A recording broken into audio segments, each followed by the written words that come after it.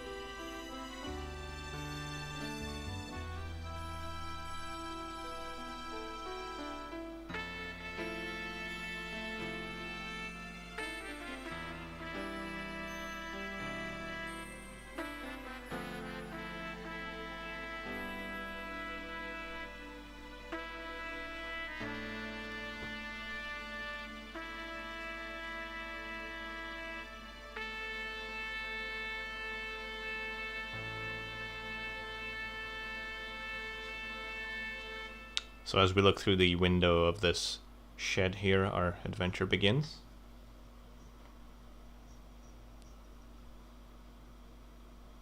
And first thing first, you might notice that there is something odd. If you play this game for the first time, you might be realizing that, uh-oh, this is not in English. Even though the intro was in English. Beautiful English, I might add, but all of this is just Japanese text. What is this?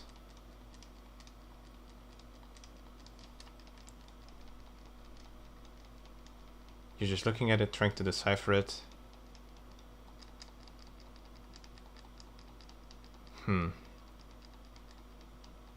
No idea what's going on.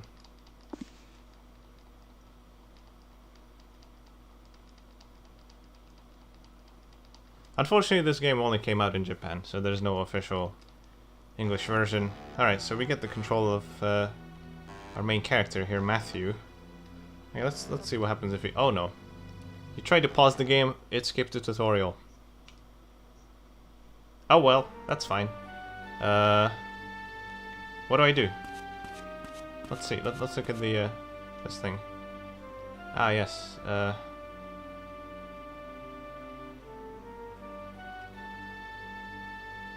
At this point, if you don't speak Japanese, you might just decide, okay, fuck this, we're gonna go get some sleep. Because I can't understand the language anyways, might as well just try and see what happens. Feeling a bit sleepy.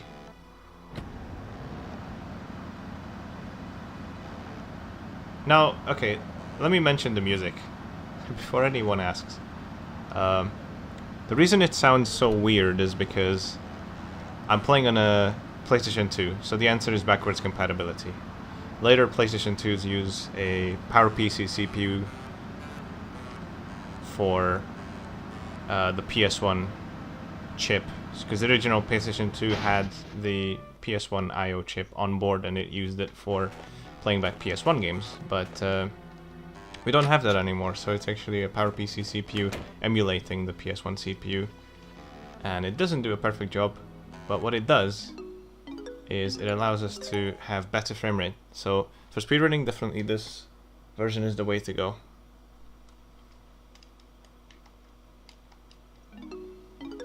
So I don't know, I'm just gonna sleep. It looks like you can sleep 1 hour or 5 hours. Let's just sleep like 160 hours or something like that. 3.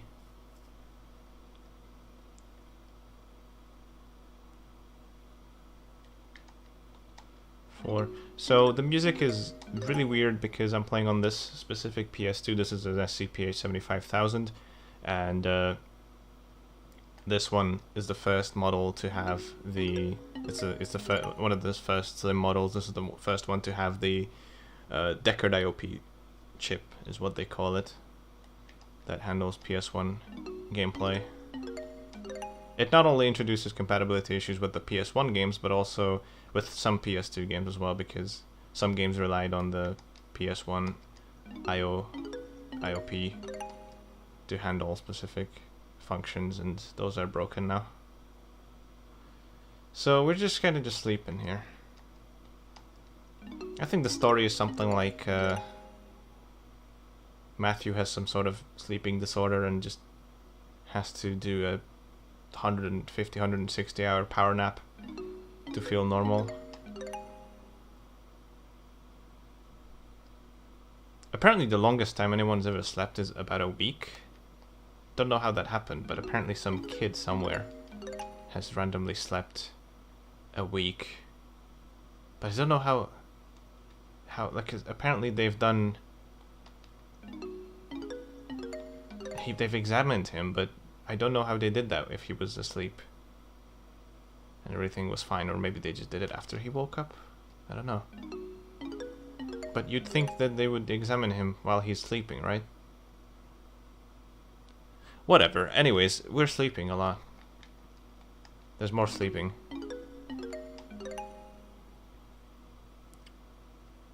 I think it says you can take a 1 hour nap or a 5 hour snooze here. We're going for the long ride. By now we've slept about 30, 40 hours, I'm not sure, I kind of lost count. But we can keep going. It's still only Thursday. Let's talk about the game a little bit. So this is a open world, free roaming detective game with driving from 1998. It's got to be the most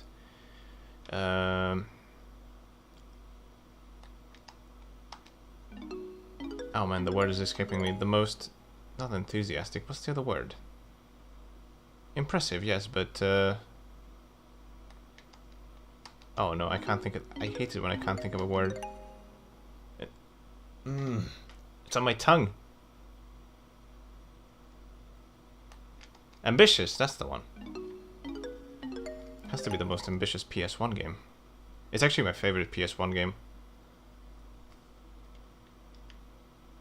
Even though the first time I've played it was actually this year, 2021, when I'm recording this. Although now it's December, I first played it in March of 2021, but I have seen it before. There's a great Let's Play of this game out there on YouTube, and that's what hooked me onto the game.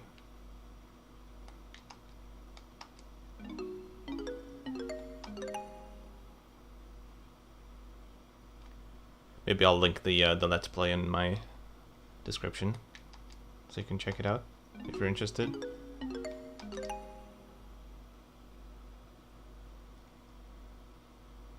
Well, it's definitely the earliest 3D one. This predates so many games that have potentially been inspired by it. Like Shenmue comes to mind, and Deadly Premonition mainly, because it's pretty much a detective game without all the weird stuff that's in Deadly Premonition. And some of the driving kind of reminds me of Driver, even though it's a bit rough around the edges. We'll see more of that later. For example, there's no collision for when you're driving into other cars, but there's massive collision everywhere else. So yeah, I don't know. We're not understanding anything of this game, so we're just yeah. God damn it! Another Japanese game with a language barrier. Let's just sleep until the end and see what happens. So this game is not actually as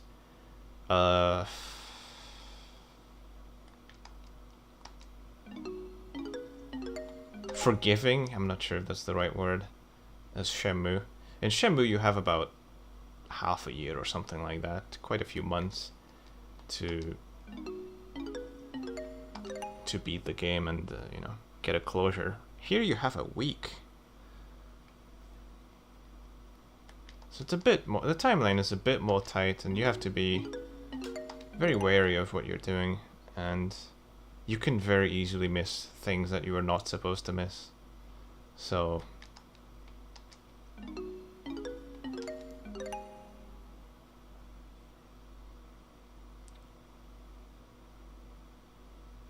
after about 160 hours of sleeping, we have a phone call. Let's see who it is. Moshi Moshi. Matthew? Yeah. Who is it? It's someone. Oh, someone. Yeah. Well, what's up? You're not gonna like this. What? No. Yes? Yes. Oh no. I'm coming. So then Matthew goes out to somewhere, and then he's gonna do something. I think. 31 11 41 in 1941. November 31st, 1941. They found something. It was someone. 11. Ah, yes. FBI.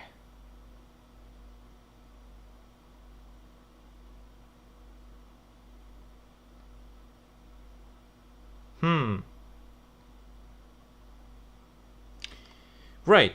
So that's what happens if you don't do anything at all. It is also the ending that you might get if you attempt to play this game without a guide, because this game is relentlessly hard.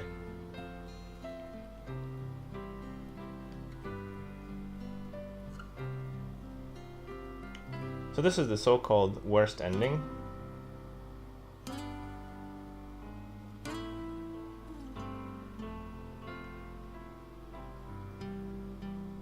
This is meant to be a detective game, but Detective Matthew hasn't figured out a freaking thing. Nothing.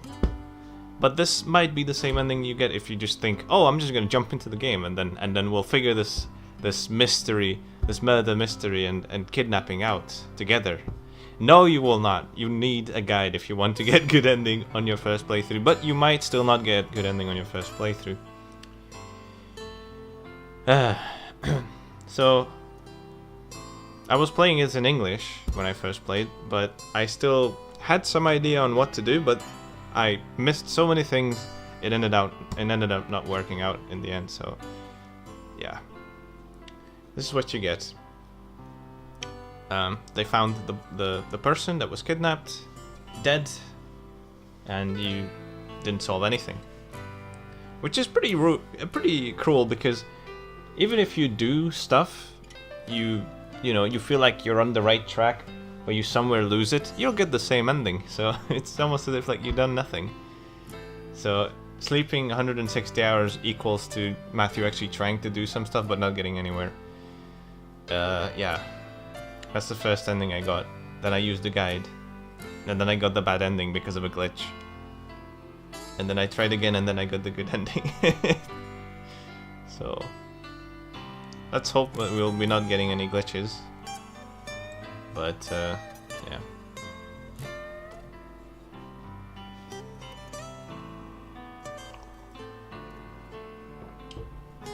So if you thought that the music was a bit odd, yeah, it's because it is using the Deckard IOP processor to play PS1 games, and it doesn't quite work as well as it should.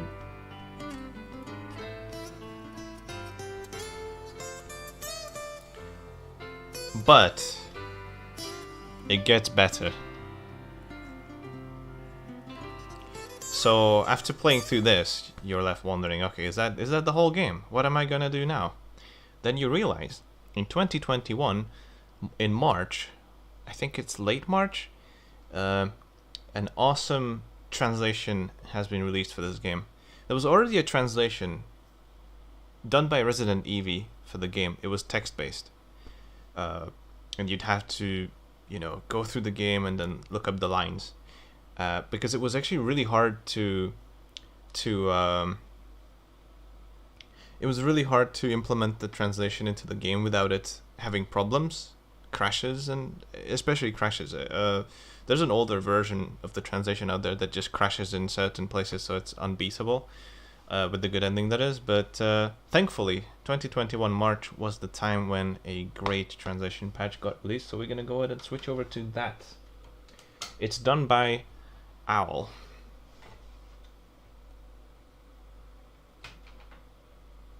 This is the only translation patch I can recommend. I can't recommend the other one because that has changed a couple things about the text that I wasn't really a fan of. So yeah, I can't recommend it whatsoever. Go for the original one. This one is 100% based on the Resident Evie script, the Owl patch. So I'm still going to be playing on the slim PS2, and I'll just enable fast disk speed here and start the game up again. So what's going to happen here is the music is going to get wild. It's going to be pretty good because switching over to the to this version of the game, somehow it doesn't crash anymore, but it causes some weird things with, I'm assuming it somehow manipulates the memory, and that plays around with the type of sound effects that are playing. Sound effects, mainly the music. The music is going to be hilarious. So let's get going. Also, the other patch has redubbed this. They redubbed this video. I think that's a crying shame. It should have been left alone. This is art. They felt the need to redub this. I wouldn't have done that, but anyways, let's get going now in English. Also, the other patch doesn't actually work on a PS2. It just freezes because I believe there's something about using the PS1 BIOS font that is not present on PS2. So it just crashes whenever there's a subtitle. So this is the only version you'll be able to play on a PS2. Now, the plan is, I'm going to play this version on the PS2 for the funny music and all that, and we'll get the bad ending when we actually try, but we don't quite figure out everything. Now, I haven't played this game in a while. I've not done any runs in about a month, but hopefully I still got it. So I'll be playing this on the PS2 for the bad ending, and then we'll switch over to the actual PS1 for the good ending. So we'll have the original music, non-tempered. For whatever reason, the music is perfectly fine on PS1. It's only on PS2 that's a bit weird.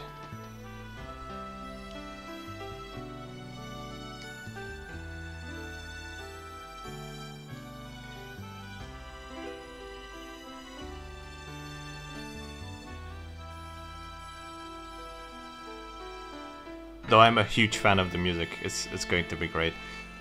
You will see a major slowdown when we get to the PS1 because it will play much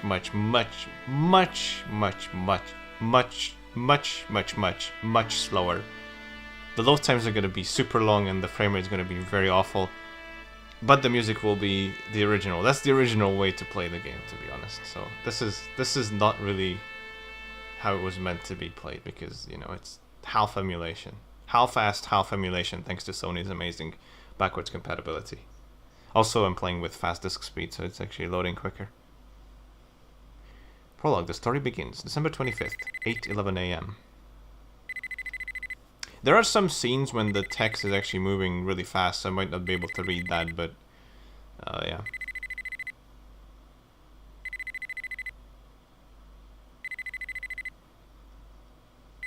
So Matthew picks up the phone. Hello?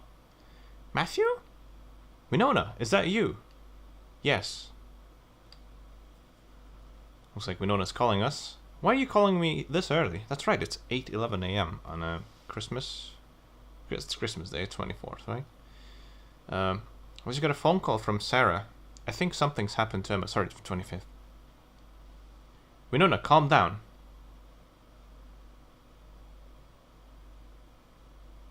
Emma's mom called me and asked if I knew where Emma was. What do you mean? I don't know, but she hasn't seen Emma since last night. Last night? Why, did something happen? No, it's nothing. Anyway, let's meet up and talk about it. Emma's been acting strange lately, don't you think? I'm so worried about her. It's okay, don't worry. Okay, well, I'm coming over now. Sarah's voice was shaking like crazy. I wonder if something bad happened to Emma.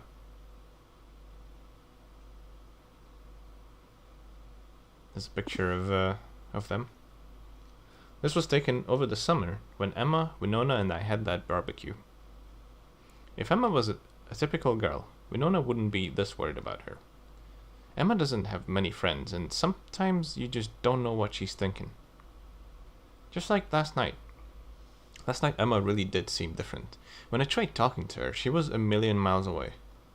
But still, she looked so beautiful. She looked more beautiful than ever last night. I wonder if something had happened to her. I wonder if Matthew has some feelings for her. Dear Emma here. So, you can already hear the music going a bit off rails here. This is our little shed here. Matthew has everything he needs. He can use the toilet for those little farts. Take a shower as well. Awesome. Let's head out. All wet into the cold.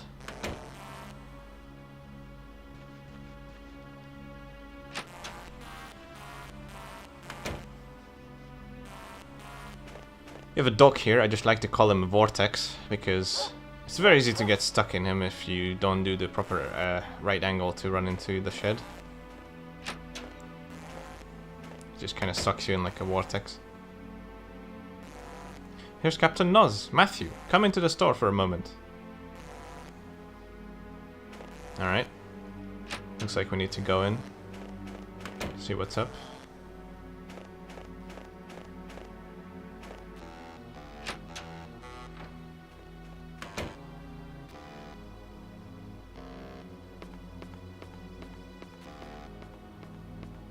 Good morning, Matthew. Sorry to bother you this early in the morning, or whatever he said. And here we go. Now, unfortunately, it's been fixed in this version, but originally, you'll see it's still under the little picture he has. It was Mogan Stain. I believe it was with an A, so it's Mogan Stain. And I love that name, and I love the fact that he's 32 years old, and he looks like this. This must be a rough town. Jesus. The town sheriff. He's in charge of keeping the peephole safe. He has a strong sense of justice and is someone you can rely on. Is this about Emma? Oh, so you've already heard. Oh, so you have already heard. Okay, so it does say Morgan down there. That's kind of a shame. Did something happen to her? We received a call from Emma's mother asking us to look for her. Any ideas? That's when, in the intro, he said, she asked police to search her. So that's what's happening right now. No, I saw Emma last night, but there was something different about her. In what way? I can't really explain it well, but... Captain Nuz, 60 years old. Matthew's uncle for all intents and purposes, and guardian. He runs the general goods store in town. He lets his nephew live behind the store. She's probably just at a friend's place. What's all the fuss about? In Emma's case, it's just a search request, but... What are you talking about? Do you know Kathy Flannery? Flannery? Father Barton's girl? Oh, that fanatical Father Barton's acolyte, Little Miss Church. We're not in the same year at school, so I've never really spoken to her. Has something happened to Kathy? She was found badly injured in Barrows Forest around 6 a.m. this morning. Alive but lifeless. Cohen found her unconscious. This is another thing. In the Japanese version, his name is Cohen, so it's a C-O-U-E-N-N-E,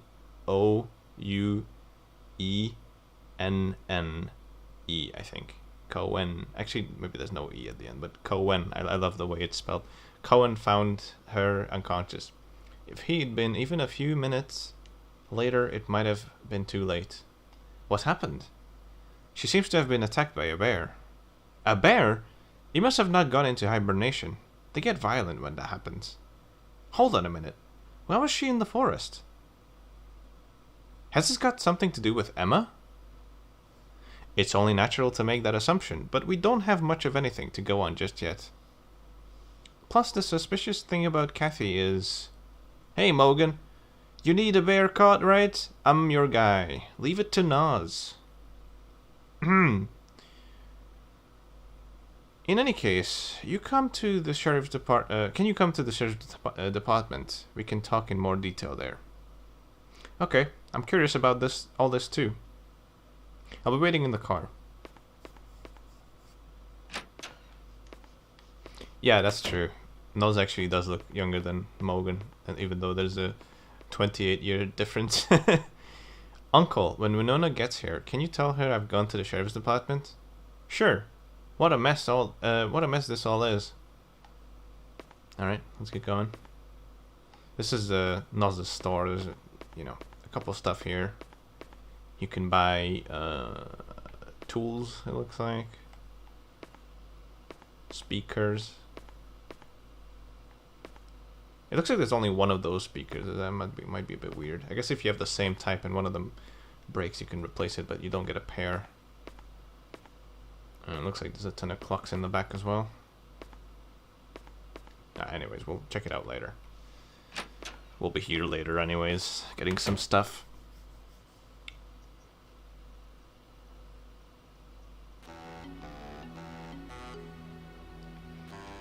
So this is the Captain Noz store. Yeah. Understood. I'm heading for the hospital now. Tell Father Barton to come too. Matthew, change of plan. Kathy's regained consciousness. I'm going to Gruber Hospital. You want to come with? Okay. Thankfully, Gruber Hospital hasn't been replaced. I believe in the other patch it's called Groover. Come on, it's Gruber. It's Gruber.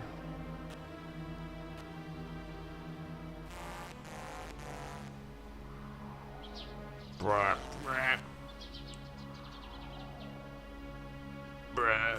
Bruh. Bruh. Bruh. Bruh. Bruh. Bruh. Also, as I will be not refunding any points for any sound rewards claimed. If someone cannot read the text, it's their fault. I know, even if you were just testing it, just putting it out there, I'm not refunding any points.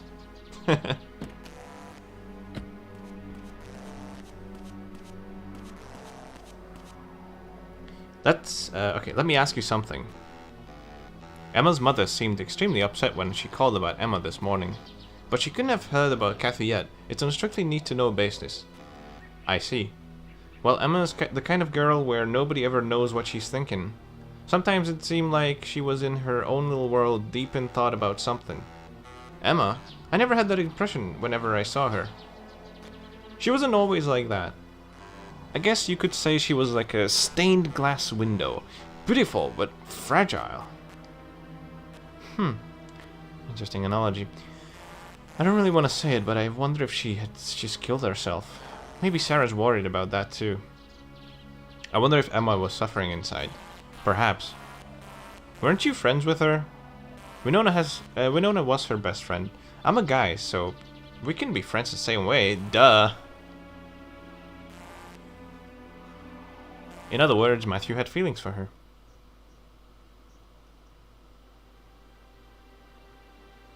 I'd like to see the head doctor. Where's he, please? The head doctor is okay. The head doctor. Okay, one moment, please. Morgan, I've been waiting for you. Did you buy me any cigarettes? No, Barbara, I didn't bring your wretched cigarettes. Barbara Holden, 66. She loves to smoke. Also looks about as old as Morgan. She often says strange things, so others view her as eccentric. Well, that's not very friendly. Life in this hospital is dull enough without even being able to enjoy my cigarettes. What about that young man there? Does he have any? I'm afraid not. I'm a minor. Oh, really? What a shame. I had something interesting to say as well. You're not from around here, are you? Yes, he is. We're heading to Kathy's room, so save your stories for later. Kathy, poor Kathy. Oh dear me. Such a sad thing to happen. Excuse me, the head doctor is in Kathy's room, so please go straight there. Perfect. Let's go, Matthew. Kathy is in room number 201. Morgan, next time you come, buy me some cigarettes, will you?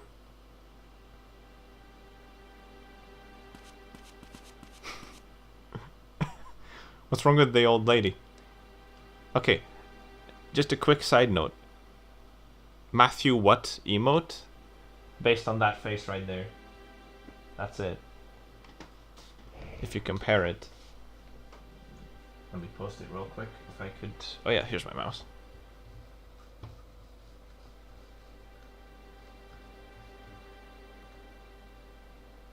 That is the same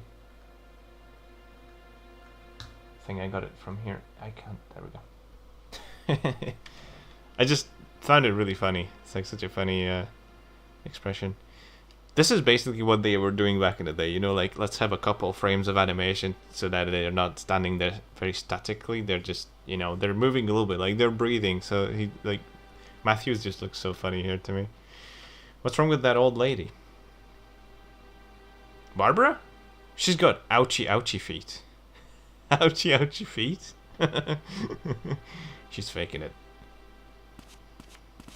That text has been removed from the other translation. It's sacrilege. So we're gonna go up to the second floor or first floor, depending on what country you're from, and then head over here to this door. Although we would have to follow Morgan up here. Nothing really matters in the. This is still the prologue. The time hasn't started yet. You know, top left corner. There's no date or whatsoever. This is all just an introduction to the game, but it does have some important story elements.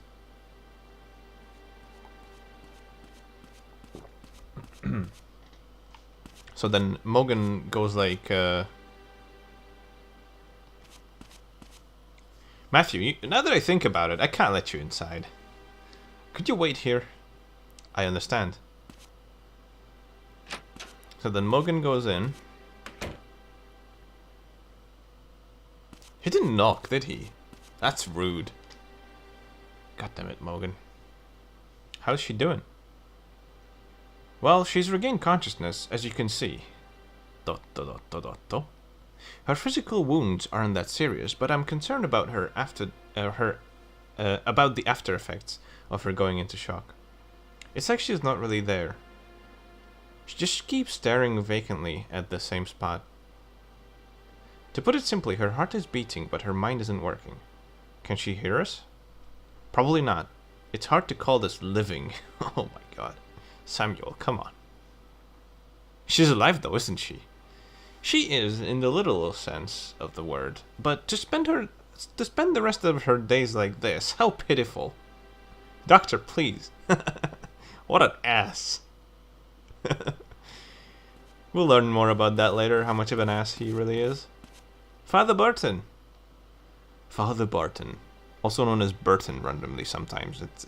It changes in the Japanese version. 56. Priested the church in town. Many of the townspeople trust him completely. He adopted Kathy from an orphanage and raised her as his own daughter. He is her only family. It seems she's regained consciousness.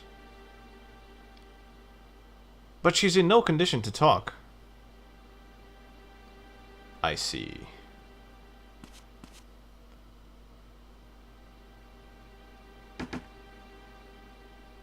Matthew? Wait just a little longer, please. It's me, Barton. Would you permit me to pray? Come in. Oh, that could be another good emote. The way his eyes were just like spiraling out of control. You see that? When he was just standing there, his eyes were just like...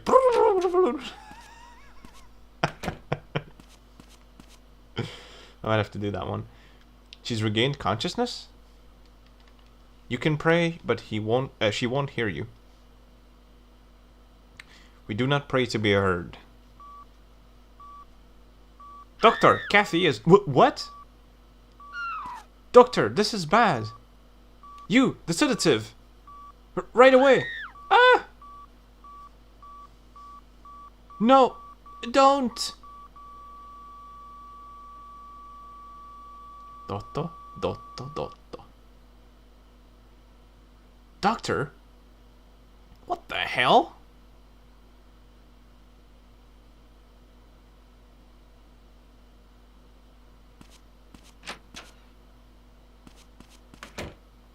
What just happened? She's dead. Huh? Didn't see that coming. Matthew, I'm going back to the department. Morgan has taken this very seriously. What the hell is happening today? Looks like Morgan was very upset. And I mean, I would be too if that was something I would see.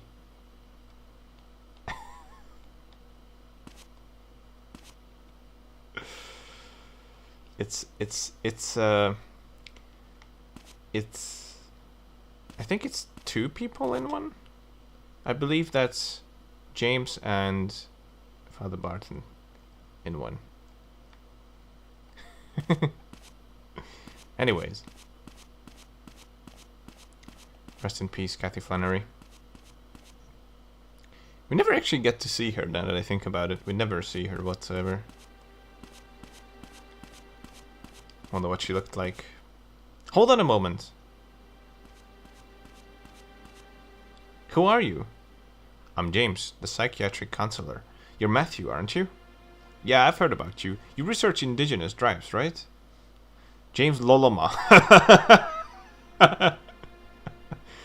That's one of my favorite names, but it gets better. 35. A psychiatrist at Gruber Hospital, specializing in counseling. He's an expert on Western philosophy and logic, and is knowledgeable enough about both to be a university lecturer. He's currently conducting historical research into the indigenous tribes of this region. That's just a hobby of mine. How did you know my name? Just a guess. I heard all about you from Emma. From Emma? We've had a few counseling sessions. You have? I never heard anything about that. This case is going to be difficult. What makes you say that? Do you believe in the supernatural? Like what exactly? For example, let me think. Like ghosts or psychic powers, that kind of thing. I wonder. Not really. Haven't come across anything like that in my life so far, so anyway. What about you? I think I have. So what? There are two different worlds? The natural and the supernatural? No, just one. It's just our lack of understanding that causes the distinction. Dot dot dot dot. What does this have to do with anything anyway? This case is humming with supernatural energy.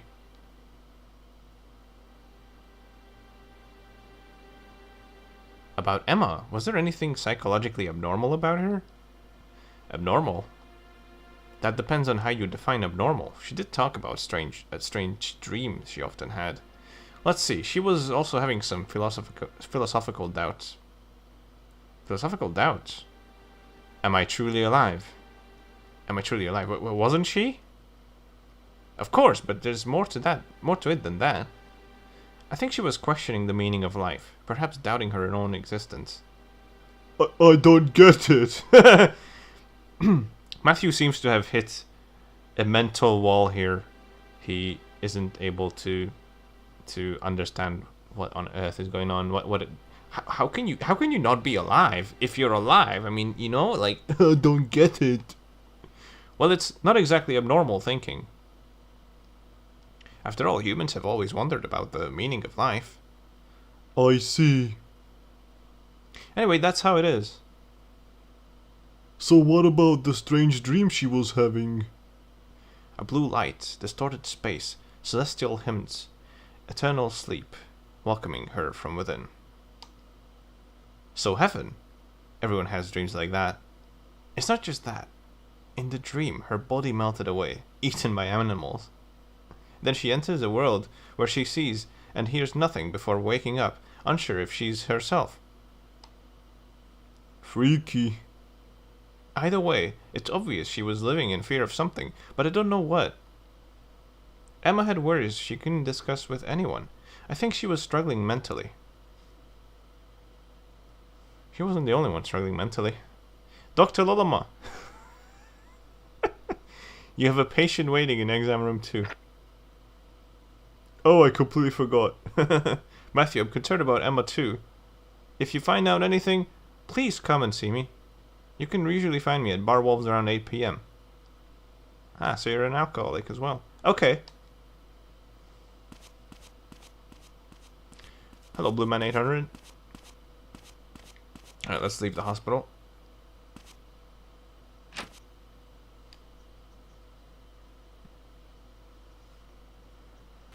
Hello, plushiness. Matthew! Winona, why are you here? Winona Ringwald, 18. Matthew's classmate and Emma's best friend. She was one of the few people that Emma could open herself up to. I went to the sheriff's department and heard you were there. You were here, sorry. Right, did you see Morgan? Yeah. And I heard about Kathy as well. Morgan's opened an official missing persons investigation about Emma. I see. Do you think Emma and Kathy were together last night? I don't know. I think Emma must also be... But what happened to Emma? So many things are happening, it's too confusing. I'm sure that Emma is just fine. I bet there's a lot... I bet there's a lot that we can do to help out. I'm going to the sheriff's department to see Morgan. Want to come with me? I think I'll go to Emma's house. I'm worried about Sarah. I see. Thanks for the car, Matthew. Huh? Oh right, you came in my car. Uncle Noel said I could borrow it. I'll drive you to Emma's house. No, it's okay. It's not far. I feel like walking. I see. If anything happens, call my cell phone. Okay.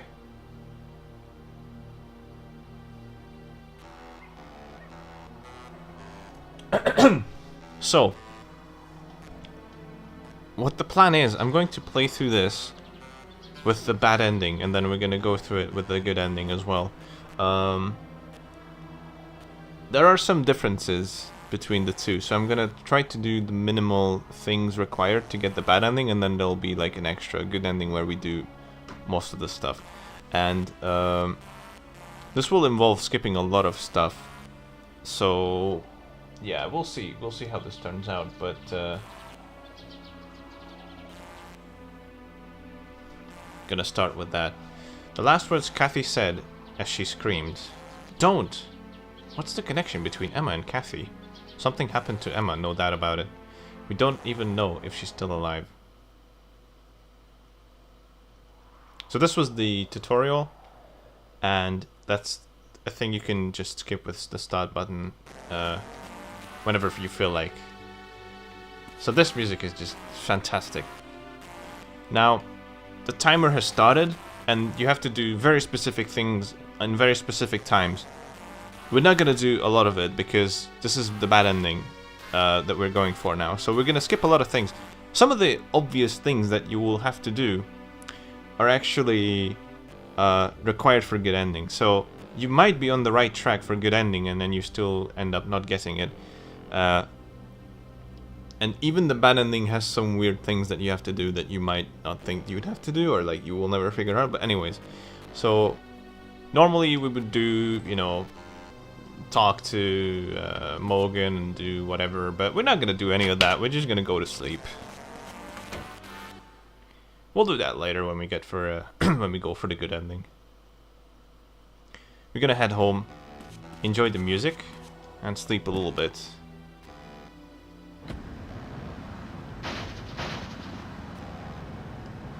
So the game can crash at any moment, so I'm gonna be making some safety saves for sure. There's a very high probability of it crashing. I'm not sure if it's only on PS2. No, I believe it's both PS1 and PS2. It's just kind of a crash-heavy game. It doesn't happen very often, but it happens in the worst possible time when it happens. So you just kind of have to prepare for it by saving a lot. That's what I'm gonna do here. I'll be sleeping until 8 PM today. We have to go to the bar and check out what the hell is going on, because that's what James told us, that we can find him in the bar. So we're gonna start with that. Of course, you wouldn't be doing this normally, but we're doing it now because we sort of just want to rush through the game with the bad ending. So it's 8:11, and Morgan is here to tell us some stuff. How did the forest search go? That we don't even know about. But yeah, how did this the forest search go? Well, there's a bear in there, alright, and no doubt it's the same one that attacked Kathy. What about Emma? We have no leads on Emma. Seriously? Listen, Matthew, there's no proof Emma and Kathy were together that night. They may be totally unrelated. Let's just think positively. Okay.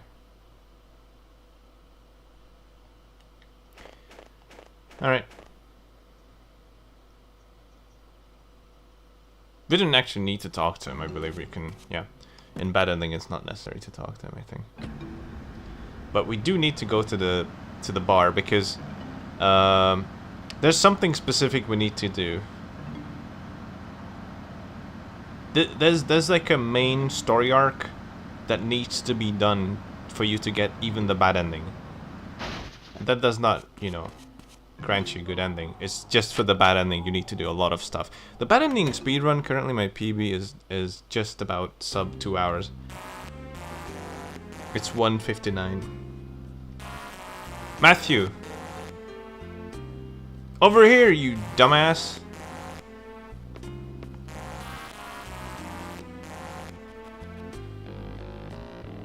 Hope you enjoy the music. Hello, detective. How goes the investigation? Stop it with the detective thing! Just a little fun. So how's it going? Not great. I'm sure you know more about what's going on than I do. You sound jealous. ...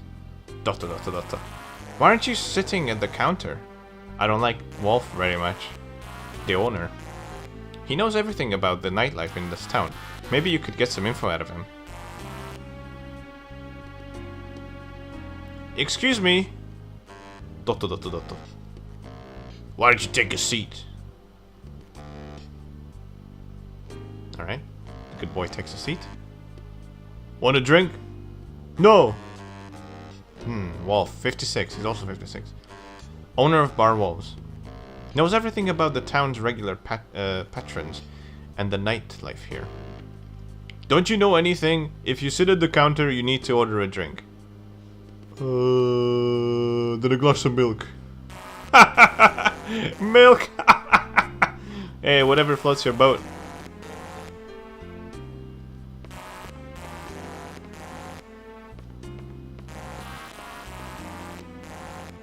How much? It's on the house. Drink that and get lost. Do you know Emma Rowland? Emma? You know her? She's been here a handful of times. Turned a few heads. A real looker. Was there ever any trouble? One time this guy was being real persistent, so Emma stabbed him in the thigh with a fork. Of course, the guy was in the wrong, so I didn't make a big deal out of it. Emma really did that? She's had a bit of reputation here ever since. Did she always come here alone? Yep. Whoa, except one time when she did bring another girl with her. What did she look like? You're a bit keen to know about this. I don't even remember. I see. Maybe Kathy? Alright, that's all the info we're gonna get out of him for now. So let's get home and let's get some sleep. It's getting late. It's 8 PM already. Hello, ADHD IUI.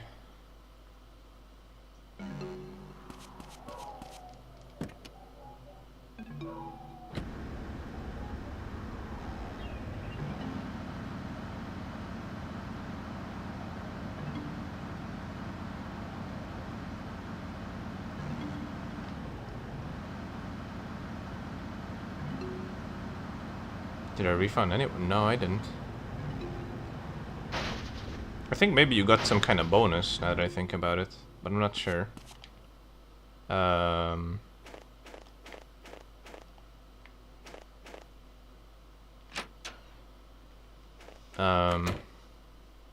you had 800 yesterday. I think you got a bonus from Twitch because you've been my, I forgot what it said, but it said something like I think you spent the most. Oh shit! What did you do? You have. I think you spent the most channel points, and maybe they gave you extra points for that. Because Twitch released the yearly, you know, Twitch, I don't know what it's called, you know, when they show you some stats. Okay, it's 11 right now. I need to sleep a couple 1 hours here. Yeah, I think it was, I don't know if you got any email of that or it's just like a random thing, but I'm assuming, yeah, I'm assuming that's what happened. I don't have the email in front of me right now. Maybe I'll like post it on Twitter or something. Can I sleep another one? Between 2 and 3. I'm not gonna sleep another one. It's gonna be, I mean, I could, but I'm not going to. So I feel like getting up at 2 PM. We've been sleeping a lot. It's 1:30 PM. Let's check out let's check out Emma's house. Maybe we can find something. If I were to go there yesterday, like Winona said, Emma's mom would have kind of started a bit of a, you know, she would have been a bit upset, let's just say, and she wouldn't have actually let us do anything at the house. But maybe today she feels a bit more relaxed and we can actually check some stuff out there.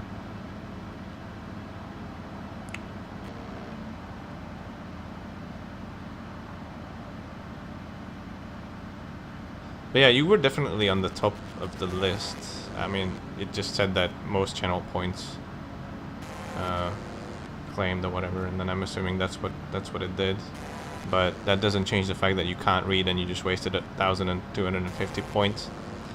And I'm not gonna be refunding that, just putting it out there. So, alright. Let's see.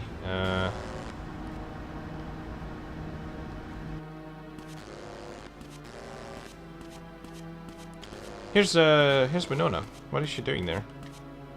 Oh my god, look at this bike here. Room. This bike, what is this doing here? This might be a bad guy's bike here. What's up, Winona? Matthew, are you okay? Yeah, don't worry about me. What's wrong? Matthew, do you like Emma? Sure, I like her. I think she liked you too. What's all this about? No, it's nothing. Dad's put me under a curfew at night. Can't be helped.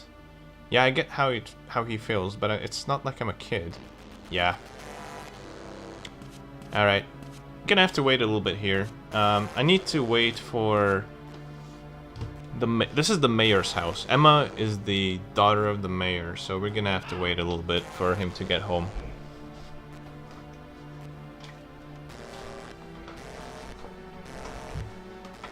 No, I mean right on the stream, to the left of the game. It's big, thick letters.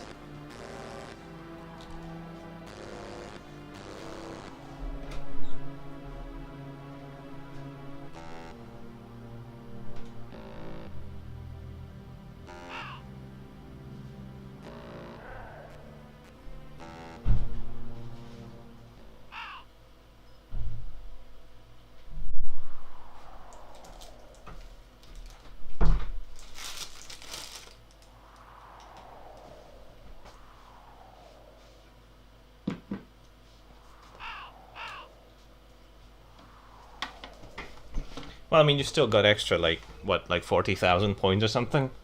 So, not like 1,250 is gonna be missing a lot. I can't open the email right now because I'm not logged into that account, but yeah. I'm assuming that's what happened for sure. Oh, hey! Who's this bad guy here? Who's this? Who are you? He's going away. What? Just leave me alone. It's Mel. What is he doing here?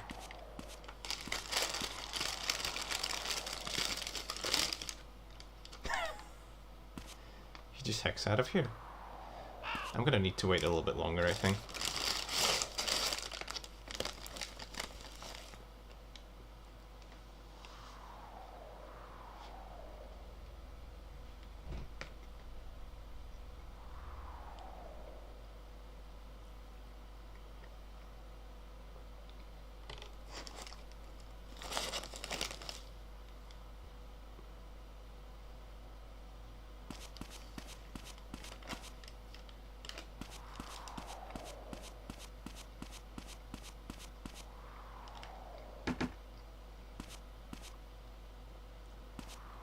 Not good, no.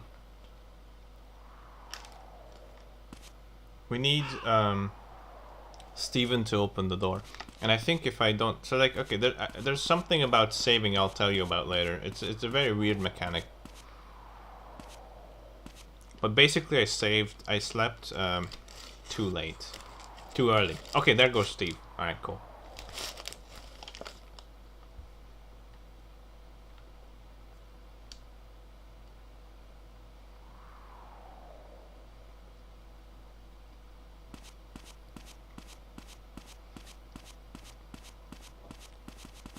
I'll explain what happened here a bit later.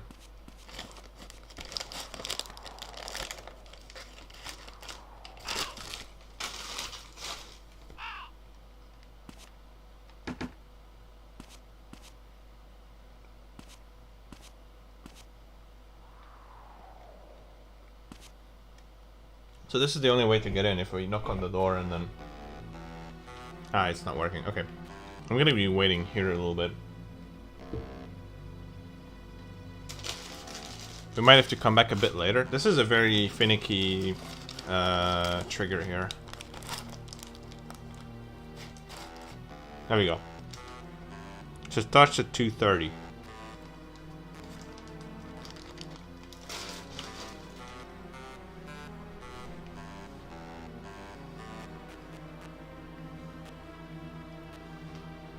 Thank you, Matthew. Thanks to you, Sarah's doing much better. Yeah, she does seem to be. We have never even talked to Sarah before. She's never even been introduced, but she's the wife of the mayor, Steve. Mother of Emma. Still, I'm concerned about her refusing to leave the house. Excuse me for changing the subject, but did you know Kathy? I'd seen her at church, but never spoke to her. I can't say I knew her, really. Do you think she and Emma were acquainted? Who knows? I never saw the two of them together. I'm sure Emma would have mentioned it to either me or Winona if they knew each other. I see. But you know I have seen that boy Mel with Kathy before. Mel? Where? In front of the bar. I was surprised, to be honest. She didn't seem like the kind of girl to play around at night. That's true. Now that I think about it, maybe Emma and Kathy weren't all that different. Sarah!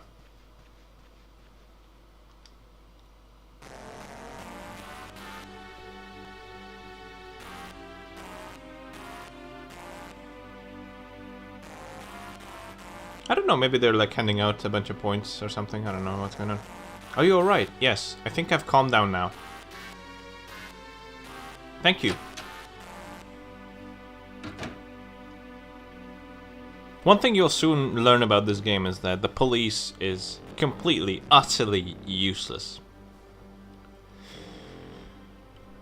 There's no signs of anyone breaking into Emma's room. I see. It's possible the stress over Emma has gotten to her. You should talk to your wife. She's hysterical. Calling out the cops for nothing. I will. I'm going back to the apartment. Leave me alone. Alright, thank you. That's the Mizzurna Falls Police Department for you. Are you alright? Yes, thank you. You said there's been a break-in? Well, I didn't see the burglar or anything. But I could sense someone's presence in Emma's room.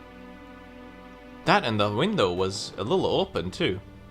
Anything is missing? Is anything missing? I don't know. Emma hated us going in her room. We don't really know what it's like in there. Can I take a look? Yes, I'll go with you. So, yeah. I wonder if Mel had anything to do with that. He was outside not long ago, but then he drove away, so it couldn't have been him, right? Now let's check out the bathroom first, see if we can find anything interesting. Something stuck. It's a ring! The initial I is carved into it. Was it Emma's? Yeah, you know, like I for Emma. This was stuck in the sink. Is it Emma's? I've never seen that before. Can I borrow this? Sure. How did they not notice that there's a ring stuck in the sink? Anyways, we got our item, the ring with an engraved eye on it. Okay. Oh my god, this room is so bright. Ugh, my eyes. Alright. There's a vase here. Let's take a look at it. It's a vase. There aren't any flowers in it.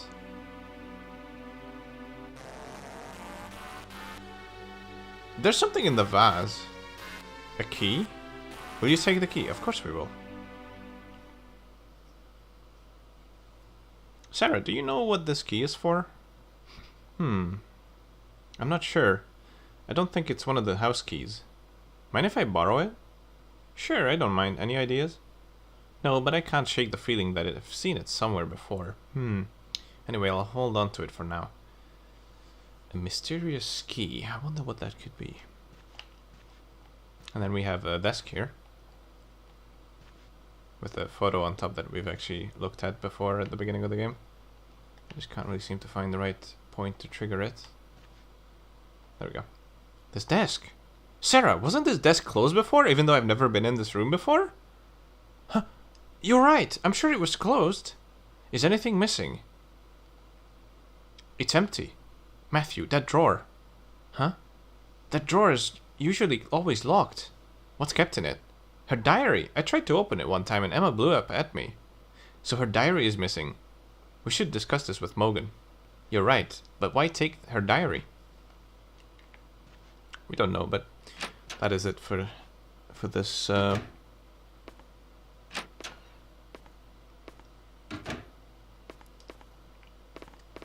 we got we got 2 items and 1 knowledge. We have the mysterious key we found in the sink, and we have the ring we found in the sink, the key we found in the vase, and we know that Emma's diary is missing.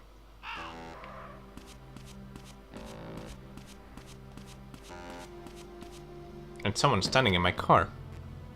But anyways, we're pretty much done for today. Let's go sleep. Not much else to do.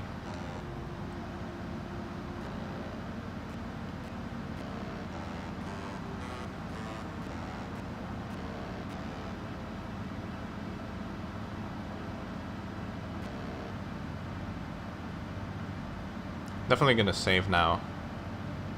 I kinda didn't save the last time. Gotta make sure because this can crash at any moment.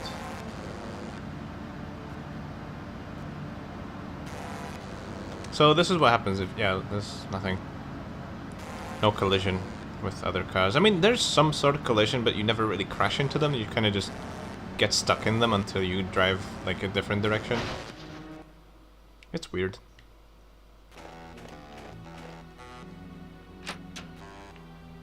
Anyways, let's get some sleep. We're gonna be sleeping until tomorrow. In this playthrough, in this ending playthrough, Matthew is also very, very sleepy. So we will be sleeping until about 8 AM on Wednesday. Let's see.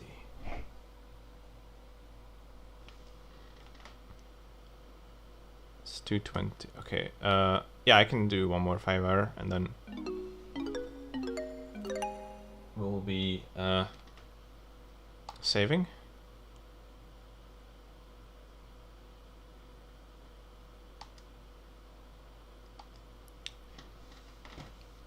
So I guess in the meantime, I can tell you about what's going on with the with regards to sleeping and NPCs. So in this game, all the NPCs have a mostly strict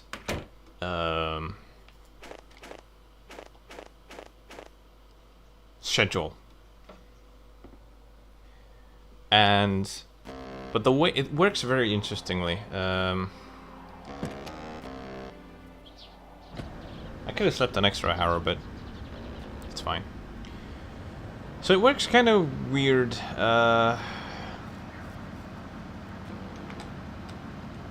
Let's say someone needs to be... Okay, so the way the game works. Let's say Morgan needs to be at the station at 7 o'clock. Okay? So that means he will actually get into his car at 7 and then drive all the way over to the police station, however long that takes. But so the way it works is there are the timetables, but the driving isn't included in that. So there's no timer for, okay, he needs to be in the car now and then this drive needs to be this long. No, they just have sort of like set timetables for where they need to be, and the traveling is just kind of happens in between however it happens. So my point is, when you sleep and someone is on the way to their new location, driving onto their new location, walking to the new location, by sleeping, you're actually skip their drive or walk to that destination. They'll be there immediately. when you wake up. So let's say you sleep. Okay, Winona is at the boathouse at 8. Like, she starts driving towards the boathouse at 8, but she'll only get here around like 8:20, 8:30 if she has to actually drive here. But if you sleep until like 8:01, for example, she'll already be there because her drive has been skipped from the gas station. So that's something that I use for speedruns if I need to move someone to a certain place a bit quicker. I mean, it's really hard to time it because you can only sleep in increments of 1 hour or 5 hours, so it's rarely used, but sometimes it does come in handy. Like, for example, the main thing that comes to mind when it comes in handy is what's going to happen today, but I don't want to spoil it. We'll see.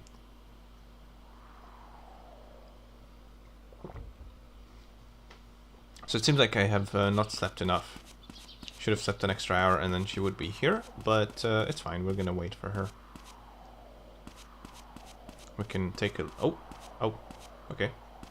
There's oh, that's an interesting way to park the car. I don't know what happened there. That's Winona's dad. He just kind of tossed the car on the road halfway.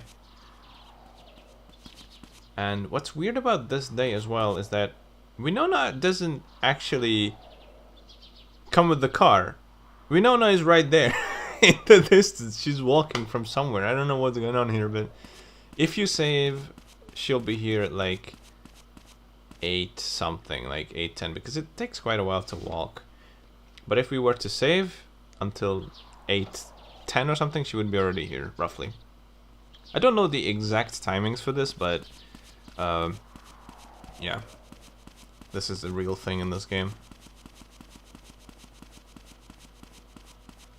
So she'll be actually in the back area of the boathouse. The reason I'm actually going there and not talking to her right now is not only because I need to show her an item, which you cannot do while someone's walking because you don't have enough time, but also some people cannot be talked to about important things until they stopped moving. So they need to be standing in a specific spot. Like, she needs to be standing here with her thinking pose, and then we have to show her the key that we found. Winona, take a look at this. Any idea what this key is for? It's a locker key, isn't it? What locker? The locker's at school, you idiot! Oh right, I knew it looked familiar. God damn it, Matthew, what's wrong with you? How could you forget about the school locker? Just like, we've been out of school for like 2 days. What's wrong? What's with the key anyway? I found it in Emma's room and I just borrowed it. If we check her locker, we might find some clues. Really? Then I'll go with you.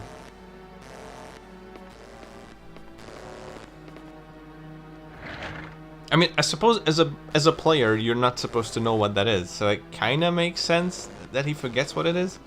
As the player, you won't know what that key is for, but still, it comes out a bit weird. That Matthew already forgot what the hell is a locker room key. Locker key. Alright, so we're gonna head to the school right away. And we're going to meet a character that we haven't actually met yet. In Good Ending we would have met her, but not yet in this one. It's basically the teacher in the school for Matthew and Winona as well as Emma.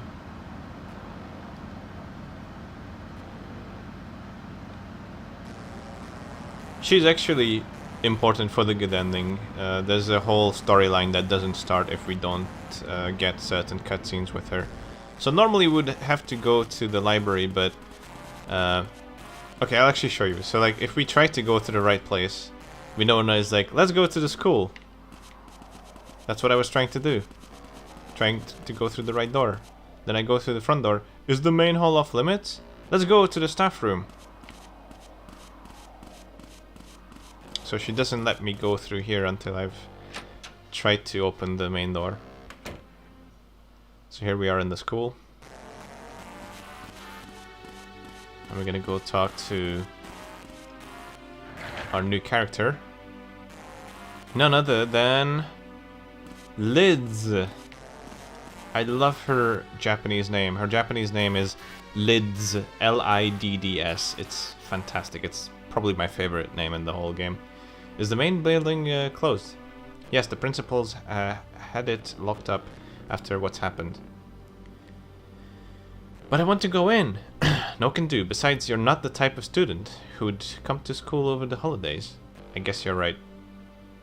What are you two doing here? We want to get into the main building. Matthew, it's off limits. I left my notebook in my desk. I really need it. Huh. Can I get it? Well, Winona, since it's you, I can trust you. I'm not trusting Matthew. Matthew's an idiot, but you can go in.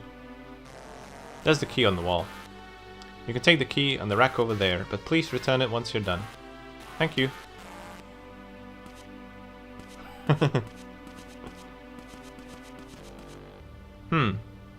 Which key? There's the key to the main building and the classroom. We'll have to return them quickly or we'll get in trouble.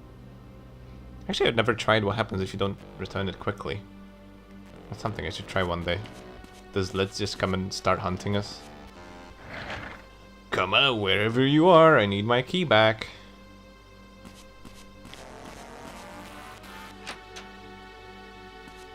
That's something I really want to try now, but I can't do it because we're doing a playthrough. God damn it. It's fine. So here, Winona takes the lead to show you where the place is where we're going, but we know where we're going, it's fine. We have to go up 2 floors. And here is the locker in question. So we'll just wait for Winona to show up.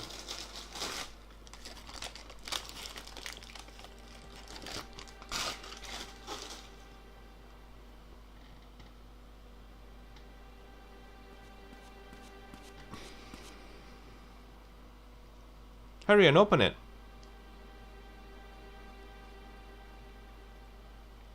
So, is anything inside?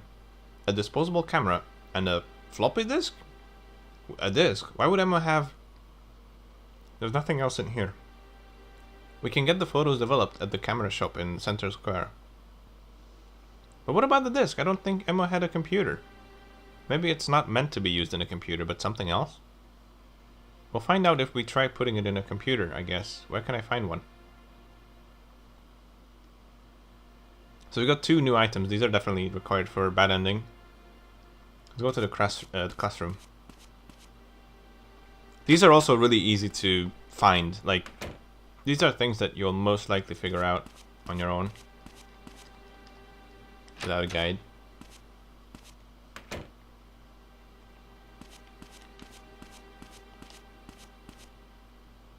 If we check the school, we might find some clues.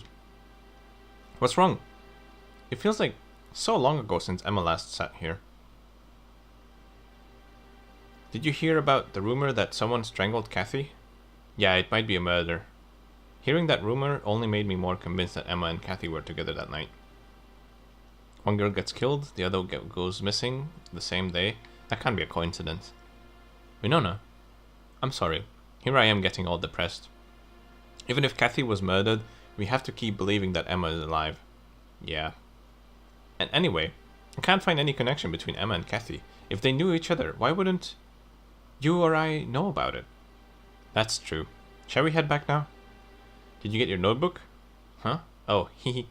That was obviously a lie. I'll just say it wasn't here. I thought it would be.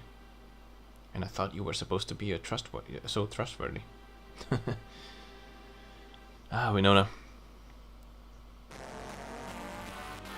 Did you find your notebook? It wasn't here. I must have left it somewhere else. Oh well. Sorry, here's Zakir's bag. It's alright, but you can't go back into the main building again, okay? Off you go now. Okay, Matthew, let's go. I understand you two are worried about Emma, but don't get too involved. Just leave the investigation to the police. But the police is useless.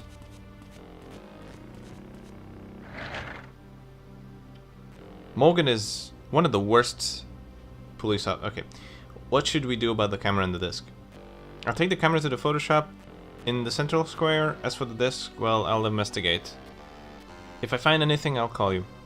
Okay, I'm curious about something. I'm going to see Father Barton. Alright. Bye then. Make sure to call me.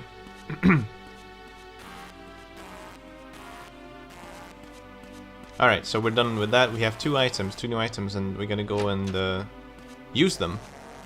Not all of them yet, right away. To be a bit more optimal. First thing first, we're gonna take care of the photo on the disposable camera. So let's drive to the photo shop, which is in the central square, so pretty close to where Matthew lives.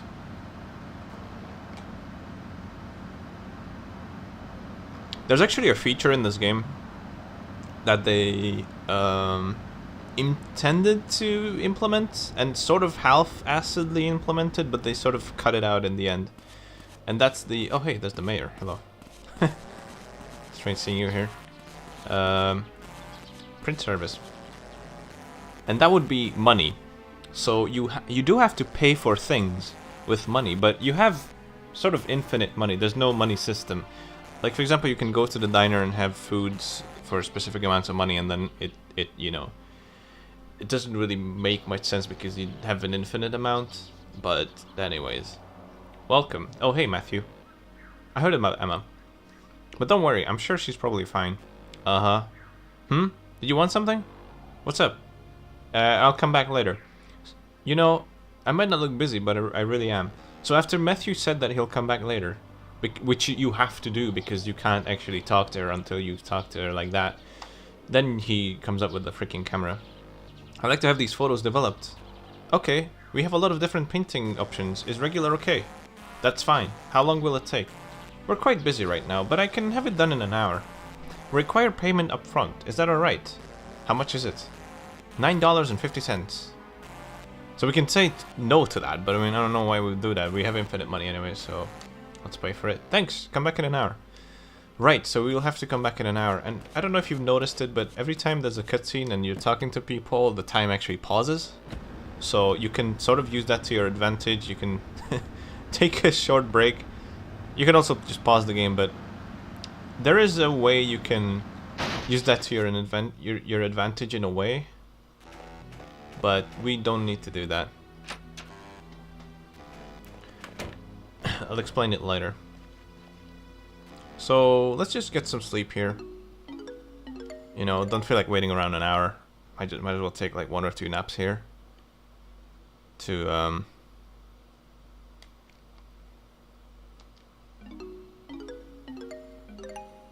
do what we need to do. And here I'm actually going to save. This is the point where it does come in handy that people's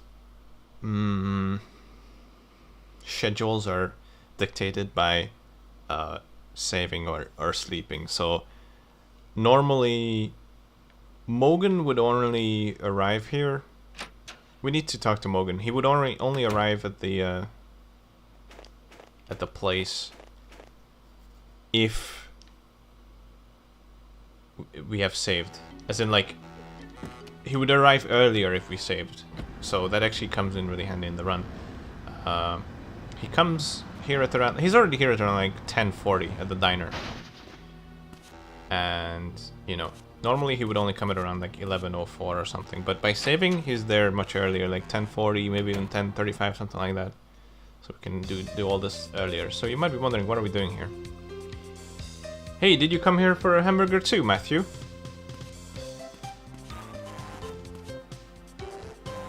Rolane. Matthew will have the same. Oh yeah. In the Japanese game, we never actually introduced Rolane. That's gonna come later. We'll introduce everyone in the good ending properly. But Rolane is actually her name is spelled, you know, R-O-L-L and then Ain. Rolane. So it's kind of reversed. It's just a weird Japanese pronunciation thing. She seems a bit distressed. What is going on? Huh? Weren't you listening? Coffee refill? Sure thing. seems a bit odd. What's going on with her? So, did you find anything out about burglary? Oh, that. Looks like Emma's diary was stolen. Yeah. We're investigating. No shit! I already knew that. Why not take a seat? Sorry.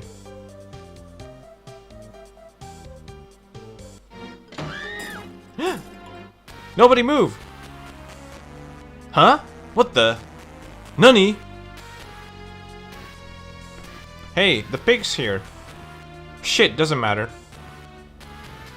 Nobody move a muscle. What do you think you're doing? Don't move, freeze. Try anything stupid and someone's gonna get hurt. Gah! Put the money in the bag. But just do it. Hey, stop this foolishness this instant. Shut up. Just shut your mouth, unless you want to die. Mogan! Stay back, Matthew. Don't give these jerks an excuse.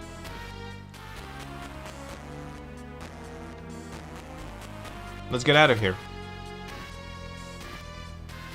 This guy's gonna pay up. Forget him. Let's just go. Don't listen to me. Wait, just listen to me. Oh, sorry. Do you hear me? Okay, hang on. I misread something and then I messed the whole thing up. No way, Matthew. Do what he says. Oh, someone just randomly walks into the cafe. So here we can choose to pay, or we can choose to argue. No, wait. We can choose to try to fight back, or we can argue with him. Alright, let's try fighting back. That didn't work. Let me try again. That didn't work. Let me try again.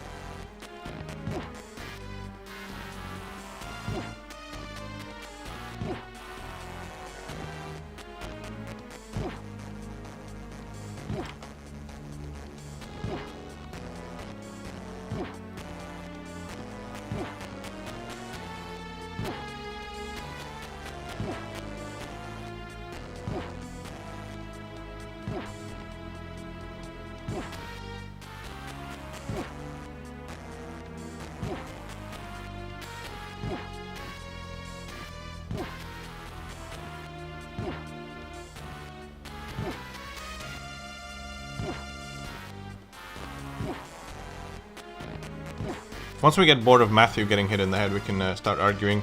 What makes you think you can hide from the police in a small town like this? Hey, are you mental? Don't you get what's happening right now? Matthew, please just do what he says. I love how the police officer doesn't want to like intervene. He's just standing there. Matthew, that's a real gun. Just hand over your money. Do what he says, Matthew. Alright, whatever, we'll pay. I mean, we have infinite money, so it's gonna be interesting.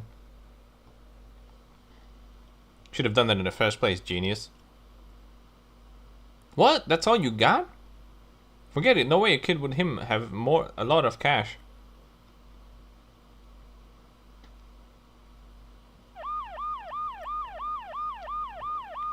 Quit screwing around, let's get out of here. Shit.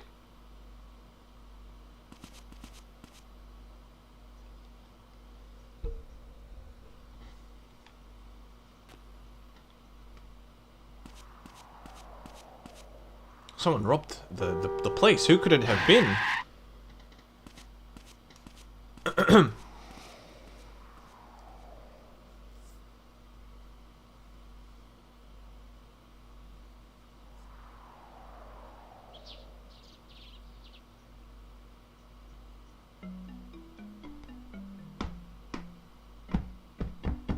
You know how much was taken? I don't know. But all the earnings from yesterday were in there. It's gotta be a lot. That's very unfortunate. Well, we haven't found a getaway car. We haven't found the getaway car. All we can be sure of is that it hasn't left town. Hudson. His name is also written a bit differently in the Japanese version. It would be like, I think H-A-D-S-O-N. DDSON. Hadson. Hadson Rang. I see. I'm going back to the sheriff's department.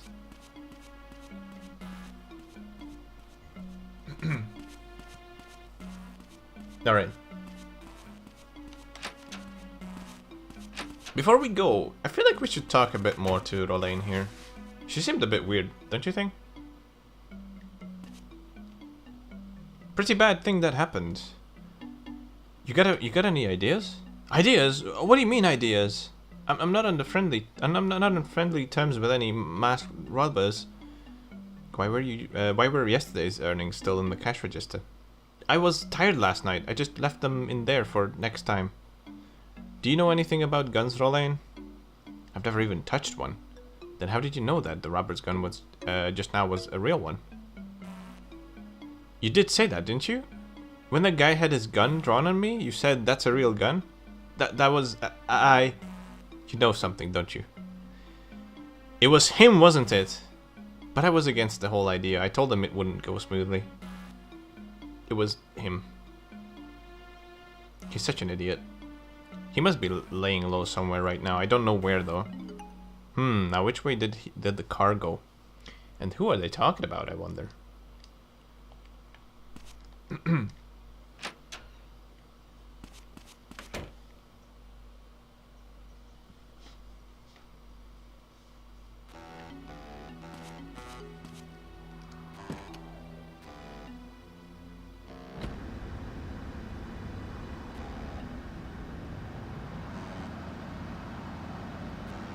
I don't know. I'll just start driving randomly. Maybe we'll find them. You smell that? I think I have a... I smell the trail. I smell the trail of stink. Something stinks here.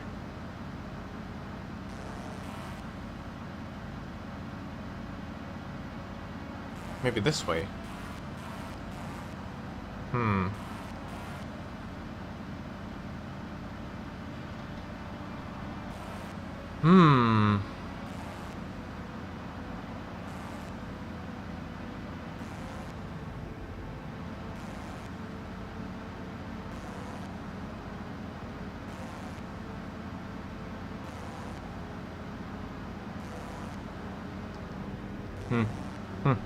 It's coming from here.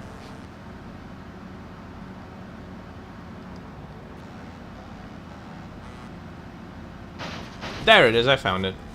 Now you might be wondering, how the hell are you supposed to find this place and why would they be here? To which the answer is, I don't fucking know. You kind of have to just drive around everywhere, and then yesterday, I think, either Monday or Tuesday, if you drive around town, maybe the intent was for you to explore the town and you know, see what's what, and you can actually see Mel's motorbike out here around these houses. So you're supposed to find the bike, and I think Mel is also standing around next to it, and then you have to kind of connect the dots, like, oh, okay, this must be their hideout place if their bike is here. So if you think that Mel may have robbed the place, then that might be correct. And you? What? Shit. What do you want with me? Nothing. Then get lost. Don't follow me. Follow the lookout. Okay, so at this point, if you keep this text on and he's walking, you're actually saving some in-game time. So you can just let him walk until that point where he stops and leave this text on, because right now in-game time isn't actually counting, so you can save some time and then, you know, let him walk if you want to. This is just like a tiny optimization you can do here. Follow your target without being spotted. Use the trees and walls as cover. That's fine, we're not gonna follow him. We're not so rude. We're actually, you know, doing what he says. We're just gonna stand here looking at this wall. This nice red wall here. This place is the lodgings. This is the does it have a like the official name. I don't know. It's just like the Aston Farm Lodgings or something. Aston Lodgings. It's a bunch of cabins where woodcutters live, and they cut the trees around here.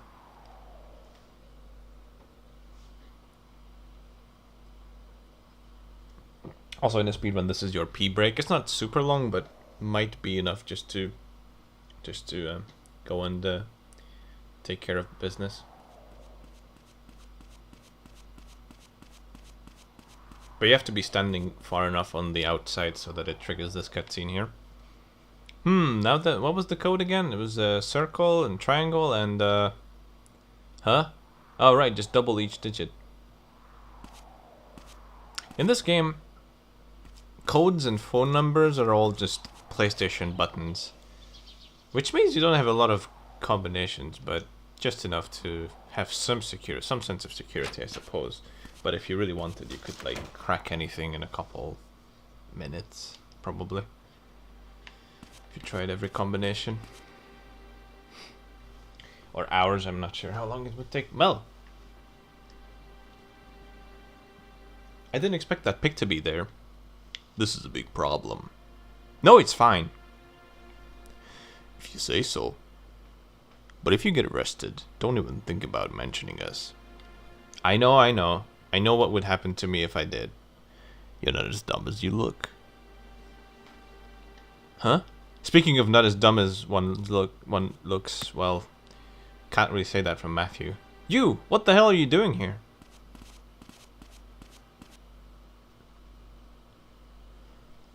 Oi. Matthew? You son of a bitch, what are you doing here? Mel, were you followed? Huh? How should I know? It wasn't me. Who else was it then? You moron, you brought him into the goddamn hideout. Just hold on. You better deal with this kid. Fine. Put him up. This is our first fight we need to do here. So this game has one-on-one fighting sequences. This is how you basically show your dominance. Is by having this super janky, very rigid fighting sequence here. Fighting is really hard in this game if you don't know what you're doing. On my first playthrough, this fight was first try. This is the easiest fight out of all.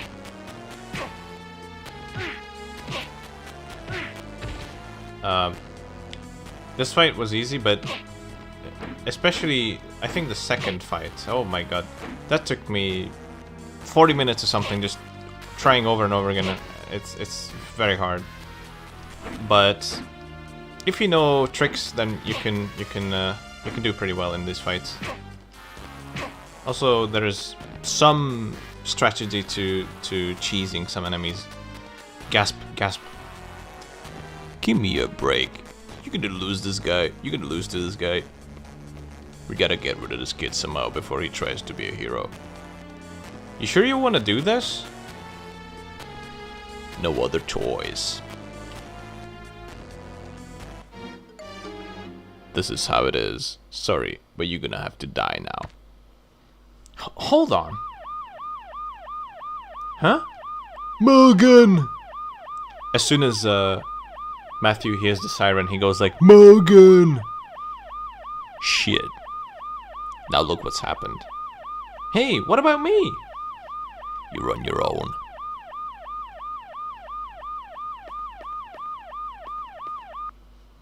Hold it. What? Matthew.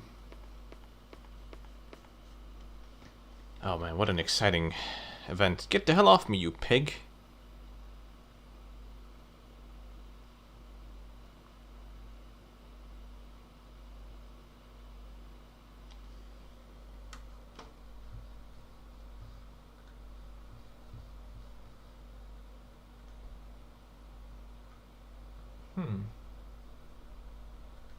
This usually doesn't take this long. I wonder if it has actually crashed.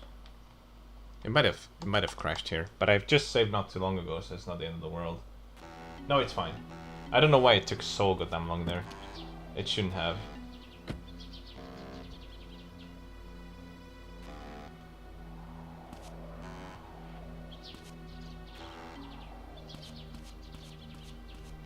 Matthew, are you alright? Yeah. But how did you find us?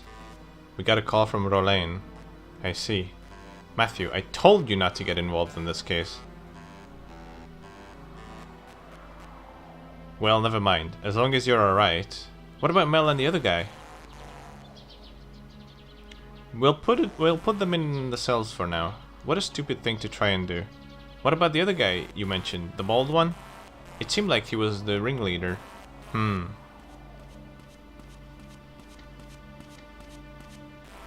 We didn't find anything incriminating inside the cabin. Nothing? What about the money? The bald guy must have disappeared with it.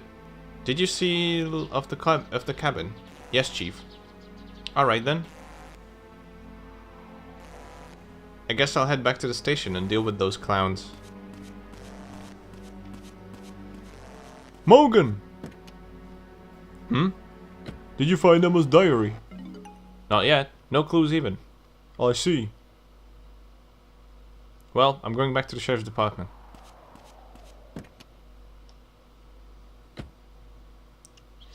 But hold on, you might be thinking right now. We've just managed to get Mel locked up. We might be able to check out his house because remember,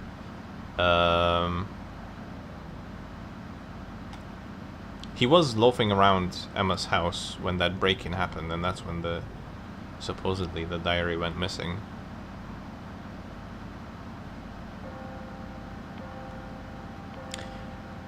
That bell is gonna keep ringing, by the way. It's never gonna stop. That is until we enter another interior. It's PlayStation 2, Deckard IOP. It's just the way it is.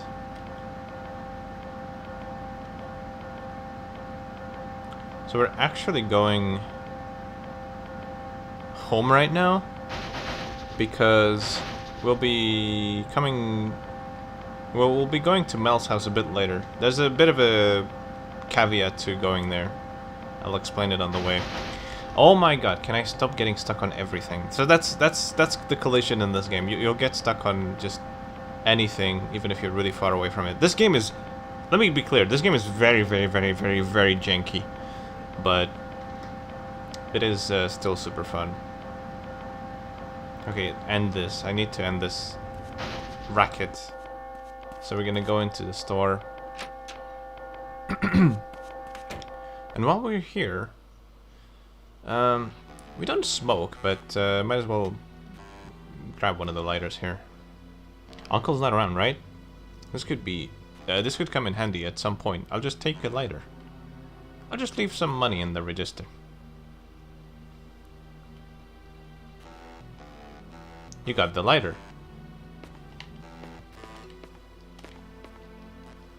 While there was someone else in the store anyways. Alright, so... Someone knows it's hanging out with the dog out here. We're just gonna go ahead and sleep twice.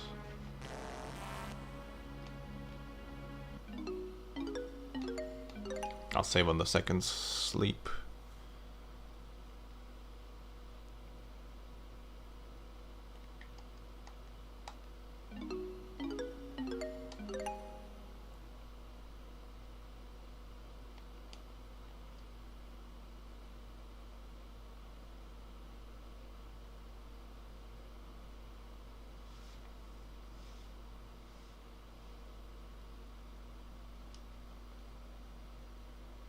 All right.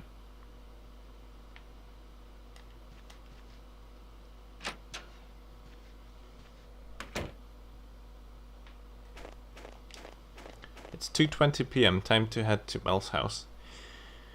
So we technically should have already went there. We didn't really explore much of the surroundings.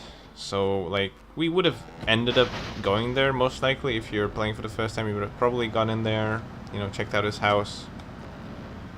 because he's the bad guy. You wanna go investigate it, but we kind of just didn't do it. This skips one cutscene, and that saves quite a bit of time. It's an unnecessary cutscene, even for a good ending. So that this is what's done in the speedrun. Just, you know, we don't go there on the first day, and we basically skip the cutscene. The cutscene cannot happen because he is in prison right now.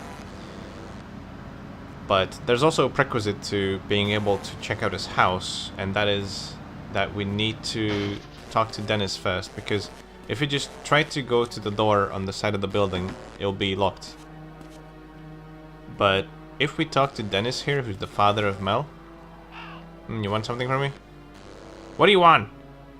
Is Mel home? Mel? I don't know where he is. His room is around the side. Thank you. Honestly, what now? So by talking to him, the door magically opens and we can actually go in now. So that's something we needed to do. Also, I'd like to point out what Mogan is doing here. He's investigating. What he's doing is he comes out here, he knocks on this door a couple times, gives up, comes back out there and just stands there. That's what he calls investigation. That's why I'm saying that he's the most useless police officer. Let's see. It's a diary. This is Emma's diary. The burglar must have been Mel. You got Emma's diary. I have to give this to Mogan. That was easy. And look at that. We would actually have picked this up a bit earlier, but we only just got it now. This is also an important item. 9 p.m. motel. It's a note. It reads 9 p.m. motel. Did Mel get a room at the motel? You got Mel's note. So now we have to do is my notes actually say it wrong. I'm pretty sure you only have to read the second and third diary entries, but I guess we can go through the whole thing. So December 21st, Thursday. Miss Holden doesn't understand how I feel. I don't know what's right and what's wrong. What are we even alive for? Just thinking about this hurts my head. I'm all alone. Winona seems worried about me. But if she knew the real me... No, I don't want to think about that. It's just like James said, there was a whole other Emma I never knew. I had no idea how she was feeling.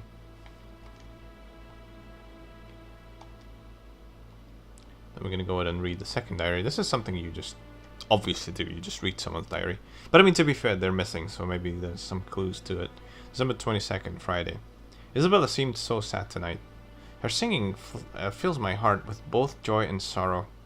But there's no light in her life. She's being controlled by that man. Isabella needs help. Isabella? There has to be some connection between her and Emma's disappearance.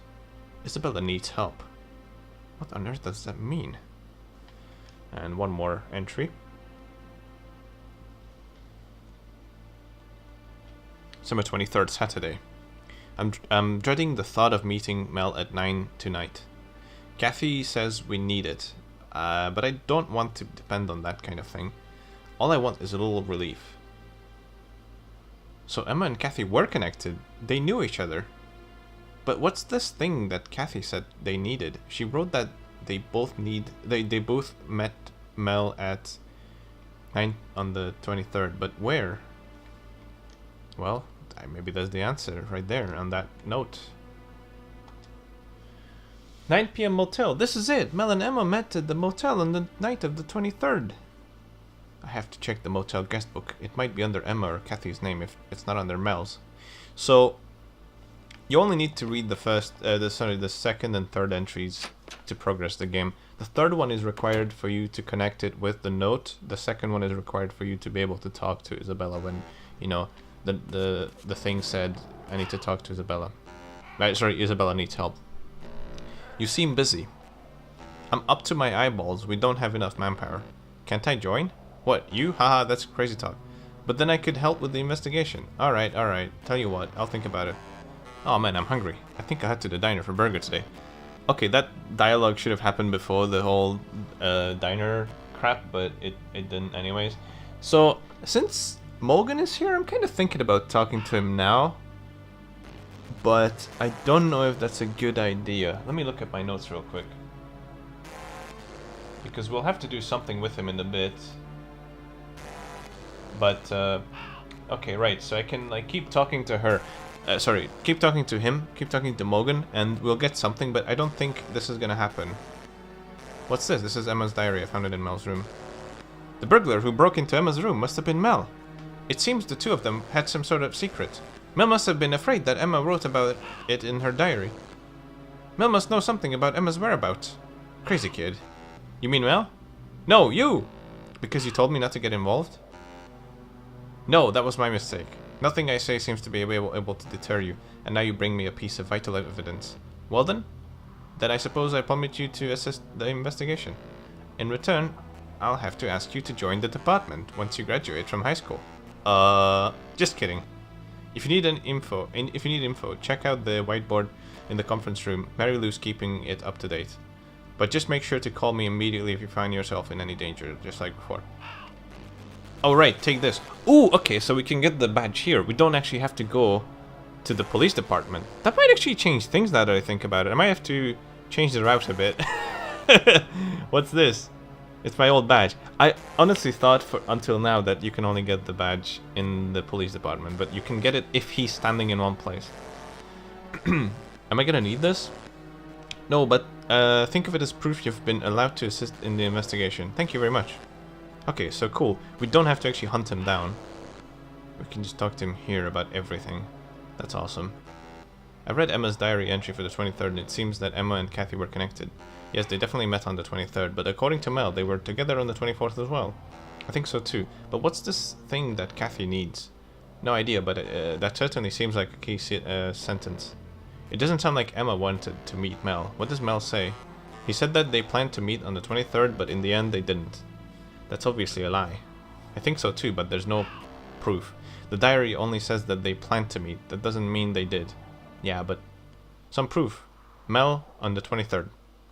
Alright, looks like Matthew's mind is dead set on this, so let's follow up with this event. So I'm gonna get into our good old buggy here.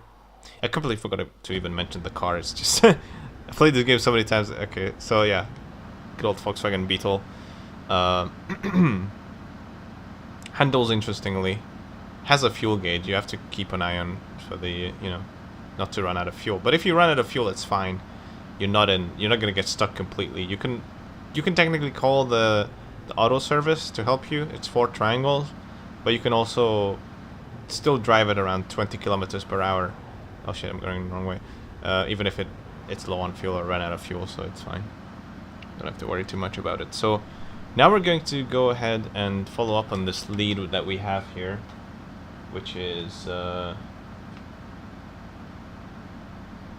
fact that Mel seems to have been involved with this whole thing. So, and they have met at the hotel. So for me to be able to talk to the clerk, I need to have read the diary plus the 9 p.m. note. So the third entry of the diary and the 9 p.m. note, those are connected, and that unlocks these dialogue options that we're going to get here at the motel clerk.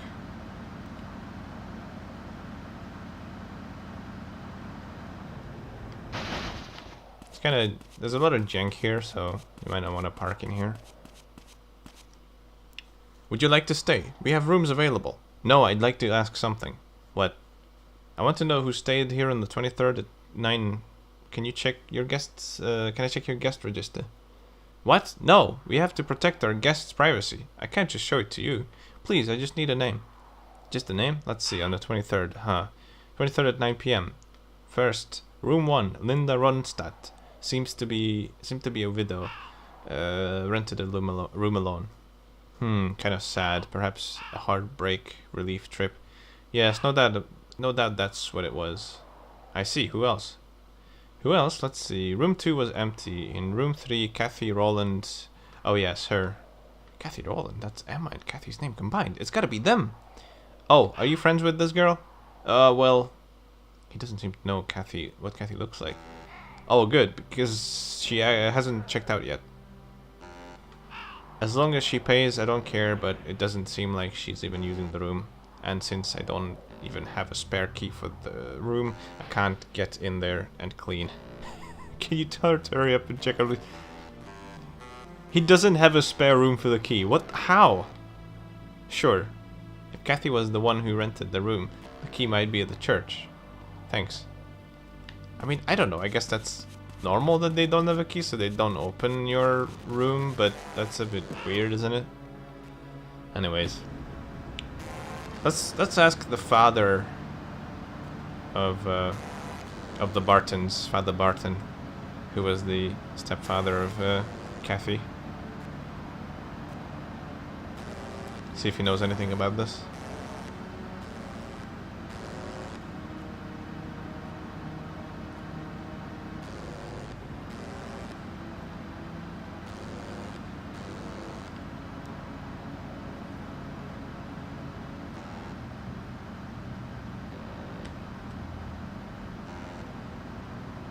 There's also a weird cutscene that can happen with Barton. It's not necessarily a weird cutscene. I mean, it is kind of weird.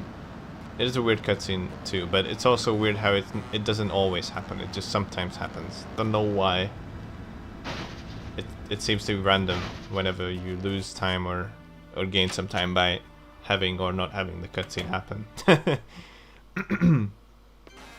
Okay, it's not happening yet. Let's see. Father Barton, Matthew. About Kathy, thank you. It's very painful. I doted on her like she was my own flesh and blood ever since I adopted her 12 years ago. The first time I saw her, I swore to give her a happy life. Now she's dead and Emma is missing. God works in mysterious ways. All I can do right now is pray. Spray. What was she thinking when she went into that forest? Maybe I didn't really know her at all. It seems like Kathy rented a motel room on the night of the 23rd. Do you know anything about that? Huh? Kathy, it's true that she came home late on the 23rd. She was at the motel. Yes, and apparently she never checked out. I thought you might have the key to her room or something. I see. Wait here a moment.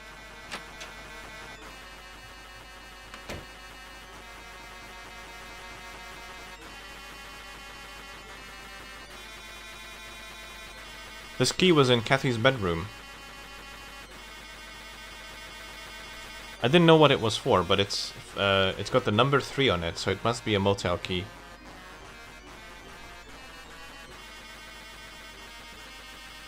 No doubt about it. I'll just borrow this. The old guy running the motel asked me to return it. That was an old guy? Oh, I guess I didn't seem that old to me. I always had the impression that he's younger. Not that I can see it or anything. There's no picture of him. Hold on a moment. You'll need money to check out. Please, take this. I don't think that's necessary. I insist. It's for your trouble. Alright.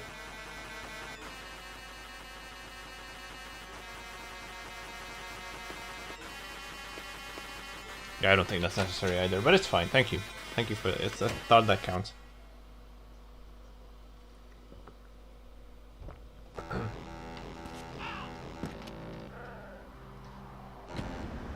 Oh, speaking of that brrr that you just heard, by playing this game on the Deckard IOP PS2s, there's actually a very high likelihood of you running into some weird sounding music where the game picks certain sound effects that play and samples it for the music. It even pitch shifts it to the right pitch. It's absolutely amazing. It pitch shifts it to the right tone. So you could have, let's say, that, like crashing into a wall. You'll actually sometimes hear it in the music, pitch shifted for a couple notes. It's amazing. And same for that crow sound. That's actually a crow sound. When I first heard that, I thought it was a goat or something, but no, it's actually a crow pitch shifted. Okay, so now we have the key for the hotel room. I'm curious to see what's inside. Let's go. Number 3.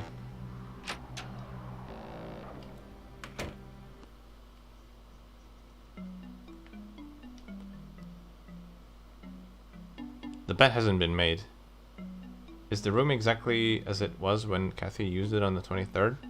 So Mel, Emma, and Kathy were all here. They might have left behind a clue. There's a curiously placed box here. I can stand on it. Let's try to pick it up. There's something there. Let's see. There's drugs here. It says Epoch on the packet. Epoch, a new era. What kind of drugs are these? Whatever, let's grab them. I'll ask Samuel to check them out. I don't know why Samuel, but okay. You got drugs. Anyways, that could come in handy.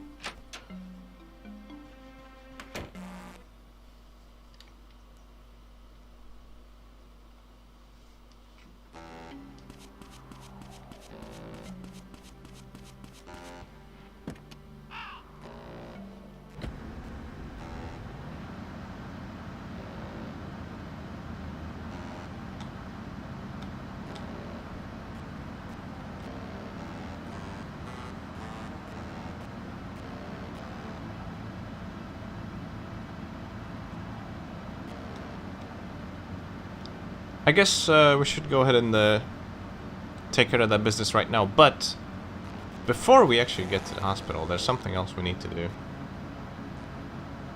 Remember, we got 2 items from Emma's locker room. So let's go check out Emma's house and see if we can find anything interesting there.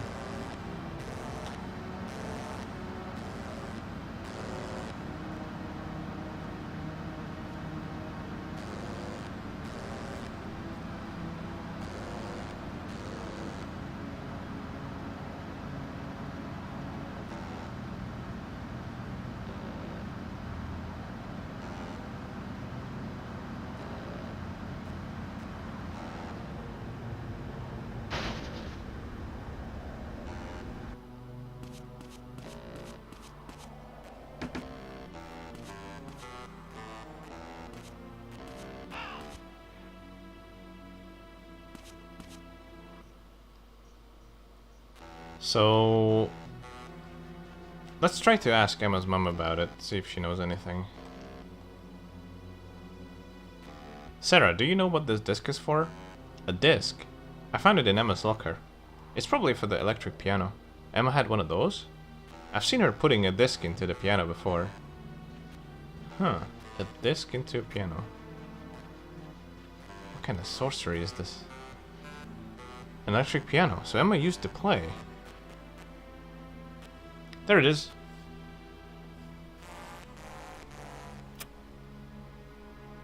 Do you know how it works? Yes, this should do it.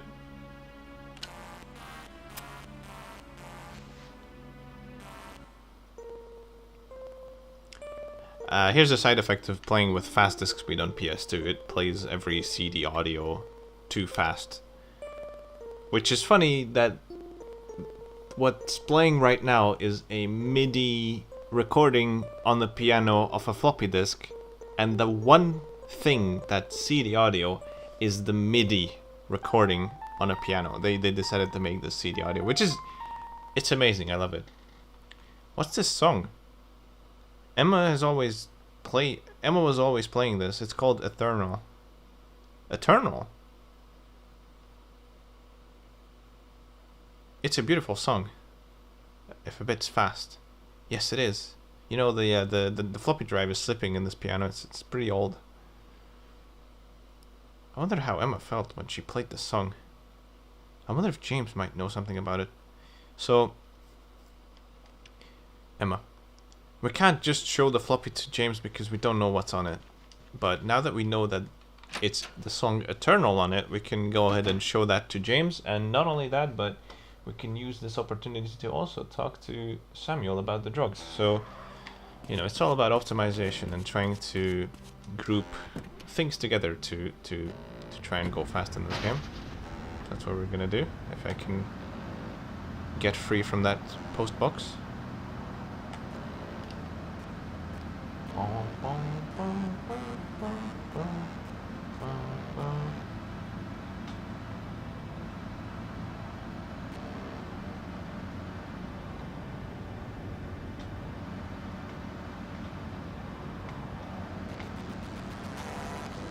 Alright, so here's the hospital.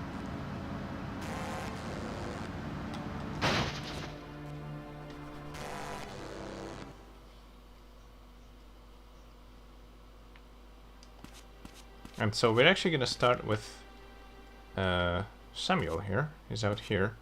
And I believe we can show him the floppy. No, sorry, not the floppy. Oh, I messed up.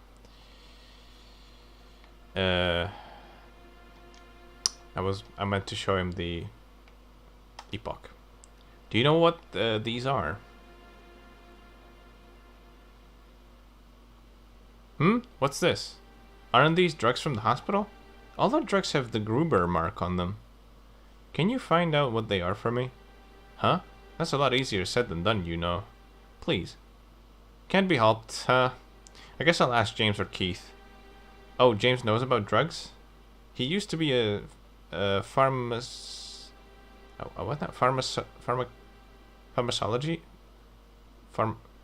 Pharmacology. Is that how you pronounce it? Pharmacology. Pharmacology? I don't know. I think it's pharmacology, actually. It would be pharmaceuticals, I know that. But pharmacology? Pharmacology or pharmacology? Pharmacology. Sounds better. Specialist. Really? Well, I'll let you know what I found out. Alright, so we got the drugs taken care of.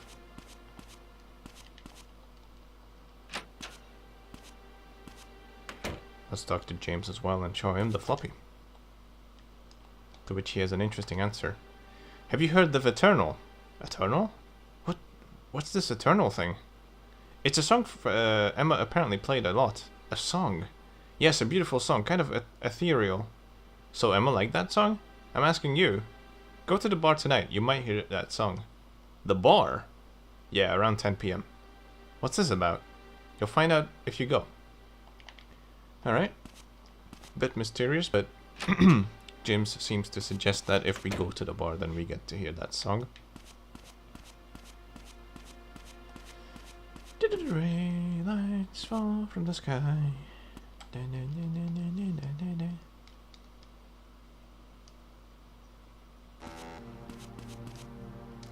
Alright, what else is there to do? We already got the badge, so we can just go and sleep now. And then we end up... We'll show up at the bar, which opens at 8. So we'll actually do a 5-hour sleep plus save as well.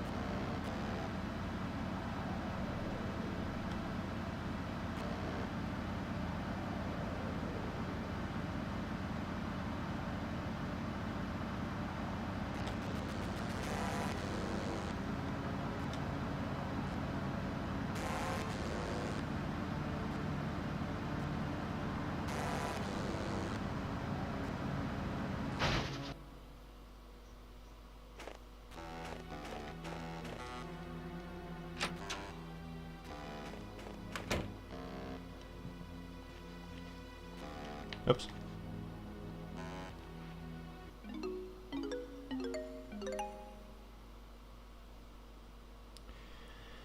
Saving is actually pretty bad in this game.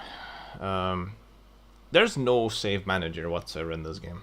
It just blindly writes whatever you save. Doesn't even look if there's anything in that slot that you're using. So the game lets you save. It's basically using one memory block. So one block, 3 saves in it. And I have actually had one corrupted save file before, so you gotta be careful to save into multiple slots. There's A, B, and C files you can save onto, and the game never even checks if there's anything on there. It's a very backwards system, so you go on to save, and then it asks you if you want to save. You say yes, and then okay, which file you want to save. It doesn't even look at the files, it just asks you which one you want to save on. So then you pick whatever letter, but you have to remember where you have saved your previous save, and you're not overwriting anything, because it will never let you know that you are. So then you choose the right save file, and then it will ask you which slot you want to use, 1 or 2, or if there's only 1, then you want to use memory card slot 1? It's ridiculous, it's very, very bad, and there's no way to tell what saves are on your memory card, because, like I said, there's no manager. You just have to know what it is, you have to write it down or something. It's dreadful. Hey, do you come here every day? Of course, liquor is the water of life after all. The water of life. It's where the word whiskey comes from. Liquor's been an indispensable part of people's lives since ancient times. I mean, I guess so. It liberates the soul and guides us to a higher plane of existence.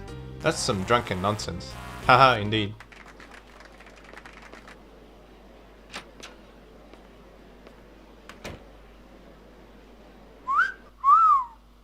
Isabella. That's who Emma was writing about. Everyone, thank you for being here at Bar Wolf's tonight. Isabella! Thank you. Oh, she's about to begin. Who is she? Isabella, the bar resident singer. Isabella, 27. The resident singer at Bar Wolf's, she often sings the song Eternal, inspired by a dream she had long ago. Listen closely. Isabella! Sorry about that. It's just a weird guy shouting here. A big Isabella fan. Also, this plays too fast. This guy.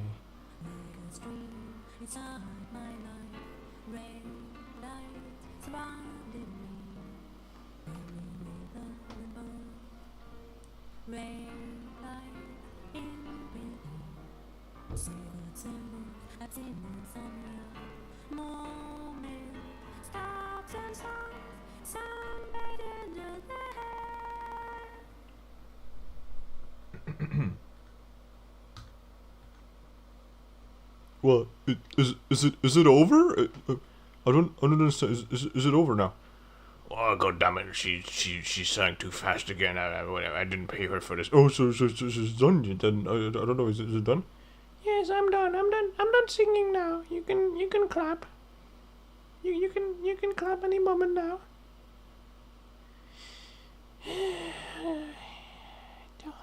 Don't have to clap.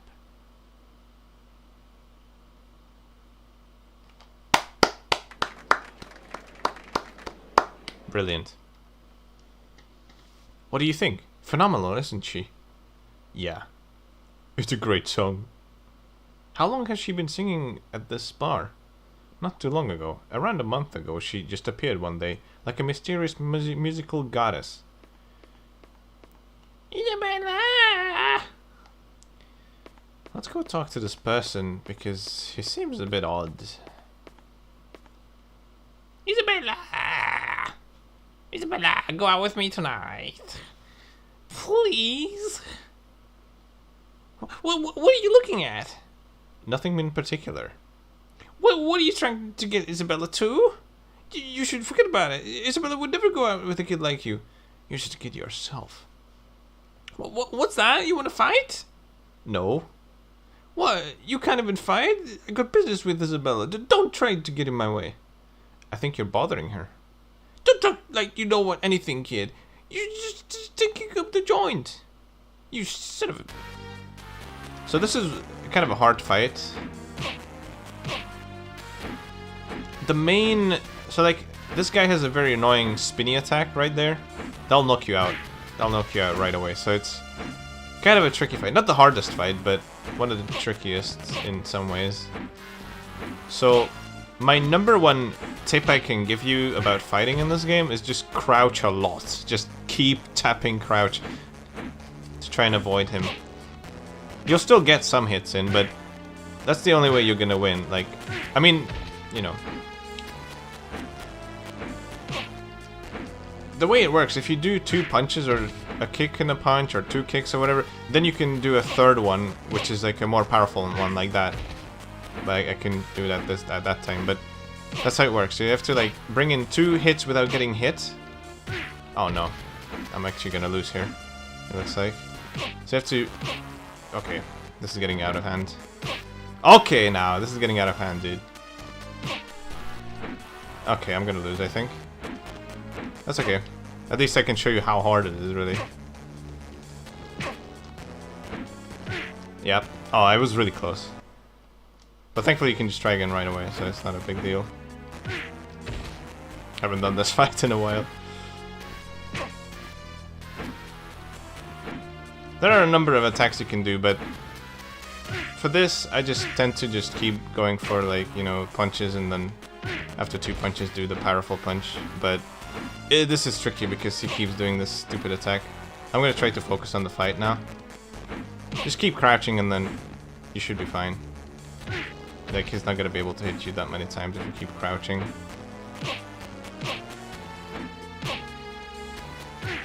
Okay, I was crouching, but he still hit me. That happens sometimes as well.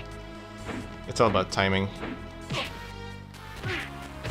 Okay, looks like I'm gonna be losing again. That's not good. I'm kind of out of practice here. Okay then. Now it's serious time. I'm actually gonna beat his ass.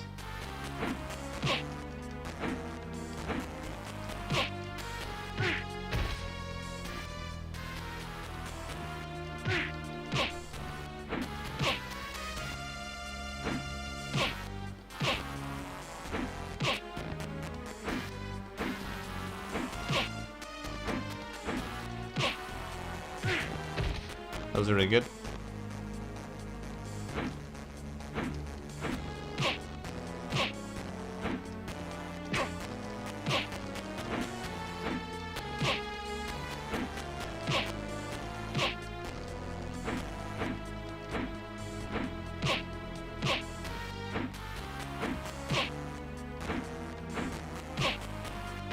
Okay, there we go.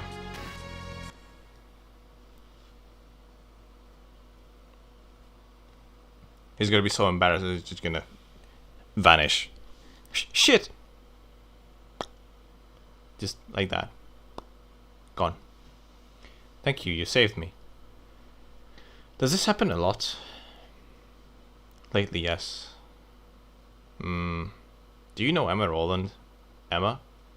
I heard she came here a lot. Yes, we've met, but...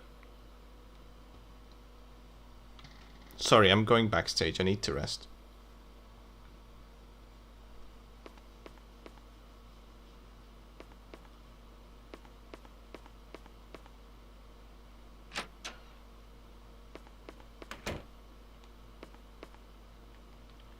Well, looks like we won't be getting much else out of her, because if we try to go here... This door is off limits. I'd like to speak with Isabella. No! Too many weird customers lately.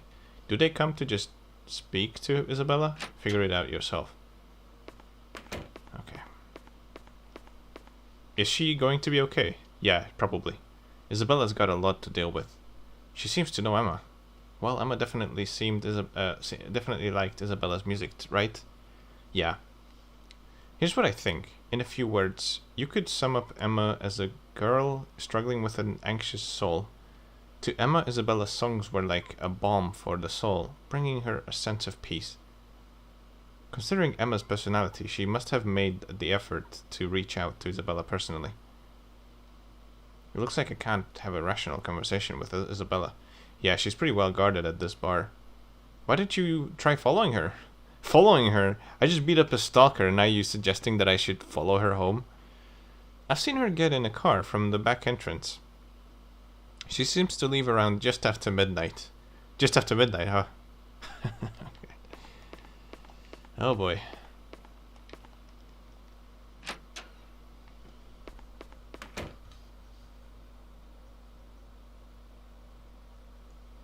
Alright. So, I've actually recently updated my route here a little bit.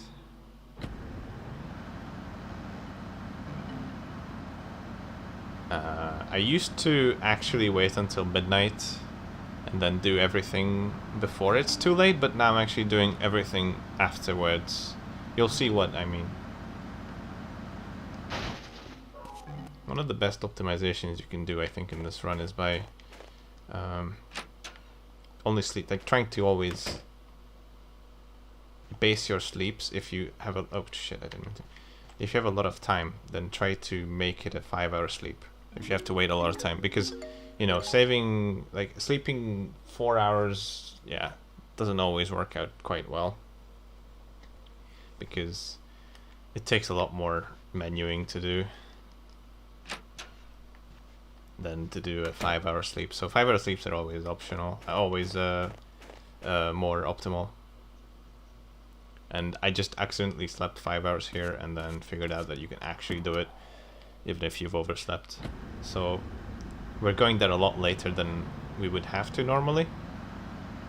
I mean, normally you would have to follow her home after midnight and then just do everything there at around 1 a.m. or so when you get home.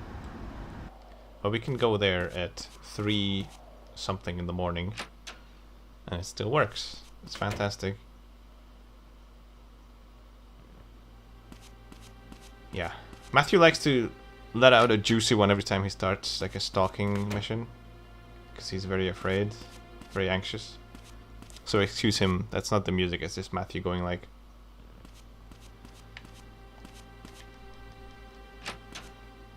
Alright. So first we actually have to talk to Nuz. How the blazes is that? Do you have any idea what time it is? He says the same thing at like midnight and 3 a.m. as well. Uncle, are you still awake? Matthew? What are you doing here at this hour? I'm sorry. Oh, it's alright. Uncle, do you know Isabella? Isabella? I don't know her. I think she lives in this apartment building.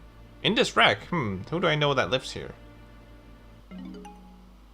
Oh, you mean that beautiful lady? So she does live here. Oh, so her name is Isabella. Do you know what room she's in? Room. I think I saw her going into the room at the other end of the corridor once, but... But what? Nothing, never mind. What do you want with that lady anyhow? Oh, I see. So you finally reached that age, eh? Huh? I suppose you young men like you do tend to go for older ones. That's not really... Still, I think you ought to give up on that lady. Wait, why? So what if I'm going for her? Okay, but why? I'm not going for her, but why should I give up? I can't say for sure, but I've seen a lot of shady guys coming and going from her apartment. Shady guys? A tall guy with mean-looking eyes had what looked like his henchmen with him too. Those guys are up to no good, I doubt about it. No doubt about it. I wonder who that was. I'm sleepy, you know. I'm sorry. If this is going to take a while, could we do it tomorrow? Alright. So we had a talk with Captain Nuz. Well, this is the place. It's actually a bit too early right now. We could try knocking on the door, but no response. For that, we'd actually have to... Look at that. You can actually look through the walls here. You can see Wolf is actually in there right now. And there's Isabella. They're hanging out together doing something. But it's alright because Wolf is going to start moving at 3:30. According to his schedule. And we're gonna do something lewd to Wolf in just a few seconds, you'll see.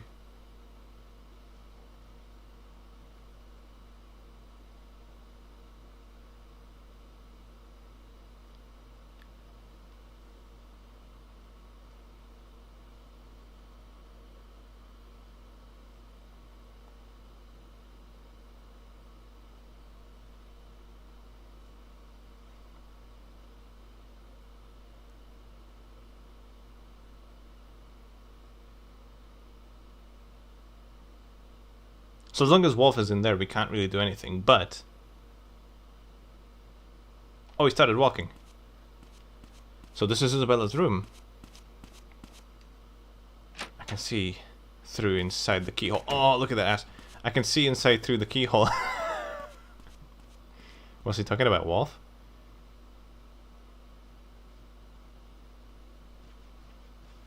Isabella? Huh? Bright. Too bright. Hey, you know this kid? Yes. He was peeping into your room. Want me to dump him somewhere? No, don't! Well, if you say so. He's lucky it was me who spotted him and not Wolf, that's all. There's something funny about that. I've actually once had it happen where I would be hanging out in Isabella's room, and it was really late, and Wolf just so happened to walk in, and he was just standing there like he did before, and he was completely okay with me being there, so I don't know what the guard is talking about. Oh, my head is pounding. Where am I?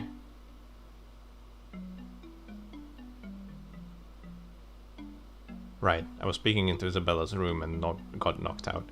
So this is Isabella's room.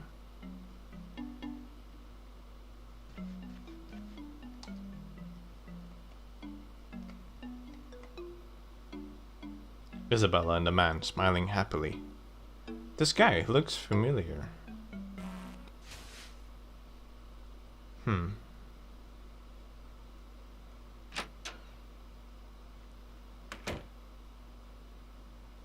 So you're awake?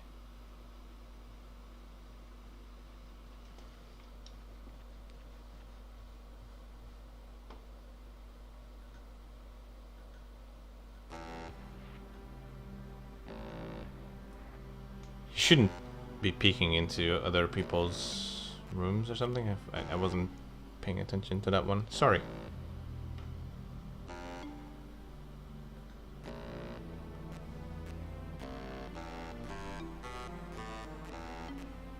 I'm not angry or anything, just don't do it again.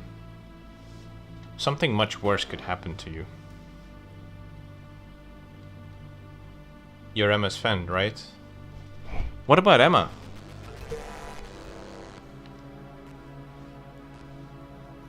It's not like I knew her well or anything, she just liked my singing. I see.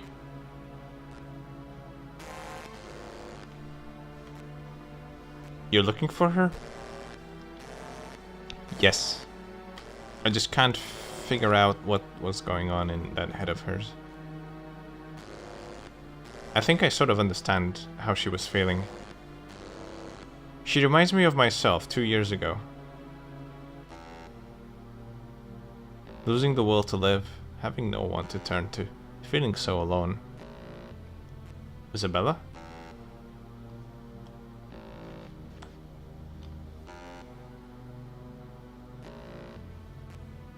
That photo is from 2 years ago. I was living in Denver at the time.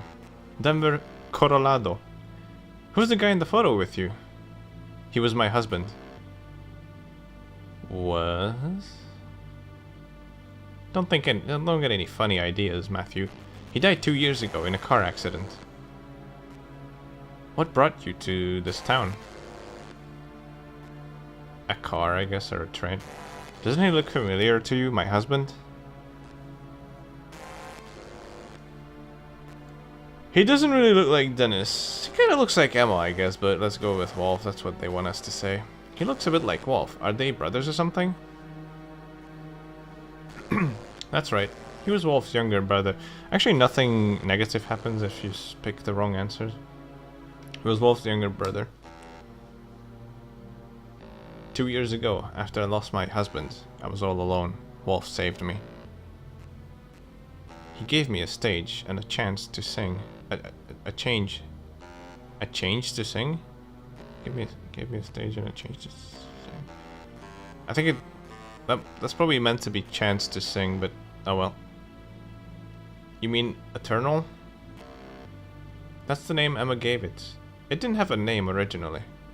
Emma named it. 2 years ago I was in the car with my husband when he had the accident. I was the only one who survived. At the moment, I died too. What do you mean? It's called the near-death experience. Medically speaking, I was definitely dead. The dream I had while I was in the hospital, unconscious, I was enveloped in a brilliant white light, and then I listened closely. I could hear a beautiful melody. I wrote Eternal using that melody, the one I heard in my dream. When I told the story to Emma, she cried and said, "That's so wonderful. It makes me feel like I'm in a world where there's no need to worry about life or death ever again." And that's when she named the song Eternal. I like the meaning of the word. So I changed the lyrics slightly to incorporate it. I see. Now the phone should be ringing, but you can't hear it, but it's ringing, so we just pick it up and put it down. It was a huge mistake to ever trust him. Isabella? Could you please just go home?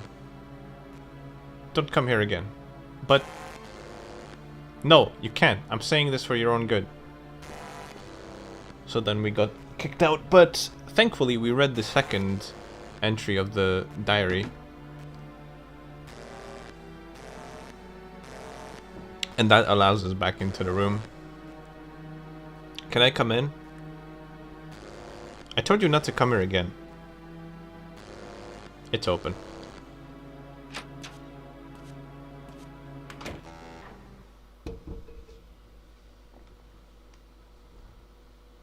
Emma wrote about you in her diary. What did she say? She said you need help. Maybe I could help you. Don't be ridiculous. What could you possibly do to help? I'm sorry, but...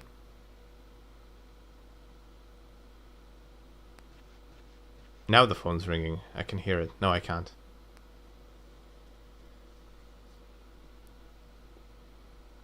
What does Matthew's jacket say? I've always wondered. I think it's something... It's like... The bottom one probably says meatloaf. Above that... P...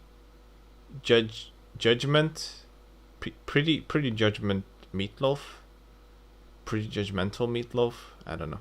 He's pretty judgmental. It's alright. Everything's the same as normal.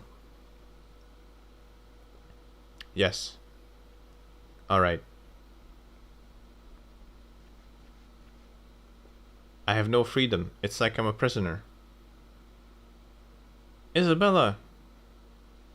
I made a deal with the devil to free myself from my loneliness. And when you make a deal with the devil, he always gets you in the end. I want to be alone. ... Please, don't worry about me anymore. So, you get two options here. You can either get a more heartwarming option, or you can you can talk her out of this and convince her that she needs to listen to you, and you can try and help her, and that she's not alone. The left option is not optimal for good ending. It doesn't really matter for bad ending. The difference between the two, they roughly take exactly the same amount of time, so it doesn't really matter. The heart with the speak option, you'll receive a tape from her as a gift, as the song Eternal on a tape, which you do not get right now if you pick the heart option. But she does drop it into your post box, and you can pick it up in the morning, but it takes a lot more time because you have to go to the post box and get through it. There's like a flyer for the car service that can help you if you get stuck somewhere because they knew the game is jank, and you have to go through that, and then you get to the tape. So it takes a bit more time. It's not worth it for good ending, but for now we will pick it for bad ending because we won't be needing the tape throughout this playthrough. I look at you and I see someone who's in an unimaginable amount of pain. I want to help you. Don't you get it? A boy like you shouldn't ever set foot in a world like this. And she shouldn't have either. Please speak to me, Isabella.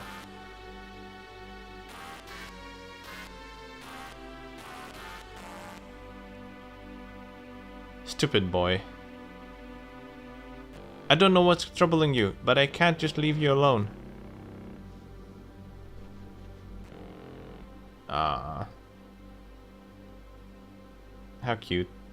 Thank you. I still haven't asked your name. It's Matthew. Matthew, that's a nice name. Matthew, I'm alright. Please just go home now. I'll contact you.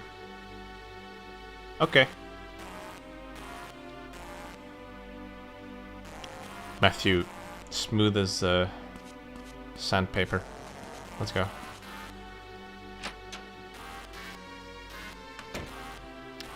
So now that we're done with that, we can go home, get some sleep. Let some farts out in the hallway here so that we don't fill up the car with that. Yeah, that sound effect only gets stuck in the English patched version, doesn't get stuck in the Japanese version.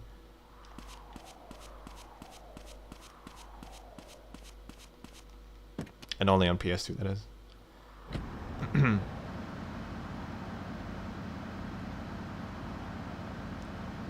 We're gonna go and sleep about 10 hours because in 10 hours time we're going to get a phone call. And that's why it's so optimal. That's why I loved this route change that I did here, because sleeping 5 hours before meeting Isabella plus, you know, getting here at like 3:30 means we can actually do 2x5 instead of having to optimize the sleep to until exactly after 1 o'clock in the afternoon. So this works out much better. I'm going to save onto this one.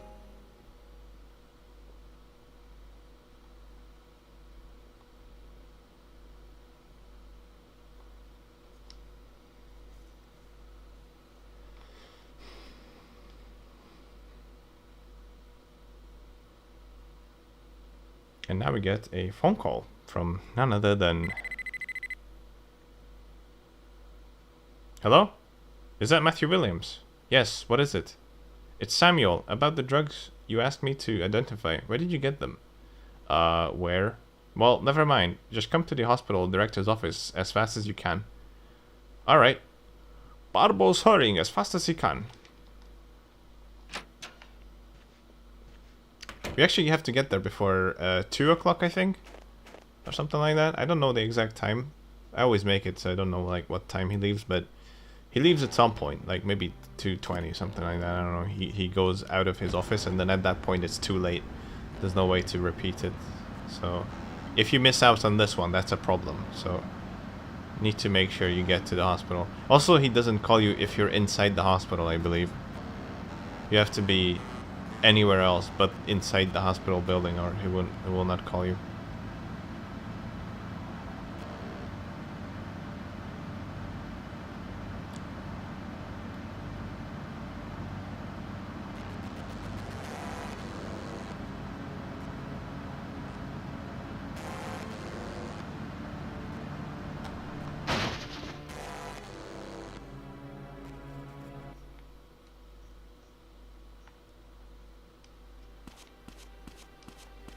So let's head upstairs to his office.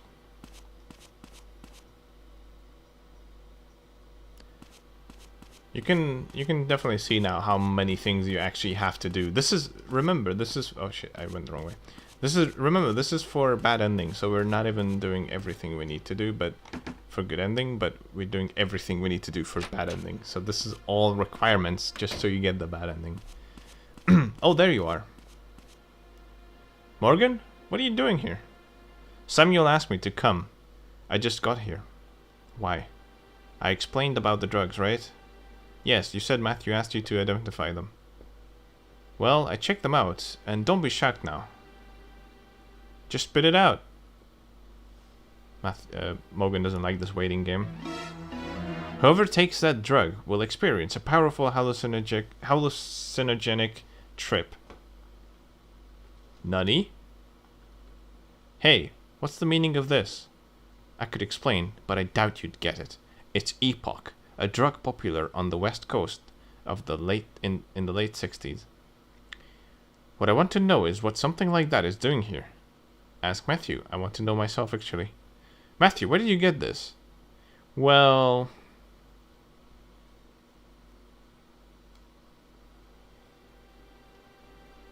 I see. What the hell? This Epoch? In this town? I can't believe it. What the hell is going on? This is Mizzurna Falls, for crying out loud. Looks like Kathy and Emma were into some heavy stuff. I guess we're not talking about bears anymore. I bet this was Mel's. He must have needed money to pay for it, so he went and robbed the diner. Yes, his behavior is all starting to make sense now. Why he stole Emma's diary, why he robbed the diner. So arrest him. I can't believe this is how Kathy and Emma were connected. Oh yeah, Mel has been left out. You know, they let him go after the robbery for some reason. But we kind of missed it because we never got the phone call. I think Winona would call you that Mel has been released. There's one really funny side effect of doing bad ending speedruns, is that we've absolutely never really talked to him yet. We've never really talked to Samuel here. So you're supposed to talk to him first, you know, if you're just playing the game normally, and then you get to this point where you show him the drugs, and then he looks into it. But we have actually never talked to him yet, normally, when you just press the circle button to talk to him. So let's see what happens. After all this, you know, showing him the drug, and then he telling us about it. Dr. Samuel, do you have a moment? Who are you? Matthew Williams, I came to Kathy's room earlier with Morgan. Oh yeah, you're the kid Morgan brought. I want to know what happened in her room earlier. When Kathy kicked the bucket? Yeah. All I know is that Kathy seemed to be in a fugue state and then suddenly screamed and died. Well, to put it simply, Kathy died of a shock. You know that she was attacked by an animal, right? What I think is that what Kathy experienced last night was terribly traumatic for her. Then later, a flashback of that trauma was caused by some trigger resulting in her death. What kind of trigger? Well, that's the question. Some snow falling off the roof outside the window, Morgan's ugly mug, it could have been anything. The only people inside that room were you, Morgan, Father Barton, and James. There was that nurse there too. A nurse? The head nurse. She works in the nurse center. Are you finished now? I'm a busy man, you know. Yes, thank you. So, like, we don't need to talk to the nurse. She is actually not an important character or anything like that. What happens if you take Epoch? Let's see. Small hills start to look like mountains. The sky starts to feel incredibly close. You feel touched by the divine force of nature. Is that bad? Well, that's the best case scenario. Epoch doesn't always have the same effect. So what if it's a bad trip? You see the devil. Everything around is trying to devour you. By the end, you doubt your very existence. Well, I've never taken it myself, and it's not like the effects are always the same each time. Either way, it's a taste of a world outside our own reality. Be honest, you look up to me, don't you? So, like I said before, we can definitely see how much of an ass he is in his actions, but it will get worse. Mainly in the good ending playthrough. We won't be really having much more interaction with him at this point, I believe.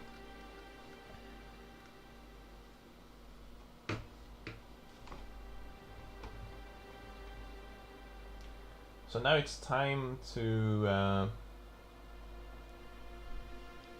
go and get some sleep, because there's something that has a timer on it and we can only do it at a specific time. And that would be something involving the diner. So we're gonna head home, relax a little bit.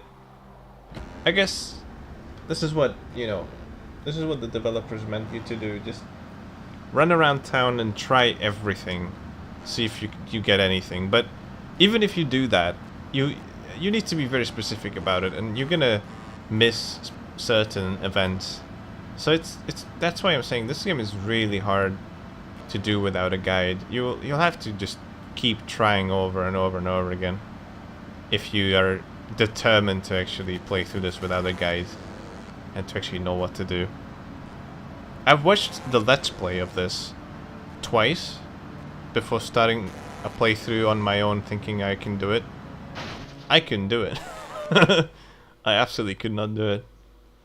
I would have had to keep trying like 60 times before I can actually get the good ending for this game. Or maybe, I don't even know, I would have... I mean, just saying it, this is an unrealistic thing to say.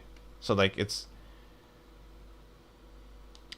it's completely unrealistic to expect anyone to try and beat this game 60 times and, you know, to try and figure out what to do. Of course, speedrunning is different. You know what to do, you just like go through the game.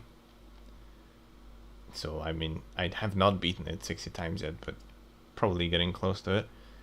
But, yeah, this game was a ton of fun to route. I had a ton of fun. I was using a guide, and some parts of the Let's Play I've used as well to try and figure out what to do, and I basically just tried to boil down the game to the bare minimum of what is required of the player to get the certain endings. Basically, my strategy was more like build a run that doesn't have a lot of things in it, and then keep adding things that might be required for it. Except for good ending, it was more like the bad ending strategy I was doing. For good ending, it was more like, let's see what is not required and just keep removing things. I heard there was a break-in at Emma's. Yeah. Was anything taken? I don't know for sure, but Sarah said Emma's diary was missing. Emma's diary? Who'd steal something like that? No idea, but I think it might be connected to her disappearance. We've already claimed that it was Mel stealing it, but okay. Have you seen Mel? Mel is, by the way, Rolaine's boyfriend. Just to clear it up, but you probably realized it. I have no idea where he could be. Come on, I think of all people you would know. I'm looking for him myself. Honest, it's just... Oh jeez, he's such an idiot. He's dragging me down with him. How long has Mel been doing drugs? I need you to trust me on this. I've never heard anything about Mel having this epoch or whatever it's called. If he has been doing drugs, he must have started really recently. What about the robbery? He never told me anything about buying drugs. It's just that he needed a lot of cash.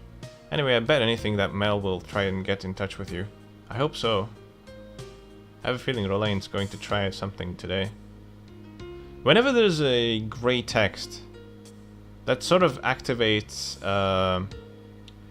whenever there's a grey text, it's like Matthew thinking something, and that usually means that that text is important, that needs to happen, and that unlocks something later on. Menu. We can buy some food here. Cheeseburger, bacon omelette, pancakes, fried chicken, coffee, milk. Today's special, baked potato. Every day there's a different special food, so you should actually try it out if you want. I'm gonna get a baked potato.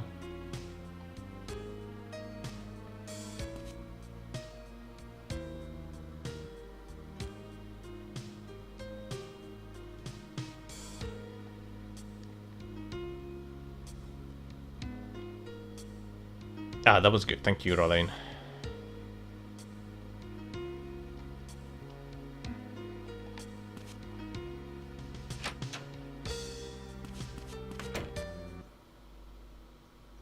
So then you can try again later, such as after 3 PM, and then this will happen. Who is this mysterious man? I feel like I've seen him before.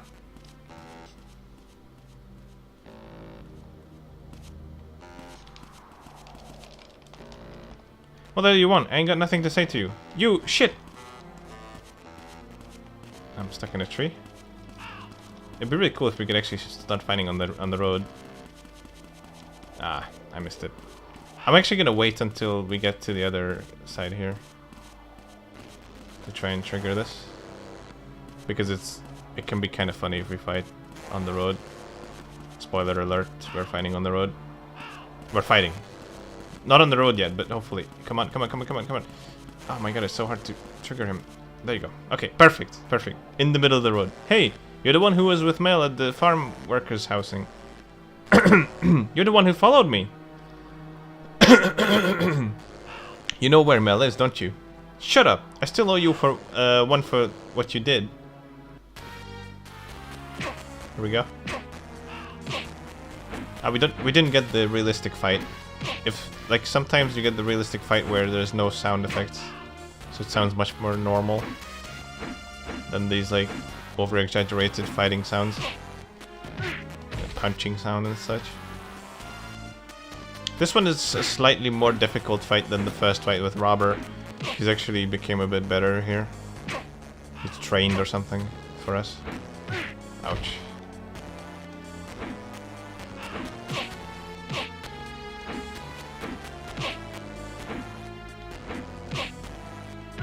I sort of have a dilemma with this fight. How to do it exactly. Because there are two main outcomes you can get. You can either start fighting him right at the diner. If you catch him quick enough, then you'll fight in front of the diner, and then your car is nearby. So it's you can quickly just get in the car, go away. The problem with that is the frame rate is horrible in that area, so it's gonna be very laggy fight. It's hard to fight, so you just have to do like G strats. But if you run away, you can get higher frame rate, but it will take longer to get back to your car, and you know actually have to like run to that place. So I don't know, kind of a dilemma on that one. But anyways, it's probably more optimal to fight in front of the diner. Hey, where's Mel? I don't know. He just asked me to give a message to Rolaine. That's all. A message? What message?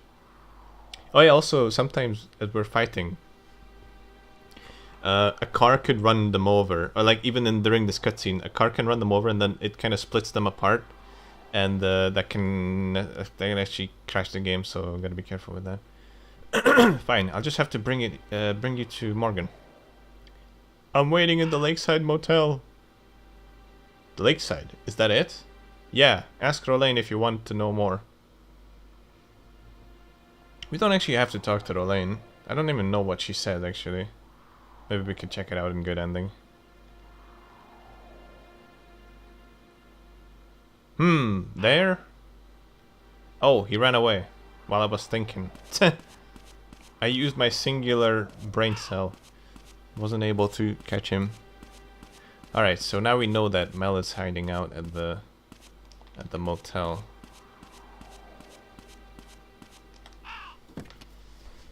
But we got some stuff to do. Ah, never mind. This is bad ending. We don't have to. We didn't have to do anything. We're just gonna go sleep 5 hours, and then we'll hit up the motel.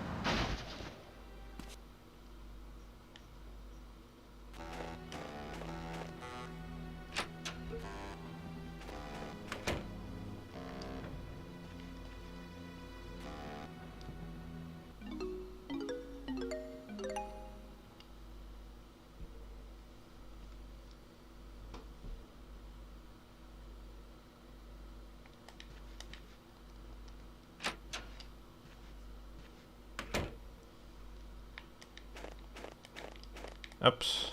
Yeah, sometimes the game makes your inputs. That happens. Alright, let's hit up the motel.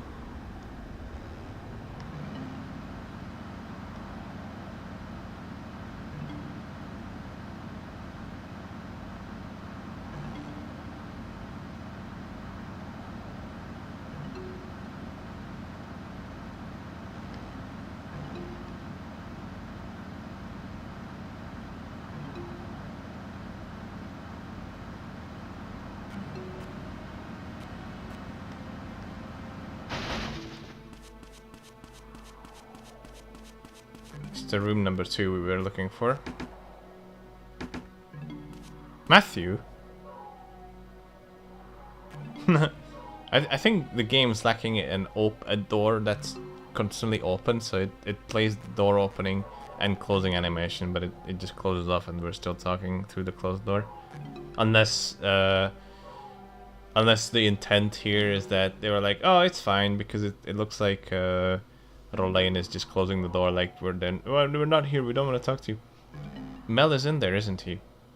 No, he isn't. You're lying. Don't you know what he's up to, Rolaine?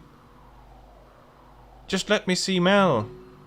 He's an idiot, yes. But even so, I know he's hiding something huge to do with Emma and Kathy. Let me see Mel. Huh? Mel, he's getting away. Oh no. Quick. Into the beetle. Car chase. You have to be careful here not to get stuck on jank. So just carefully get out of here. Because if you get stuck on jank, you'll lose a ton of time. It's better to just go a little bit slower and not hit anything. So we're just gonna start chasing him, knock him off the bike.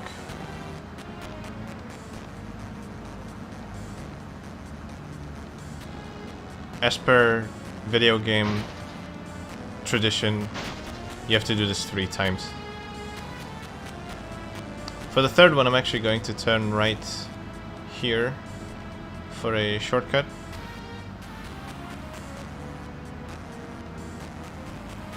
And just basically, yeah.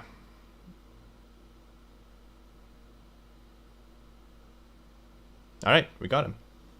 That was quick.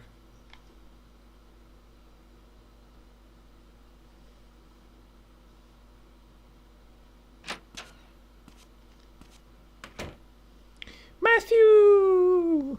I'm alright. What about Mel? Morgan's processing his arrest.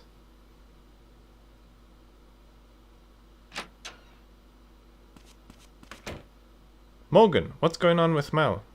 He spilled his guts. Let's talk in there.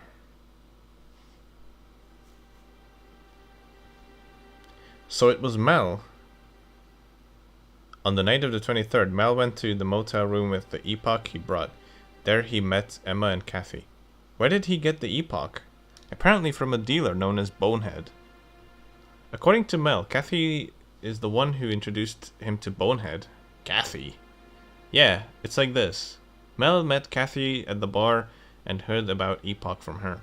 Kathy knew who to get it from, but she was too scared to buy it herself, so she asked Mel.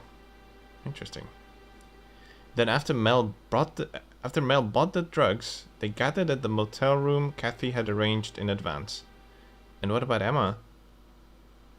It seems Kathy brought Emma along. Wow. What about the 24th? Mel says the last time he saw Emma was at 10 p.m. that night. So he wasn't involved in whatever happened on the 24th. So it seems, but apparently Kathy said something strange on the night of the 23rd. Something strange. What did she say? It feels like the night before a big festival. The night before a big festival. Then on the 24th, in the forest. No doubt about it. Then Mel must have been there too. Nope. According to Mel, he was told his presence wasn't required. It seems Kathy met with someone else on the 24th. How could this mysterious person be? Do you know where this Bonehead guy is? Mel says that Bonehead was always the one who contracted him. He doesn't know where the guy lives. Can I talk to Mel? Sure, he's in the holding cell.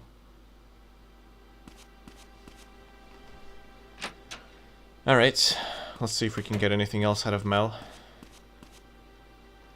Mel's a regular in the cell now. It's just twice this week now.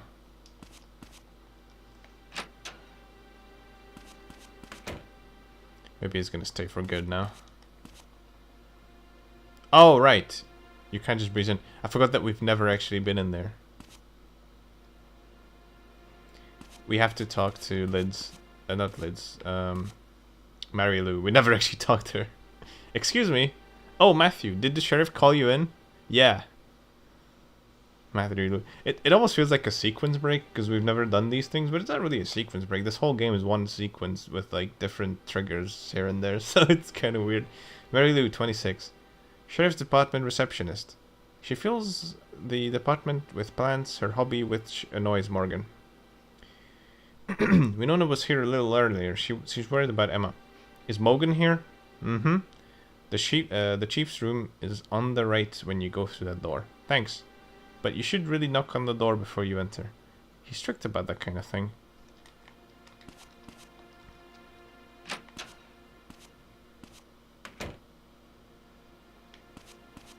We already have the freaking badge. Like, Morgan's already... Oh, I don't know why I was listening to her. I'm an idiot. It's like, oh, you need to knock before you go. Okay, we just knocked and then dashed. Knocked and dashed. It's good. But we already have the badge, but Mary Lou is just introducing us to the police station. Anyways, here's Mel. You! What the hell you... What the hell did you come here for? I want to ask you about Bonehead. I ain't got nothing else to say. I told the pig everything. Bald guy, right? You're still holding something, aren't you?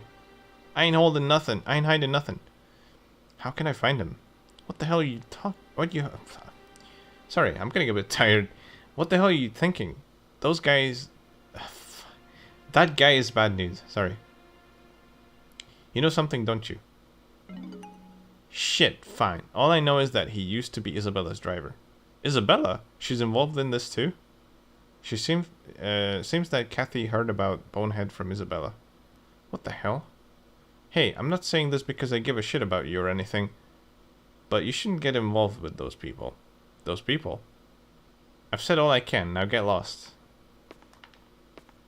Alright, we've just learned about a connection between Isabella and Bonehead.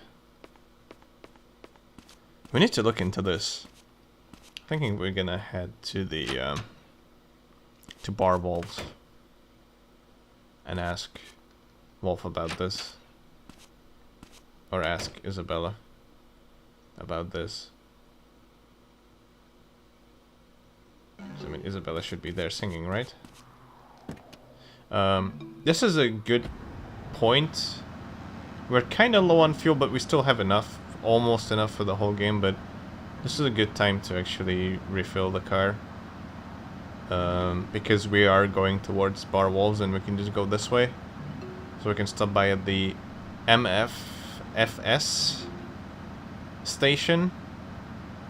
The motherfucking fucking shit station, I think. I mean, that can be it. Like, it can't be anything else. That's the only explanation to that gas station. I'll show you the sign. I'm not talking shit. There you go. MFFS station. The motherfucking fucking shit station. Can't be anything else. Has to be it. Alright, so we just park here, press circle, and then we get full service from Mr. Blue Guy here, who disappears as soon as he goes through the door. Welcome, full service, yes?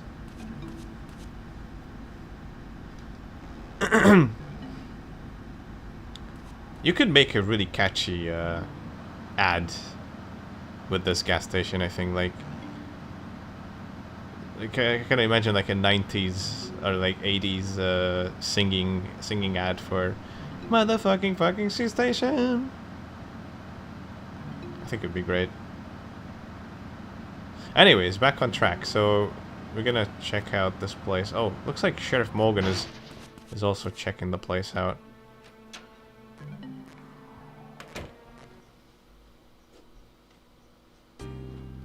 Oh, there he is.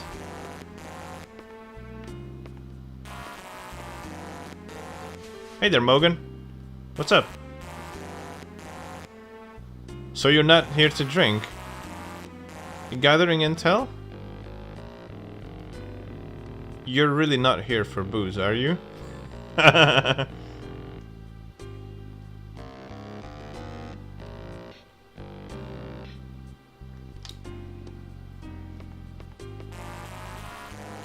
We don't serve alcohol to minors. It ain't worth the hassle.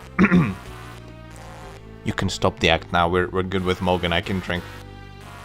You're looking for Emma? Well, we get a lot of customers here. Where's Isabella today? Isabella? She's exhausted herself. She's taking some time off. I see. I wonder if she's at home. What do you want with Isabella? Nothing in particular. Are you the creep who was speaking into her apartment? What makes you think that? Heard about it from Isabella's driver. Her driver? Now that you mention it, do you know her old driver, bald guy? Bonehead? I don't know him well or anything. I'd like to meet with him. And do what? Listen, I'm just saying this for your own good. Don't get involved with him. What do you mean? He's connected to some pretty dangerous people. What dangerous people? Scary folks. Okay then. We'll take Wolf's advice not, and we're gonna go check on Isabella, even though, you know, she said she would contact us. We need to figure out if she's okay, what the hell's going on.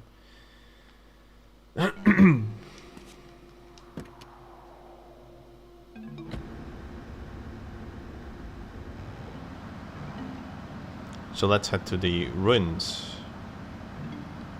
where she lives.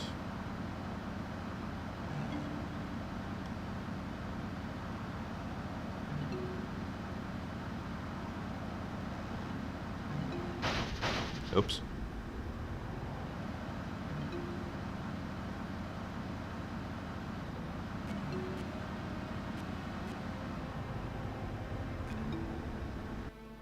All right.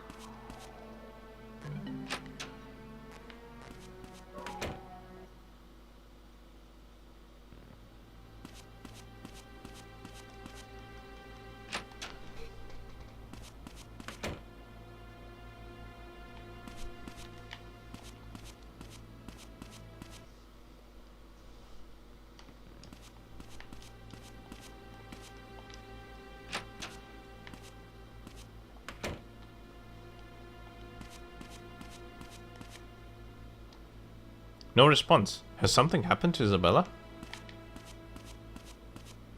Looks like Uncle Nas is right there. I can see him through the wall here.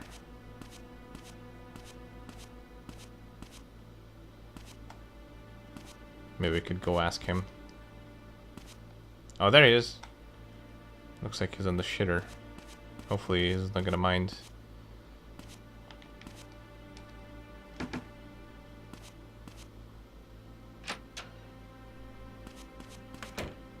Oh, Matthew, what are you doing here at this hour? What? Have you seen Isabella recently? What? Still chasing after that lady? It's not like that. Now that you mention it, I haven't seen her around lately. No one's been going in or out of her place. I heard she's suffering from exhaustion. Her apartment, look. Recently? We were just here yesterday. If you're that worried, why don't you just sneak into her apartment? How? This building's old. Maybe you could just get in through the vents in the empty room next door. The air duct? Is it okay for me to do that? Of course not.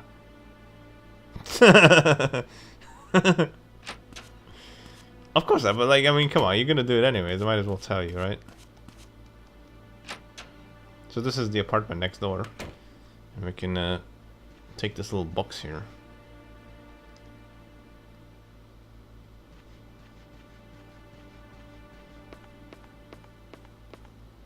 Let's put it, say, here.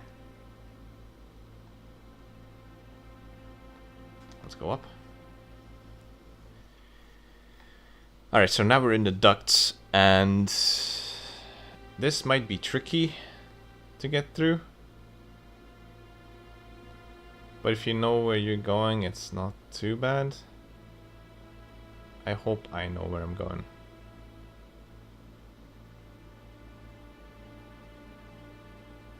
It's been a while. And I think I went the wrong way. I think I did. Nice.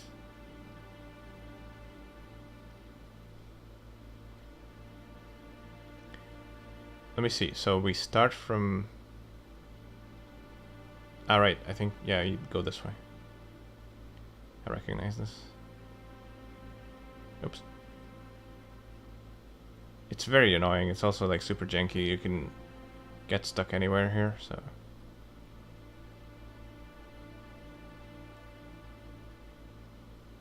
This is what we were looking for here. This is the place. Let's hurry and let's hurry this up. But the time isn't really running out there, so you can take as long as you want. Time has stopped counting a while ago. So this is her bathroom. And then we're looking through here. Looks like some of the chairs have been knocked over, at least one of them. And the couch is a bit out of alignment there. What happened? Hello, Albanians. I wonder where this cabin is. The forest? No, that's not it. There's also a gun on the floor there. But we can't look at it.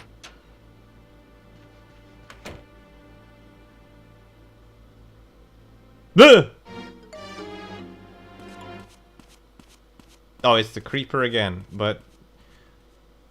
so the reason he's not moving is because we have the so-called stalker glitch.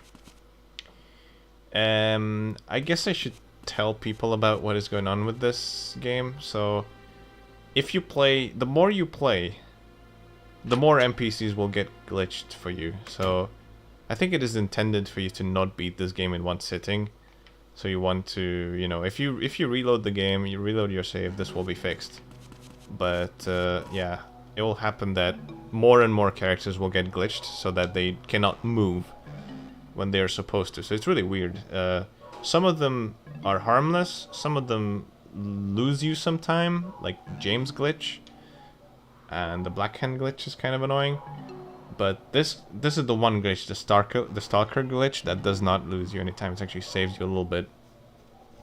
And there, I think I once counted, there's about like 6 or 7 NPCs that can glitch throughout one playthrough. It's amazing. But technically, I suppose any NPC can get glitched. It's a fantastically programmed game. Shit, get off me. You're that stalker from the bar. Who are you? What the hell? What are you doing coming out of Isabella's apartment? Do you know where Isabella's gone? Shut up, I'm not telling you. What'd you say? I can't breathe. You know something, don't you? I'm looking for her too. Oh, ADHD unsubscribed. Gasp. She hasn't been on stage lately. I'm the one who wants to know where she is most of all. You're a stalker, aren't you? You must have some idea what kind of places she goes to. Don't call me a stalker. Whatever, I'm sure Isabella doesn't just go back and forth between the bar and the apartment building. I saw her coming out of the junkyard one time. The junkyard? The one on the west side? Yeah, don't know what what business she could have had in a place like that, though. That's enough, right? I'm going home. The junkyard. Now we're thinking about the junkyard again. Also, hello, Euler Epsilon. He just didn't resubscribe. Even though I have cool new emotes. He was about to post some of my emotes, and then he was like, rip sub. And then he left. Oh, he ran away while I was thinking.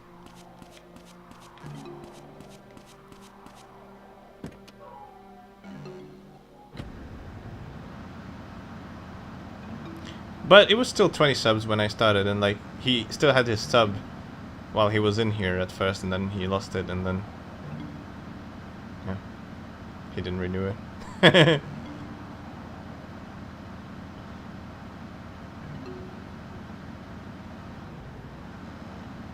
So now we're checking out this junkyard that he was talking about. The frame rate is amazingly high at the entrance of the junkyard.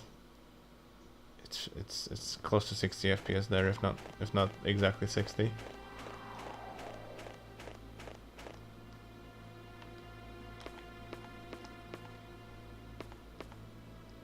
What's with this couch here? This is blood, isn't it? What's with this seat? I can pick it up. What's this? It's Epoch. Why is there so much of it? Does this mean Isabella has something to do with Epoch? Oh no, a bunch of Epoch. What are we gonna do with it? Let's go out. 120 FPS on PSX. Hell yeah, dude. Whoa! What's with this guy? Run away from the dog. Oh no. This is one of the hardest parts of the game. Yeah, I'm gonna get caught here. So, yeah, this is what your experience is going to be like at first. So, what you want to do with this dog is... in the last moment you have to steer away so they can't catch you. You kind of have to do like weird maneuvers to try and avoid it. It's really tricky. Sometimes the dog cheats too, and it's like... see, like he was really close to me. It wasn't supposed to be so close to me, but it was. Just a cheating dog. But we got it. It's here. Matthew reported what he found on the bus to Mogan. 1 hour later, in front of the junkyard.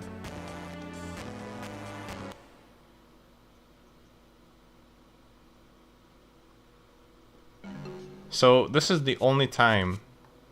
Only singular time. Alright, this guy's name is, by the way, it's Orb. He can also get glitched. Orb stands for Well, it's technically it's Or. His name is Or.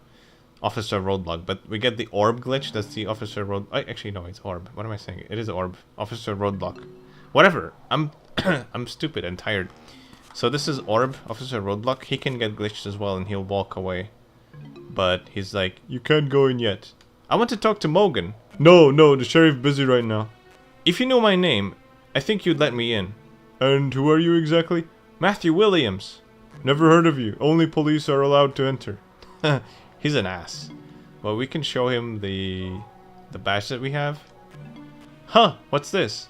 It's the police badge Morgan gave me. Show it to him, and he'll tell you to let me in. Listen here, you're not a deputy. There's no way I can just let you in. Please? It's not happening. And then Hudson comes to the rescue. What seems to be the problem? Huh, this kid is being a pain in my ass. Says he wants to come inside here. He's got a badge, doesn't he? There's no problem. Told you. Well, if you say so... Well, if you say it's okay, Hudson, then fine, go on in. Thanks. Ah, what a dick. Fucking Officer Roadblock. So yeah, he can get glitched as well, where he just starts moving away. Some of these glitches are, yeah, weird. So, I don't know how to explain this, but like, what you saw there with Stalker is that he wasn't moving at all. In the cutscene, but if another NPC is glitched, what they do is they start walking away, which can cause issues, but it can also be beneficial in some ways, but it mostly just causes issues. You'll see later. Matthew, how did you get in here? With that badge you gave me. Oh, that. Haha, so it was useful after all. Did you find anything besides the drugs? No, nothing else. You said you came here looking for Isabella? Yeah. Somehow I don't think she was dealing Epoch. But she's got to know something. We'd better find her. I think her old driver Bonehead was the one dealing Epoch. We've been looking for him ever since Mel told us about him, but he's covered his tracks well. Oh, Hudson, find anything? Yes, Dennis is listed Dennis is the listed owner of this junkyard. Dennis, is there any land left in this town he doesn't own? Alright, first bring Dennis in for questioning. Yes, sir. Dennis? So the Epoch belongs to Dennis? As far as I can tell, this place is just a vacant lot. There's no way to know if anyone was sneaking in or out. Anyway, I'm going back to the station. We've done all we can here. Are you gonna question Dennis? Yep. And that badge isn't going to help you anymore. What do you mean? I know. What? What does he mean by that? Hello, Aaron.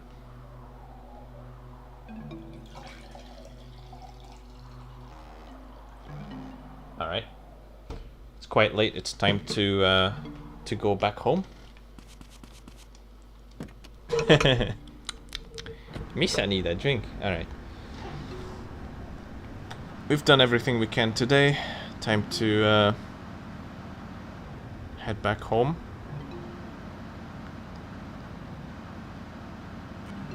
We've got a lot to do tomorrow. Tomorrow is Friday, one of the busiest days, I suppose. I mean, actually no. I think Thursday is probably the busiest day. So thankfully we're done with that. Our investigation is going swimmingly. I'm sure nothing will go wrong. Except the fact that we're actually gonna get bad ending. But that's what we're going for, so it's fine. Good ending comes after this one. Alright, what is the time? I'm gonna do 5 hours.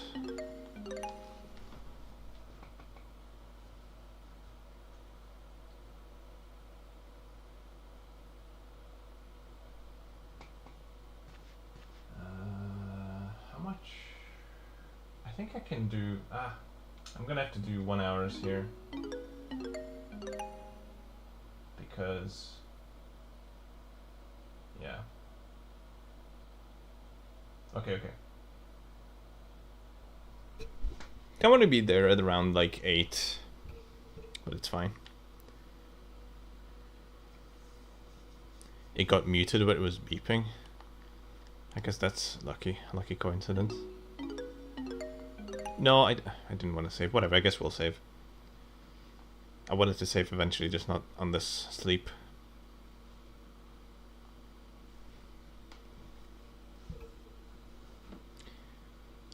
But yeah, for anyone just joining in, we've already done worst ending. Now I'm doing bad ending, and then after that I will do a full good ending with also showing most of the things that happen, going through some cutscenes and such. Though I'll probably only be doing that tomorrow. I'm not feeling too good right now. So just gonna finish this ending and then that'll be it for today.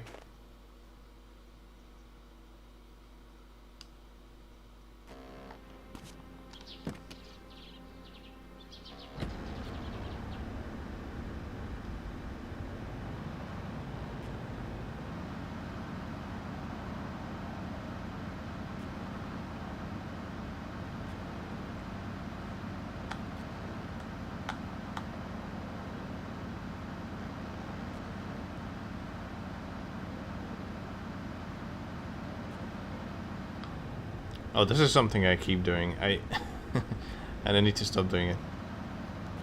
I don't know. I just muscle memory turn left there towards the school, but we're actually going to the police station. I might be a bit early here, I think, but it's fine.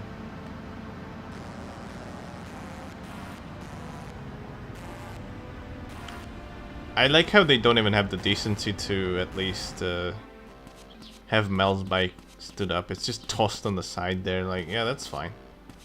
Who cares?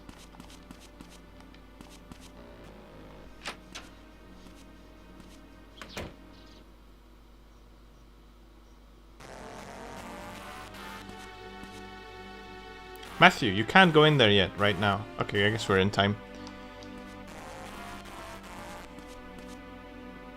Are they still, are they busy questioning Dennis? Oh, you know about it?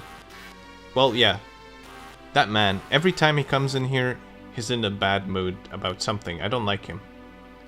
Well, Dennis is always angry like that. That's just how he is. Oh, really? I wonder if he's getting enough vegetables. Jeez, you need to give me a break. I'm a busy man. Don't talk to me like that. You just think I own too much land, right? Just keep it under control. We don't want something like this to happen again. I will. I don't have time to deal with crap like this either.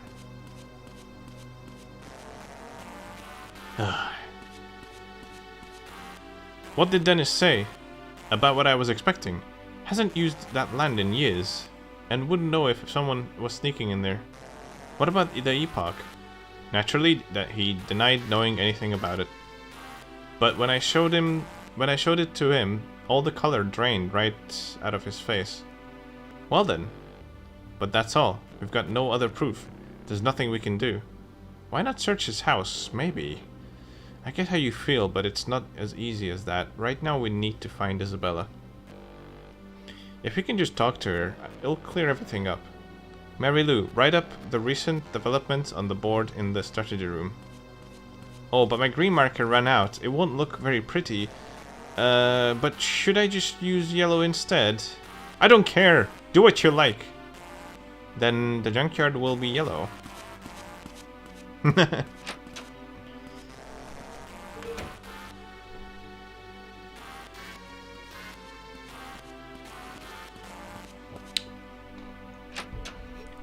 There's just this cutscene of her going in there doing all this stuff. I don't know why, but yeah. We have to sit through it.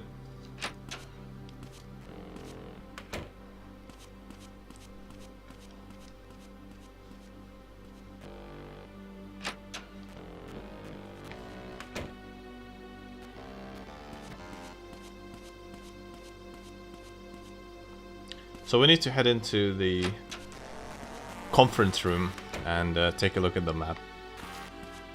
See what we can find. Oops.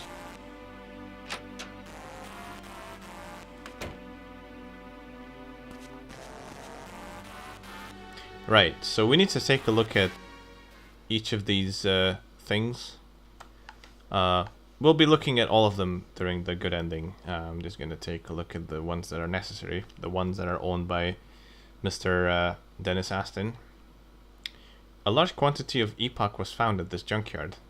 According to the owner of the land, Dennis Aston, he hasn't made use of it in some years.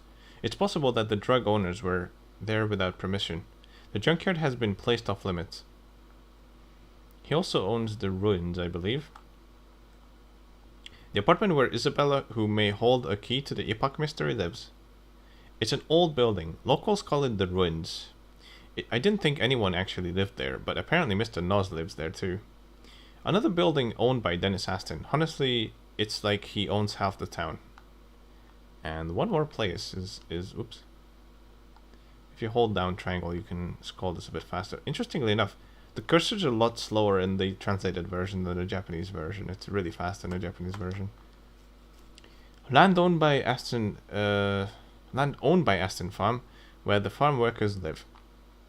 The buildings are quite old, and recently the workers have been lobbying for renovations. It seems Dennis won't budge on the issue, though. An empty building was used as a hideout by Mel after robbing the diner.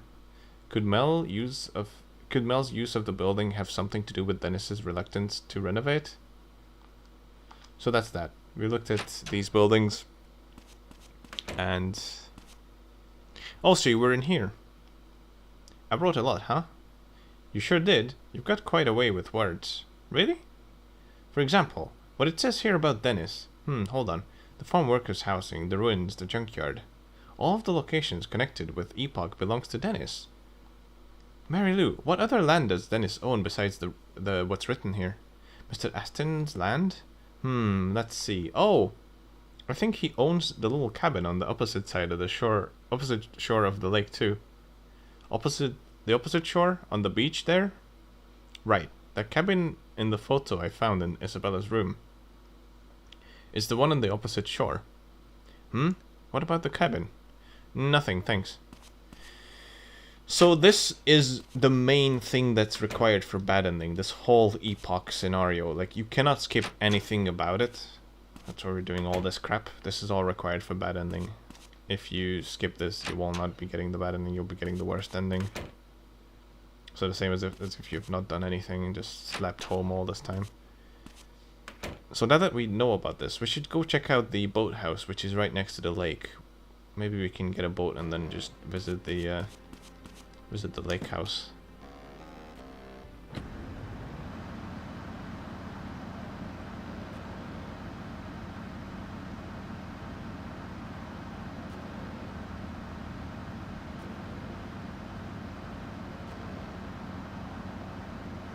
It's going to be so weird playing the PS1 again for this game when I get to the good ending. It's going to be super slow.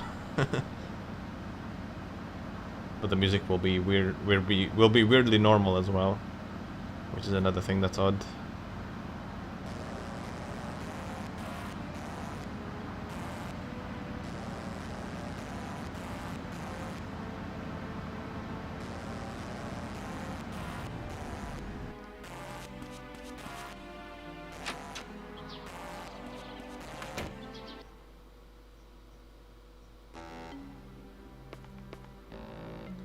So we could go outside and then we can also try to talk to this guy. We can try to beg him to get us a boat, but there's a better way to do it. We're gonna go do that. So we can just basically show him the ring.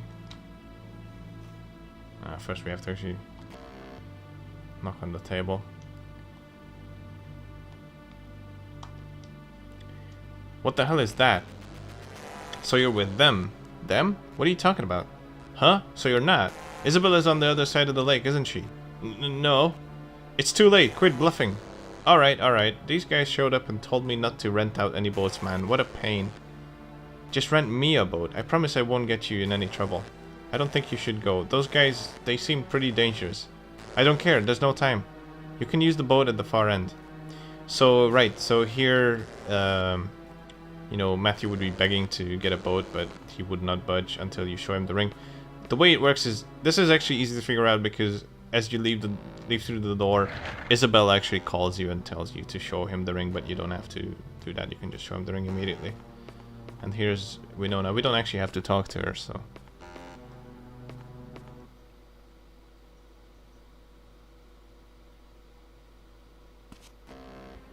Now, this is the segment that I think was that inspired Silent Hill 2's boat segment when you're heading towards the lake, the Lakeview Motel or Hotel or whatever, Lakeview Hotel.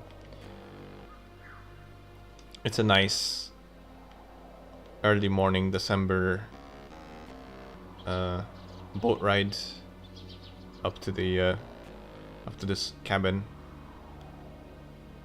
And the controls are super weird here. L1 turns you right and R1 turns you left. Nothing else does anything, and your X is just going forward.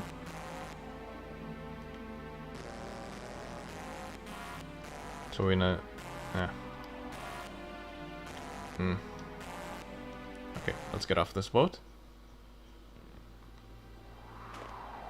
Alright, we found the cabin. And we're going to have to actually use this bit here.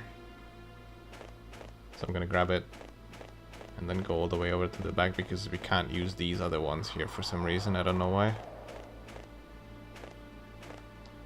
Put it down there. Get up on top of that. And looky look. It's Isabella. What? You're not gonna eat at all? Don't blame me if you starve to death. Just how long are you going to keep me locked up here?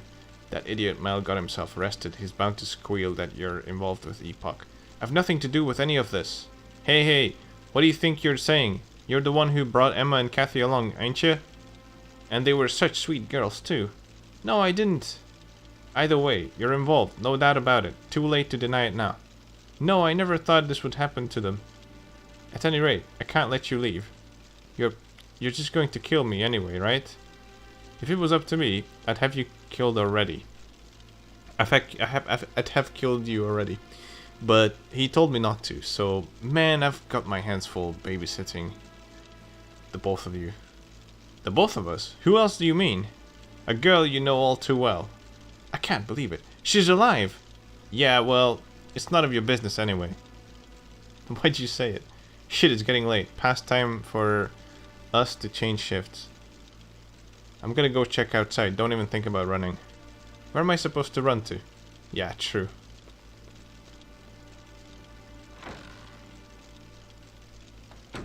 So while the dude leaves, we're quickly letting Isabella know that we're here. Matthew? Are you alright? I'm coming in. Don't! He'll come back. He went to the shore.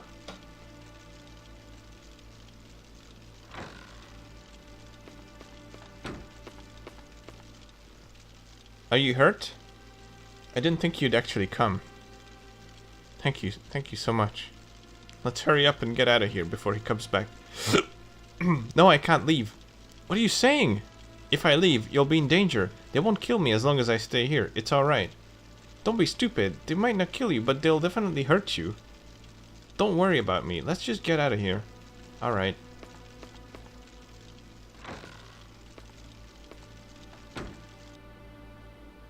Uh-oh. Hey! Shit. Isabella. Too bad just when your savior of... Isabella. Too bad, just when your savior's arrived. Wait! He's got nothing to do with this. Leave him alone. I'm afraid that's not how it works. I'm a perfectionist, you know. Please, don't. Huh? You wanna fight? Matthew, stop it. I've been so bored, cooped up in this cabin. It's your lucky day, kid. I'll go one round with you.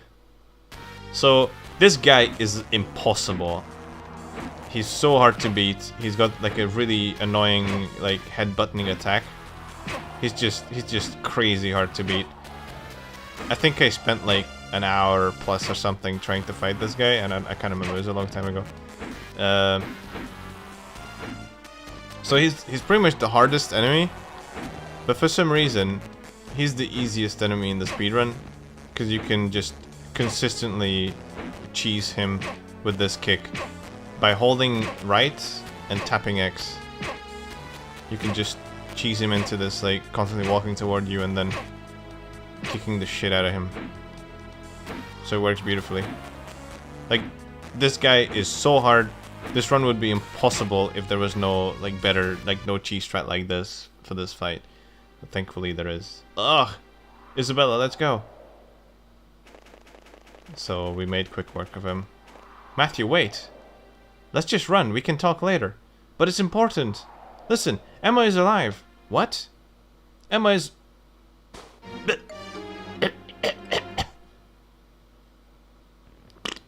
Isabella! Gasp, gasp. I told you I'm a perfectionist. Ugh. Isabella, are you alright? Matthew, pant, pant. I got her involved. Matthew, I got Emma. It's alright, don't talk. Shit, I need to hurry. I'd love to see what happened next, like how he got her back. But we don't get to see that. So Emma is alive. You can hear the siren being reused in the music again. It's fantastic.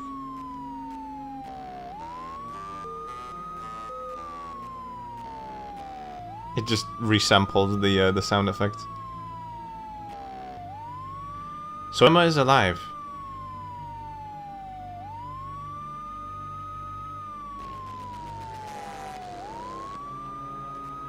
We need to get to Dennis. He's got Emma too, I know it. Calm down. Hudson's on the way to Dennis now. Huh? Dead line. Excuse me. Yes? What happened to the guy in the cabin? There was no one in the cabin. Seems your guy ran away. Wait, what? I see. Give his description to the deputy. Alright. What's happened? Dennis is dead. Dead? Shit, what the hell is happening to this town? What do you mean he's dead? Did someone kill him? He shot himself with his own gun. It was a suicide. Suicide? I have to get over to Aston Farm. We'll talk later. That's an unexpected turn of events. Let's go check out the Aston Farm then. See if we can find out anything about Dennis's supposed suicide. That was out of the blue. He didn't seem like the type of guy to do it, right?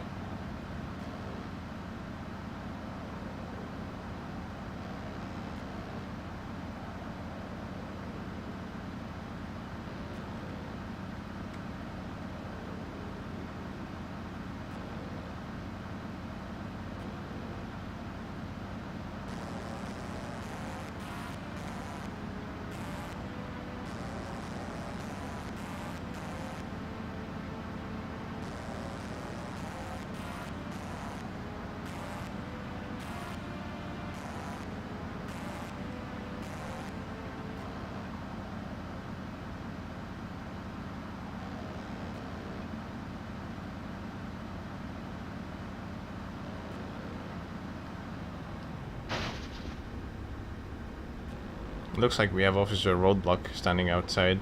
These guys are protesters, by the way, but we never triggered them, so they're gonna just stand here all the time. Like, Dennis is already dead, but these guys are still protesting out here. Because we never triggered that cutscene. Oh yeah, let me run into this guy. There we go. So this is Officer Roadblock. He triggers a cutscene here.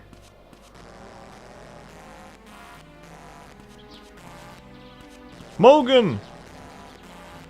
Check out the warehouse. I'll head over to Gruber Hospital. Yes, sir. Did Dennis really kill himself? Yeah, he was still holding the gun when we found him. And there was a suicide note. What did it say? He admitted to dealing Epoch. Must have gotten scared after we found the stash at the junkyard. What about Emma? It didn't say. We'll check everywhere in town Dennis was involved with for her. So Dennis was behind everything. Probably. If Isabella pulls through, she might be able to confirm. I'm going to the hospital. Can you come to the station later? There's a lot I want to discuss with you. Okay.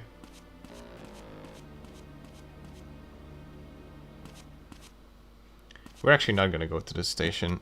Well, we will. We will be doing one thing. There's a certain thing you have to do in order to...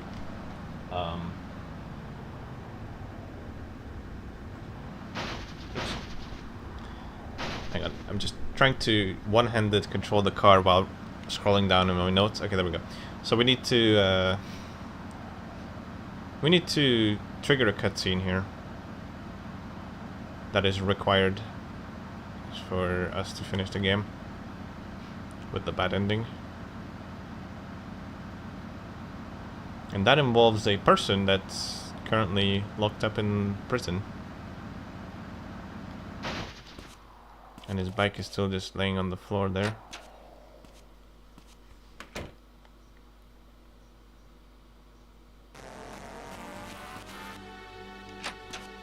So, Morgan did say that he wants to talk to us, but I mean, we don't really need to go into his office. We're just gonna go down and see what's up with Mel.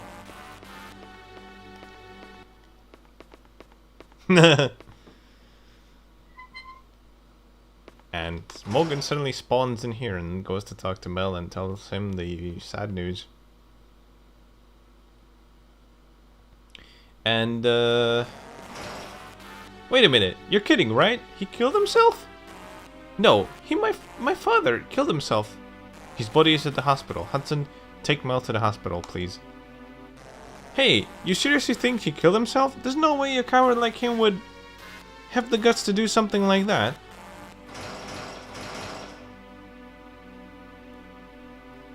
I understand how you feel, but there's been no mistake. Not him, I don't believe it. Mel, you need to go to the hospital. Hudson. And this is how police works in Mizzurna Falls. Someone supposedly kills himself. Someone's found dead with a gun in his hand, and then they find a suicide note. Has to be a suicide. You know, we don't look into like where the bullet entered and how the whole shooting happened. There's a note, it's a suicide. It didn't seem like they got along, but I guess it must be painful at all the same. That's family for you. Mel's going to have a hard time of it on his own from now on. Has he been released? I was actually going to release him earlier, but Dennis said to let him stew in there for a while longer. Still, I'm worried about him. I hope he doesn't do anything stupid. It's Mel we're talking about. Stupid is his middle name. Phew, to be honest with you, I'm really tired. What about Emma? Finding her isn't that simple. But she's alive, and being held prisoner somewhere, I'm sure of it. I know.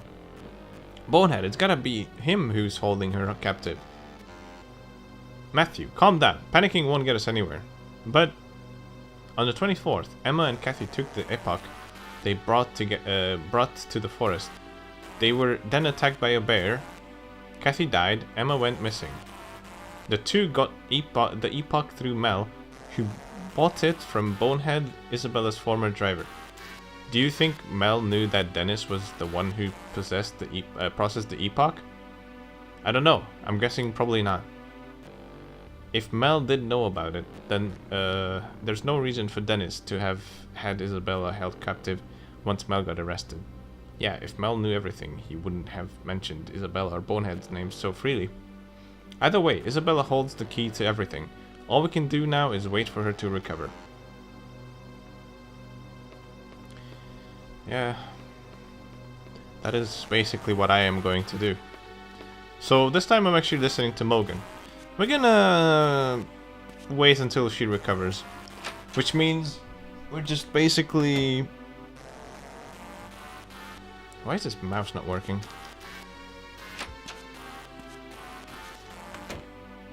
Okay.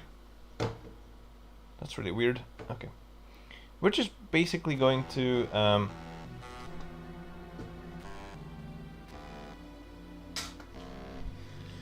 head home and sleep until Isabella gets better.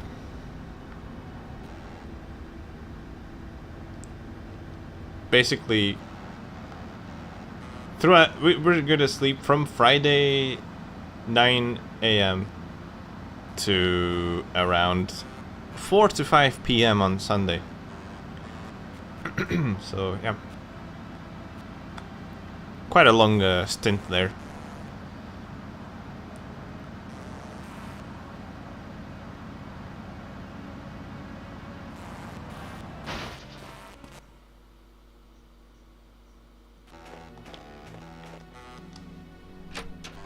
And then after that, the final sequence of the game begins.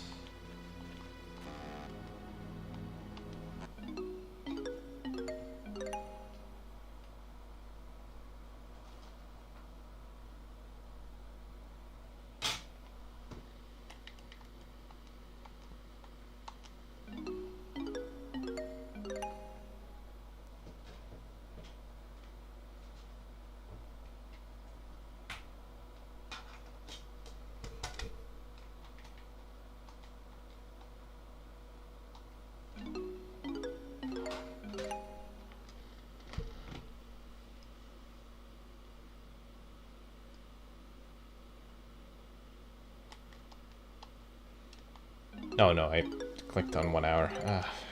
Whatever. That happens very often. It's the menu is like really unresponsive, so sometimes if you try to hurry up, you might end up sleeping the wrong amount of time. But yeah, whatever. That's fine.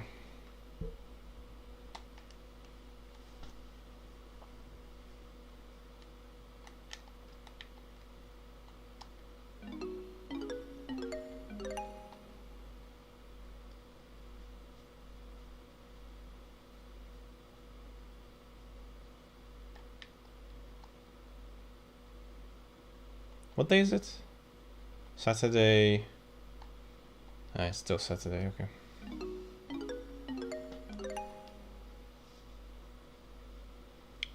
My plans for Saturday is sleeping all day. That's a good Saturday.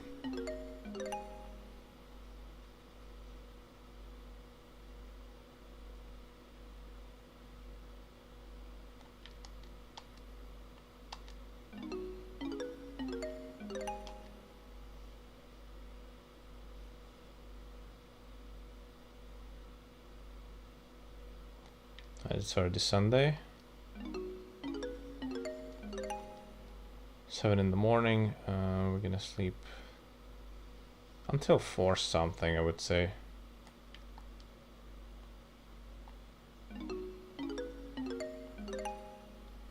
Basically, we need to be in the hospital at around 4 p.m. Sorry, 5 p.m. roughly. Okay. Yeah, I'm just gonna do 1 hour now because I accidentally did a 1 hour sleep. If I hadn't done it, I would be able to just sleep 1 more 5 hours and it would be like 4 something and it would be perfect. But that's in a perfect world that when I didn't accidentally press 1 hour.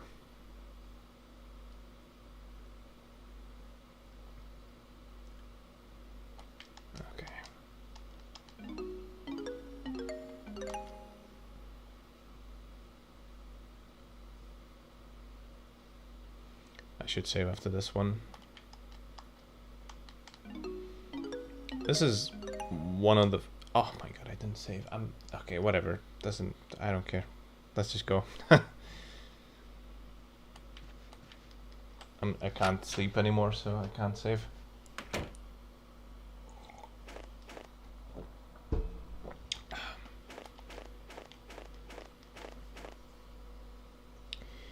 Right, so now we're gonna head to the hospital.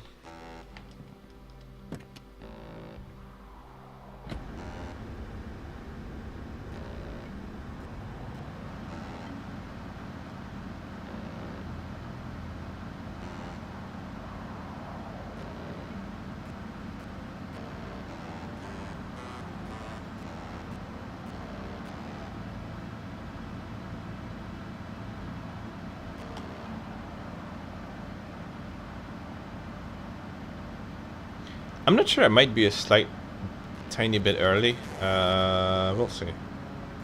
I'm not sure. I think, no, actually, I think we're on time. I can't remember what time does Winona actually arrive at the hospital. But basically what happens here is, there's a cutscene that will happen that moves the story forward. So we're going to Isabella's room. Ah, there we go. Okay, good. And Officer Roadblock is still in place. Looks like we don't have the glitch. Matthew, how's Isabella's condition?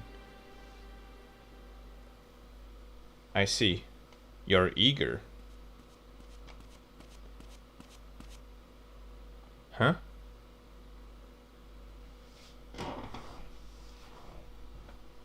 Is she still unconscious?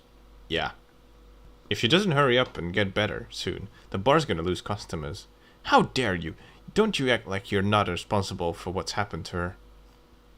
I know, it was just a joke. Guess I'll come back later. If there's an orb glitch, Officer Roadblock on the right will just walk off and you can just, you know, the door is clear. But I don't think you can go in, probably. Isn't that the bar owner? Yeah. He just watched Dennis manipulate Isabella without doing a thing. When I went to the bar with Emma that one time, I told you some guy was hitting on her, right? Yeah? Well, that guy saved her. What? Wolf did? Well, I guess it's his bar. He probably had to step in. But he was sort of weird about it, overly concerned with Emma's health. Like she was a precious thing he didn't want damaged. Okay, that's fucking weird. Let's just go after Wolf and see where he's going.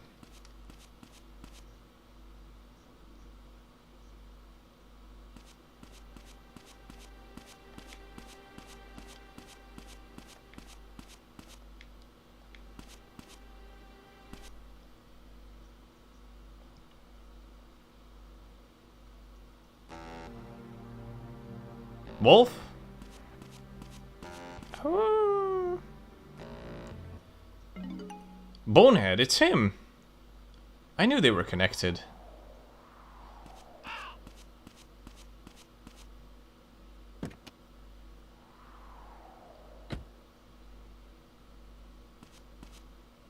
I bet they're going to Wolves.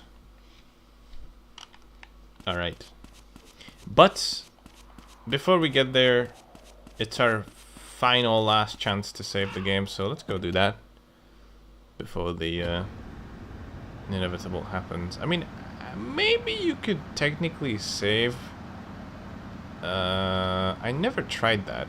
Maybe you could, I guess, save like after going to Bar Wolves, but you already have someone with you, so it's not optimal. I don't even know if they let you do that at all. I mean, I guess I could try it. See if it works. Anyways, I'm gonna go save. Well, we don't have a lot of time though, that's the thing, but it should be enough time. Because I am actually going to save 5 hours here. Which is what I do in the speedrun, because it's more optimal to do 5 instead of, you know, just enough to have the bar open, because, you know, it takes longer to save 3 times than save 1 times 5. So it's a bit, you know, we have less time to do it, but we still have enough time to do it. So it's all good. But I don't know if you can save after the bar. I've never tried that. Oh no, the game ate my inputs. I pressed R1 to turn right and nothing happened. So that happens often, unfortunately.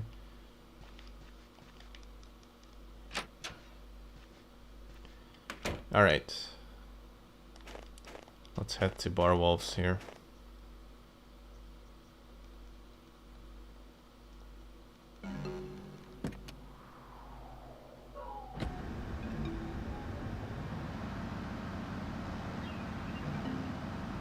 So, if you've played the game before, you will know that I've skipped a ton of things. So a lot of things are not required. A lot of things are required, but a lot of them are actually not. So, roughly half of the things have been skipped. Something interesting is Mel's bike is still just knocked over like that, but it looks like Mel is here. And this is why we needed to free Mel from the cells and have that cutscene happen with Mogan and Mel, because otherwise he wouldn't be here.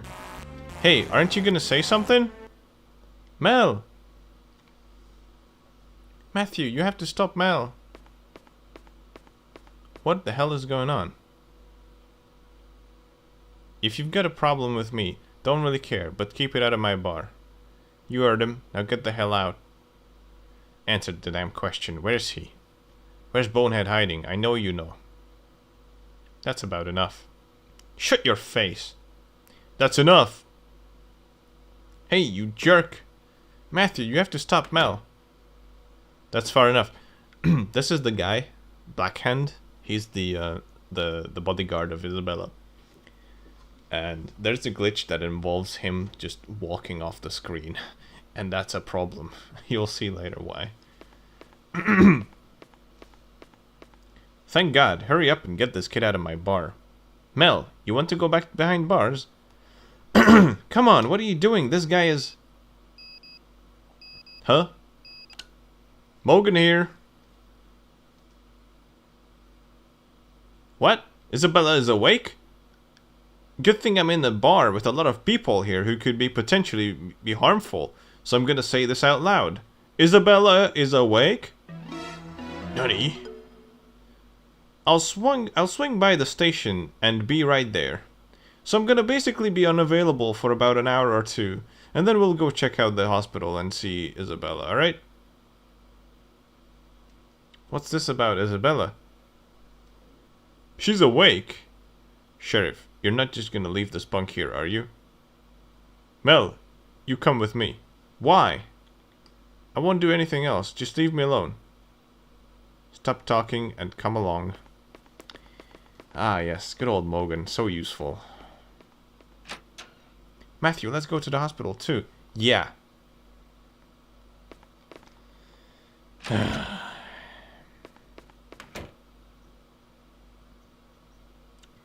So I'm not sure if the game lets you save here. I'm kind of tight on time. So I probably won't try it now. You can never know. I'm just gonna go to the hospital. We'll try it another time.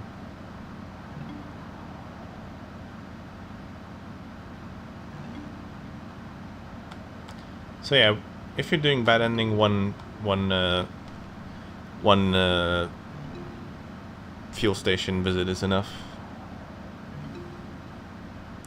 Don't need any more than that, so that's cool.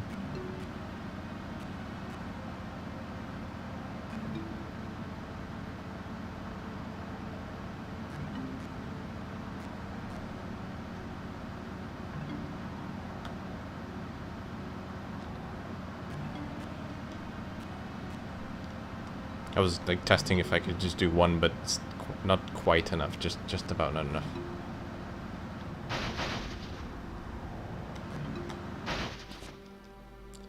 And now you'll witness the shortest scream ever. Nunny! He died. Why? Isabella! We have to tell Morgan. Yeah.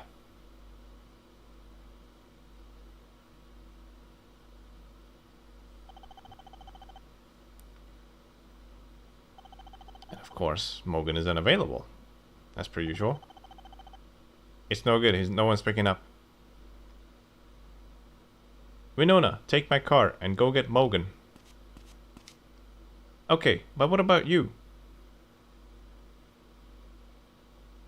I'm going to Isabella's room. No, it's too dangerous. I'll be alright. Just get Morgan quickly.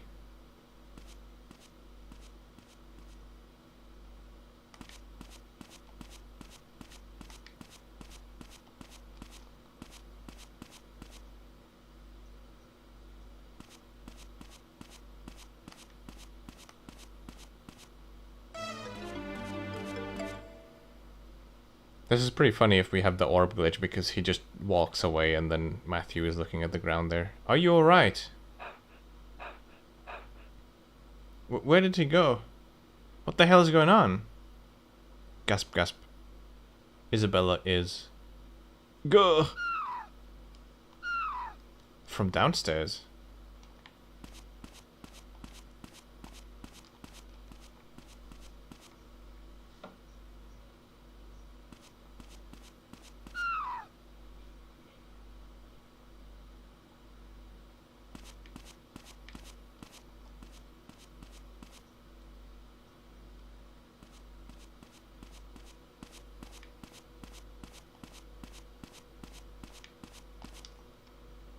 Oops. Isabella! Thank God. Are you alright?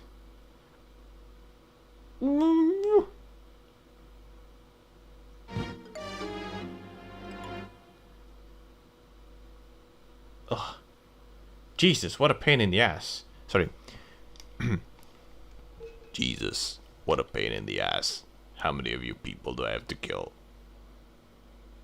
Bonehead, you're the one who... No, don't move. Nani? Sorry about this, kid, but you're about to be dead. I don't have time to make this. I don't have time to make this look like a suicide like with Dennis. Dennis? So you're the one who killed him? Enough talk. Oh. Ow. James! You son of a bitch. Oh, we got the James glitch. This is the James glitch. This actually loses quite a bit of time. He doesn't move in the cutscene. So he just stands there. He's supposed to walk over there. Shit. And point the gun at Bonehead, but he's not doing it, so this is losing some time. Wait! Matthew, don't follow him. We have to focus on Isabella. Isabella, are you alright? Gasp, gasp. Matthew. James, let's take her back to her room. Emma's going to be killed. Huh? Emma? Matthew, it was Wolf, controlling everything from the shadows. He's the one who's been holding Emma captive. Wolf? He's been hiding Emma this whole time? He takes women he likes and makes them his slaves. I was the same.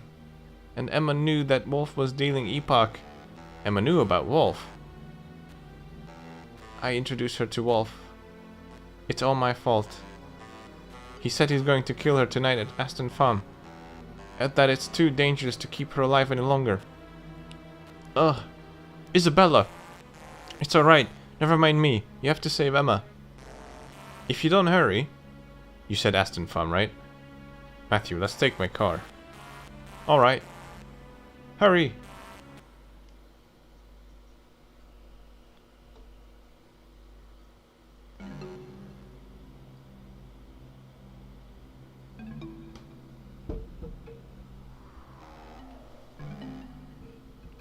So there will be some cutscenes here that are also going to be glitched because James can't move anymore.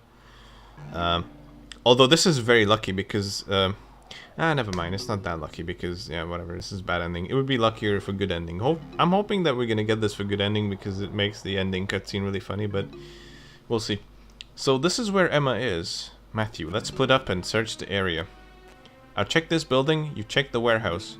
Got it. And take this. A gun?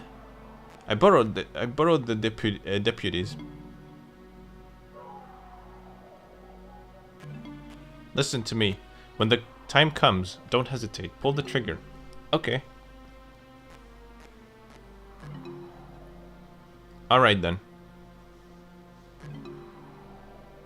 And he's supposed to be running right now, but yeah.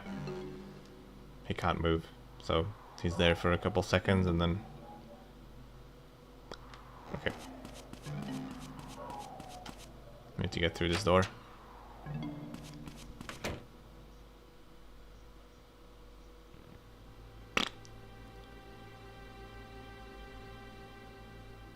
There's Wolf, Bonehead, and Emma!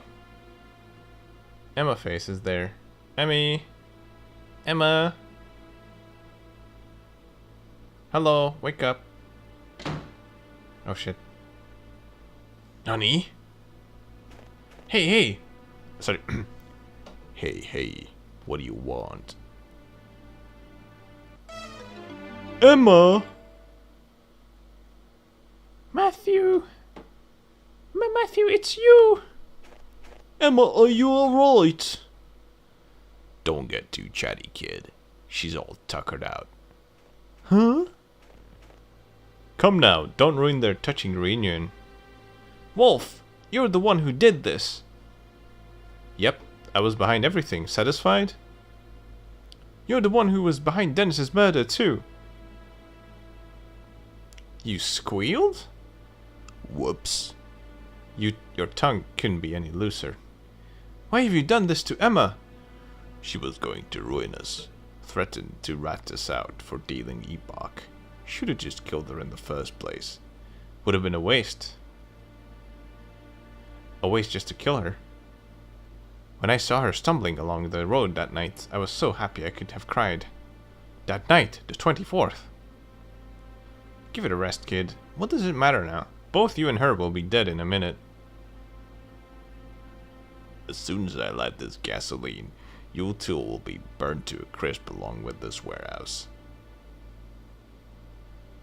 Stop! Oh shit! Matthew's got a real gun in his hand. Holy well, well. Hey, this kid's pointing a gun at me. Give ammo to me. Hey kid, look, this is what a real gun looks like. You want her? Matthew. Ammo. Drop the gun. Damn it.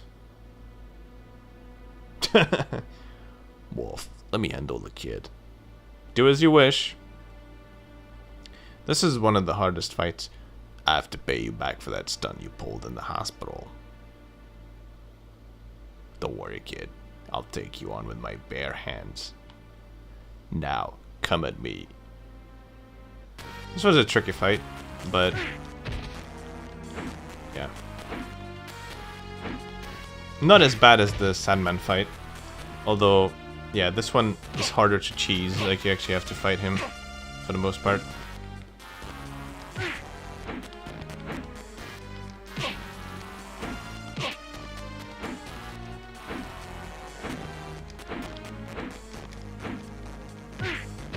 Yeah, probably gonna lose the first round. That's fine.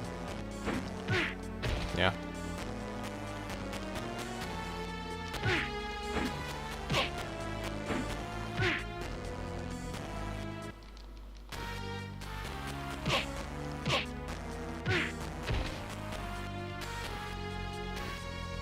You can sometimes cheese this guy as well, but it doesn't work the same way as with Sandman, unfortunately. Like, sometimes he runs into it, but yeah, like right now.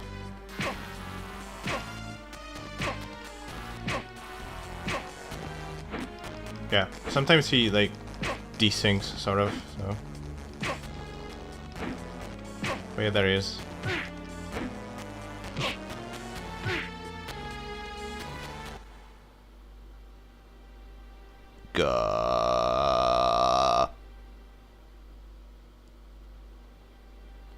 Hey, what the hell are you doing losing to a kid? Gah. You useless idiot. You couldn't kill Isabella and now this? You shut your face. What'd you say? Shut up. Just shut up. Say it one more time, I dare you. I said, shut the fuck up. If you just killed the girl in the first place, none of this would have happened. You screwed this whole thing up by every... you screwed this whole thing up every step of the way. I knew things were off when that jerk betrayed us. I was the only... Shut up! Jesus, this is taking up too much time. Killing her should be easy. Bastard! Heh, serves you right. You're dead. Eat shit. Die! Whoa! Nunny. Morgan! Shit! Bastard! All this because you couldn't shut your mouth. Emma! This way!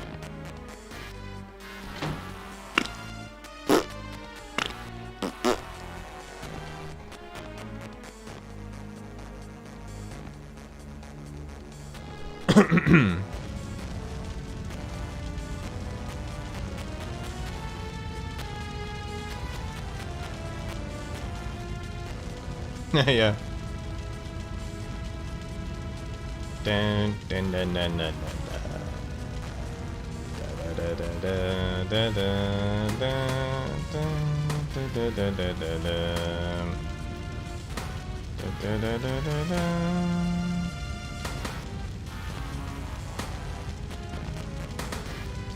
Oh yeah, this is the first time we're actually doing the shooting minigame, I guess. Because we haven't done anything else other than this. So this is how you fight people. QT... Before Shenmue, people say Shenmue was the first game to introduce QTs. It was actually this game. And yeah, you're shooting with the QT buttons.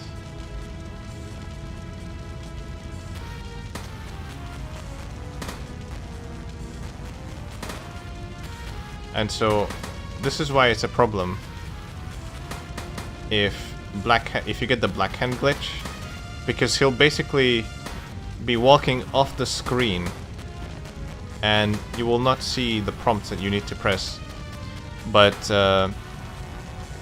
it's not too bad, honestly. Like, I have it written down in case I need it, and then I just look at my notes, and then there are the black hand QT buttons. There he is. But I've had it happen once where he didn't completely walk off the screen, he was just a bit further away. I could still kind of see the buttons. I got a funny story with this guy though.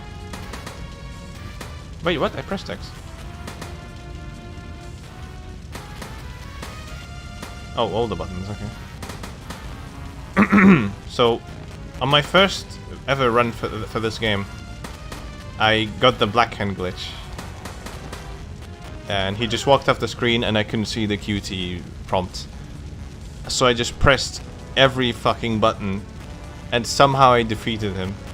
And I could actually beat the game. That run was insanely epic because of that.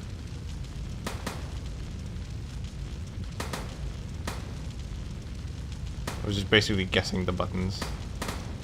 I couldn't see them.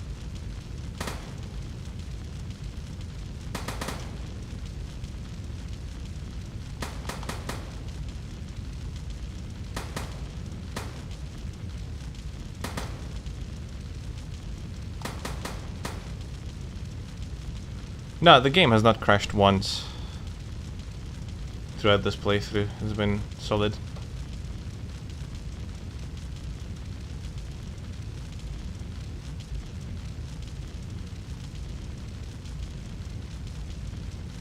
I thought it crashed once, but it was just loading for a very long time for some reason. And it was fine after that.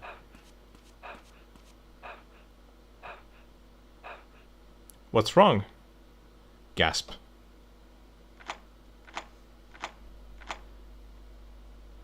Shit. Out of bullets? Back. What? Stay back. The epoch, it's wearing off. Quickly.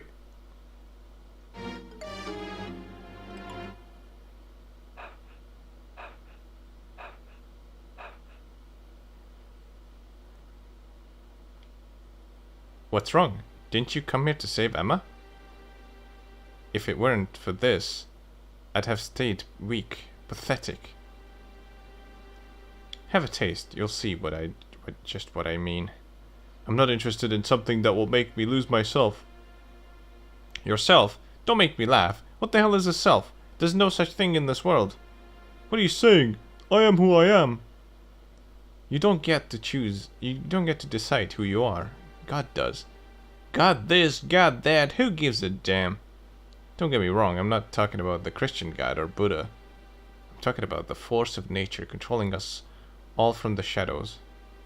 I'm not controlled by anybody. I act of my own free will. Pitiful. He throws a stone and thinks he can take the credit for making it fly. Like a drop of rain falling in the ocean.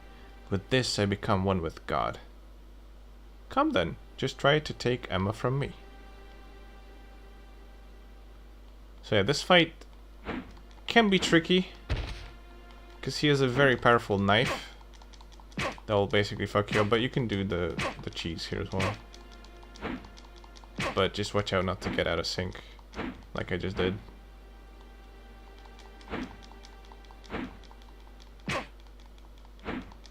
It's really hard to time this, right? Because if you don't press it quick enough, you'll walk backwards. If you press it too quickly, you'll, like, desync with him walking towards you.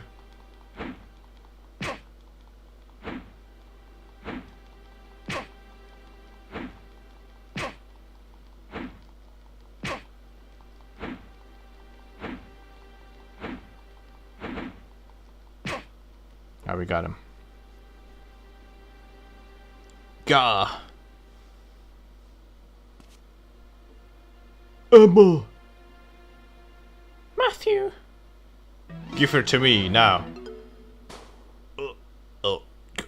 Nutty. You bastard. My body. Emma! It's too late for her. She's already addicted to the wonders of God. You drugged her. Matthew, it hurts.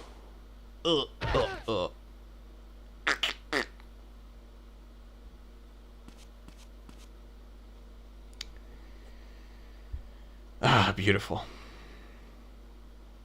We finally found Emma. It was about time.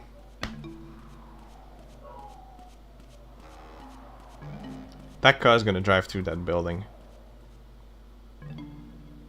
Yes. There's also some kind of glitch going on here because someone's not going to someone, so we're just looking at that screen for a while. It just, because the game's been running for too long, it starts, like, the NPCs start just, like, stopping and not working anymore. The fire is almost completely out. Wolf and Bonehead's bodies are being transported to Gruber Hospital. Got it. Hudson, you head to the hospital too. I'm concerned about Emma.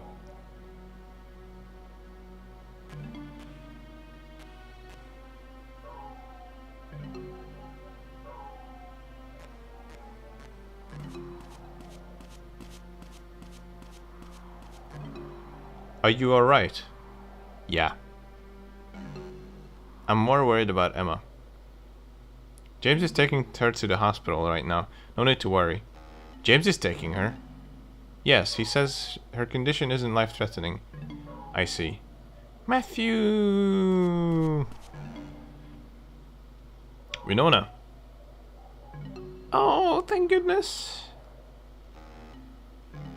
Can't believe you got out of that without a scratch on you. I thought that was done for at the end there. If you hadn't shot Wolf, I'm not sure we would have made it. Shoot him? I didn't shoot anyone. I don't even have a gun. Remember, I couldn't even protect you during that robbery in the diner. Huh? Did Hudson or somebody? None of us shot anyone. We don't have guns. It's a small town. We don't need guns here. Nothing ever happens here. But at the end, Wolf was definitely shot, and then he said, "You bastard." What if he's got another accomplice? Really? I'm worried about Emma. We have to get to the hospital. Ouch. Matthew, what's wrong? Don't stress yourself. I sent Hudson to the hospital. Sheriff!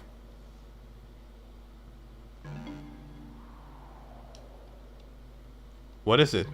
Oh yeah, okay. That's it. It's the... I think it's the nurse guy glitch. NGG. Because the nurse guy or whatever was supposed to walk over to us, or doctor or whatever, and then tell us this thing. We just got a call from Hudson at the hospital. The ambulance never arrived. Or maybe like one of the officers. Or maybe it's like... I don't know. Maybe it's one of the officers. I don't know for sure who this is. Just got a call from Hudson at the hospital. The ambulance never arrived. What? Emma and James must be in trouble. Alright, I'm heading to the hospital. Hey, Digital Dog, thank you for the raid. How's it going?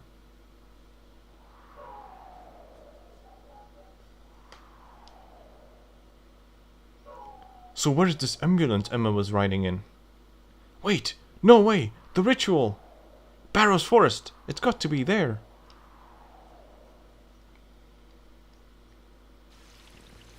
James? Gah. Matthew, is that you? James, get it together, what on earth happened? It's Emma. Go quickly. But... Just go. Emma.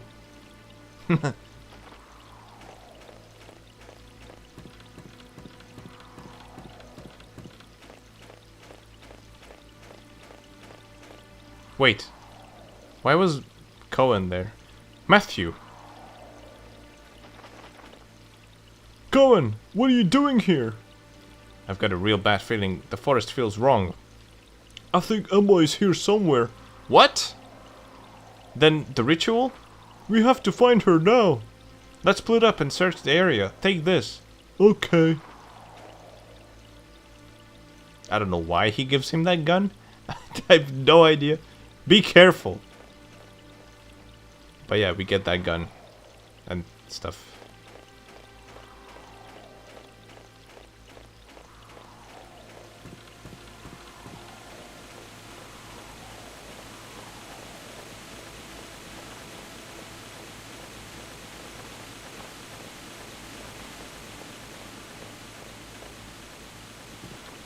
Oops. Uh oh, jank. I got stuck on some jank there. Alright, so we need to go to the ritual tree, which is somewhere around here. Oh, there it is. Emma! Emma! Emma, wake up! Phew, are you alright? She's fine now, isn't that nice? Huh? Oh no! We got shot. And we don't know who did it. It's just that they're glitched. Gah! Pant pant.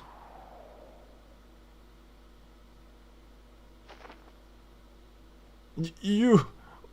Why? I see. Why does it say I see at the end? Where am I? Oh, I got shot. It's no good. I can feel my strength leaving the... I never pictured myself dying. Ow, fuck, that was bright. What Emma was so afraid of. At this final moment, I really feel alive.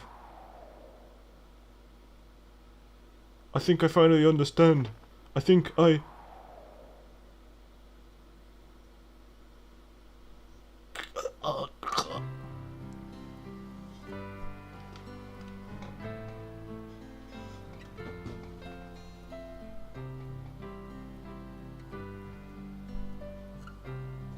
So after all of that effort we put into it, we get the bad ending. And that was a lot of effort to get the bad ending, because... yeah, you gotta do quite a few things, but we've skipped out on a lot of things that we're gonna look into when we're doing the good ending. So a lot of the story elements were skipped and we didn't talk to a lot of people. But we're gonna make up for that in the good ending playthrough.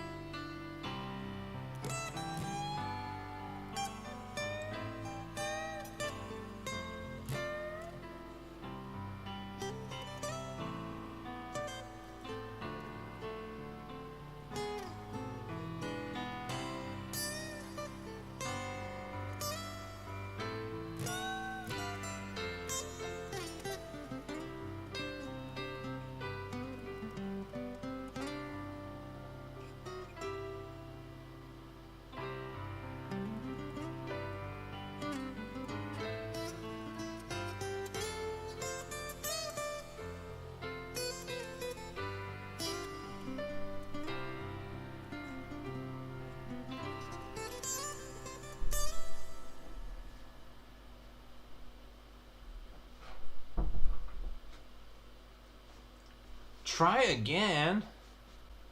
Oh, fuck. So, let's get started with the good ending. Now I'm playing on PlayStation 1. So, we're going to have the original experience, original frame rate, original everything across the board. Let's go.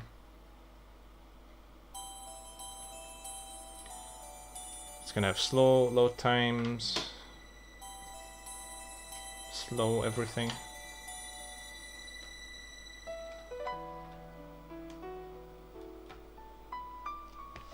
But pretty much the same game. Also, the music is not going to be as hilarious. It's gonna be the normal music, what's intended to be. So, yeah, no more Decker Diop music memes.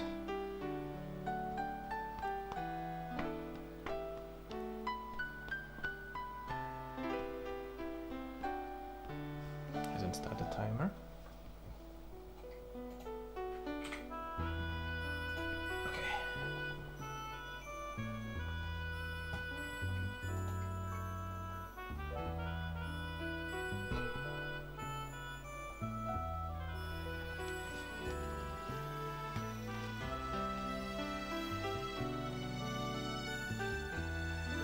Heinz Diner.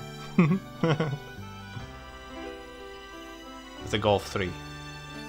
MK3 Golf.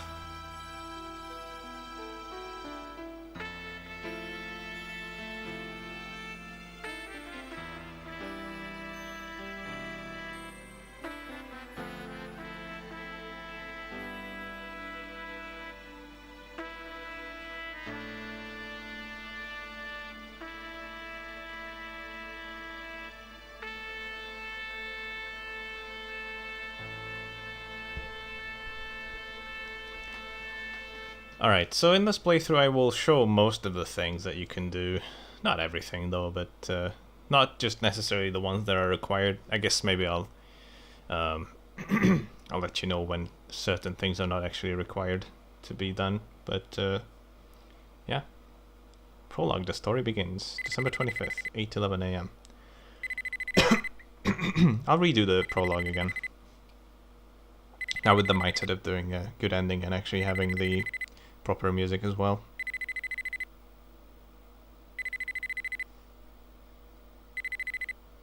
Hello? Matthew? Winona, is that you? Yes. Why are you calling me this early? I just got a phone call from Sarah. I think something's happened to Emma. Winona, calm down. Emma's mom called me and asked if I knew where Emma was. What do you mean? I don't know, but she hasn't seen Emma since last night. Last night? Why, did something happen? No, it's nothing. Anyway, let's meet up and talk about it. Emma's been acting strange lately, don't you think? I'm so worried about her. It's okay, don't worry. Okay, well, I'm coming over now. Sarah's voice was shaking like crazy. I wonder if something bad had happened to Emma.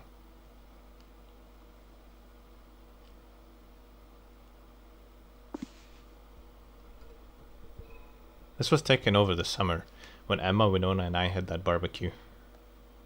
If Emma was a typical girl, Winona wouldn't be this worried about her. Emma doesn't have many friends, and sometimes I just don't know what she's thinking. Just like that last night. Last night Emma really did seem different. When I tried talking to her, she was a million miles away. But still, she looked so beautiful. She looked more beautiful than ever last night. Fucking weirdo. I wonder if something's happened to her. Alright. So here we go.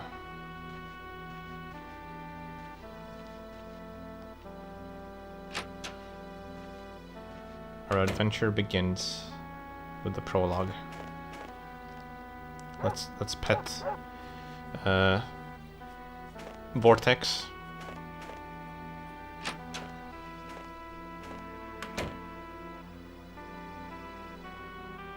Matthew, come into the store for a moment.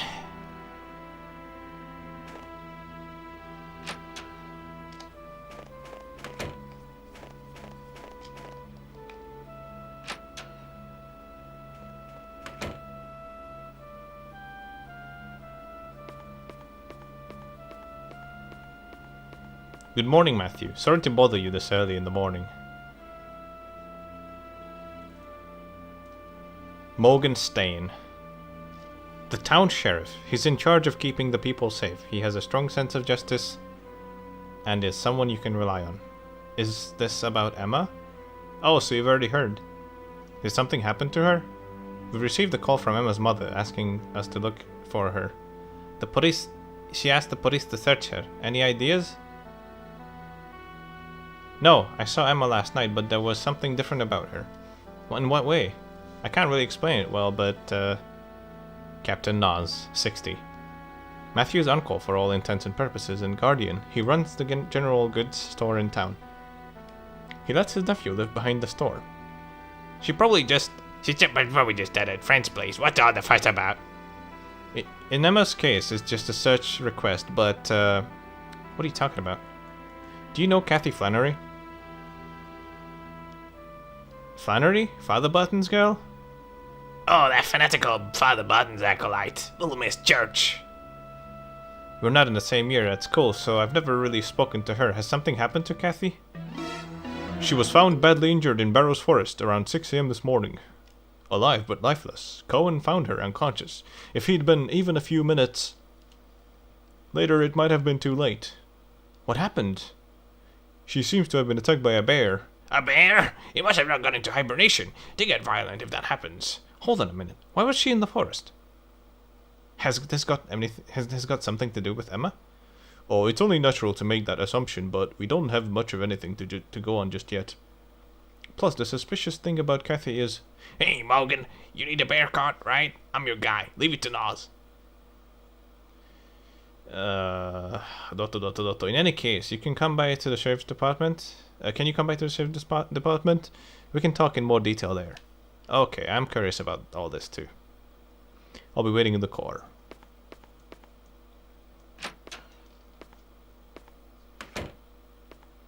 Uncle, when Winona gets here, can you tell her I've gone to the sheriff's department? Sure. What a mess this all is. I should give that voice to Matthew. Some of the things he says are pretty stupid, so...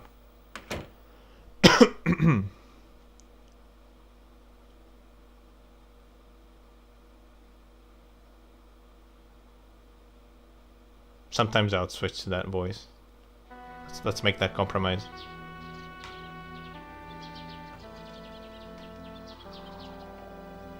Yeah. Understood. I'm heading for the hospital now. Tell Father Button to come too. Matthew, change of plan. Kathy's regained consciousness. I'm going to Gruber Hospital. You want to come with me? Okay.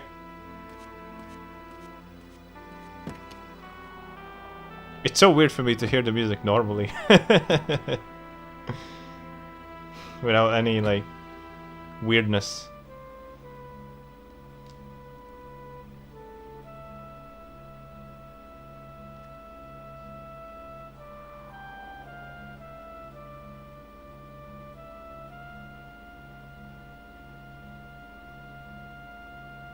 Just look at this game. It's such a lovely game, and it's so ambitious. I love it. And yeah, this is the frame rate you can expect to get if you're playing on a PS1. So the PS2 gameplay was best case scenario. It was fairly sped up compared to playing on PS1, but it's still fine. I mean, my first playthroughs were on PS1, so, and it was completely fine by me. It's only if you get used to PS2 it might be hard to go back to this.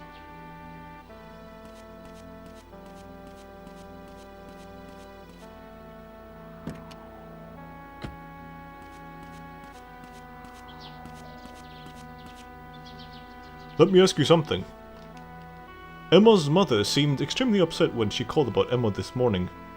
But she couldn't have heard about Kathy yet. It's on a strictly need-to-know basis. I see.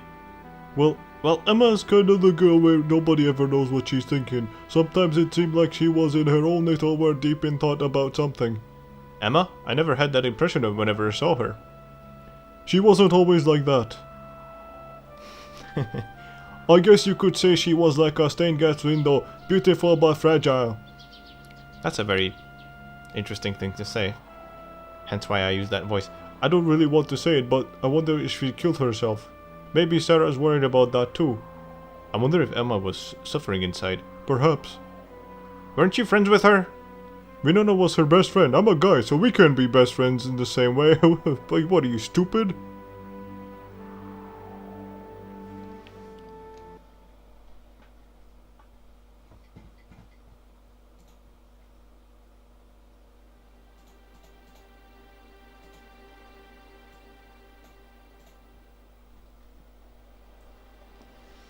I'd like to see the head doctor. Where is he, please? The head doctor. Okay, one moment, please. Morgan, I've been waiting for you. Did you buy me any cigarettes? No, Barbara, I didn't bring your wretched cigarette. Barbara Holden, 66. She loves to smoke. She often says strange things, so others view her as eccentric. Well, that's not very friendly. Life in this hospital is dull enough without even being able to enjoy my cigarettes. What about that young man there? Does he have any? Afraid not. I'm a minor. Oh, really? What a shame. I had something interesting to say as well. You're not from around here, are you? Yes, he is. We're heading to Kathy's room, so save your stories for later. Oh, Kathy. Poor Kathy. Oh, dear me. Such a sad thing to happen. Excuse me. Excuse me. The head doctor is in Kathy's room, so please go straight there. Perfect. Let's go, Matthew. Kathy is in room 201. Morgan, next time you come, buy me some cigarettes, will you?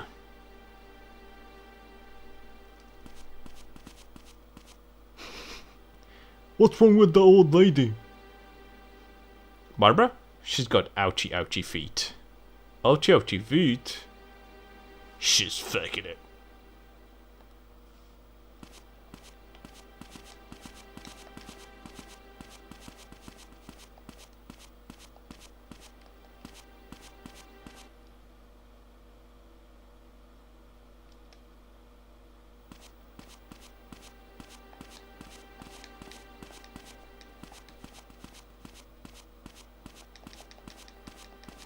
You can actually do this if you just keep tapping it. run in a square. Hey, there's the entrance of the hospital. I've never seen it through the wall here.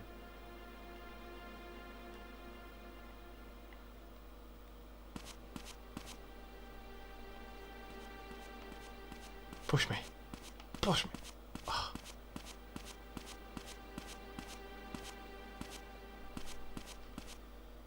Matthew, now that I think about it, I can't really let you inside. Could you wait here? I understand.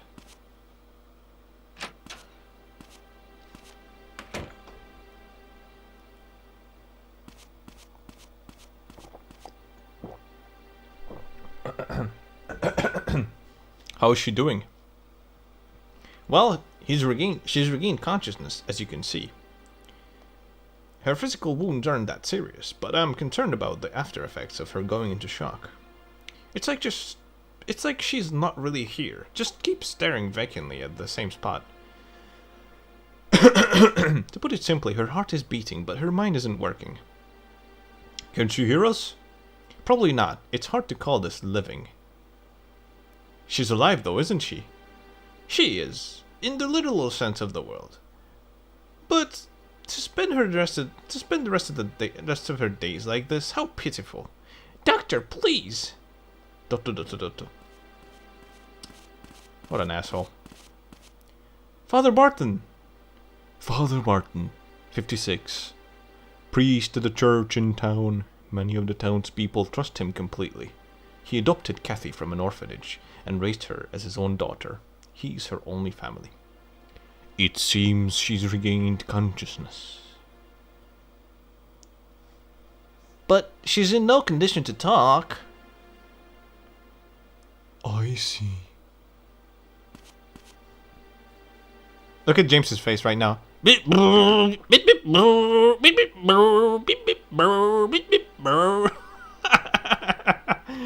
gotta make that into an emote. I love how he's like flipping. He's like flapping his nose. You see that? It's like.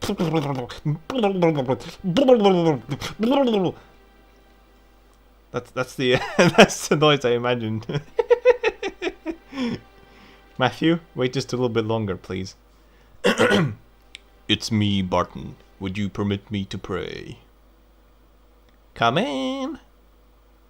That face.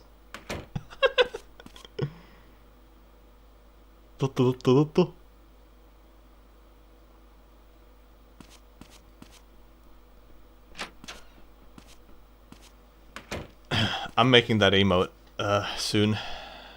Maybe tomorrow. She's regained consciousness. You can pray, but she won't hear you. We do not pray to be heard. Doctor, Kathy is... What? Doctor, this is bad. You, the sedative. Right away. Ah! No, don't. Dotto, Dotto, Dotto. Iru. Doctor. What the hell?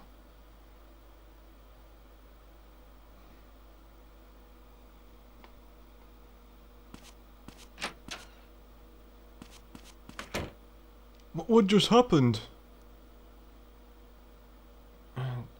She's dead. Huh? Didn't see that coming. Matthew, I'm going back to the department.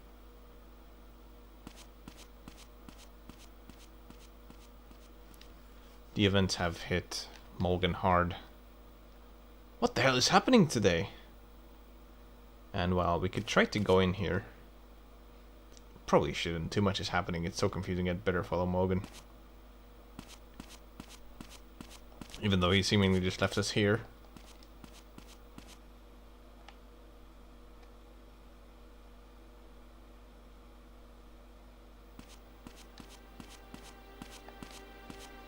But before we get to Morgan, hold on a moment. Who are you? I'm James, the psychiatric counselor. You're Matthew, aren't you? Yeah, I've heard about you. You research indigenous tribes, right? James Loloma. A psychiatrist at Gruber Hospital specializing in counseling. He's an expert on Western philosophy and logic and is knowledgeable enough about both to be a university lecturer. He is currently conducting historical research into the indigenous tribes of this region. That's just a hobby of mine. Hello, Albanian SpongeBob. How did you know my name? Just a guess. I heard all about you from Emma. From Emma? We've had a few counseling sessions. You have? I never heard anything about that. This case is going to be difficult. What makes you say that? We've actually seen that exact emote earlier, not long ago. That's where I got it from. This tutorial segment. Do you believe in the supernatural? Like what exactly? For example, let me think, like ghosts or psychic powers, that kind of thing. I wonder. Not really. Haven't come across anything like that in my life so far anyway. Alright, you know, Matthew's a down-to-earth type of guy. He's never seen anything like that. If he doesn't see it, then it doesn't exist. What about you? I think I have. So, what? There are two different worlds, the natural and supernatural? No, just one. It's just our lack of understanding that causes the distinction. What does this have to do with anything anyway? This case is humming with supernatural energy. About Emma, was there anything psychologically abnormal about her? Abnormal? That depends on how you define abnormal. She did talk about a strange dream she often had. Let's see, she was also having some philosophical doubts. Philosophical doubts? Am I truly alive? Am I truly alive? Wasn't she? Of course, but there's more to it than that. I think she was questioning the meaning of life, perhaps doubting her own existence. I don't get it. Well, it's not exactly abnormal thinking. After all, humans have always wondered about the meaning of life. I see. Anyway, that's how it is. So what about the strange dream she was having? Blue light, distorted space, celestial hymns, eternal sleep welcoming her from within. So heaven, everyone has dreams like that. It's not just that. In the dream, her body melted away, eaten by animals. Then she enters a world where she sees and hears nothing before waking up, unsure if she's still herself. Freaky.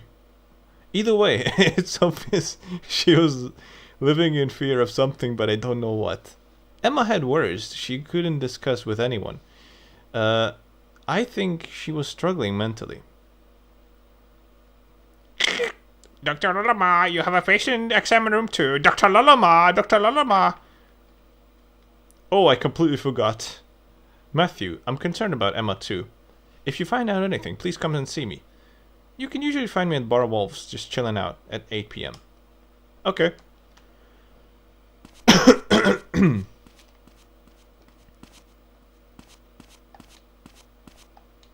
Let's try to avoid Barbara. Although this time we will have a lot more conversations with her than just this. What just happened here in the tutorial section, because for good ending, we have to talk a lot to Barbara. Gruber Hospital. Matthew. Oh, Winona, why are you here? Winona Ringwald, 18. Matthew's classmate and Emma's best friend. She was one of the few people that Emma could open herself up to. I went straight to the sheriff's department and heard you were here. Right, did you see Morgan? Yeah. And I heard about Kathy as well. Morgan's opened an official missing person investigation about Emma. I see. Do you think Emma and Kathy were together last night? I don't know. I think Emma must also be... But what happened to Emma? So many things are happening, it's too confusing. I'm sure that Emma is just fine. ... I bet there's a lot that we can do to help out. I'm going to the sheriff's department to see Morgan. You want to come with me? I think I'll go to Emma's house. I'm worried about Sarah. I see. I see is just like a classic, you know, if you're translating a Japanese game, you just have to put in I see everywhere. Thanks for the car, Matthew. Huh? Alright, you came in my car. Uncle No said I could borrow it. I'll drive you to Emma's house. No, it's okay. It's not far and I feel like walking. Oh, I see. If anything happens, call my cell phone. Okay, I don't know why he has a slight English accent all of a sudden. The last words Kathy said as she screamed, "Don't!" What's the connection between Emma and Kathy? Something happened to Emma, no doubt about it, and we don't even know if she's still alive. Alright. So here we go. Mizzurna Falls Sheriff's Department. We've actually just kind of left the building immediately, but this time we're gonna go talk to Morgan. This is not actually required for good ending, but we can do it anyways. It's just a bunch of extra shit you can do. We can go here and talk to Mary Lou. Excuse me. Oh, Matthew, did the sheriff call you in? Yeah. Mary Lou, 26. Sheriff Department receptionist. She fills the department with plants, her hobby, which annoys Morgan. Winona was here a little earlier. She worried about Emma. Is Morgan here? Mm-hmm. The chief's in the room on the right when you go through that door. Thanks. But you should really knock on the door before you enter. He's strict about that kind of thing.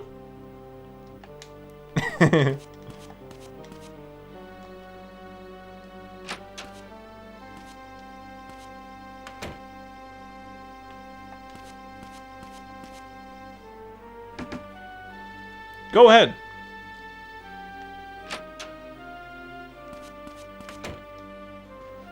Oh, it's you, Matthew. Sorry about before, stranding you at the hospital like that. It wasn't cool of me. It's fine, don't worry about it. About Emma, I've decided to officially open a missing persons report. Yeah, Winona told me. I'd like to ask you about last night, again. You saw Emma at the lakeside around 7 in the evening, correct? Yes, I tried to talk to her, but she was totally distant. She said she wanted to be alone, so I left pretty quickly. I haven't seen her since. I see. I'm sure my throat's gonna be knackered by the end, but... whatever. About Kathy, you said there was something suspicious about what happened to her, right? Mm-hmm. Does it have anything to do with Emma? Matthew, this is a job for the police. I know, but please let me help. I can't just sit down and do nothing. Even so.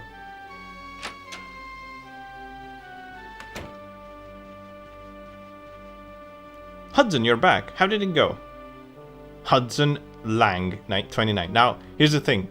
In the Japanese version, it's Hudson, Haddson, Rang with an R, Rang 29. So I'll call him Hudson Rang. Quiet and stoic. He's Morgan's right-hand man.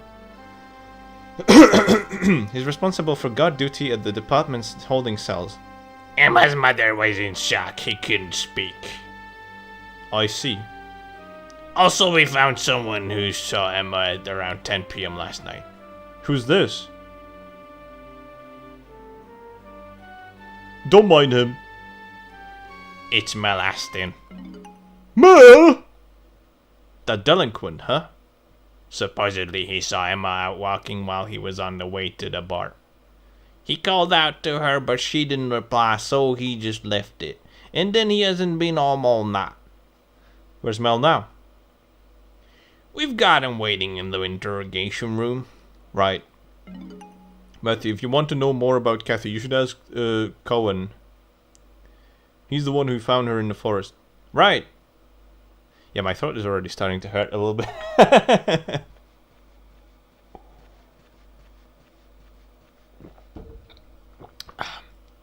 I understand you're concerned about Emma, but don't get too involved. If anything happens, call me immediately. But I have a bunch of tea, so hopefully that helps me through it. So there's not much really we can do here in the sheriff's office. There isn't really anything to look at. Although there's an interesting photo there, but kind of wish we could take a better look at it. But no, well.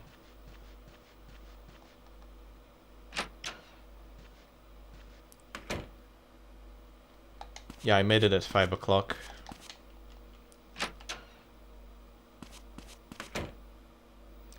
There are a couple things we could do here. We don't have to, but you can take a look at the yellow pages. Uncle Nas says it's America's best phone book. I should be able to find any address in here, hopefully. Oh, right. There's also another thing we can do. Wait, hang on. Actually, I think you can press the square button here. Yeah, my house is here too. Where's Cohen's house? Here it is. Deer Street. It's in the west part of town, near the forest entrance. You can take a look at the thing here. You know, this basically tells us how they found Kathy Flannery. And then Emma went missing. The police asked to search her. Venison, anytime she goes away. You mean that song from Frosted Winter? And then he says, Venison. You know that song on Game FM. So here we go. We should read this one. Everyone. Tragedy has struck our town this morning. Father Barton's daughter, Kathy, has passed away after being found in the forest, and my own daughter, Emma, is missing. In tandem with the official search for my daughter, I'm organizing a group to sweep the forest. Council members, please gather at the church at 1 p.m. today. Steve Rowland. So there you go. Our first information. We should definitely go check out the town meeting. That is actually required for good ending, and it's really easy to miss. So right away, right at the start, we can immediately just lock ourselves out of getting the good ending. This game is rough. And there's this little thing we can pick up. I guess I'll pick it up. Excuse me, there's a map on the floor. Oh my, still? I thought I picked them all up. It's for the tourists, right? You can have it if you want. We got loads of them. Thanks, I'll take it.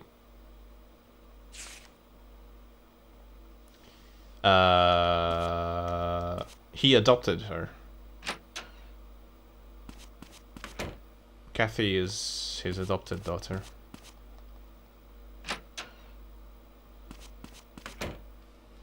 Oh yeah, we'll be going to the Corolado bar this evening. for sure.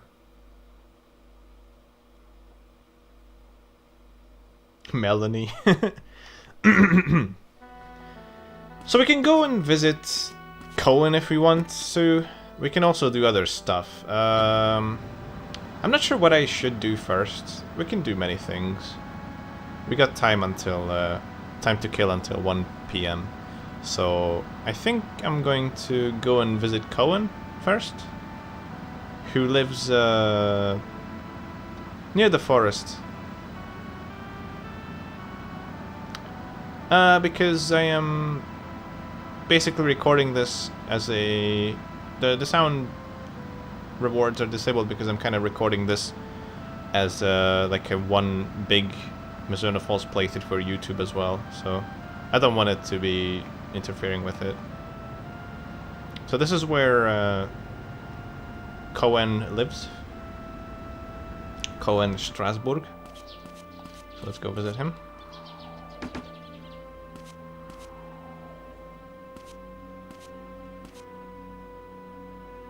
Hi Matthew, what's up? And no, I have not eaten venison to my knowledge. Cohen Strasbourg. The first person to discover Kathy at the scene. He lives alone in a lodge near Barrows Forest. Morgan trusts him and relies on him to oversee the forest. Have you come to ask me about what happened this morning? Yes, I thought you might know something about what's happened to Emma. Come in.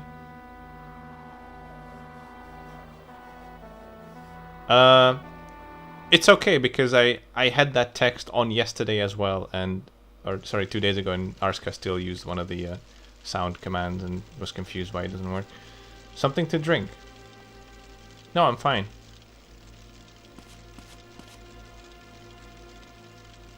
Before we talk about this morning, let me tell you about the forest last night. Time for some spooky stories. Hope you guys ready. You got your torch ready in a dark room. I went out there like every night, but this time things felt different. There was no wind at all. It was so silent it creeped me out. Then around 12 p.m., a strong wind started blowing out of nowhere, and strange clouds began to roll over the full moon. And that's unusual? I lived here for a while now, but the forest last night was extremely strange. I woke up in the morning and my heart was pounding like a jackhammer. Made my way out to the forest as fast as I could. Barboy's hurrying as fast as he can. Then you found Kathy collapsed. Mm-hmm. Was Emma with her? I found Kathy in front of the big tree. There were signs that someone had set a fire nearby. A fire? So Kathy wasn't alone? That's what I think. It's possible Kathy met someone in the forest, and the bear attacked her. If they were together last night, what were they doing in the forest? This is information maybe he should have told the police, but whatever. I'm sure they'll figure it out. Thank you. First we have to find out what Kathy died of. Then we can worry about what she was doing in the forest. Matthew? I think Emma is still alive as well. Yeah.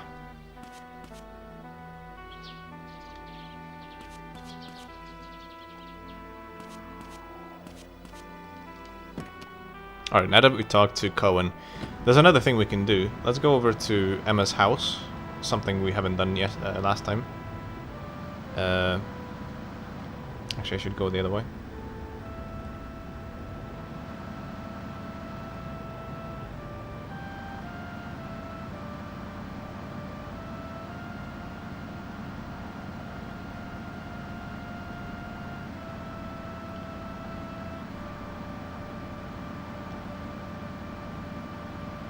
This is also not required. Nothing I'm doing right now is required.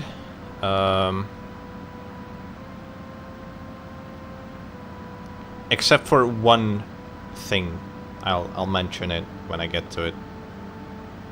So like, we don't have to go to Cohen, we don't have to go to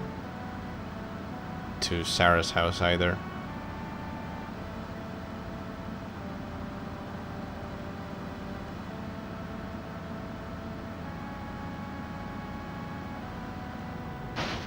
But we will do it anyways because I want to showcase it.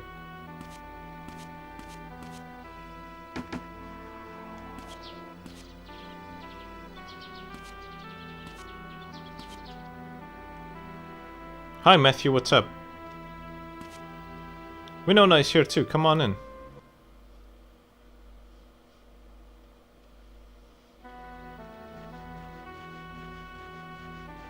Matthew! Steve Rowland, Emma's father and mayor of Mizzurna Falls. He deeply regrets not trying harder to understand his daughter. Sarah's been like that all day. I see. Why did it come to this? Why her? Sarah! Sarah Rowland. Emma's mother. She has been in a terrible state ever since Emma went missing. Cheer up, Sarah! All we can do is trust that Emma will come home safe. Emma, sob sniffle. Thank you, Matthew. We can't all just descend into despair. Wherever Emma is right now, she might be calling out for us to help her. I've decided to help Morgan with the investigation.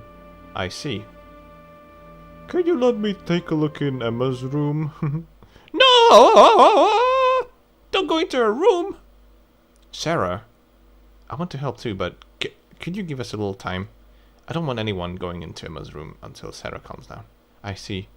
So this is why we didn't go here. And this is why you really don't need to come here. It's just really just introducing the mayor and his wife. So let's talk to Winona here, because Matthew, are you okay? Yeah, don't worry about me. What's wrong? Matthew, do you like Emma? Sure, I like her. I think she liked you too. Wink, wink. What's all this about? No, it's nothing.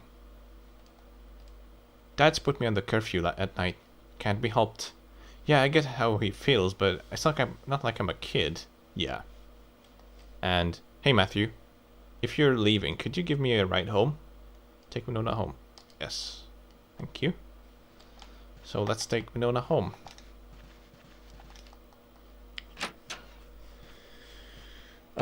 She is the daughter of the owner of the MFFS gas station.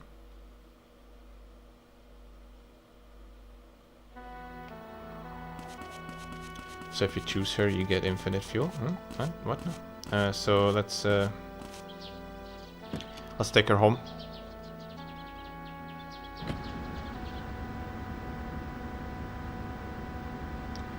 Da, na, na, na, na. Oops. So as you can see, the frame rate is massively lowered. This game is CPU bottlenecked, not GPU bottlenecked, so yeah, the Deckard IOP definitely makes things more fluid than this. This is what the game was originally running like on the PS1. So yeah. But it's perfectly fine, honestly. It doesn't feel like we're driving 80 kilometers per hour, to be honest, but it's fine.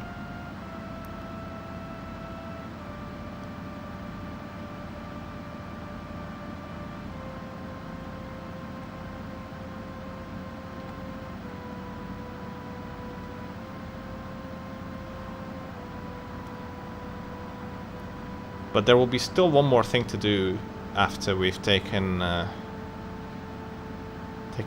Winona home.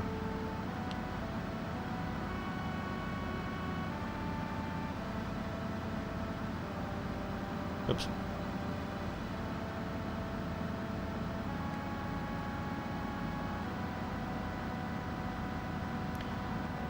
Also, be warned. Going to the church isn't as easy as you might think. If you look at the map, this is the quickest way to go, but there has been a rock fall or some kind of boulder or something, so the road's been closed.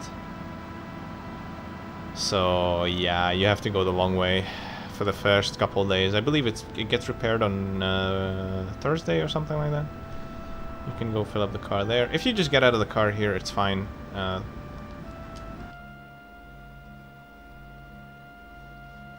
Thanks, Matthew. Are you okay? Yeah. She gives us an extra hint here. Yesterday I went to the high school library with Emma. Yesterday? Emma was reading this difficult-looking book. Do you remember what it was called? No, but it was on the top of the high bookshelf. I think it was a book on philosophy. I saw her fetch it down, so I remember it pretty well. A philosophy book.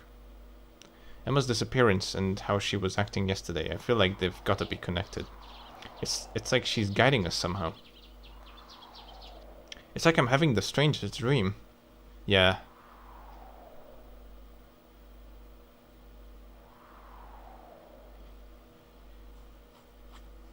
Hello, sir. Hi, Matthew. Nice mustache. Winona, come right on into the store when you're done. Okay, Dad. Goodbye, Mr. Fuel Station. Well, thanks again, Matthew. So now we can go check out the library and see if we can find this book. It is completely irrelevant and not necessary, but let's do it.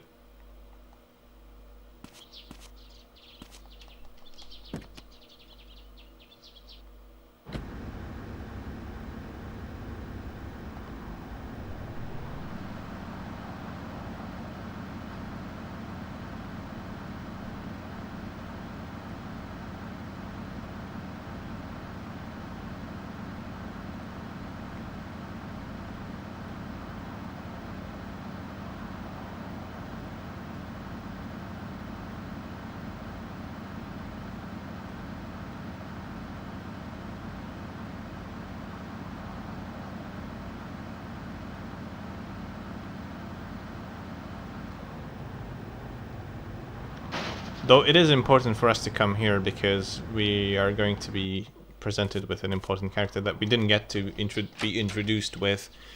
It's none other than Lids, L-I-D-D-S, Holden. Matthew, I'm surprised to see you in the library.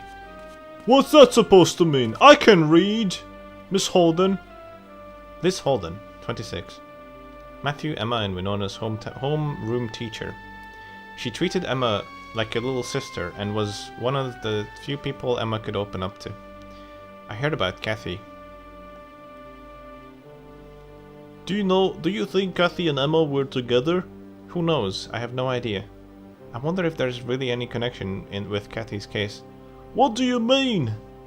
I'm not really sure, but I think Emma's been having some trouble lately. That's probably why she disappeared. What kind of trouble? Well, I don't really understand it myself. It's so abstract. I'm sorry, I can't really explain. I'm going back to the staff room.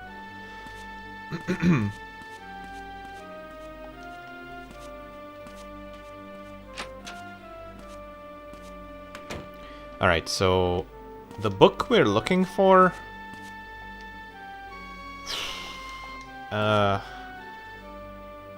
I think we can ask the person, actually. Let's go ask the person.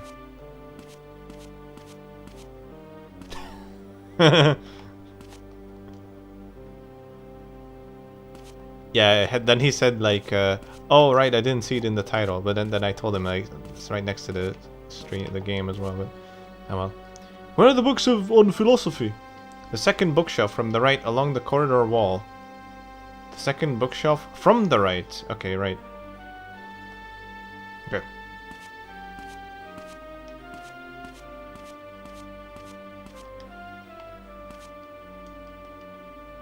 No. Sometimes I feel like we control Arska in this game. Alright. Here we go. It's this one, I think. Let's put it down. Get on top of it. And then... book. Is this the book Winona was talking about? It's titled History of Philosophy. There's a bookmark stuck between the pages. Nothing exists, and if it did, no one could be aware of it, and if anyone was aware of it, they could not communicate it to others. Kinda dark. Did Emma leave this bookmark here? I'll have to ask James.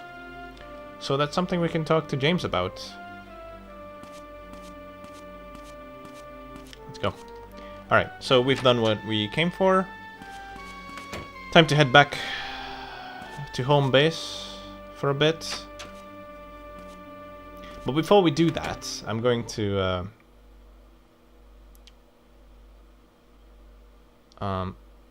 yeah, I guess I can stop by at the quick route to the church that doesn't work right now.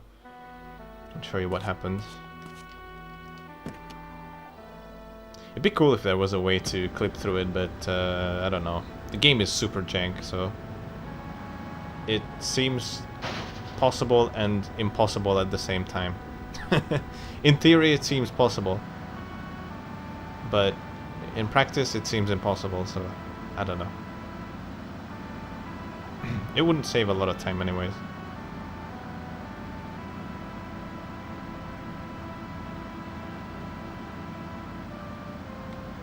Oh, wait. I see someone there. Did he just, No, never mind. It's fine. Alright, let's go. So if you were to decide you want to go the short way, because if you take a look at the map, you know, we can see that there are two ways to get to the church. We can go the long way, which takes about 7 hours. Incredibly long and tedious to drive. Or we can go this way. A lot quicker. A lot less tedious. Let's do it.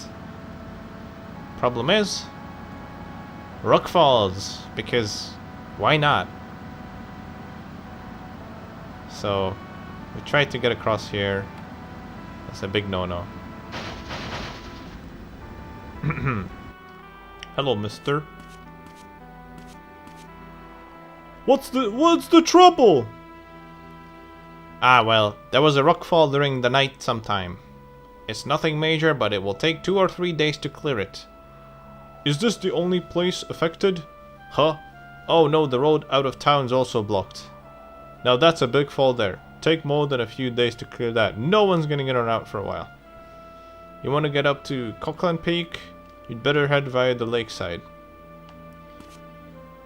They're kindly letting us know that there's no escape till the end of the game out of Mizzurna Falls.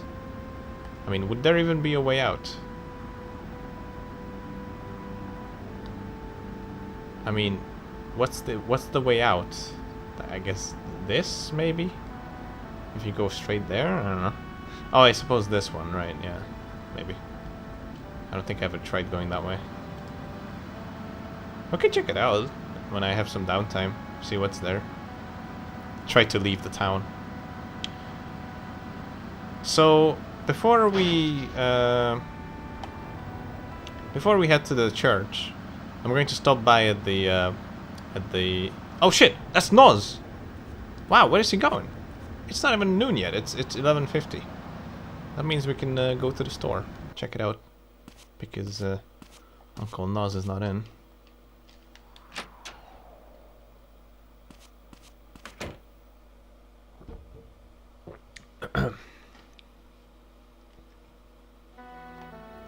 Alright, I'm going to come here and...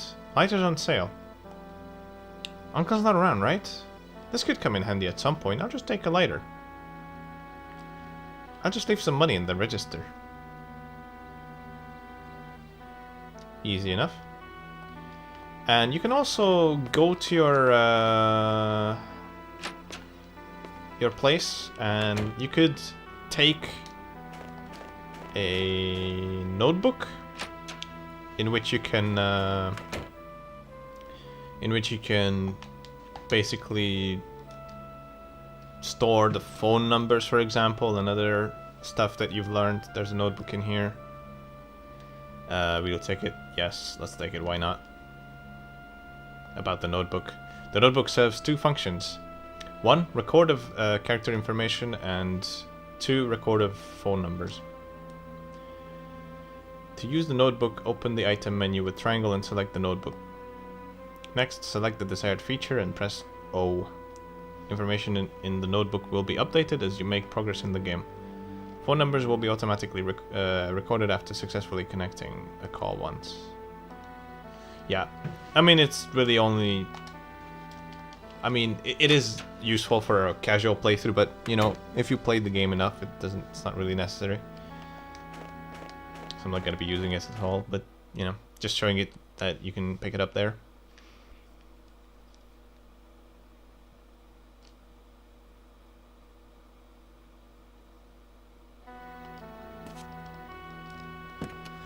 Alright, I'm going to head over to, let's see, 11:54. We have about an hour to get there. I guess we should get moving towards the church, because it will be... This drive is around, I think, half an hour or so, but we still need to talk to some people, so let's do that. Let's talk to people that are there. I mean, we don't have to. It's not necessary to talk to people. It's not required, but, you know, might as well. In the good ending speedrun, here I would just sleep twice. And, you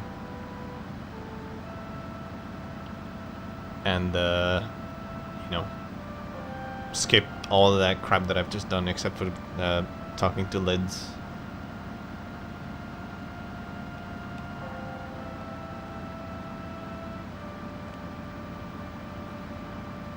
You don't have to be there at exactly 1. I think the latest you can go is about 1:20 or something like that, 1:30 maybe. And you can go through the side door and then still listen in on the events. But if you want to be there early and talk to some people, then this is the way to go. You know, be there a bit early, and then you'll be escorted out soon anyways. So we need to get there before that.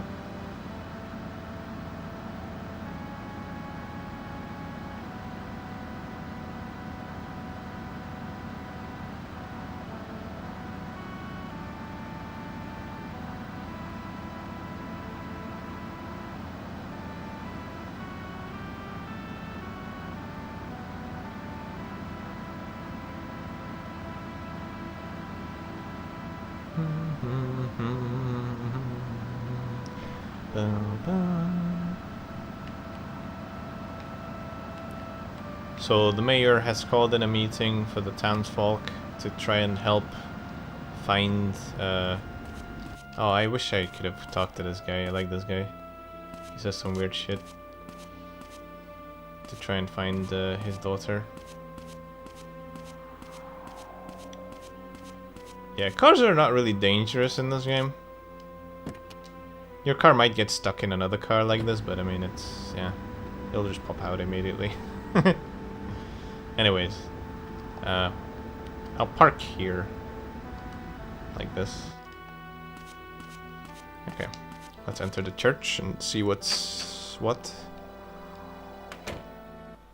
And yeah, there's no more rocking soundtrack in the church. It's actually an organ originally, believe it or not. This is what it sounds like. It's so much more calm than what you get in the PS2. Something like that. Father Barton, Matthew. About Kathy, thank you. It's very painful. I doted on her like she was my own flesh and blood ever since I adopted her 12 years ago. The first time I saw her, I swore to give her a happy life. Now she's dead and Emma is missing. God works in mysterious ways. All I can do right now is spray my armpit. What was she thinking when she went into that forest? Maybe I didn't really know her at all. When is Kathy's funeral going to be held? At the cemetery at 9:30 a.m. tomorrow. I'd like her to be laid to rest as soon as possible. So there you go, new information. 9:30 will be the funeral. Are there really bears roaming around this time of year? Normally they'd be hibernating, but occasionally some fail to gather enough food and enter hibernation late. Those ones end up getting stressed and become dangerous. It's not like it's not impossible that they'd attack a human. If Emma and Kathy were together, then maybe that means Still, bears aren't normally the kind of animal to eat humans. All it did was wound Kathy. If Emma was also attacked by a bear, I'm sure we would have found her nearby as well. Here's Noz as well. I think there's something more serious to be discussed than hunting bears. I'll tell you about it later. Hadn't you better leave the church now? Why am I... You know, why does Matthew need to leave the church? And why is this guy sitting here? He should be in the front. Here's Mr. Gruber. So this is what would have normally happened if we actually talked to her. Not, so like in the bad ending playthrough, this happened after he's presented the epoch to us. But it's happening right at the start, like normal. Dr. Samuel, do you have a moment? Who are you?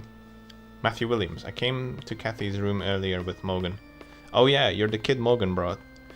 I want to know what happened in her room earlier. When Kathy kicked the bucket? When Kathy kicked the bucket? Kid? Good thing you said that right next to Father Barton there.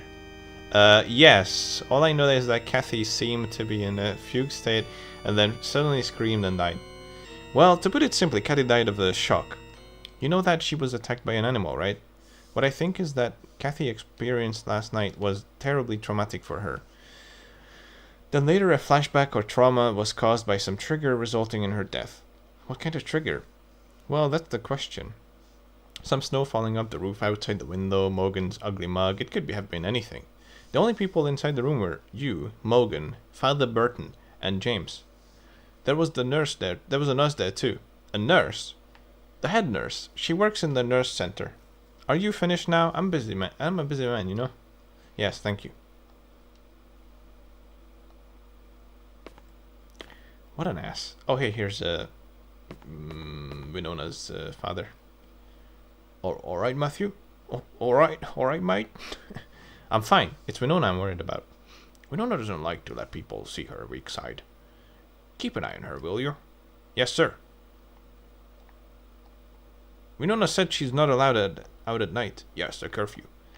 She pointed out that she's not a child. She is my child. To a parent, their kids are always their children, no matter what age they might be. No matter how much they might complain about it. Wow, you can't let me attend? Why? What have I done? Morgan. Talk to me, Morgan. Morgan doesn't talk to me. Yeah, we have some time to kill now.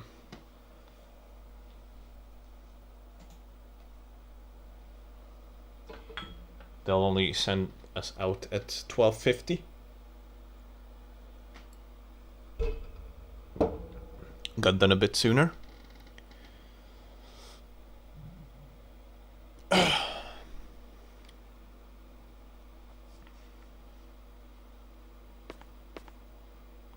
I just want to help. Why can't they let me help here?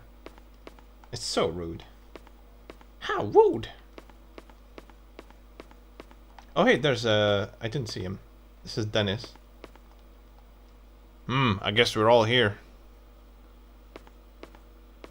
It's weird to see him here. I shall pray for you. The answer to any trouble lies in prayer. ...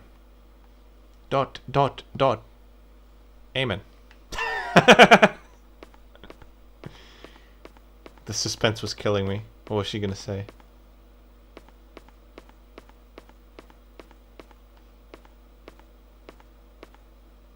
We'll do the Matthew spin.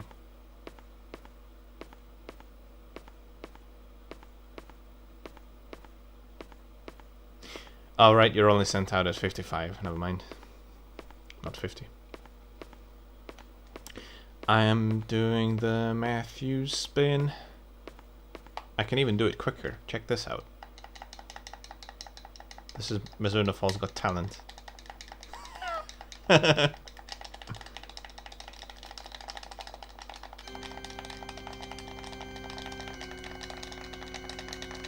Wait, they're not sending me out. What the hell? Hang on. Oh, probably it's 57 then? Oh, there you go, 57. Matthew, the meeting's about to start. Sorry, but could you step outside? No. No. God damn it. It's alright, we can take a look at it. Oh, what? Wait, who's this guy? Hang on, what the? I've never seen this guy before. What? He just walked through the... Okay, we don't have time for this.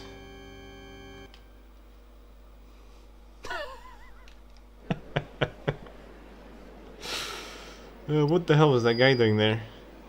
Everyone, silence please. So are we talking about the murder here? It's a possibility. Samuel Gruber, 39. Medical director at the Gruber Hospital. He treated Kathy when she was first brought in. He has a difficult personality and isn't exactly trustworthy. The thing is, even though there were choke marks on her neck, strangulation wasn't the direct cause of death. So what was? To put it simply, she died of shock. Shock? Wouldn't that happen at the moment of the incident? Kathy was in a weakened state. We don't know the cause, but there was something that sparked her memory, a flashback of being attacked. By a bear? As I've said many times, we can't be sure it was a bear. But the wounds were definitely caused by an animal.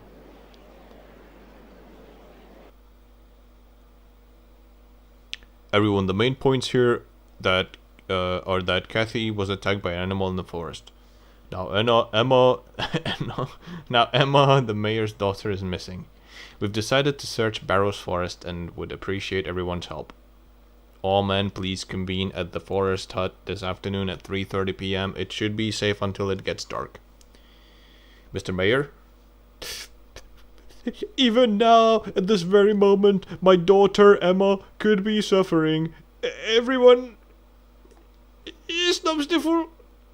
I know that Emma is alive. Wow! Alright, Steve, get your shit together. Everyone, listen up. According to Dr. Samuel, it's highly likely that Kathy was attacked by a bear. Also, it's possible there may be a killer involved, unthinkable it is as it is. Keep your children inside after dark. That is all.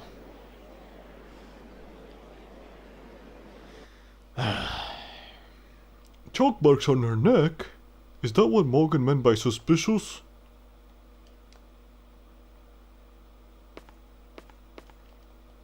Alright, let's get out of here. We've seen enough.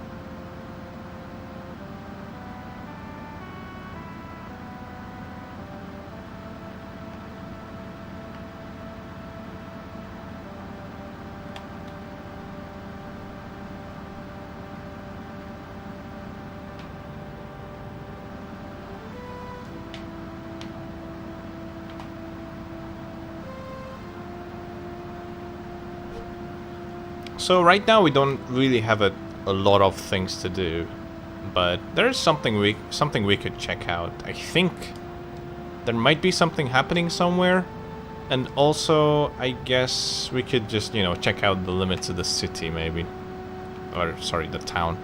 Could be interesting to see. So we're gonna drop by for a spot of lunch to the Heinz Diner, where I think there will be a cutscene we should check out. So let's do that right now.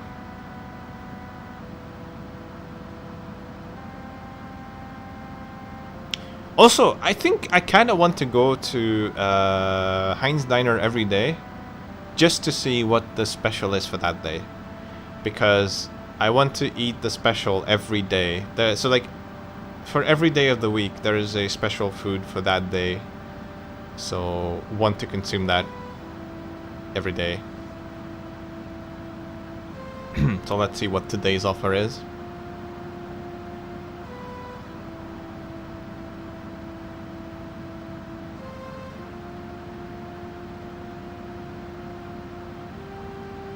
Oh yes, this is a glitch that happens the double, sometimes triple Jeep here. Like I think this is like a remnant from the tutorial / prologue. That car being stuck there. So like this is just kind of gonna be like this until you reload the game.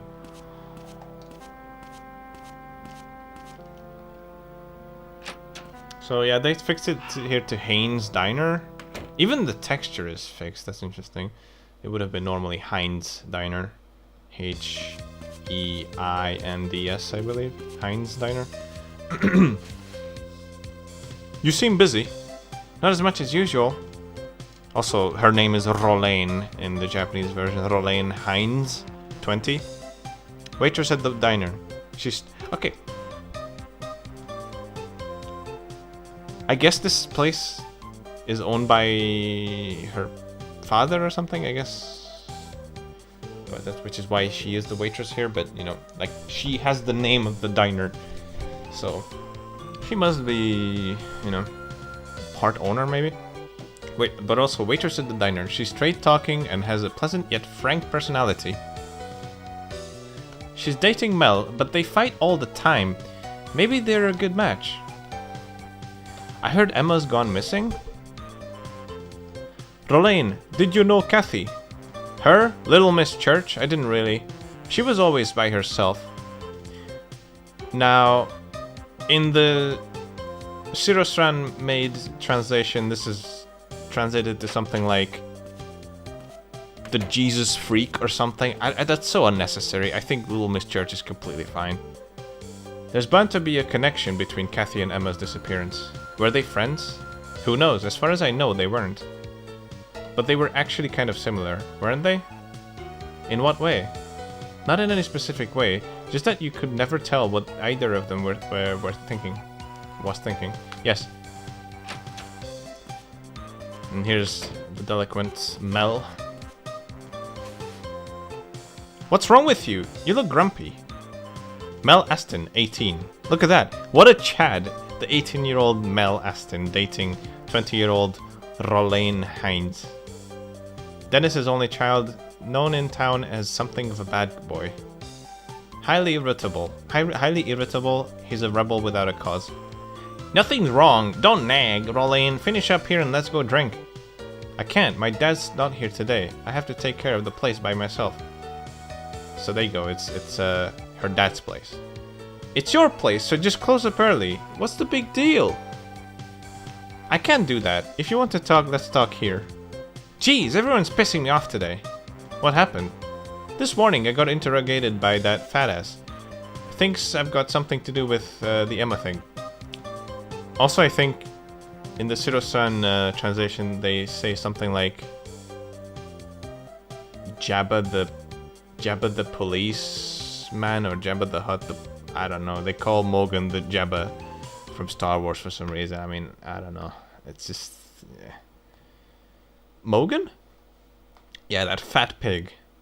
So what if I was the last person to see Emma? Where did you see Emma? Huh? I said, where did you see Emma? Hey, jerk, what makes you think I have to tell you? I saw Emma last night too. I want to know where she went afterwards. Man, you're annoying. I want to know too, just exactly when and where did you meet Emma last night? What were you thinking? I didn't meet her. I just saw her passing by. So where? Jeez. It was on Cockland Peaks, just where you come out of the tunnel. Did you two talk? Not really, but she said she was going to the church. The church? Was she alone? Enough already! I don't have to sit here and be grilled by you two as well. Are you leaving? I can't stay here. It's suffocating me.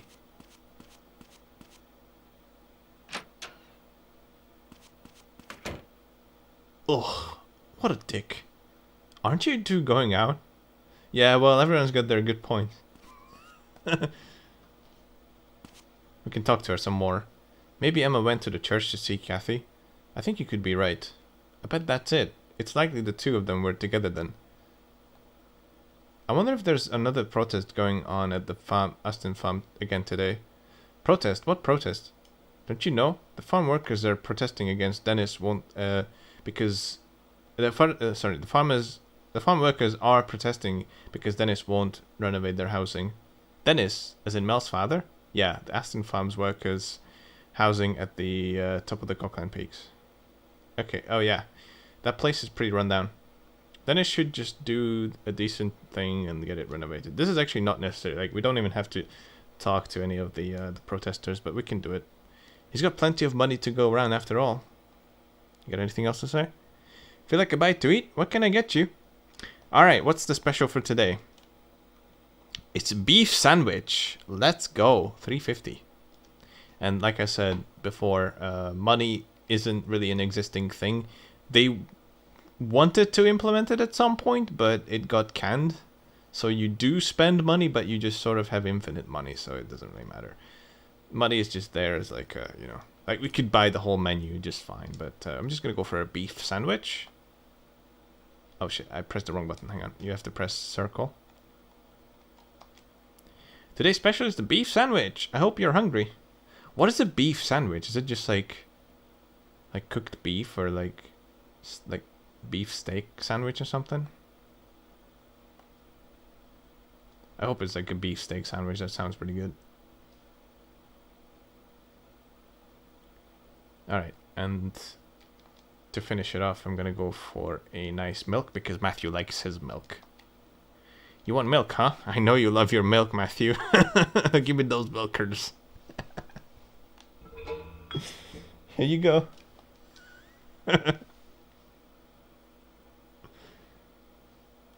Ah, milk. Thank you. See ya. So yeah, I'm gonna eat every day's special here, if I don't forget. Alright, now that we're done with that, I guess we can go check out the city limits. Because that guy actually kind of piqued my interest. Maybe there's someone we can talk to there as well. I'm assuming he's talking about the southern exit of the city. Oh!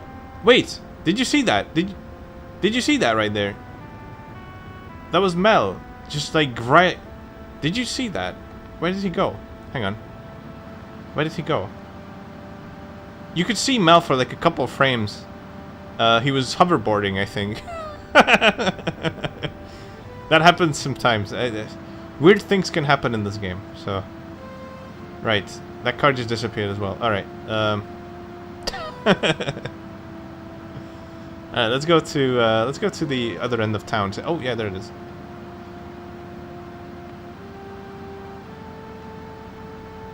Alright, let's check out the that place that leads out of town. Because we have some time to kill now. We don't have to be anywhere for a while. Although I guess we can go to Mel's house. Yeah, there's an extra cutscene we can do. We actually skipped that. On the first day, in a good ending speedrun, I wouldn't actually go to Mel's place. Because we don't have to, so we can skip a cutscene. But we'll look at the cutscene this time. We'll check it out. So yeah, this should be the exit out of town, and yeah, there we go. It's blocked off.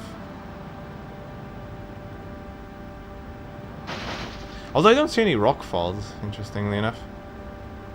There's the Welcome to Mizzurna Falls sign.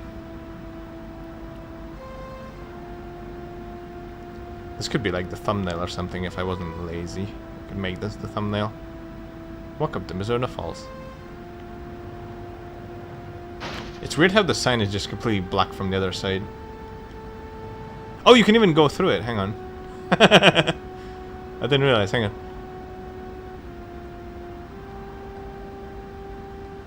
We could do like this. Hang on.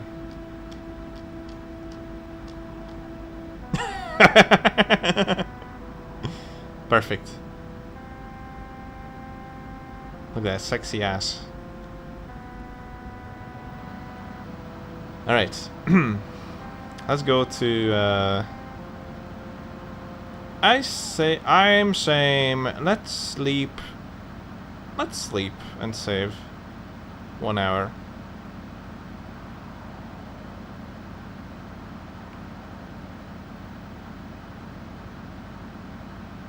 I'm gonna be saving frequently because the game can crash. It has a tendency to crash, so in the most unexpected ways. So I'm just gonna go save. It usually 90% of the time, if not basically 100% of the times, it always happens. It always happens when you're driving somewhere. I don't think I've ever had any other type of crash. Oh, there's Mel! There's Mel!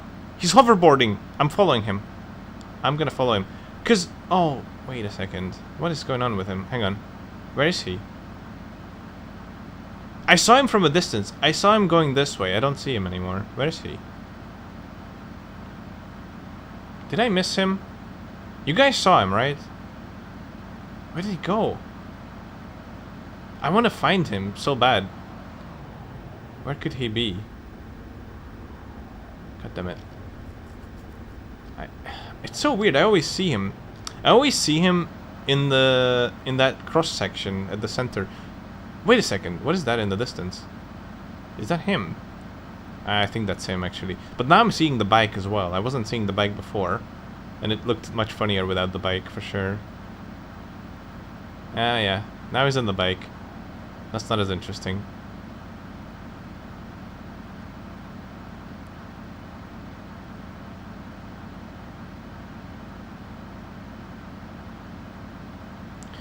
Alright, oh, there he is.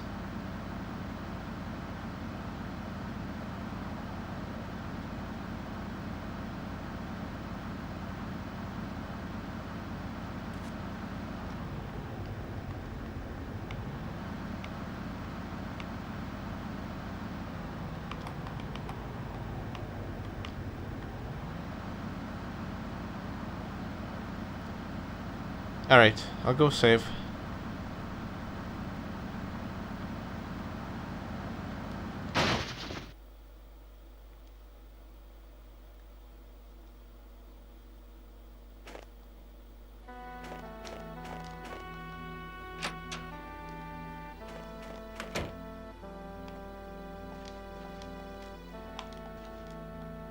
So you can choose 1 hour or 5 hour.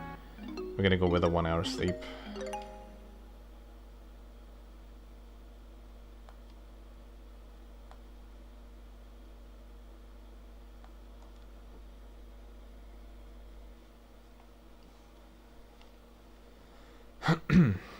Alright, after that little nap, we're gonna go over to Mel's house and check it out.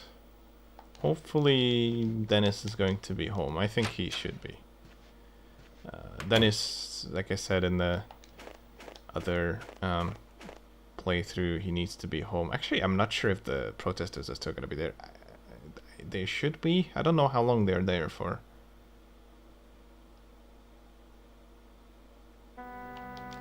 Okay, it's still bright outside, so I'm hoping that they're still there. I kind of forgot about that. I should have actually gone to Dennis's house before I saved, but oh well. If we missed the protesters, it's not a huge deal. I think maybe we can actually see them another time as well, but we'll see. They might still be there.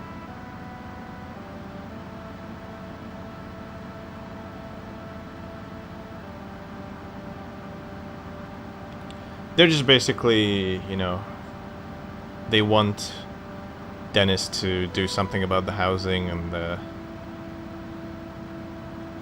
he's reluctant, but then he says that he will, and then they believe him. But let's see if it happens.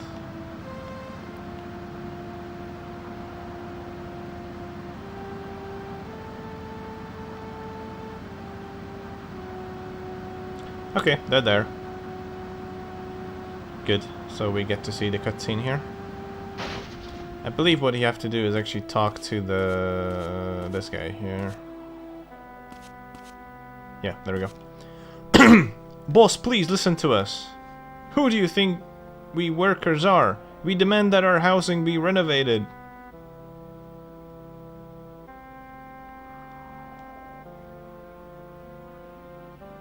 Dennis, the boss, won't listen to us at all. Damn it! I had no idea he was such a cold-hearted person. Are the buildings that run down? That's not the half of it. The water's always going dry, and the power goes out almost every day. The place is over 30 years old. Patching up the cracks won't cut it anymore. Boss, we demand renovations.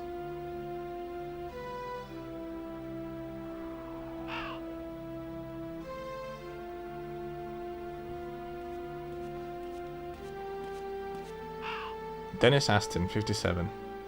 As the owner of Aston Farm, which powers the local economy, he's the most powerful man in town.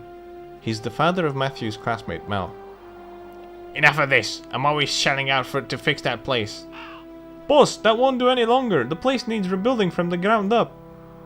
I've worked for your company for decades. Rebuilding that spot is too complicated. Why? It's too dark there at night and there's always sketchy looking guys hanging around. It's no place for people to live. As I've said, it's more complicated than you think. I'll consider it. Now please leave. Really? Yes. Thank you.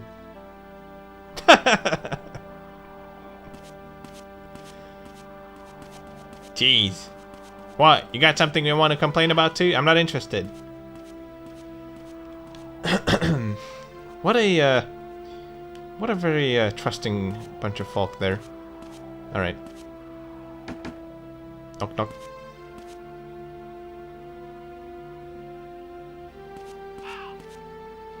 You want something from me? What do you want? Is Mel home? Mel? I don't know where he is. His room is on the side. Honestly, what now?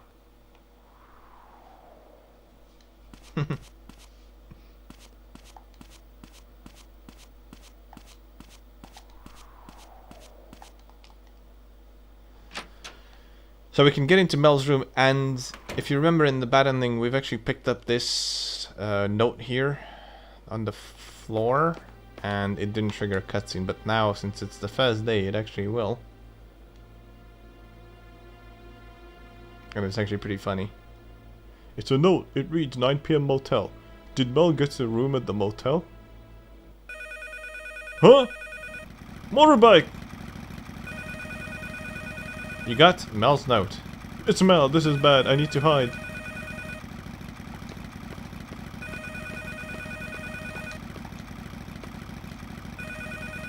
I think I can hide in here.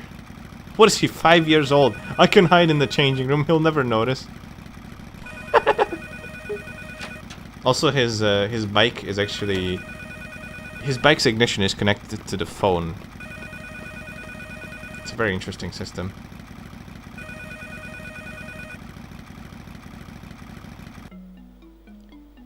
Dotto, dotto, dotto. I said alright already. I've dealt with Emma's problem, and I've got it with me, so quit worrying. Yeah, 9 p.m. on the 26th. Enough already. I'll meet you at the cemetery then, alright? Alright, I'll keep my promise. Let's just talk then. Okay, so 9 p.m. at the cemetery as well. On 26, we have extra things to do. Jeez, what a pain. Uh-oh. Hey, Mal, come here. Huh? I said come here now. Gee, shut up, you old fart.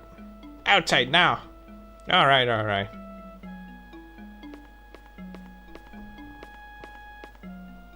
And Matthew never actually realizes... Like, Matthew doesn't have enough brain cells to realize how close he was to getting busted there. He's just like, yeah, I did well.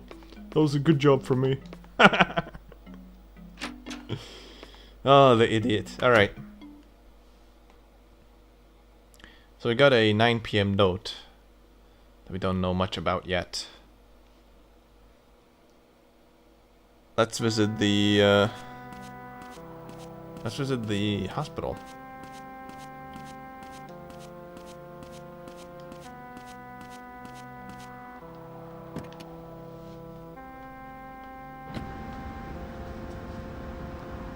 Bum, bum, bum, bum, bum, bum, bum, bum.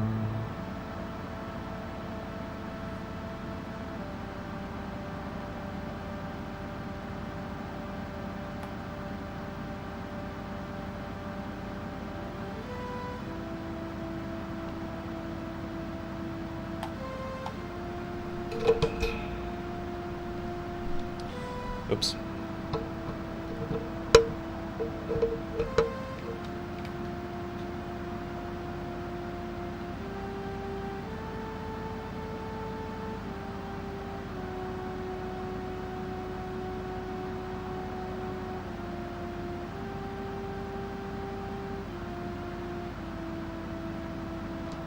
Alright, here we are.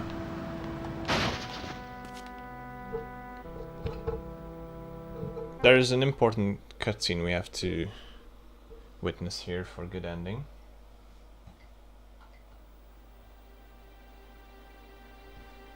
Well, actually, a couple of things. I'm going to talk to Barbara here. Okay, nothing yet. Let's talk to James. About Kathy's cause of death. It was shock, wasn't it?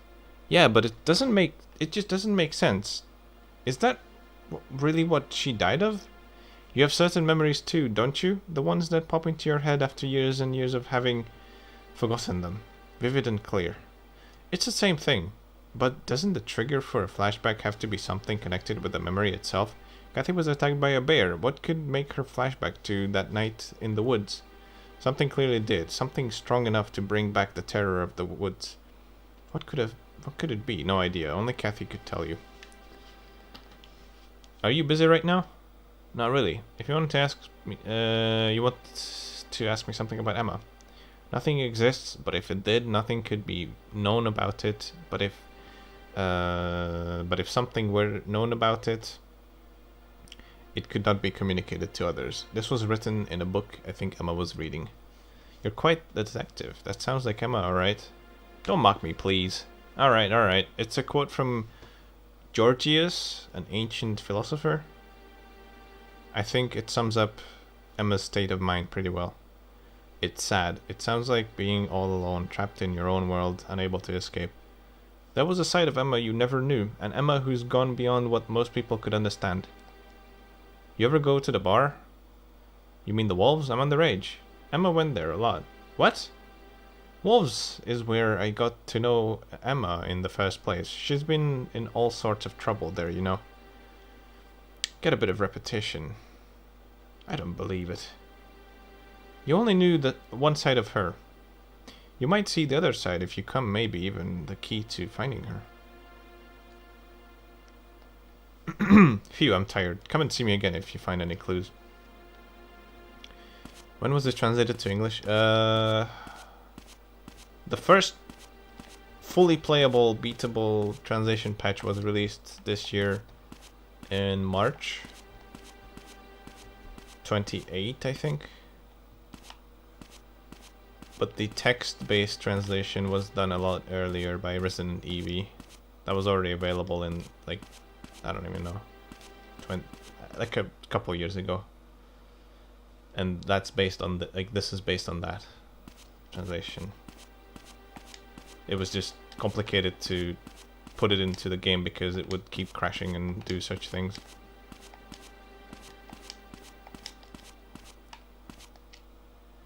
Excuse me, is the head nurse here? Yes, that's me. Do you need something?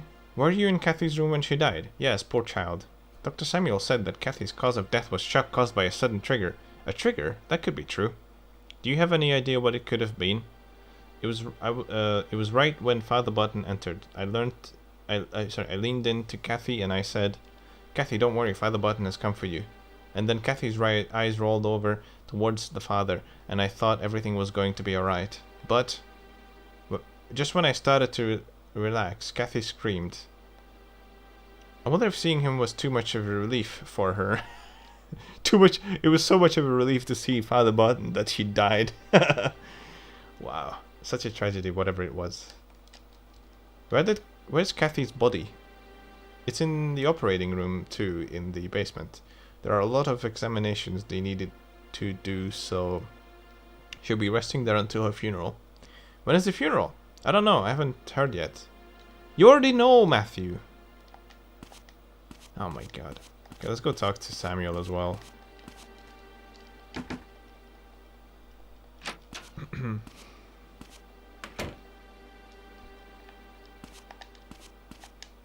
Oh, he's not here. I guess he's He's in the lower floor office. We will have to talk to him about something.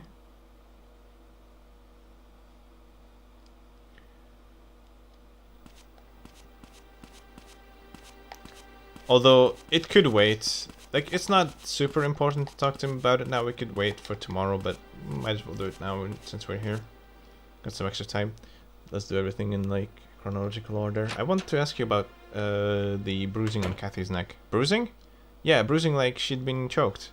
What about it? I thought that was the cause of death, you know? Sorry, I thought, though that wasn't the cause of death, you know? But, oh, I get it. You're saying someone tried to kill Kathy that night, right?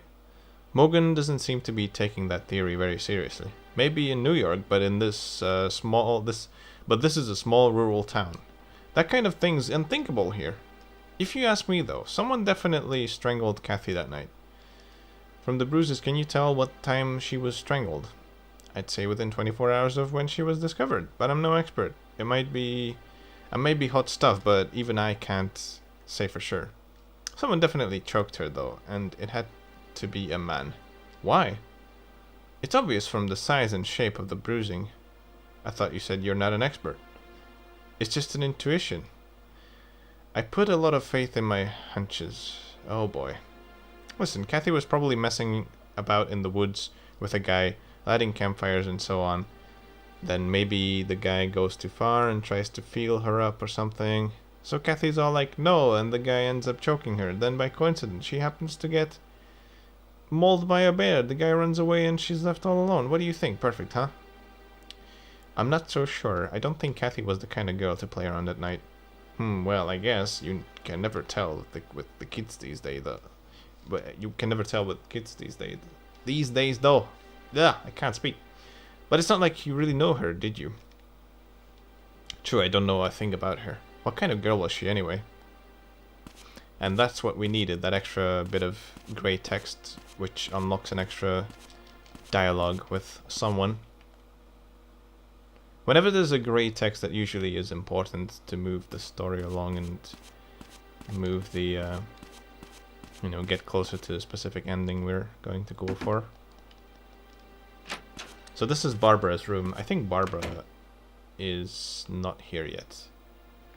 Yeah, okay, I'm a bit early. I think she comes up at 5 or so. We might have to wait it out. Barbara needs to be in there. I'm not actually sure. I kind of forgot about that. I kind of forgot what time she goes up. It has to be before 6 though, because at around 6 everyone starts leaving. Close to 7. So I think she's going to start... Basically everyone's like clockwork in this game. She'll start moving exactly at like 5 or something like that. Maybe 4:45.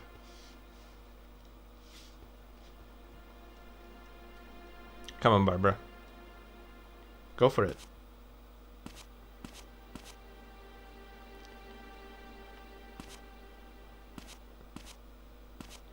There's even a TV here.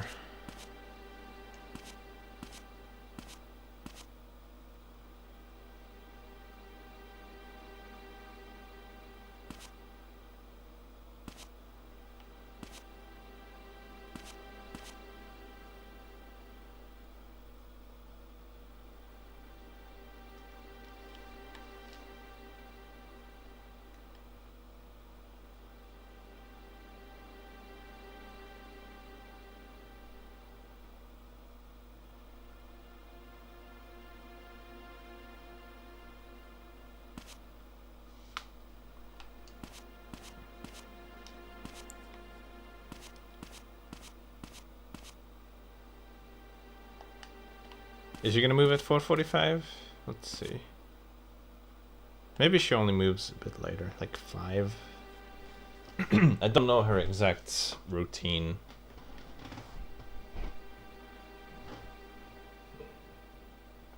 But she's gonna move soon.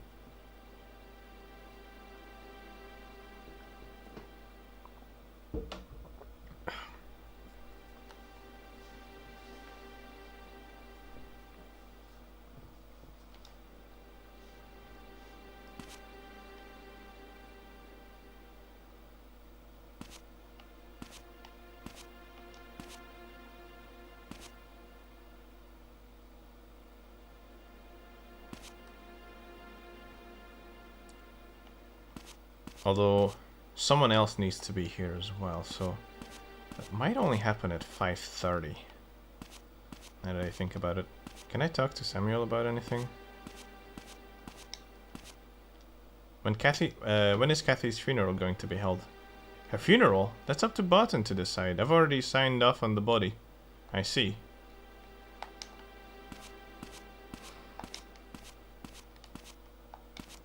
Isabella. Who? This?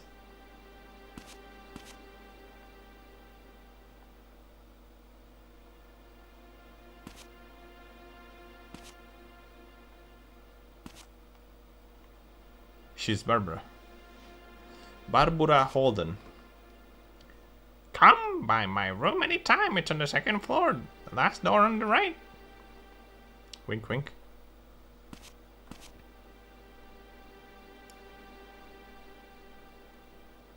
Alright, seems like she is only gonna move it around 5:30. Ugh.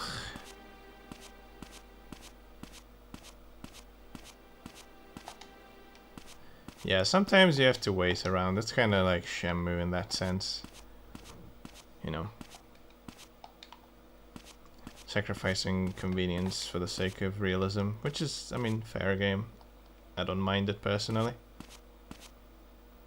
I wonder if I can use this yellow pages book here as well.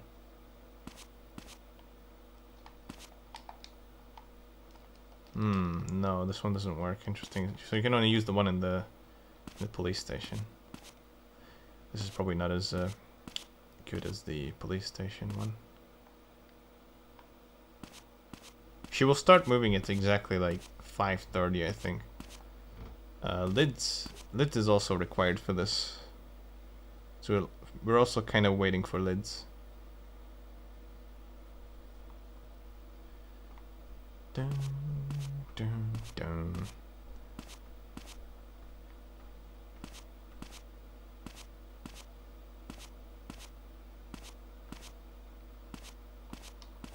Let's do the Matthew spin.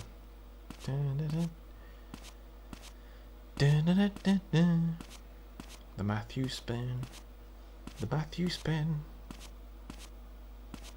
This is the Matthew spin. Yeah. You can see a lot of similarities.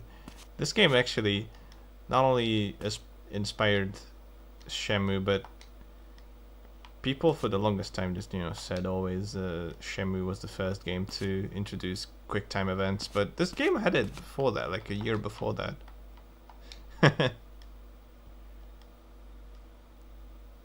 This is a year prior to Shenmue. And that is the Japanese version. Oh, there's Lids. She's coming now. So, like 1 year before the Japanese Shenmue, this one.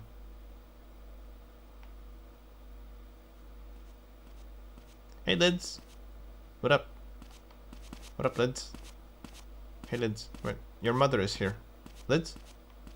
You're not your mother, sorry. Lids? I never understood this. For some reason, Lids stops right here. And sometimes Barbara is here with her. Like, sometimes Lids is just, like, standing here, but Barbara is not here. Like, that's a weird combination, but... because Lids always comes here for Barbara. And Lids is already going up to Barbara's room, but Barbara is still here because she only starts walking around 5:30. It looks like... Sorry, not walking. Rolling? Moving. There you go, 5:30. Like clockwork. Alright.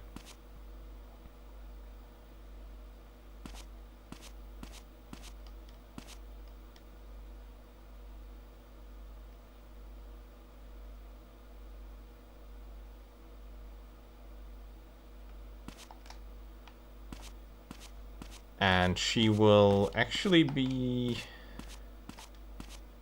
Let's see if we can be quicker than her. Alright. Ready? Ready, Barbara? Ready? Set? Go! She's taking the elevators.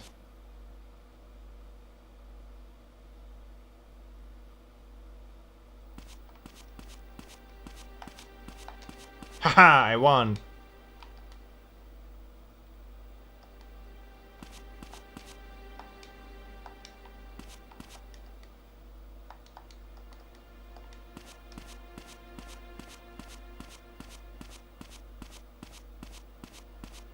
Oh, you'd be surprised.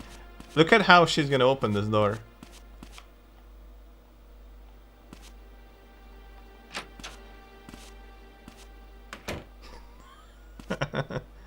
Smooth.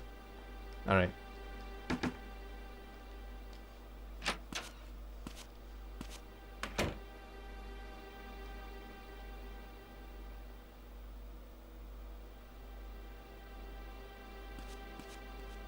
Oh, Matthew. Miss Holden, what are you doing here? Can't a granddaughter visit her sick granny every now and then? Granddaughter? Then that means...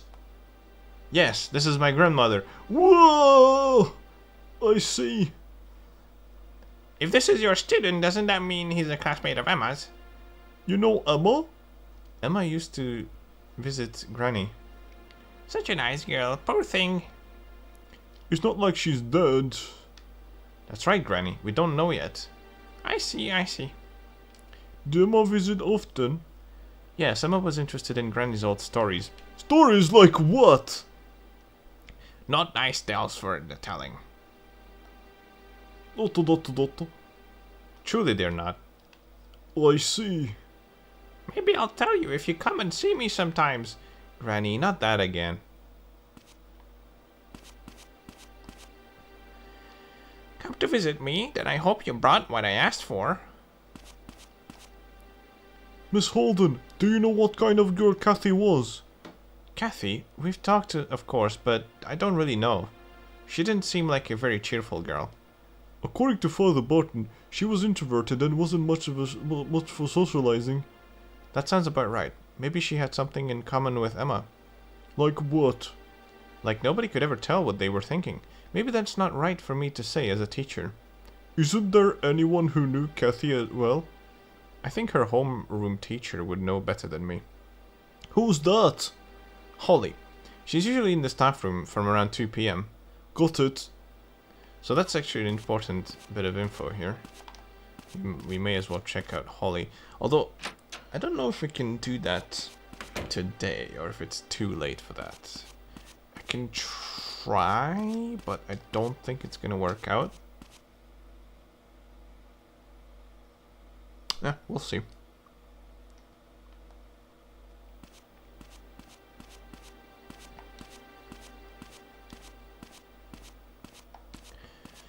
I can drop by the school. I don't know when it closes exactly. That's the problem. It might close at 6 or 5 or something, so by the time I get there it'll be closed, but I don't know. We'll see. I don't think we can talk to Holly anymore. But it's fine because we can do it tomorrow. We've got time. Not a lot, but enough.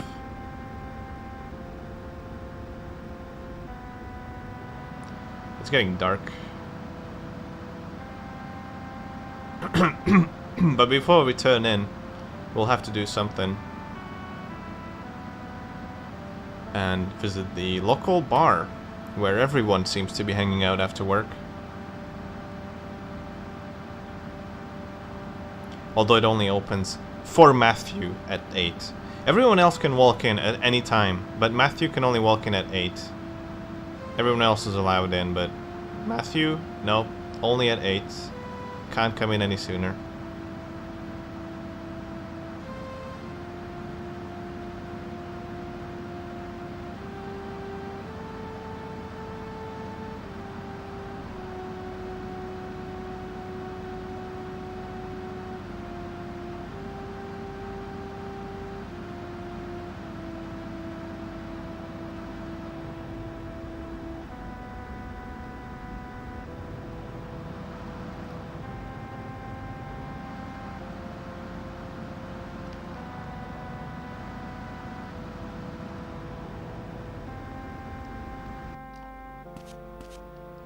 Yeah, it's closed. They close it at 6 or 5. Or maybe 5:30. Or anything in between. Maybe 5:17. 5:59. Alright. Let's go home. Let's take a small nap before we head to the bar. Actually, we might do 2 hours. Because it opens at 8 for Matthew, and yeah. Don't really want to hang around for nothing, you know. Might as well. Actually, before we do that, let's check out the diner. Let's see if anything's going on.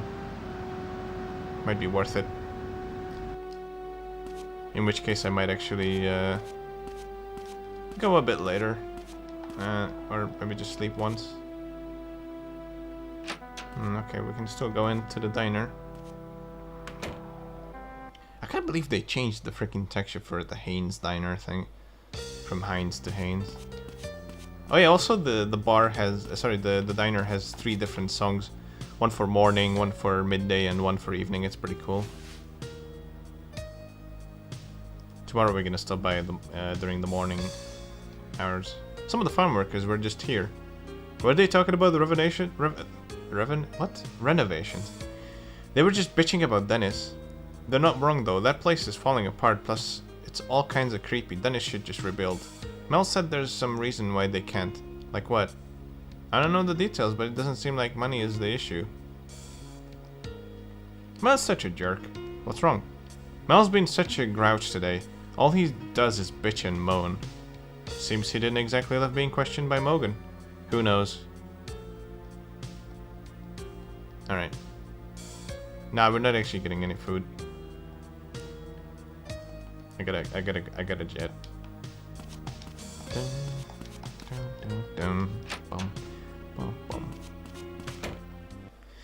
Alright. I'm just gonna go home. We'll get 1 hour of sleep. And then, hopefully we'll actually get something happening. Not much info to go on yet in our investigation.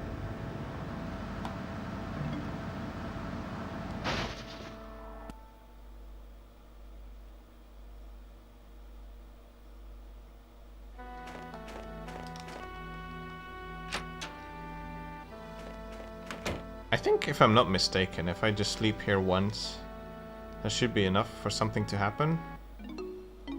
So I'll sleep and save here.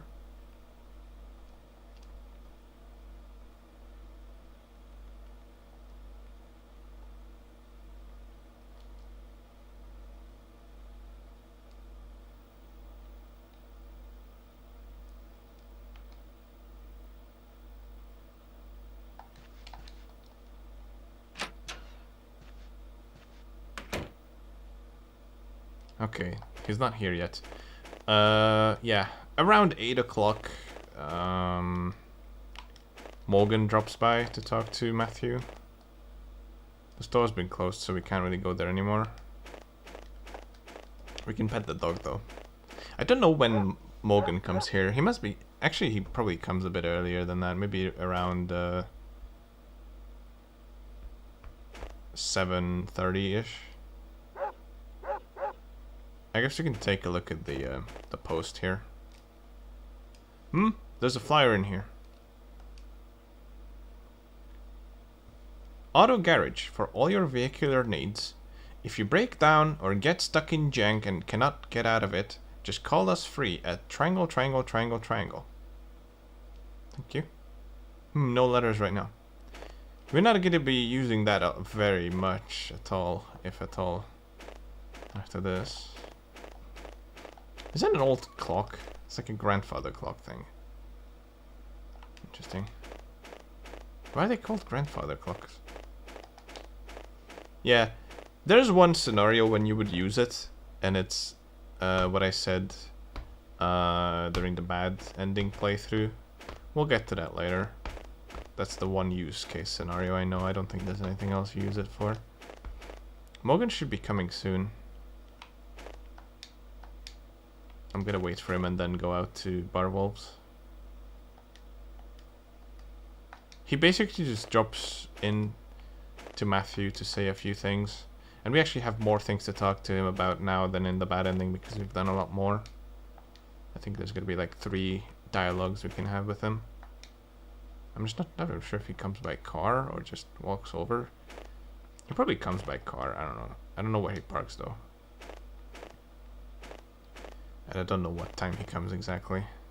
I mean, I guess I can wait for him outside as well. Let's see if we can even see him coming in, or he's just gonna like suddenly appear.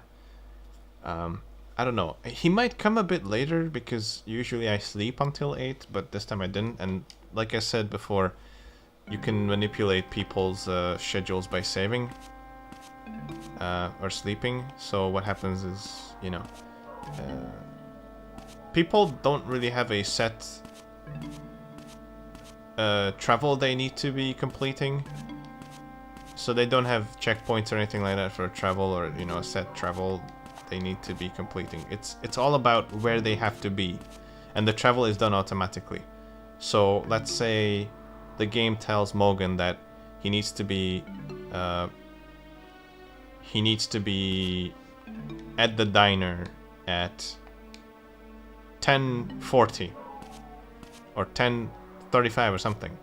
Then that means that he starts to get into his car at around 10:35, like gets up from his desk, gets into the car, drives all the way over to the diner, and then he gets there by like 11:04 roughly. But sometimes earlier, sometimes 11:01, so it's random.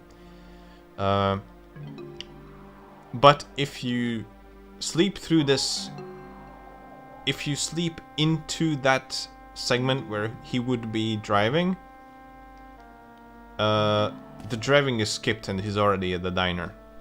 So by sleeping until, let's say, 7:50, he should be already standing in front of my shed, but he's still somewhere driving. And since we can only save 1 hour increments, it's hard to optimize this. So I'm waiting for Morgan to show up. I don't think he's in there yet. That'd be kind of weird. Yeah, he comes probably a bit later now. Maybe at... Hey, you know what? I think I'm actually gonna go to the bar, and then we'll just talk to Morgan when we come back. It's fine. I'll be perfectly fine. Because he stays there at, until around 8:30 or so, to make sure that the player has enough time to talk to him, if they even know that Morgan is supposed to be there. But let's just go to the bar first, and then we'll head back to the house anyways, and then talk to Morgan. So you can only go in at 8 o'clock, because at 7:59, while everyone is already in there, you can't go in. Only at 8 o'clock.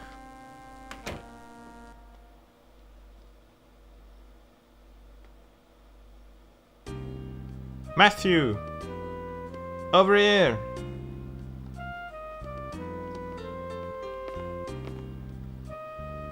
Who's ready for some Colorado action? You want some cougars? You guys want some cougars? Hello, detective. How goes the investigation? Stop it with the detective thing. Just a little fun. So how's it going? Not great. I'm sure you know more about this than... I'm sure you know more about what's going on than I do. You sound jealous. Why aren't you sitting at the counter? I don't like Wolf very much. The owner. He knows everything about the nightlife in this town. Maybe he could get some info. You could get some info out of him. Colorado. Discovery. Excuse me. Why don't you take a seat?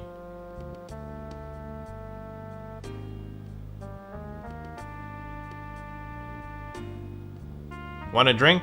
No. Wolf, 56. Owner of Bar Wolves. Knows everything about the town's regular patrons and the nightlife here. You don't know anything? If you sit at the counter, you need to order a drink. And then a glass of milk. Milk! Hey, whatever floats your boat.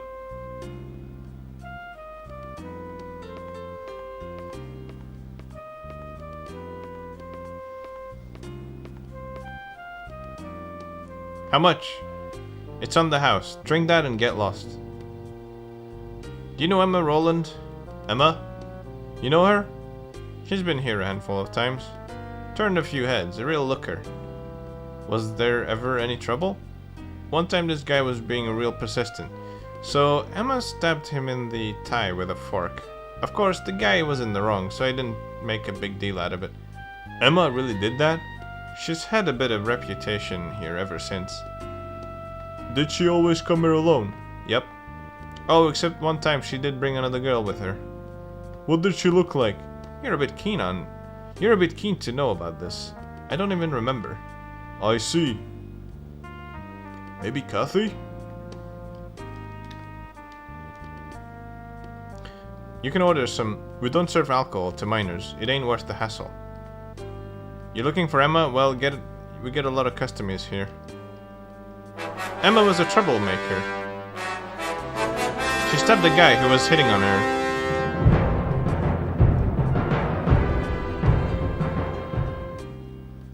Hello. Hello, Fuzumi. Thank you for the 54 months. How's it going? She stabbed the guy who was hitting on her. Okay, so we can actually order some stuff. What? You want to order? You can get fries, coffee, milk, or beer. Okay, we're gonna order everything. Let's get fries. Change. Oh, wait, wrong button. Hang on. I keep pressing the wrong button here. Let's get fries. You want fries? They're the best with booze, but, well, your call. There. Nom nom nom nom nom.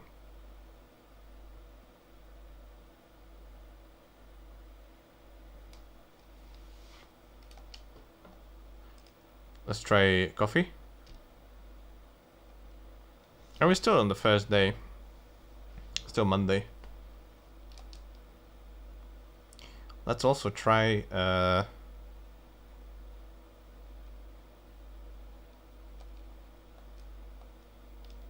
milk. You want milk? Well, whatever you say, kid. Alright, now that I've bought everything, we're gonna try to get beer. Come on now, Chief, just a nice little beer. Can I have some beer with my milk? Sorry, no alcohol. God damn it.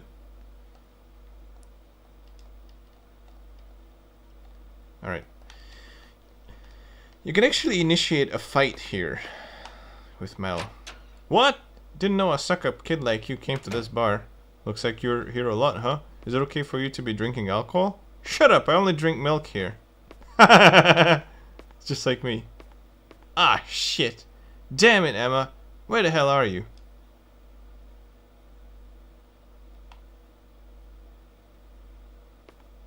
Email.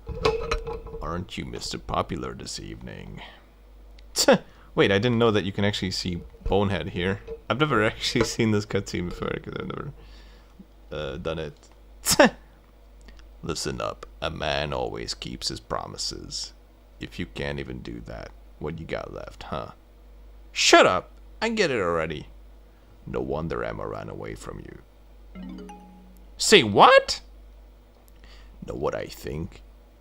I bet she got so fed up with you that she went into hiding. What are you talking about? Didn't you know? This guy brought Emma here all the time, trying to put the moves on her. Never worked out though, did it? Shut up! Mind your own business!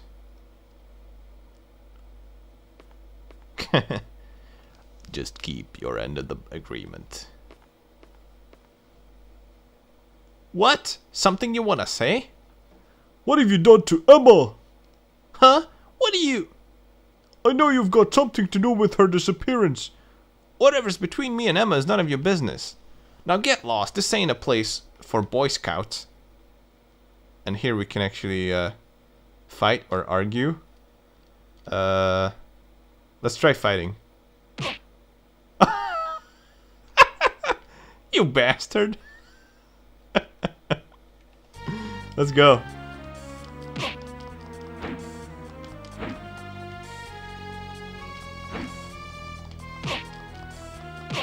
I've never done this fight before, actually. So this is the first for me as well. I've seen it before, I think. I've seen someone do it, but I've always just skipped it. It kind of doesn't really add much. It's not necessary or anything, but it's kind of fun to do. So let's do it.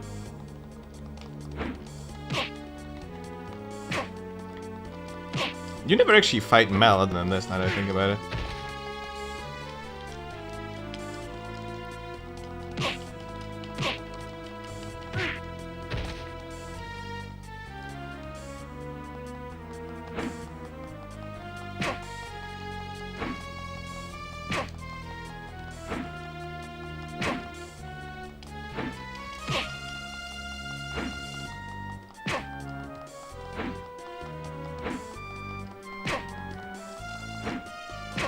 Fuck. Come on. There you go.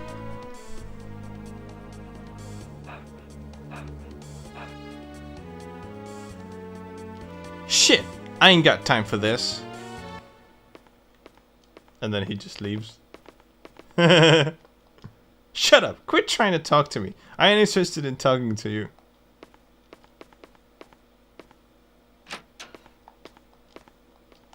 You got anything to say about that? No, okay. Alright, that's that. We're done with the bar for today. You have to actually do this because if you don't talk to James and then Wolf on the first day or whatever, it causes an issue later. So this has to be done either today or tomorrow. I don't think we're coming here tomorrow actually. Alright.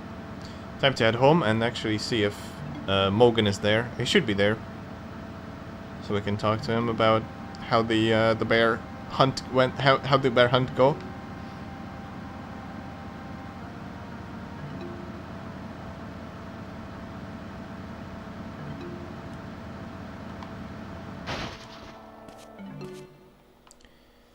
I think he should be here. There, perfect, okay. How did the forest search go? Well, there's a bear in there, alright, and no doubt it's the same that attacked Kathy. What about Emma? We have no leads on Emma. Seriously? Listen, Matthew, there's no proof Emma and Kathy were together that night. They may be totally unrelated. Let's just think positively. Mel was complaining about you, said you treated him like a criminal. Haha, that is right. Mel said Emma told him she was going to this church. That makes it likely Emma and Kathy were together last night. Do you think Mel was with them too? I wonder. Mel's definitely hiding something. Does he have an alibi for last night? He says he was at the bar. The bar? Bob Wolf's? He didn't want to admit it. He didn't want to admit he was there, so I don't think he's lying. At any rate, for now his alibi holds up. What's this about choke marks on Kathy's neck? Is that what you meant by suspicious? Yeah. Is there murder on the loose? Not sure. According to Samuel, the choking couldn't have directly led to her death. But it's true, she definitely had bruising on her neck. Yeah, but, Matthew, we don't have any proof that this was an attempted murder.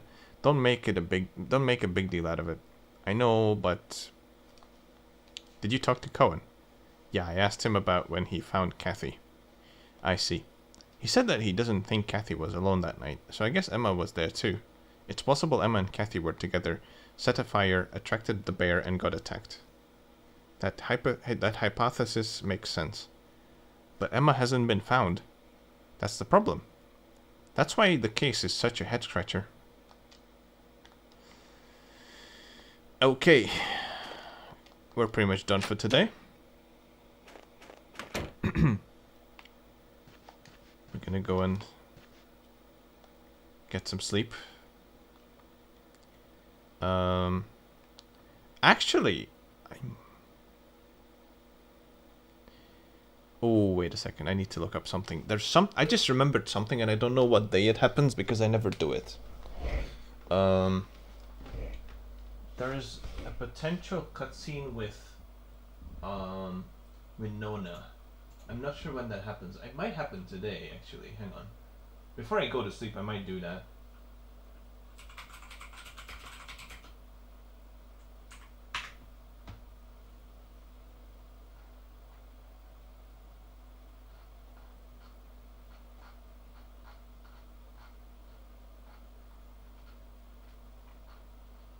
Yeah, I think it happens today. Yes. Alright. Good thing I remembered. So there's something that actually happens today, so we're not actually gonna... I guess I can save, let's say, what's the time? We can save once. I just remembered that something actually happens today that is a thing that's not required, but, you know. So it's very easy to miss, but it's just a little thing. So let's do it.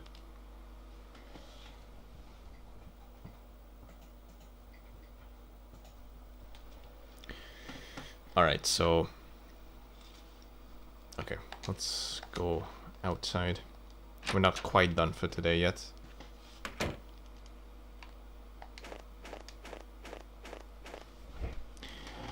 I guess... Okay, let me see how much fuel I have. I could technically go and fill up, but it's not necessary yet, so I might just do it later.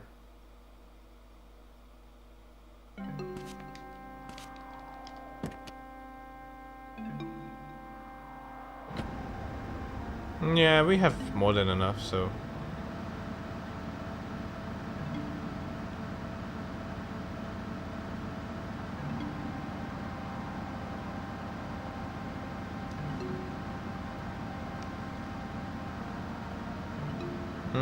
Kind of sucks that the timing is a bit off. I'm gonna have to wait a little bit here, but... Not the end of the world, but... Yeah. At least we get to see what happens if we wait around here. Wrong way.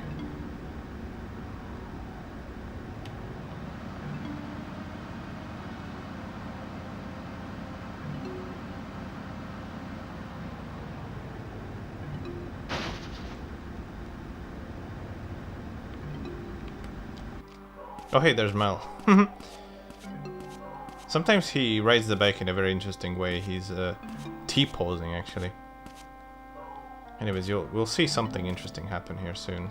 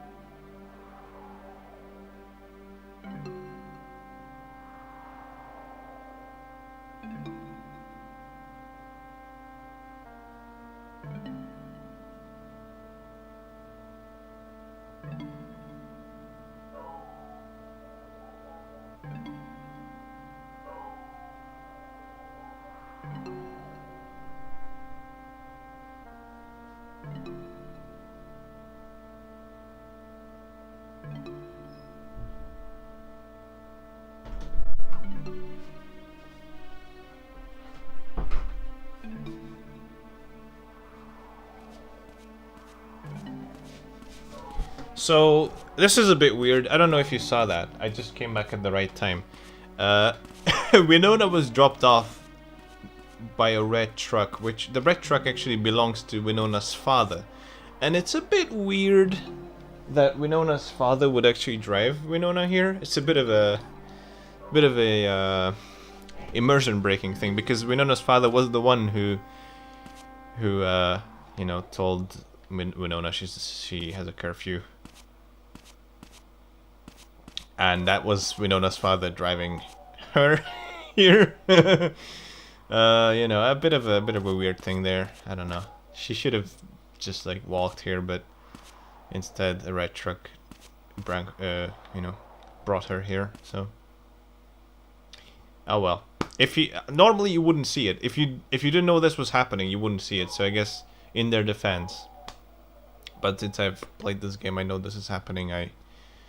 Yeah, I caught a glimpse of that. So Winona just walked up to that park over there, even though she has curfew, and she will be contacting us shortly about it.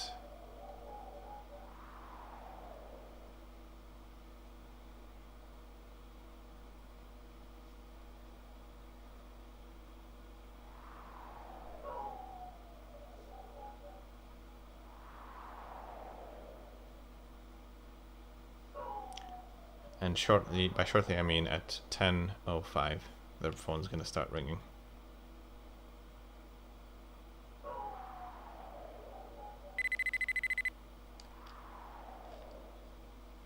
Matthew? Winona? I'm at the park right now. Could you come here? The park? What are you doing? Just doing some thinking. Okay, I'll head over there now. Alright, I'll be waiting. So we get a call from Winona that she's hanging out at the park. We should go check that out. Mel's still riding around on his stupid bike. So, here we go.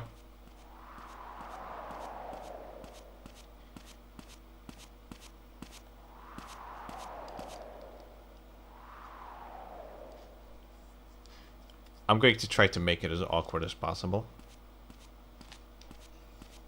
So let's see what we can do about it. Matthew, I thought you had a curfew. I snuck out. Definitely Daddy didn't drive you here. Something bothering you? Is it Emma? The Emma thing has been a shock. For me too. No, I think it's different for me. In what way? I always had the feeling that one day Emma would leave and go far away. One time Emma brought me along to the wolves. To wolves? So the girl Wolf mentioned was Winona? Emma was wasted. I was shocked. I tried to take her home, but this creepy guy was there, but Emma got rid of him. Then she said to me, Winona, this isn't a place for girls like you. Isn't that messed up? That's when I realized there's another Emma I don't know. Though I tried so hard. When we said goodbye that night, Emma asked, is it fun being with me? And I said, sure. Then Emma asked, would you be sad if I disappeared? And I said, of course, why would you even ask that? Then Emma smiled and said goodnight. Winona. I should have been able to help her.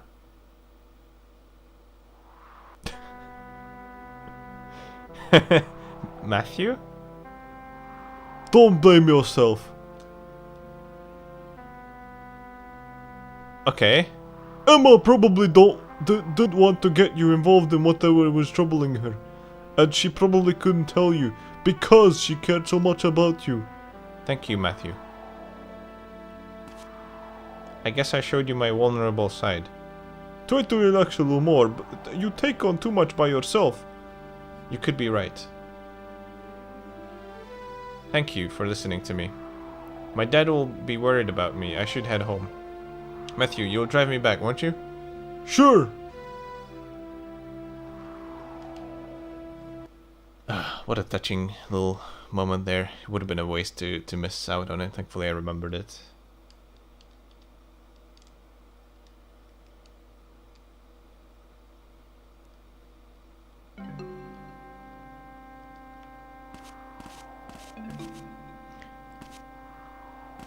Alright, let's take her home.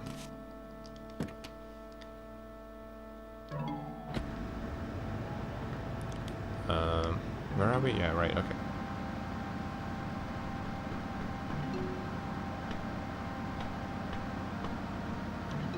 We're going to have to get up tomorrow fairly early, although we still have enough time to sleep, more than just 5 hours, so...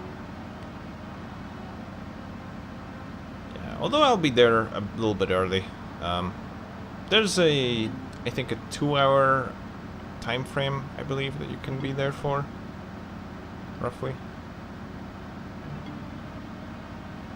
I think you can do it from 6 to 8, roughly. if I'm not mistaken, but yeah. I think I'm actually gonna maybe use this opportunity to fill up the car. Thank you. Good night.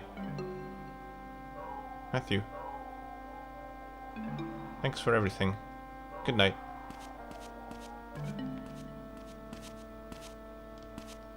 So yeah, Matthew has feelings for Emma. Winona has feelings for Matthew. That's pretty clear so far.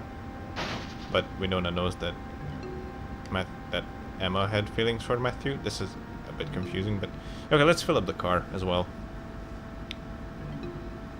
Hello, Master Jedi.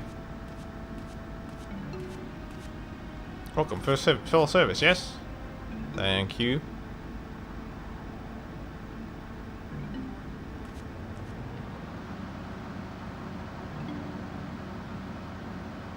Since I was there, might as well fill up the car. Why not? Even though we still had, you know, plenty left in it.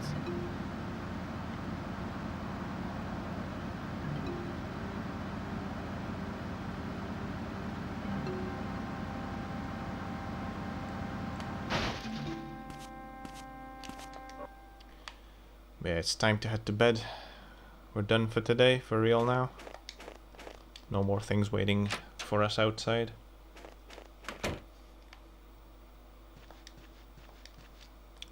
It's gonna take a nice 5 hours snooze. But not only that, we'll also take 2 times 1 hour as well. Maybe even 3 times 1 hour. Actually, let's just do 2 times and then we'll mess about. That's fine. I'll save after this one.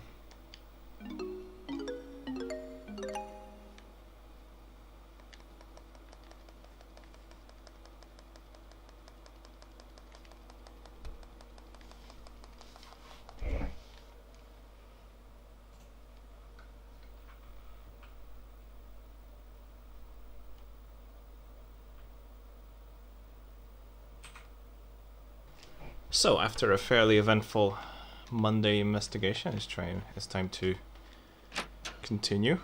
See what Tuesday has in store. It's still pretty early, but we have a couple things to do. I am not quite sure when the Haynes Diner opens, but I kind of want to drop in the morning just to see what's up, and also check out today's special. Because we're gonna need a lot of energy for today's activities, that's for sure. So I'm just gonna head over to the diner. I think it probably opens at around 6. So yeah, the lights are not quite on yet, so I guess it probably opens at 6. Hang on. Even here it says Haynes Diner. Did they fix this? Like, honestly, I need to compare this to the Japanese version because I never really looked at the diner much. But I'm pretty sure originally it should say Heinz Diner. So I'm thinking they must have replaced not only the textures but also the models as well for the sign, which is dedication. I wouldn't have done that. I would have left it as Heinz Diner because it sounds funny. But all right, I guess we're gonna wait around here a little bit. There's also a special activity I want to try and unlock. I think I know how to do it. And, but I'm not sure when we're gonna check it out. I guess whenever I have some downtime, I guess we can do it. There's a bit of a secret extra bonus thing you can do. It could be good for practice as well, but isn't worth much because you need another person to be playing with. This Jeep is still here. This is going to stay here until you reload the game. This is I think this car is from the opening cutscene when we drive to the hospital with Mogan. So yeah.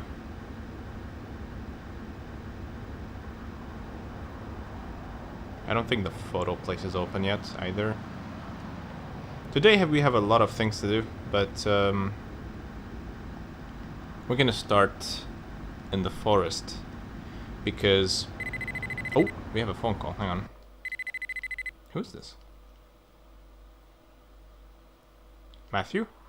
Winona, what's up? Today's Kathy's funeral, isn't it? I'm thinking of going. What about you? I'll go too. Want me to give you a ride there? It's alright, I'll walk. Let's meet at the cemetery. Alright. So this is just a little bit of a reminder that 9:30 in the morning is when the funeral will be held. We'll have to be there.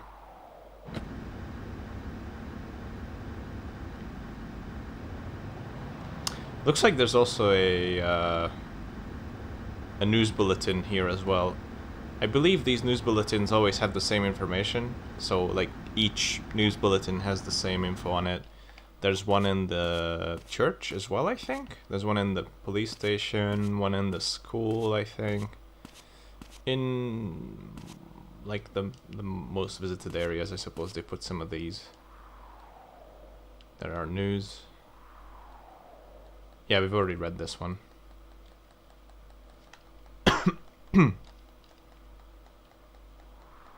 And I think the second one is going to be the same as well, so I don't think this has been updated yet. They update this actually fairly quickly, a bit unrealistically quickly, but town talk. There you go. This is actually new. The funeral of my for my loving daughter, Kathy Flannery, will be held at the cemetery on the morning of the 26th at 9:30 a.m. Hope you will join me in saying goodbye. May she rest in peace, Father Barton. We definitely don't want to miss that, because that's actually fairly important in meeting a certain character to move the story forward.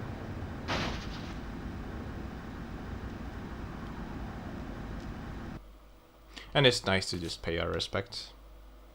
So I believe the diner should open at 6. I wanna check it out. I believe at 6 they just turn on the lights like instantly.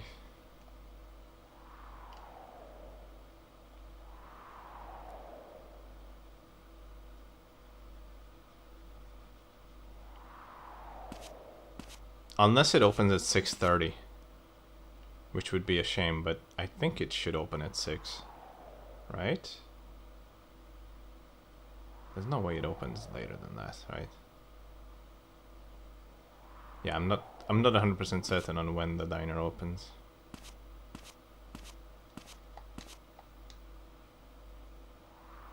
No, it doesn't look like it's opening at 6. Oh boy. Okay, well, whatever. I'm gonna go to the forest now, and then we'll check back later at the diner. We'll have to be coming this way anyways, so we will be able to check it out in the morning hours, so it's fine. Because we have some stuff to do here later. So, I'm going to head to the forest. We can already do that, at least. It's really early in the morning, but we actually have something very important to do. This is necessary for the good ending to be achieved. The infamous bear hunt begins in the morning. We'll have to attend it. Or at least attempt to attend it. We've been told not to come because it's not for kids. But thankfully there will be people who can vouch for us and hopefully let us in. Let's see what's up.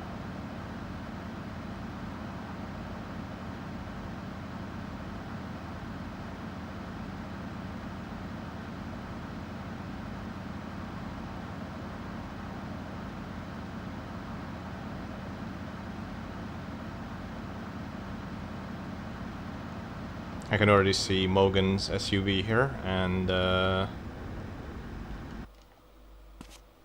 Cohen's Jeep isn't here. But Mogan's SUV is all we need. So I have no clue how on earth did they actually get this police car in here, because the opening is actually very, very narrow. I don't know. That's a big car. So you want to go in? Haven't you heard? The forest's off limits. There's a bear in there, you know. I hate the cold. Why can't someone else take my place?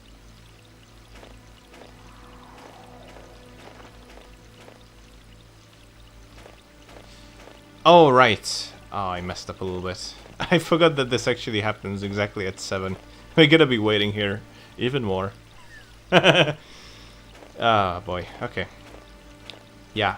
I thought the time difference is going to be 2 hours, so from 6 to 8, but it's actually 7 to 8, so it's pretty tight as well.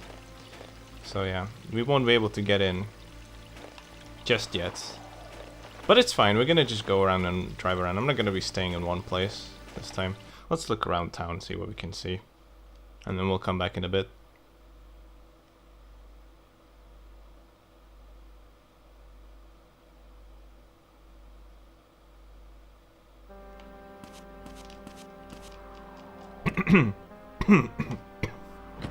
Sorry. I suppose we could actually try the diner now. See if they've opened yet.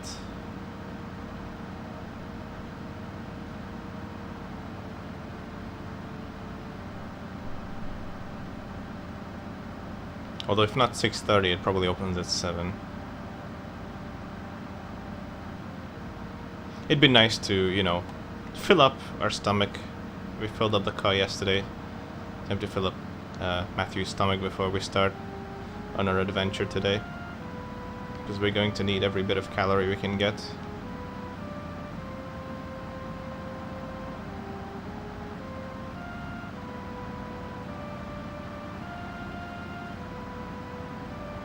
I wonder what the special is for today. I think for tomorrow I know the special. It should be something like baked potatoes or something like that.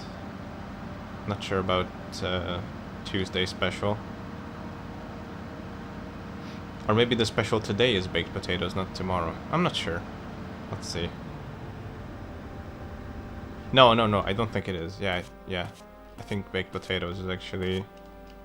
Oh, it's still closed. I think baked potatoes is on Wednesday. Alright, well, I guess that didn't work out. Let's go back to the forest now, for sure. I'm 100% sure it starts at 7.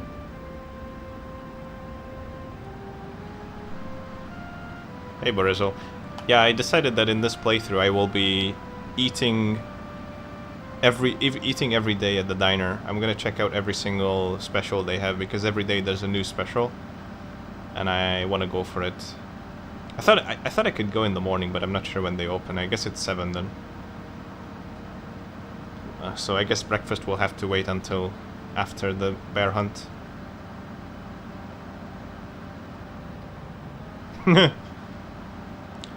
Yeah. My hope is that I can fill up Matthew so much that some of it will actually leak over into his head, so it will not be an airhead anymore, and maybe be able to figure out something.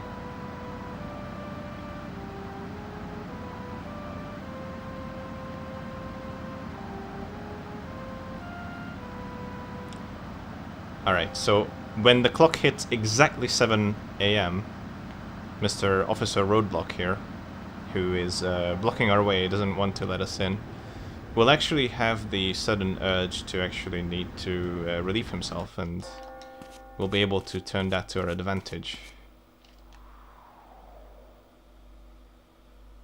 So let's utilize this to our advantage. He'll say, "Mornings are so cold, I really need to take a leak." Ugh, not again. And we can just find our little trigger, which is right here somewhere. Right here somewhere. Trigger? Where's the trigger? There it is. Sometimes it's hard to find. Well, no one's around anyway, so... And when he goes to relieve himself, we can just nicely and neatly... Hey, you! Run across the bridge, but gotta be careful because the camera gets stuck there, so it's really easy to get yourself stuck on jank in the middle of the bridge. Matthew!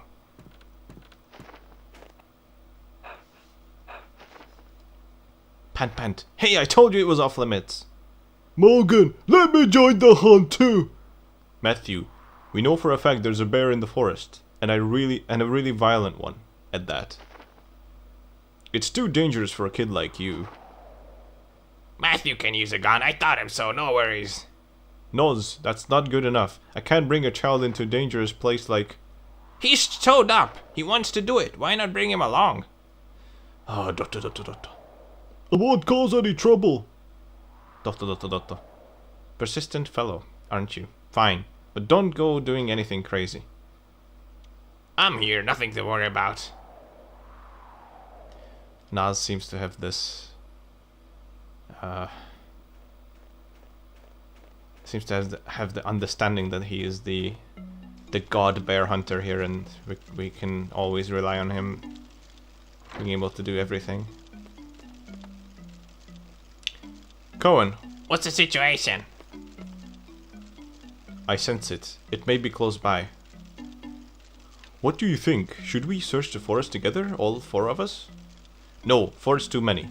There's a risk we won't be swift enough at the critical moment. We should split into groups of 2 and sweep the forest. Morgan and Noz, and Matthew and me. Give me a gun too. Matthew, I can't permit you to have a gun. Hey Morgan, isn't it more dangerous if he doesn't have a gun? It's alright, he'll be with me.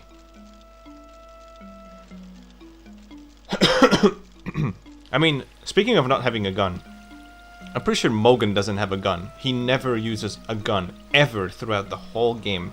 So, he is also reliant on Nos here, so... Let's meet back here in half an hour. If you spot the bear, fire your gun. Our objective isn't to kill it, but to drive it further into the forest where it can live in peace. Nos, we'll start over by the falls. Now's the time to test my skills.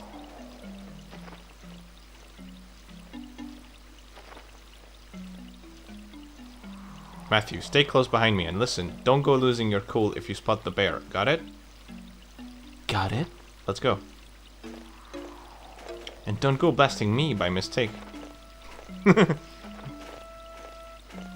Got it? Yeah, thanks. So this is basically just, you know, we have to follow Cohen around. He's walking on a set path. He goes left and right all over the frickin' place. So it's actually kind of confusing because of all these trees, it's really hard to find your way. This bear hunt is only required if you want to get the good ending.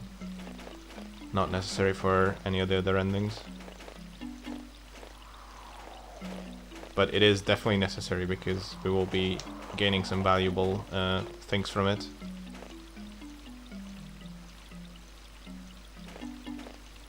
In fact, one of the items that is definitely necessary for good ending. Missing it would just basically mean we get the bad ending. And it's still actually easy to miss, even if you're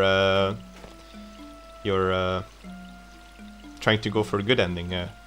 Borizul could confirm it. Confirm it. What is it? Don't worry. Sorry. Don't you feel that? Feel what? Never mind. If we don't strike first, he'll be the one hunting us.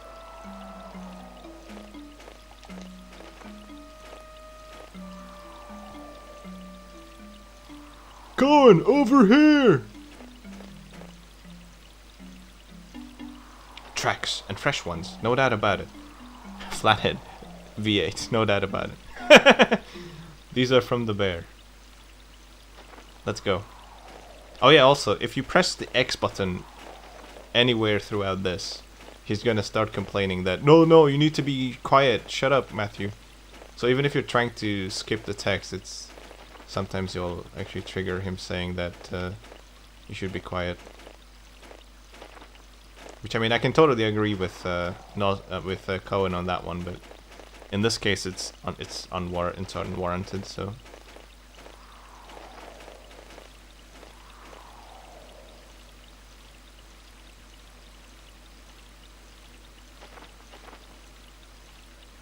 So then, at this point, Cohen just puts his arms up and goes like, I don't know.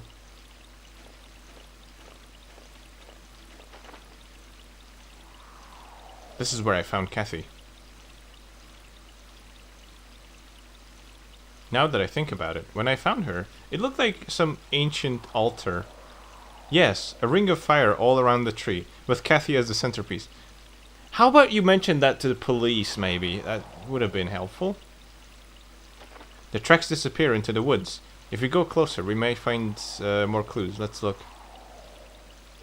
Then he puts up his hands, and then you have to go look at the markings on the tree here. There are scratches on the trunk. Are these the marks of the bear's claws? Yes, probably from when Kathy was attacked. Huh? A gunshot. It's close. Morgan and Noz? Matthew, follow me. Then we go ahead and run here for a while. Funnily enough, Cohen's running speed equals to Matthew's walking speed, so Cohen is some, you know, he's some forest ranger. If he can't even keep up with old Matthew here. I mean, young Matthew.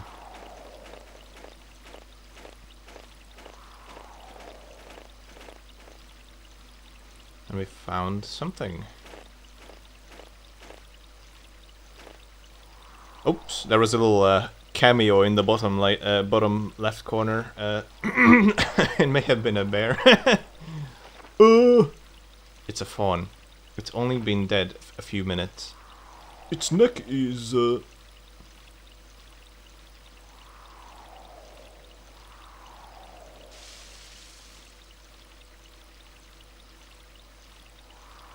Yeah, it's been you know, it's been Morgan for the whole game because this is the translated version, but I always like to call him Mogan. Nani? the head. So, it's beyond me how they did not notice that a bear just walked up to them on crunchy snow. But Cohen!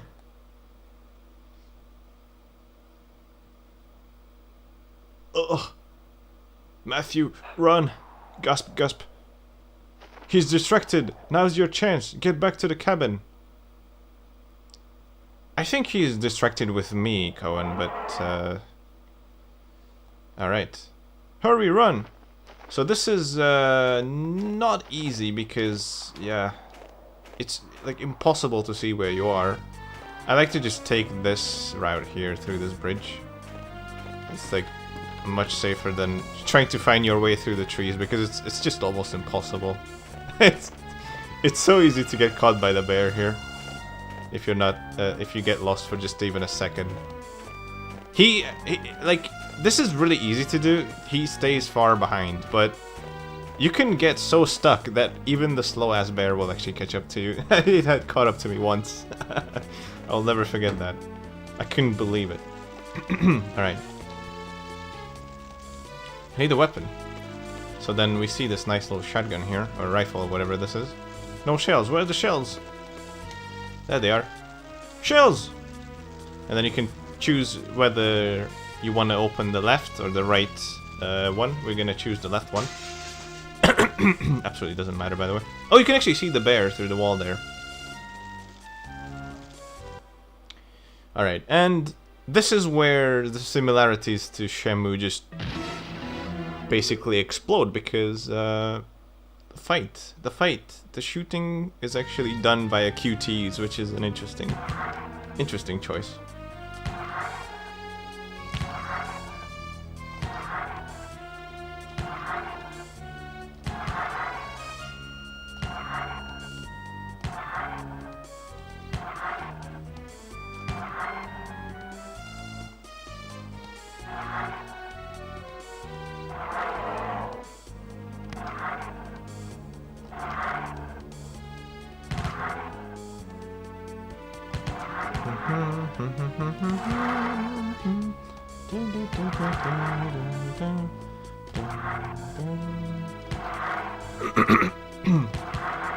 Oh shit.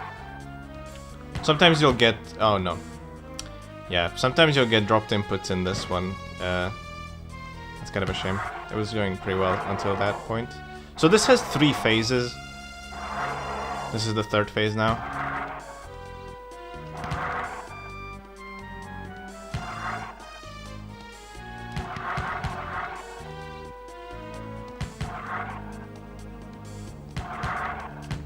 Dropped input again.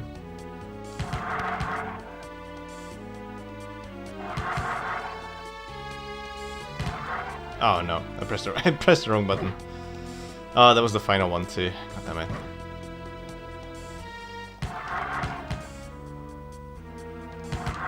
I think you can get hit around 3 times or something and then Matthew dies, so... Yeah. I mean, it's the same as if you lose a fight, so... You can continue right after. Try again. So we killed the bear! That was an interesting turn of events, wasn't it? Are you hurt? I'm alright. I'm more worried about Cohen. Noz took Cohen to the hospital. Why is Noz taking him to the hospital? That just looks wrong in my head. I'm trying to imagine like what that would be and like, and it's just it feels horrible. Anyways, Noz took Cohen to the hospital. His injuries don't seem serious. No need to worry, really. Like, Noz seems to be this kind of maniac hunter guy. I feel like he just tossed him in the boot and then just drove all the way to the hospital very quickly and you know, shaking him around in the back. So this is the beast that attacked Kathy. Thankfully, the hospital isn't too far away. Like, it's pretty much really close. What's up? I just killed it. Couldn't be helped. It's kill or be killed. Those are the rules of nature. I know, but it fought so hard to live. Animals kill each other in order to survive. It's only us humans who kill for stupid reasons. If Kathy died after being mauled by its bear, maybe it attacked Emma too. Can you really call those the rules of nature? That's why we fight too, in order to protect our own lives. Well, anyway. Well, anyway. So here's an important thing that you should not forget about. You need to come to the bear here. I killed it. Something's caught in its paw. You have to get that, because that's actually a really important item. I can't quite get it. Ah, I got it. What's that? A necklace.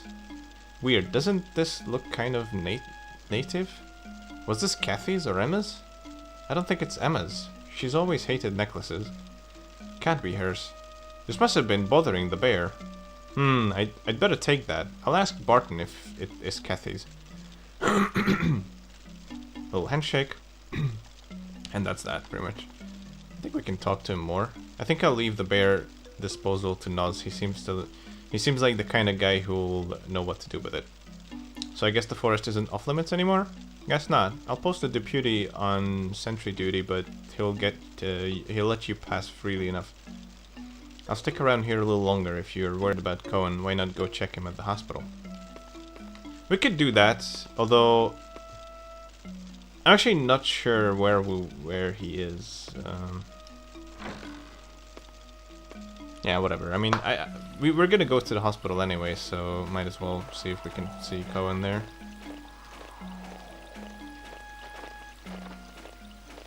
It isn't quite time for the cemetery visit yet. That's going to be in about 2 hours. Mr. Officer Roadblock is still very tired after that little run there. Even though that was about half an hour ago. 40 minutes ago.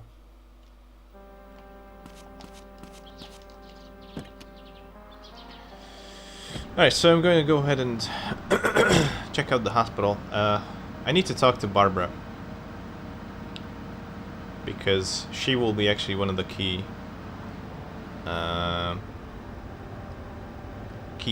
people in uncovering the mystery.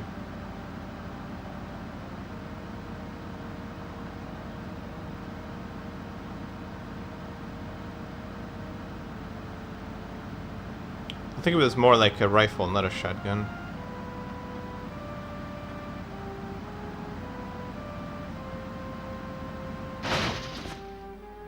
Oh, yeah, right.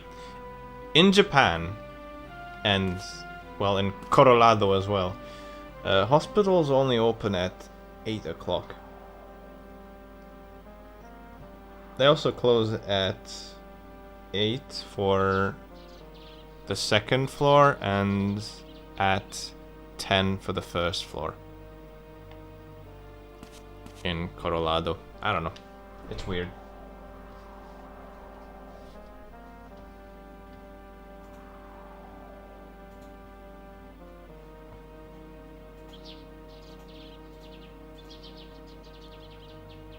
But I don't quite want to go to the diner yet. That will come a bit later. Because we'll be going there anyways, and we'll take care of other stuff in the meantime. Trying to group things together, so we don't have to drive extra for no reason. Alright, so the hospital is open. I don't know when Barbara comes out, though. I don't think she comes out exactly at 8. Or does she? No, she does. Okay, she's here. Okay, cool. We need to talk to her. Matthew Williams! Or rather, she needs to talk to us. What are you gawping at? Your loud voice took me by surprise. Young people these days have no guts. So what do you want? Got any cigarettes? I told you I don't smoke. I know that much. So? So I'm asking you if you brought me any cigarettes. No, I can't say I did. Geez, talk about useless. If you keep smoking the way you do, you won't live for very long. Ha! Give me a break. I've lived a lot longer than you have. I don't think I like this old lady. Hey, you!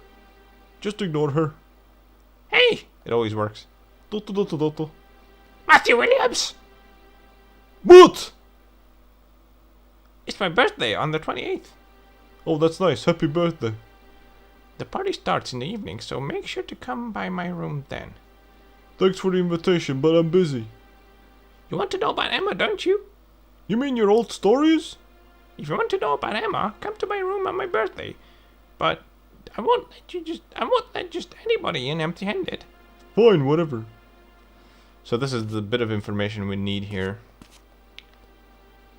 And this will let us purchase those wretched cigarettes that Barbara's been begging for ever since the beginning of the game, pretty much. So let's drive over to the... Notes has already delivered Cohen. Oh, wait, hang on. I completely forgot about Cohen. Now that I think about it. I wonder if we could find him here. I don't know, actually. If you can find Cohen in here. I never actually looked for him, but hang on. I'm not sure where the doctors are currently. I don't think James is in his office. Doesn't look like it.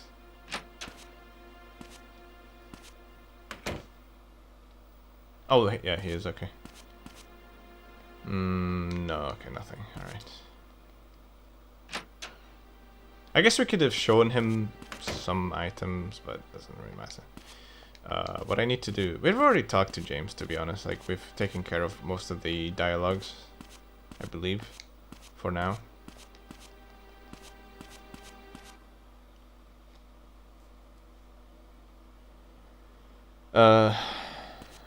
I'm gonna need to, though, see if I can... I think Samuel should be in this office, but maybe he's in the downstairs office, I don't know. I have no idea where Cohen is. Okay, there he is. So it was the bear who attacked Kathy. Well, Kathy's wounds match the bear's claws. Can you tell from the bear if it attacked Emma? Huh? From the bear? How? I don't know, like checking the stomach contents or something? What, are you telling me... What, you're telling me Emma's body is in the bear's stomach? Impossible. I guess you're right. The bear didn't attack Emma. If it had, her body would have shown up by now. Unless the bear was a criminal mastermind, that is. I mean, it does feel like it sometimes. I mean, look how he just, you know, sneaked up on us and surprised us. Where's the bear's body? We're done checking it, so I gave what was left of it to Noz. I see.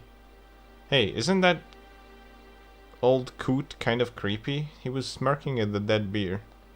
Bear?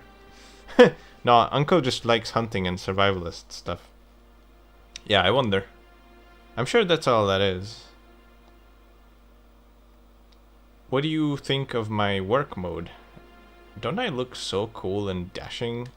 Do I dazzle you, do I? Alright. Where the hell is Cohen? They said I should check him at the hospital. I don't actually know. I mean, he should be here, in theory, but, I mean, I don't think he will be here. Yeah, he's not here. I don't know. I don't even think he's at the hospital. I think Morgan is just talking out of his ass at this point, because where would he be? This is where Kathy passed away. Yeah, nothing.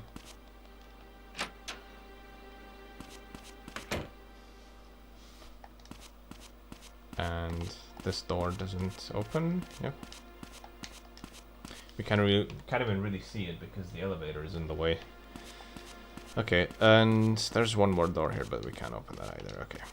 So that's it pretty much. Okay, so maybe we could ask the nurse here if she knows anything, but I don't think she knows anything. Yeah. I think Cohen just doesn't exist here currently. Or he's held somewhere against his will. Nobody's in this room either. Oh, you can actually go in this room, right? This is a locker room. Not much going on here. Alright, let's go downstairs, I guess. I don't think we'll be finding Cohen here, so I have no idea what Morgan is talking about, that we should look at the hospital to find Cohen. So, whatever. Alright, let's just get out of here. We need to go get cigarettes for Barbara. And the best place to do that at is...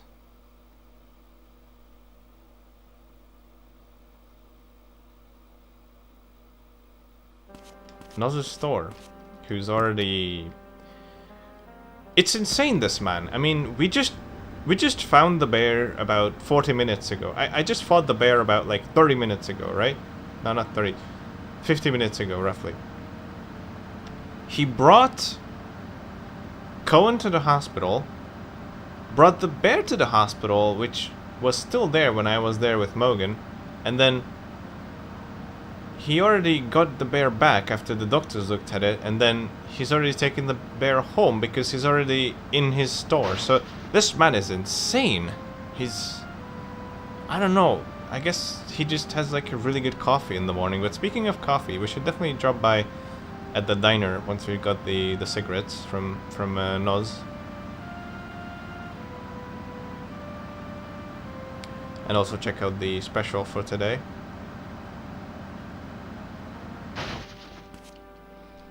Alright. So we're gonna buy a pack of cigarettes for... Not even a pack of cigarettes, more like a... What is it called? I mean, it is a pack of cigarettes, right? Different brands of cigarettes on display. Cigarettes should do for Barbara's birthday present. Which ones should I choose? Blue in the face. Yes, these are a popular brand. Let's go with these. That's a good name. I didn't know you smoked. No, I'm still a minor. There's this persistent old lady at the hospital. These are for her.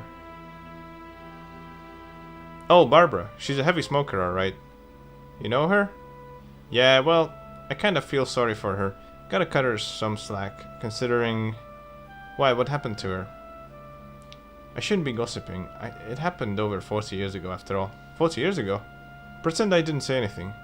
I mean, you technically didn't say anything. That's... Something happened 40 years ago. What are we gonna do with that? Anyways, we got the whole pack of cigarettes. It's a big pack of it. We don't really have time to sleep, so we're just gonna head over to the diner and see what the special is for today. I think we're gonna try to visit the diner as many times as we can today because there might be some happenings. I'll try to visit it a couple of times for sure today. Some of those might be fruitless, but it's worth checking out for some extra content.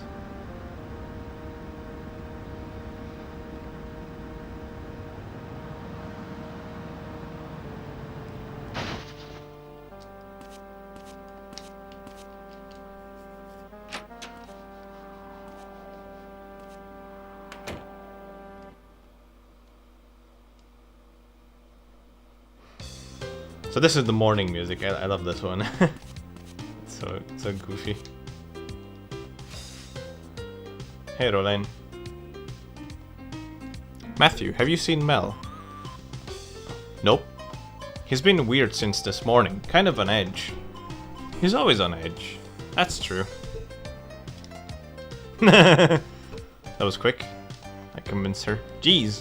What's up? I can't get in contact with Mel. He must be out walking somewhere. Feel like a bite to eat?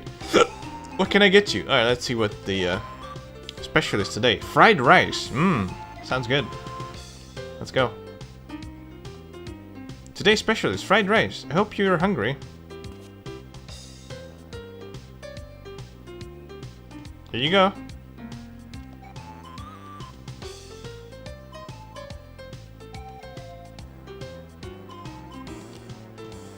Thank you. I would also like to get a coffee. Coffee?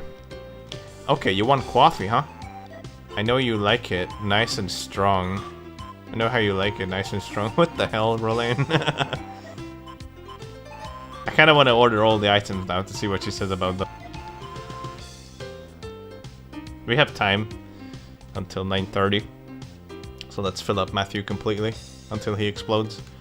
How about another? Sure, let's try a cheeseburger. Oh, wrong button. Hang on. You want a cheeseburger, huh? Coming right up.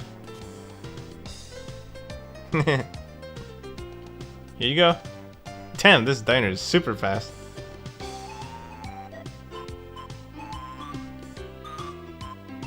Roland, how long has that been sitting on the counter there?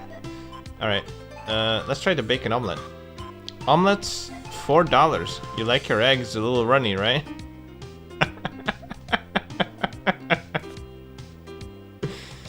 Here you go.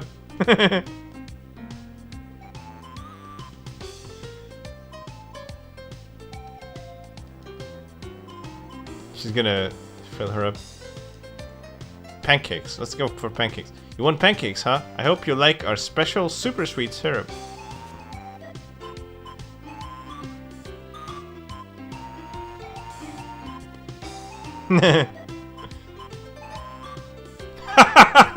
I just realized we're going to a funeral after this. Hopefully, Matthew isn't gonna suffer from some flatulence or like some weird stomach noises. Fried chicken. You want fried chicken, huh? It'll take me a minute to fire up the deep fryer. A minute? That's not a minute.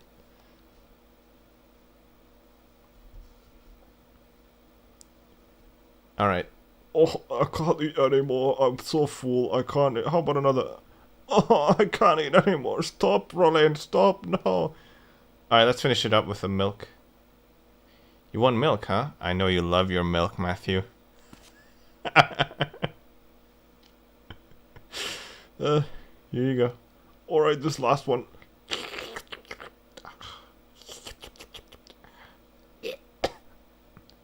Thank you.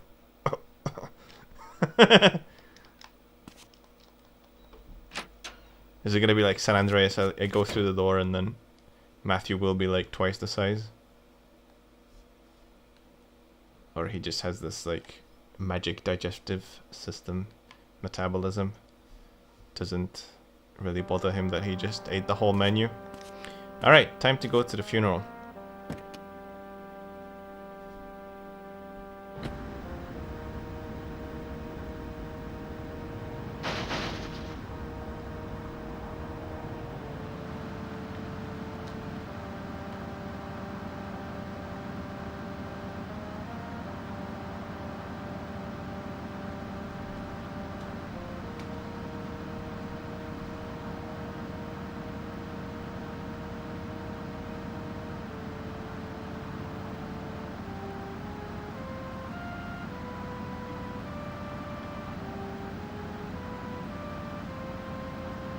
The frame rate is actually pretty crazy when you get to the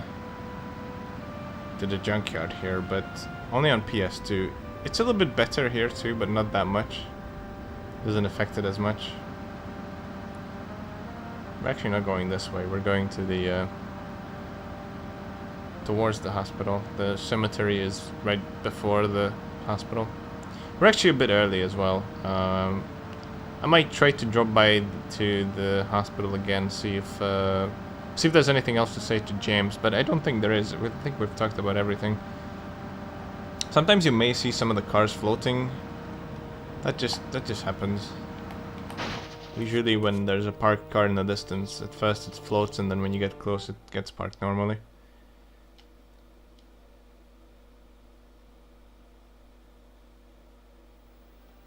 Alright, there they are.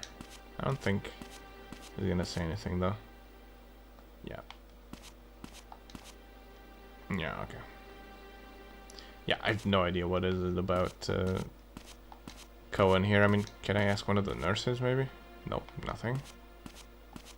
Hello? Nope, nothing. Okay, well, whatever. I tried. I think Cohen is simply just like sitting. I mean, I don't even see his Jeep here. I think his Jeep might just be at his home. So he's probably already home, just relaxing. I mean, I guess I could like go to his house and see if he's there, but kind of running low on time. Although I think, I mean, he doesn't live too far away, so I guess I could make it. I don't see his car here, so oh wait, it is here. Oh, it is there. Okay, never mind. Well, I don't know then. He might be. Yeah, maybe they're hiding him somewhere. I don't know. All right. So it's time to wait a little bit for the funeral to start. I'm stuck. I'm stuck. Okay.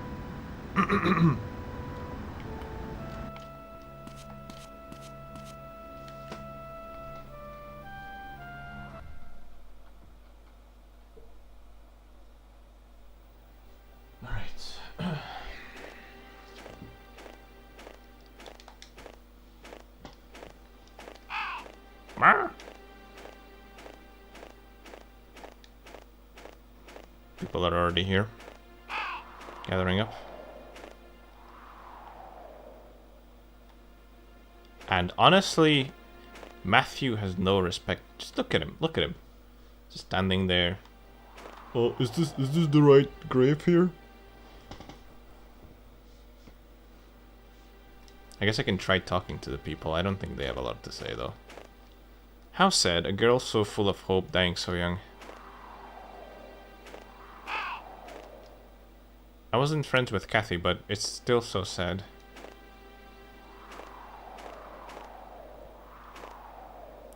Were Kathy and Emma close? Who knows? Kathy was introverted and didn't associate with many others. Emma was going to the church on the 24th. Around what time? I think around 10 p.m. There's nobody who comes to the church at that time of night. Well, I thought maybe she came to see Kathy. I see. That maybe after that they went to the forest together. Still, I can't quite believe it. Kathy knew she was not allowed out after dark. She must have snuck out without my knowledge.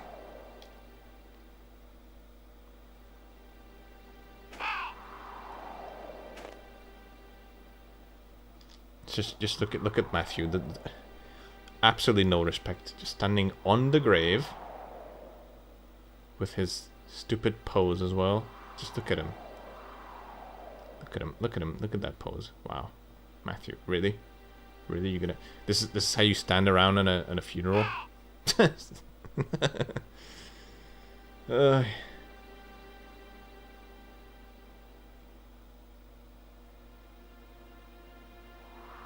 This man's gonna be the end of me. Just look at him. Well then, everyone. We are gathered here today to see Kathy Flannery safely into the kingdom of heaven.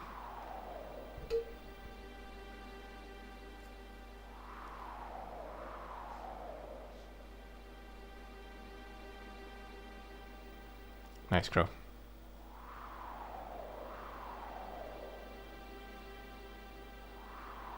to mute Crow. I was just delayed. We're gathered here today to see Clathy Flannery safely into this kingdom of heaven. Heavenly Father, may you bless and keep this child. May she rest in peace. Amen.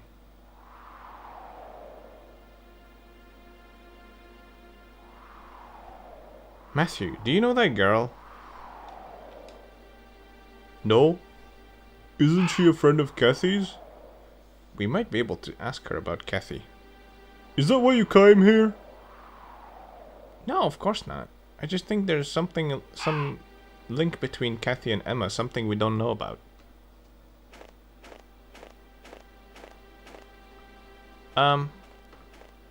What? Roletta. You two weren't Kathy's friend, were you? No. Thought so. That girl didn't have any friends. Or anyone she could trust. How did you know Kathy? It's not like we were all that close. I just gave her someone to talk to. I'm going. I don't like early mornings. Wait! Winona, you should stay away from that girl. She's a bad sort who goes out partying night after night. But she seemed to know Kathy well. Did she? As far as I knew, they had no connection at all. What's her name? Roletta. No idea where she lives. She lives in a hot dog truck, actually. Matthew, Winona, thank you for coming today. If Kathy had friends like you while she was still alive, she might have been a happier girl. Oof, okay. Let's talk to him a bit more here. It's terribly sad, but we must keep on living. Poor Sarah, I pray Emma is safe.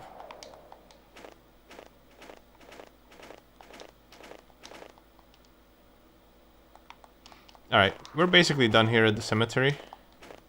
For now.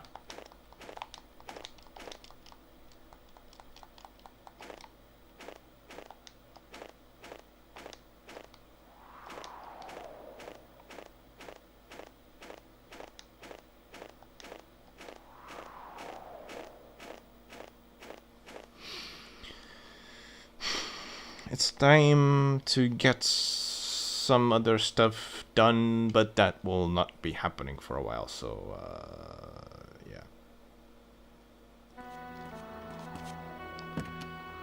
I think we're gonna go home for a bit. I don't think there's a lot to do right now. I mean, let me think, because in the speedrun route, I just go home, sleep, and then events happen. But I don't know, let me think. There isn't really much that I can think of. I mean, there is one thing we could do, I guess. You know, just keep visiting the Heinz diner essentially and see if anything happens. That's kind of what I want to do. So maybe we'll save maybe sleep like 2 hours and then check back in the diner, see if anything happens. But yeah, not a whole lot of things to do today.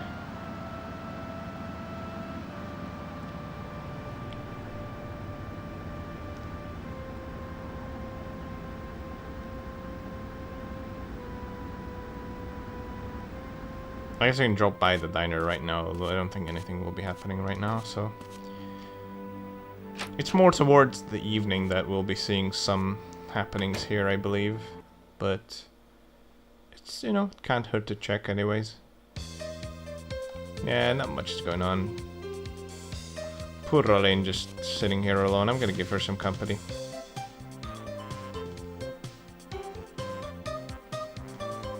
Oh no, no, not this again. She wants to feed me again. Ah, no! Alright, I'll have a milk. You want milk, huh? I know you love your milk, Matthew. Alright, alright. Now I know why nobody's here. Alright, see you, Roletta. Rolene, I mean. Roletta, Rolene, these names are so easy to confuse for me.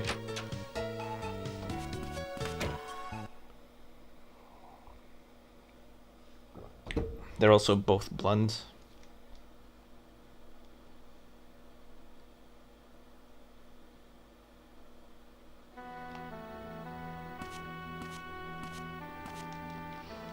Alright, let's head home. Get a bit of nap action going on after this eventful morning with the bear hunt and all that. We need some rest. I think we've earned it. So let's do that.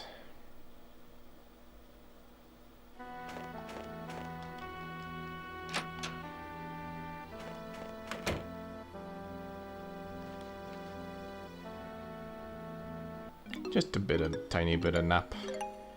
I'll check back at around noon, see if anything happens, although probably not. Probably just gonna come back here and sleep some more until the events start unfolding. We're basically waiting until 2:30 to 3 o'clock before something interesting is going to happen. Hey there, Nose. Wait, what?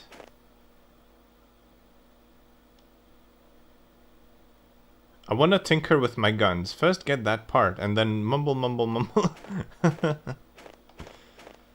Yeah, he's alright though. He's not that crazy. I mean, he does give us crazy ideas, but, you know, I mean, Matthew is also a bit silly, so might as well.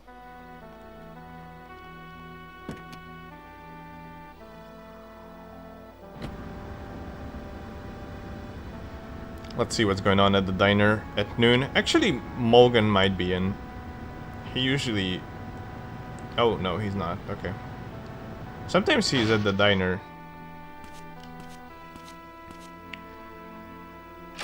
Not today, though.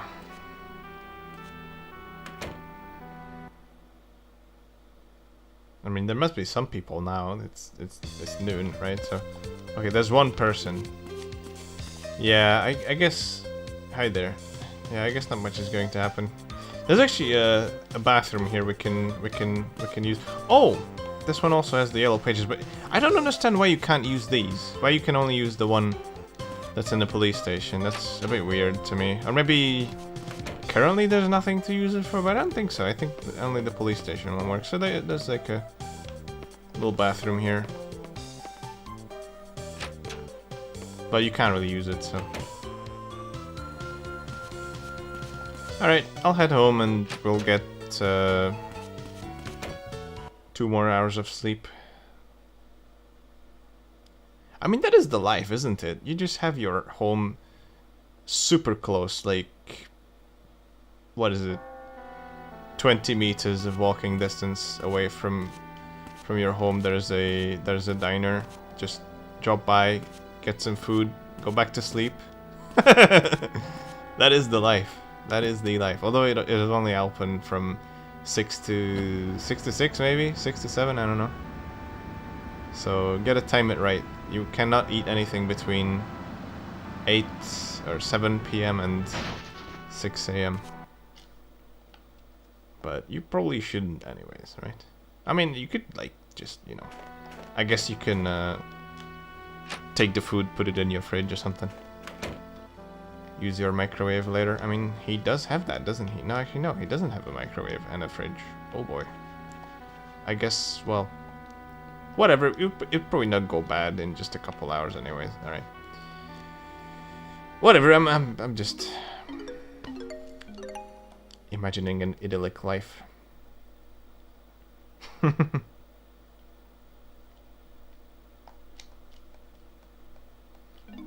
Okay then.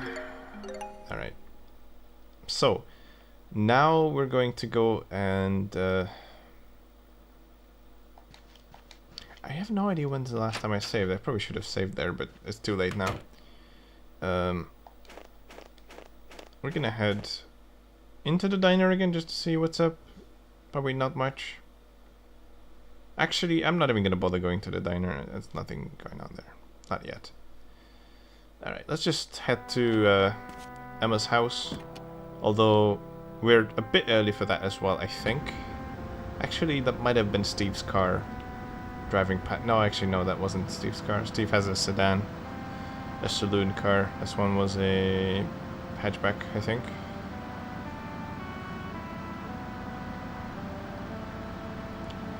Yeah, it is. But I don't even think he's coming from the... I don't know which direction he's coming from. Maybe from the hospital, actually. Sometimes he goes to the police station. Hangs around there. Now that I think about it, I don't think there's a mayor's hall or anything like that, so... Officially, there's nothing like that in the game, so I'm not even sure where he would hang out if he wasn't looking for his daughter.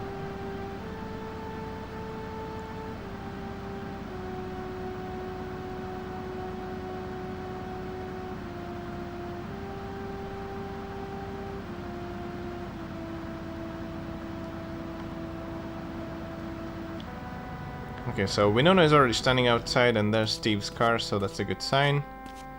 Can't see Mel's bike yet, or anymore. If you remember from the bad ending playthrough, we saw Mel hanging out here. He's not here anymore. Came a bit later than that.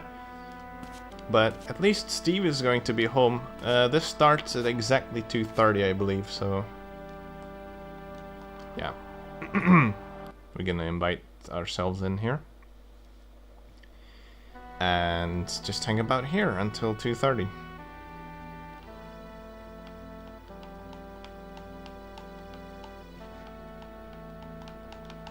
So we kind of missed that part where Sarah invited us up to look around in Emma's room. And that would have revealed something if we do this afterwards, but we can group these two things together, so I didn't see it necessary to actually come here for that separately. We get the same result anyway, so it's fine. Matthew, can I speak with you for a moment? Sure. I'm just going to look at Emma's room. Okay.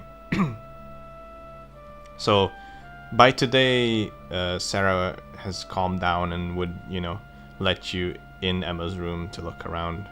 But it would seem a bit odd that you visit twice anyways, so I think this makes a lot more sense.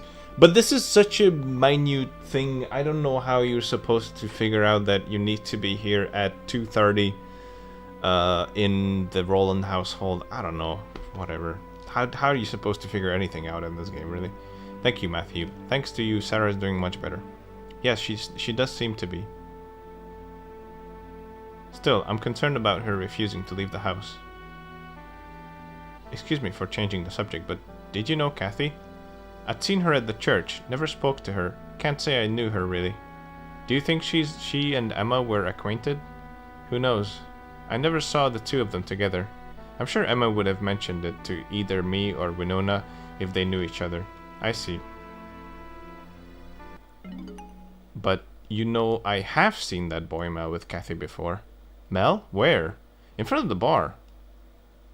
I was surprised, to be honest. She didn't seem like the kind of girl to play around at night. That's true. Now that I think about it, maybe Emma and Kathy weren't all that different.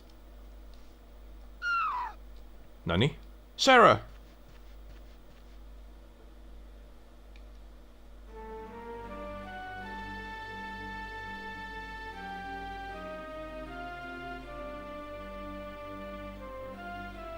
Something unfortunate has happened and the police has been called. Are you alright, Sarah? Yes, I think I've calmed down now. Thank you.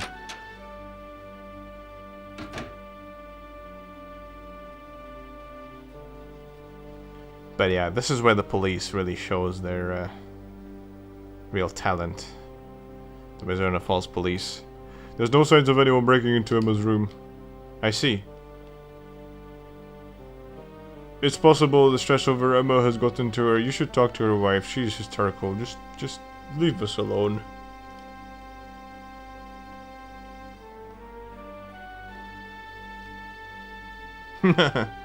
Yeah, she's just faking it.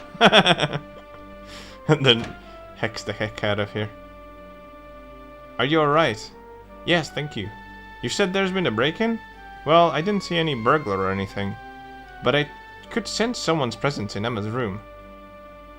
That, and the window was open a little. Is anything missing? I don't know. Emma hated us going in her room. We don't really know what it's like in there. Can I take a look? Yes, I'll go with you. Actually, now that I think about it, there's something I've never tried doing before. What if you try and go into Mel's house today? I kind of want to try that. That could break some things. I think probably he's just home or something. Something stuck. It's a ring. The initial I is carved into it. Was this Emma's? Cause it's, you know, I for Emma. This was stuck in the sink. Is it Emma's? I've never seen that before. Can I borrow this? Sure.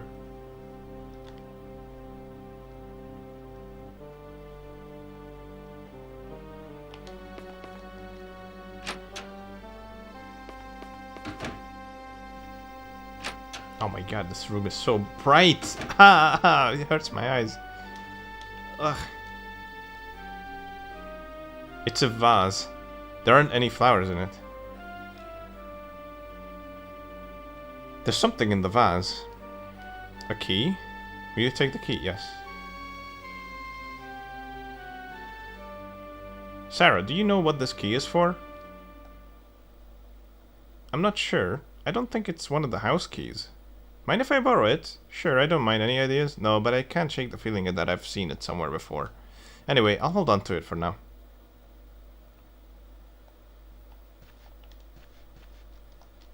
This desk. Sarah, wasn't this desk closed before when I wasn't here yet? You're right. I'm sure it was closed. Is anything missing? It's empty. Matthew, that drawer. What? That drawer is usually always locked. What's kept in it? Her diary. I tried to open it one time and Emma blew up at me. So her diary is missing? We should discuss this with Morgan. You're right, but why take her diary? Alright, we've got all the 3 items we needed from here. Or all the 3 events / items. Let's go home. Actually, I have no idea if Winona wants to go home with me. Is she even still here? Oh, she is. Does she want to go home with me? A burglar? How frightening. No, okay. Alright. I'm out of here. Next we have to go to... this. Actually, wait. There's something we need to follow up on, because this is what unlocks an extra bonus thing. I'm gonna need to do that right now. This is the only chance we got.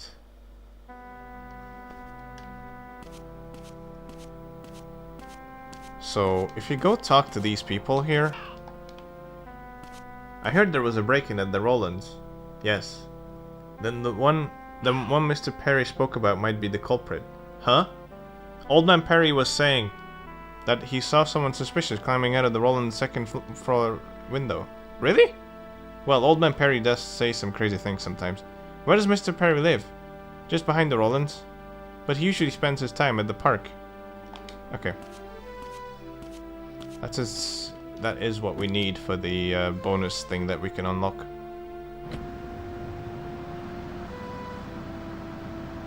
This is like a dead end thing, but it unlocks a bonus.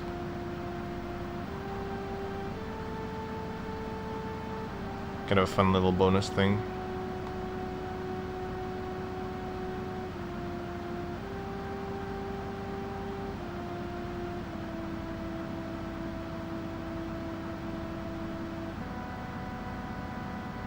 So we need to head to the park now to see him. Although I might go to the school first, just to take care of that business, and then go to the park.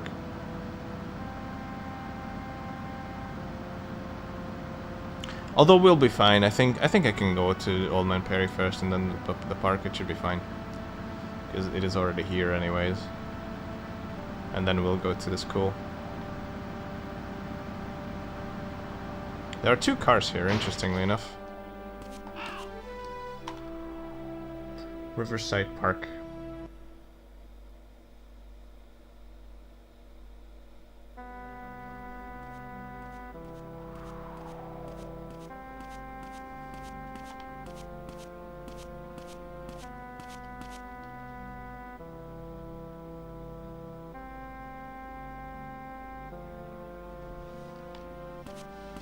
that's the man we're looking for. Excuse me, Mr. Perry?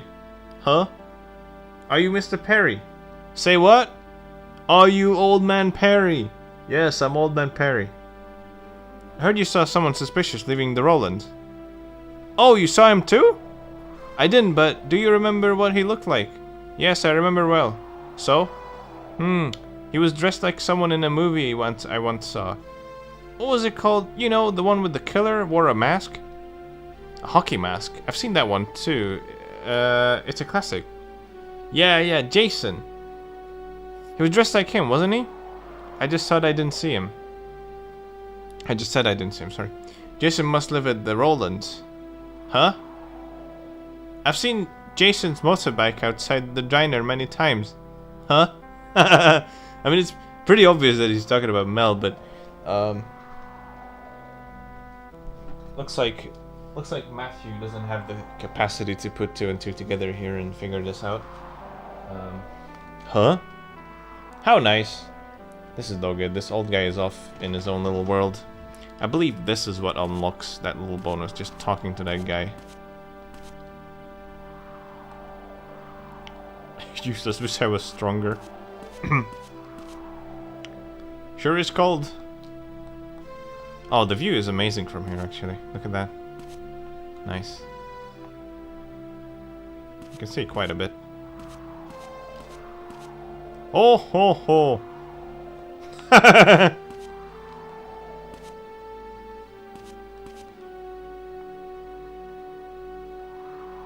This looks great. Alright, let's head to the school before it's too late. But I think it's open till 6 or so. But maybe it's 5, so I gotta hurry up.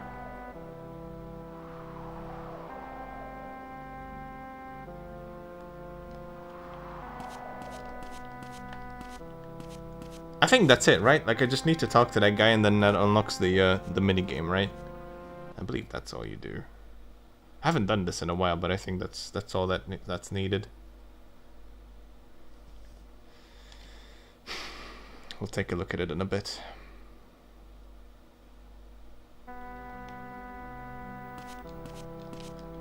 shit.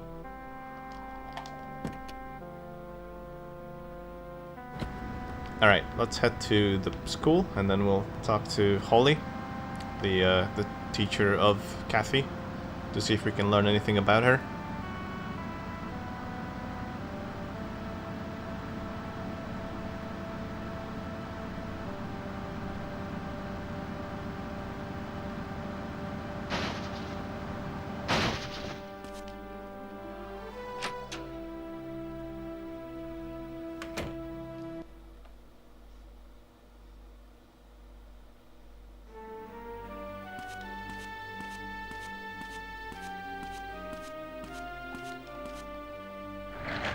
Lids is still here, but we need to actually talk to Holly this time, not Lids. There she is. Miss Holly? Are you Kathy's homeroom teacher? Yes, and who are you? I'm Matthew Williams. I'd like to ask you some questions about Kathy, if that's alright. Oh my, I didn't know Kathy had a boyfriend like you. My, well... yeah, what kind of girl was Kathy? Yes, her boyfriend's gonna ask the teacher about, like, Kathy, like, what kind of girl she was. I'm not sure she had anyone you could call a friend. Never once saw her talking happily with anyone. So she wasn't good at being social? Yes, but it's not like she was just shy. She seemed to deliberately distance herself, like she was purposefully cold. I tried to talk to her, told her she ought to try making some friends, that being with others is fun. And you know what she said? I have the Lord and my father. That's kind of creepy. But her words didn't strike me as genuine. I think she was deceiving herself on some level. So Kathy was always alone at school. Usually, but one day she joined the full moon party planning committee out of the blue. The party that was held back at the start of December? I was shocked too, but of course, I was all for it. So did that go well for Kathy? Who knows? She ended up quitting soon after. After that, she was no different. Not that she would have been. I wonder what possessed her to do that. Such a mysterious girl. I see. If you find anything out, please let me know. No, thank you. Alright. So there's this full moon thing that just happened. And if we want to look into that, we need to take a look at this poster on the wall right here. It's a poster for the full moon party. They had it at the start of this month. Why hasn't anyone taken it down yet? Party committee volunteers. Call us on OOX Square. Party committee chief. We should definitely check that out. It could be a good lead.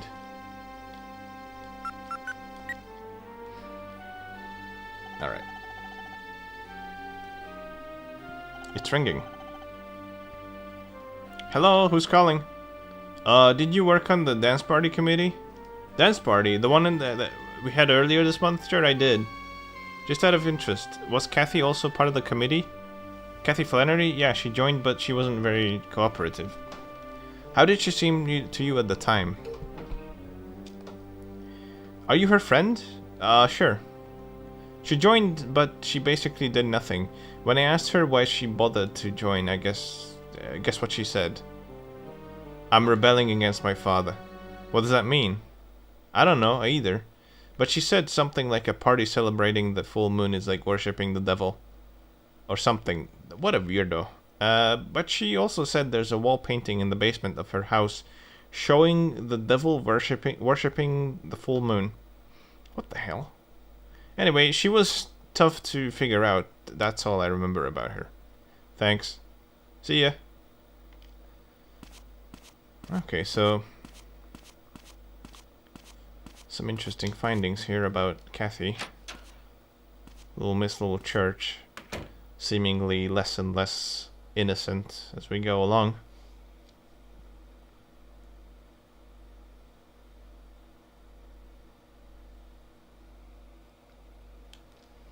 Although I believe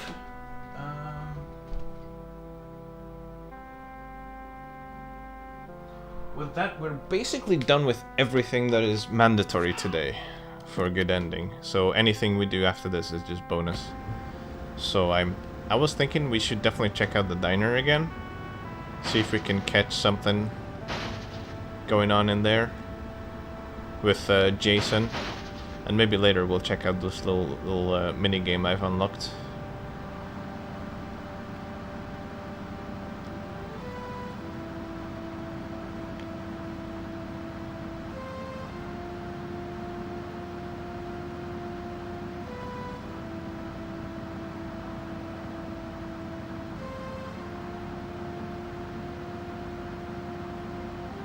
Right, so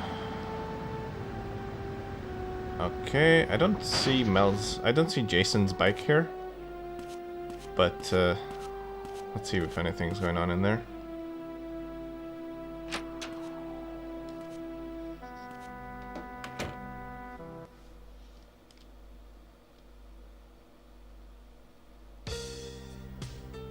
Absolutely nothing. Okay. Oh, hey, here's the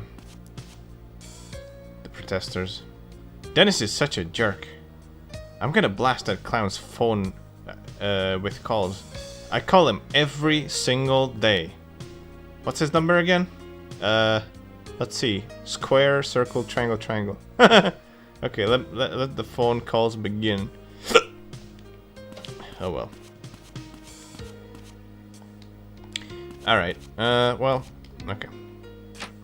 There's something we don't have to do, but we're gonna check out for sure, which is the cemetery meeting at 9:30, I believe. Was it 9:30 or 9? I think it was 9:30, right? Or 9 at the cemetery? Maybe it's 9, actually. I'm not 100% certain. It's not necessary, but it is an extra cutscene, so we're gonna check it out.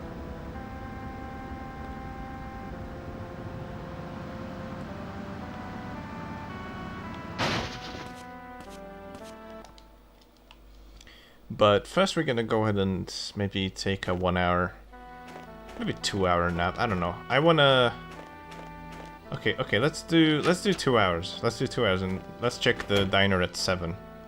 Because I get the feeling there's something that's gonna happen there. That it's not necessary to see it, but it'd be cool, I guess. Actually, wait, it's 6 right now. Don't they close at like 6? I think they close at around 6 or so. I think I might have already missed something, but I'm not sure. That's 2 events that would be happening in the diner. They're kind of hard to catch. I'm not sure when they happen exactly. Could look up a guide, but it's probably too late. We could still get there before they close, though. I'm not sure if they close at 5 or at 6 or 7, but let's see. Mel is not here.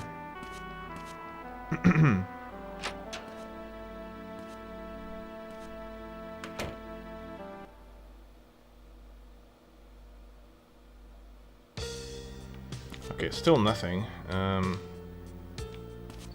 Let me look at something real quick.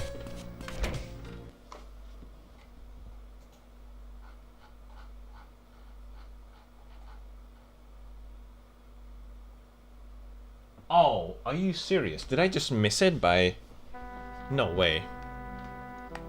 The guide says 5:50. Did I literally just miss it? So like if you go in at 5:54 it's too late? I think I just missed it, like in-game 4 minutes. Yeah.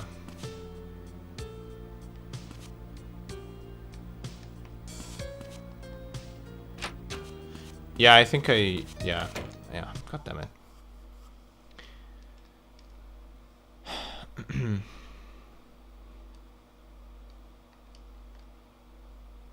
Whatever, it's fine. We just missed a cutscene with Lorraine and Mel arguing. That was supposed to happen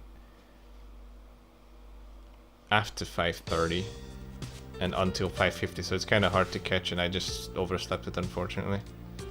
But I heard that was a break-in at Emma's. Yeah. Was anything taken? I don't know for sure, but Sarah said Emma's diary was missing. Emma's diary? Who'd steal something like that? No idea, but I think it might be connected to her disappearance. Okay, so yeah, yeah. Unfortunately missed that argument, but it's alright.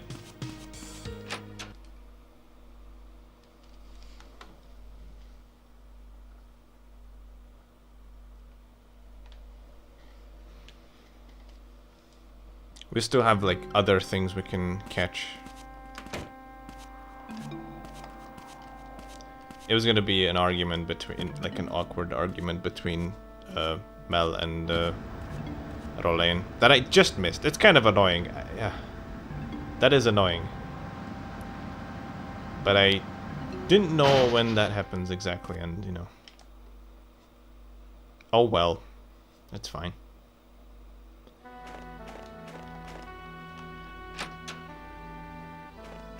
Sometimes it's just impossible to show everything in one playthrough in this game because there's so much stuff happening and you have to be there. If you're not there, then you're screwed.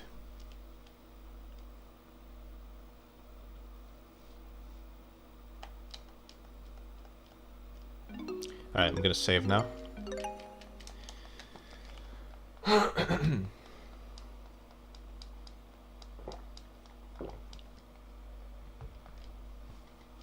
Actually, I'm not 100% certain that even the second thing is going to happen today because the fact that I missed the first one. So yeah, I missed an argument, and then there's another event that you can catch or miss, doesn't matter.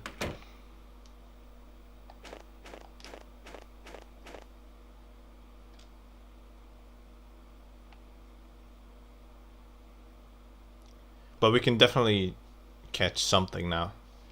If we head to a certain spot. Although first I'm actually gonna... Yeah. Let's go there. Let's go to the cemetery. Because if you remember, Mel had a phone call on Monday with a mysterious person and said to meet at the cemetery at 9. So there will be something happening for sure.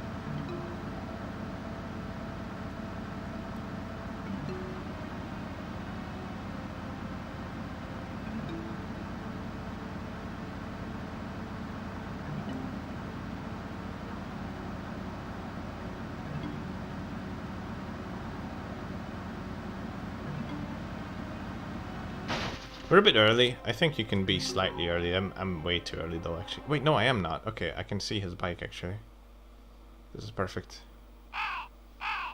It's Mel. I need to find a place to hide. Oh yeah, I just remembered. We used to actually do this in runs, and it's such a hilarious thing. This is so hilarious. I love this. I just remembered. You're punctual.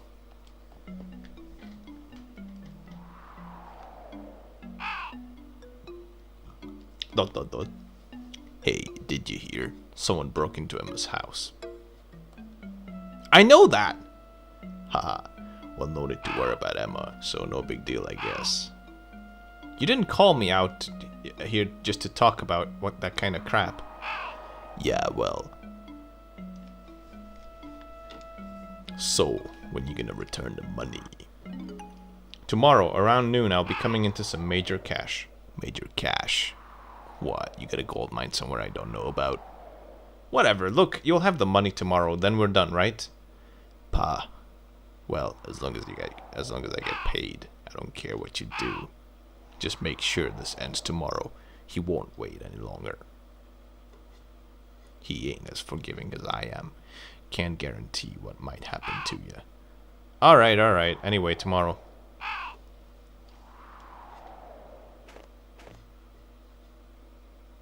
Looking forward to it. This is great. I love this. So we just witnessed this. And then we were stealthy. As stealthy as possible. He didn't notice us, so it's perfect. You know?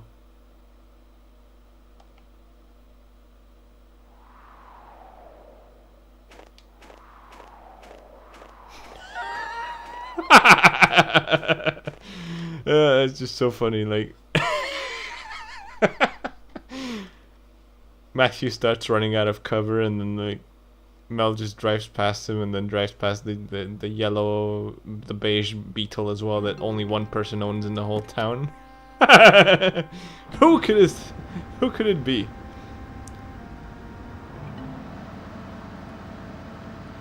It's just such a funny moment. One of those funny gaming moments. And look at that, it's 8:19, so we did it pretty early on. There's one more thing we should do, and it looks like it's going to work out because Mel is actually heading to the diner right now. That's what we want. So, even though we missed one cutscene of Rolaine and Mel arguing, we are hopefully not going to miss this one. Although he seems to be taking an odd route. But he should be here at the diner soon. Pretty sure we have to wait for him. Wait, the diner is still open at 8:26, or what is this? No, it's closed, okay.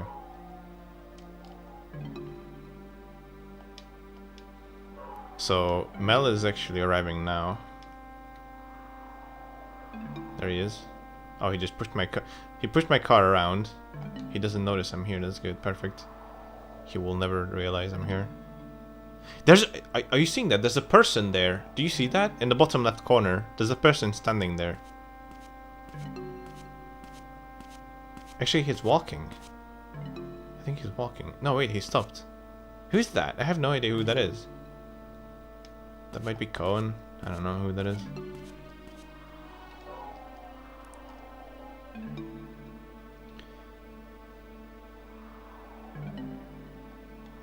Okay, so I should be able to somehow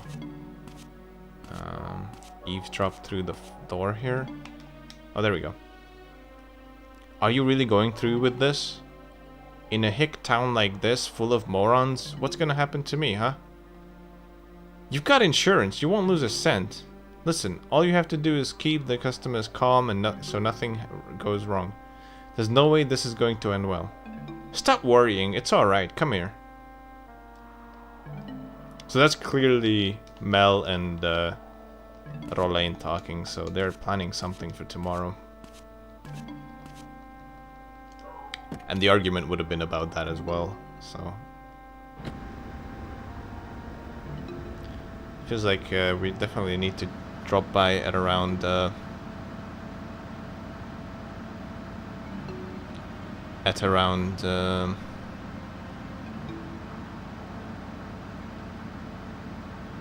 what is it? Noon, yeah, right around noon. We should check out the diner. See what's what. I want to try something I've never tried before. Mel is still at the diner. What happens if we go into his room right now? I'm super curious. It might just be closed. He might be inside or something. I don't know. I mean, he should be still at the diner technically, so he shouldn't be home, but you can never know. I'm just super curious to see what happens here. Because I've never tried this before. But probably nothing's gonna happen, but I'm curious still.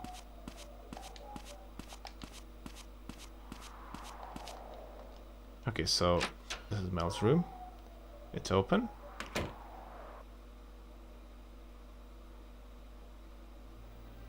Okay, yeah, that was to be expected.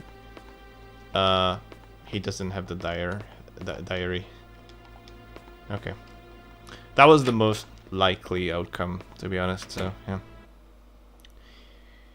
What happens here? Not a lot. That's basically the answer.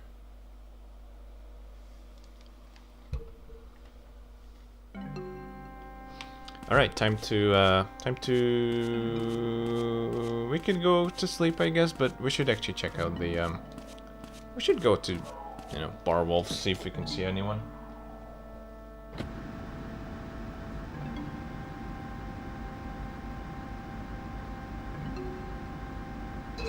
Oops.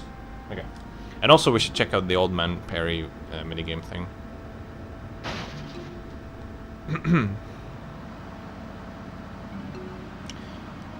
Alright, so, yeah, let's go to the bar.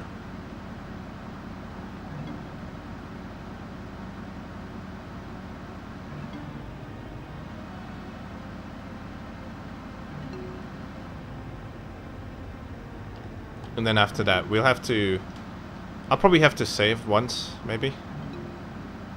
Because the minigame happens between 11 PM and 1 AM. You can only do it at that time.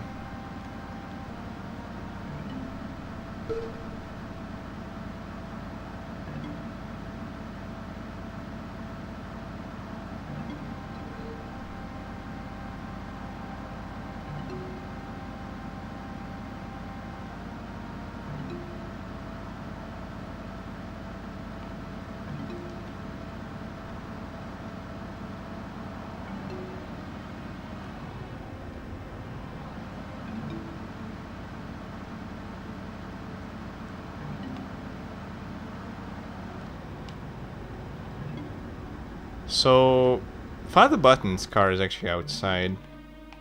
And he does come to the bar, but he doesn't actually go inside. He's always hanging out here for some reason. He just tells us to go home and to be a good boy.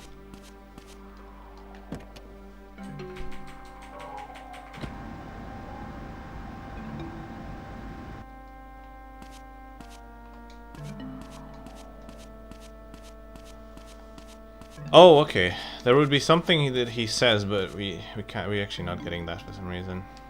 Something about the necklace. But yeah.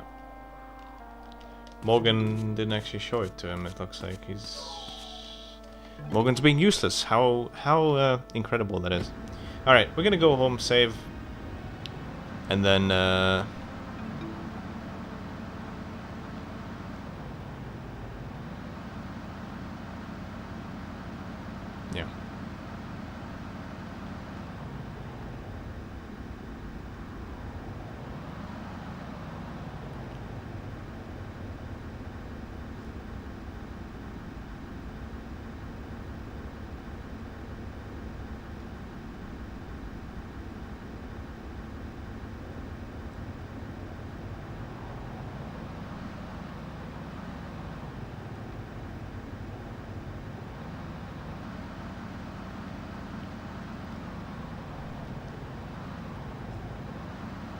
We could technically go to the bar and see Isabella come out to stage and just say that she cannot sing today for personal reasons, and then that's it. But yeah, I think it would be more interesting to see her actually sing, so we'll be doing that tomorrow. Gonna go sleep. Then we'll need to head to the park at around 11 p.m. to activate the minigame.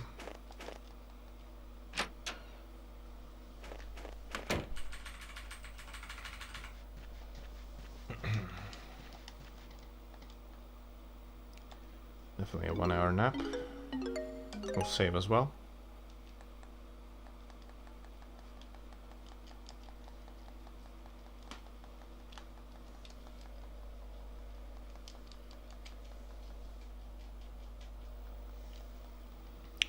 And we're pretty much basically done with Tuesday as well.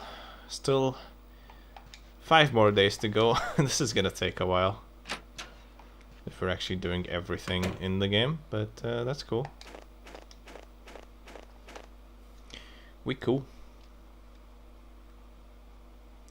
I also need to make sure I have enough space to record all of this stuff.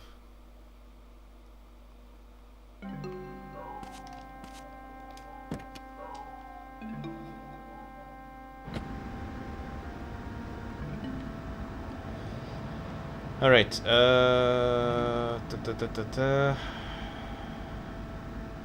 Right. Let's go to the park.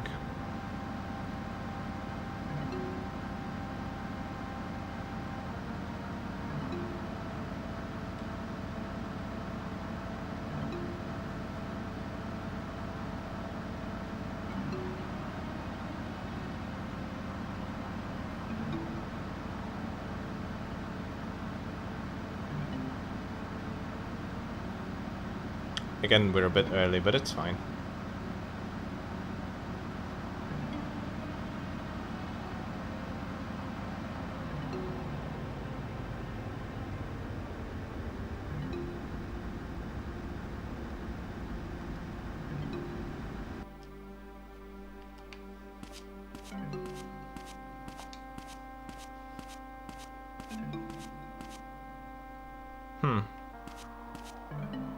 Hi there.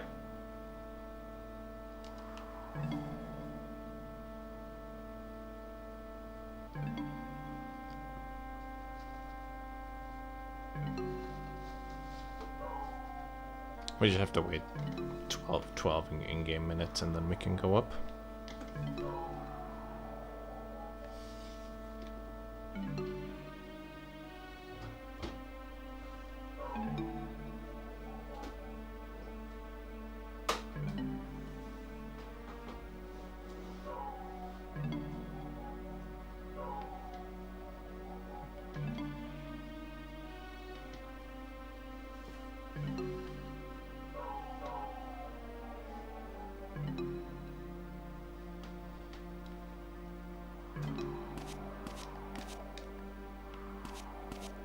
Can you actually use this? No, you can't. Oh, you can actually go through it. Right. I think we can go up now.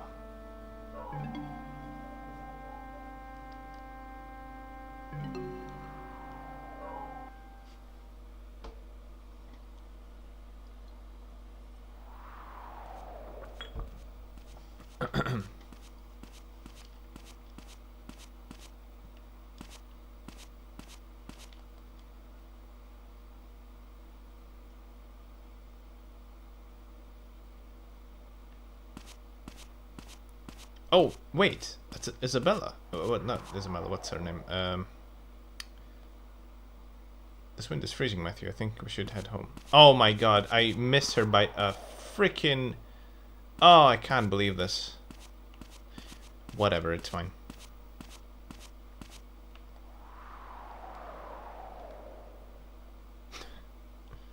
Sonny boy, do you know who I am? No idea. You're Old Man Perry. Not bad, not bad. Now you are ready. A host of challengers awaits you by the junkyard. Will you fight? I'll fight. So then you have to head to the junkyard to check this out. Oh yeah, we're taking there actually. 2P versus mode. Select your character with the left and right buttons and press circle.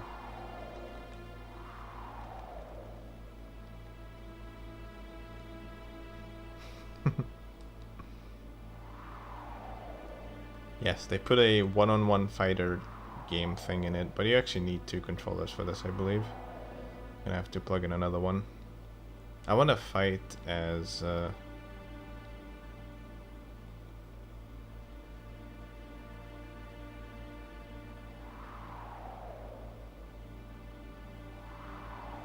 yeah, there we go.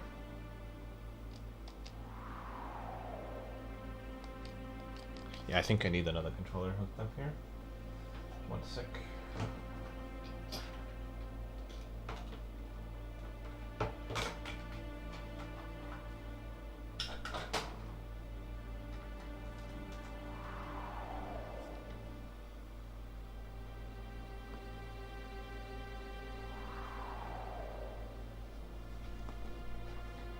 Where's this controller? I just plugged in a controller and I have no idea where it is. I guess I'll follow the cable. I found it. Okay, there we go. Let's play as... let's do Mogan. Let's do Mogan. Mogan's a good one. Alright. Let's go. So yeah, you can do this.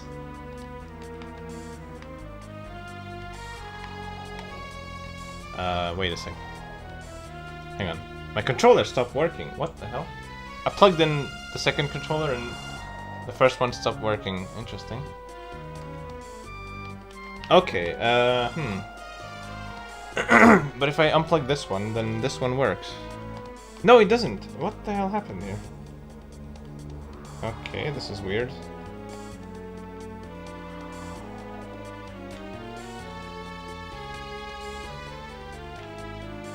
There we go. Now it works. Yeah, this is a janky Chinese PS2 controller, so. But this is amazing. I love this.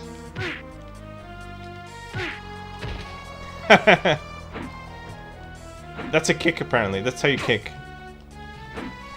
So basically, it has Matthew's moveset. Every character has Matthew's moveset, but it's I don't know. Yeah. Anyways.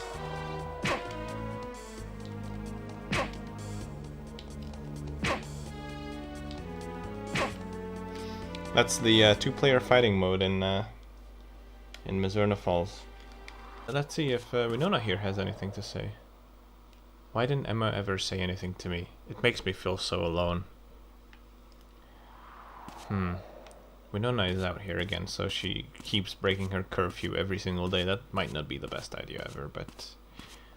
oh well.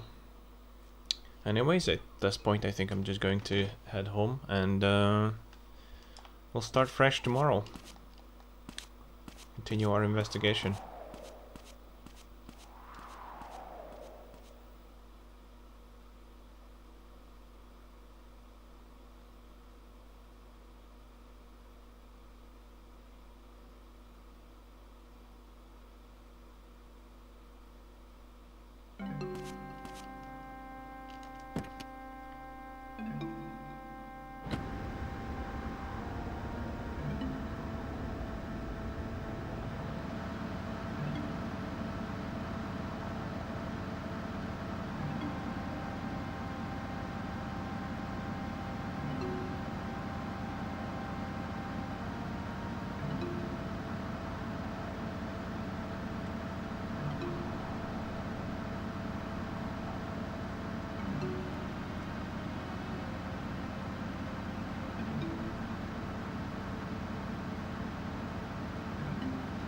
We could drop by the bar, witness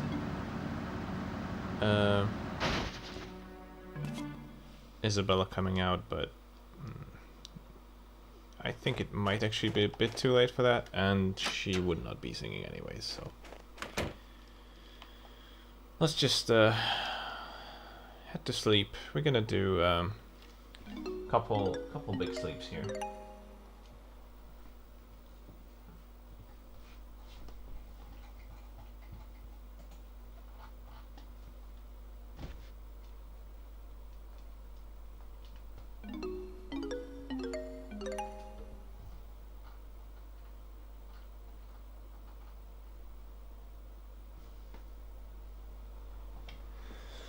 I'm doing a couple 1-hour naps because we have to be awake at around 7 or so. We don't have to be, but it is, you know, let's be awake at 7 o'clock. 7 or 8 o'clock.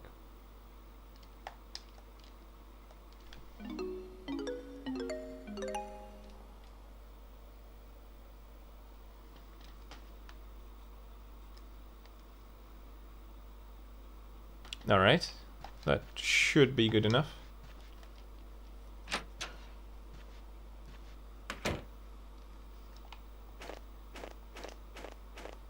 We're going to head to the police station.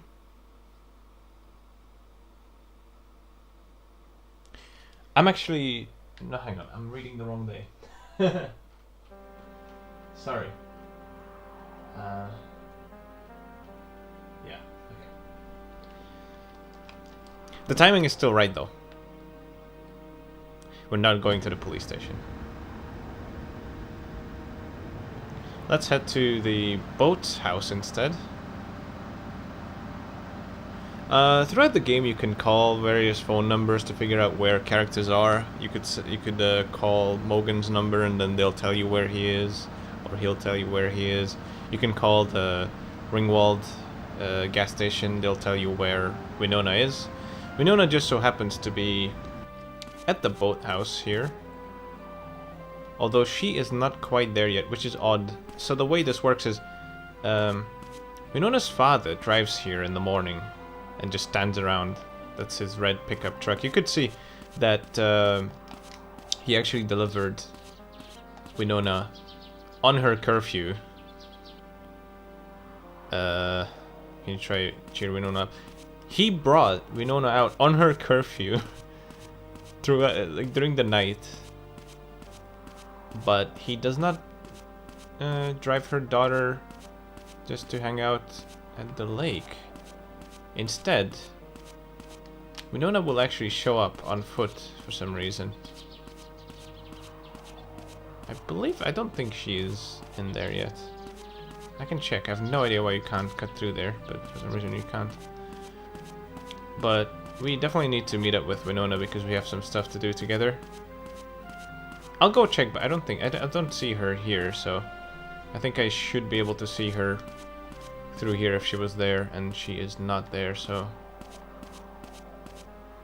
we're going to have to wait a little bit longer. She will show up from that direction right there.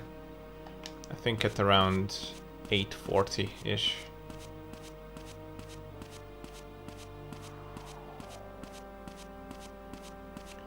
Again, if you sleep until around after 8 o'clock, she'll already be at the boathouse, but since she's actually walking, she'll take a bit longer to get there. And this is another thing, as I've said before, most NPCs can only be talked to if they are stationary.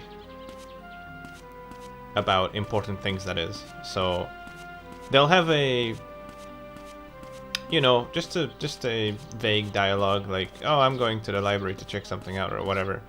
But you will not be able to discuss important things, and especially you will not be able to show them key items because there's not enough time for you to actually draw the item and then show it to them, because they'll be walking away by the time you've opened the menu and selected the item.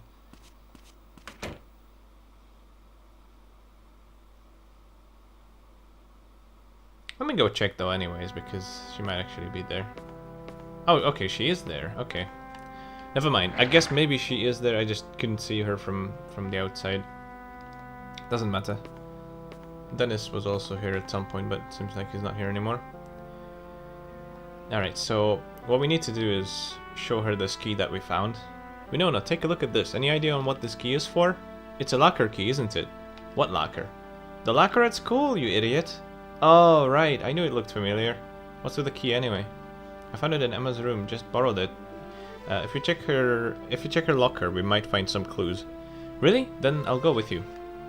So if you had shown her the key yesterday,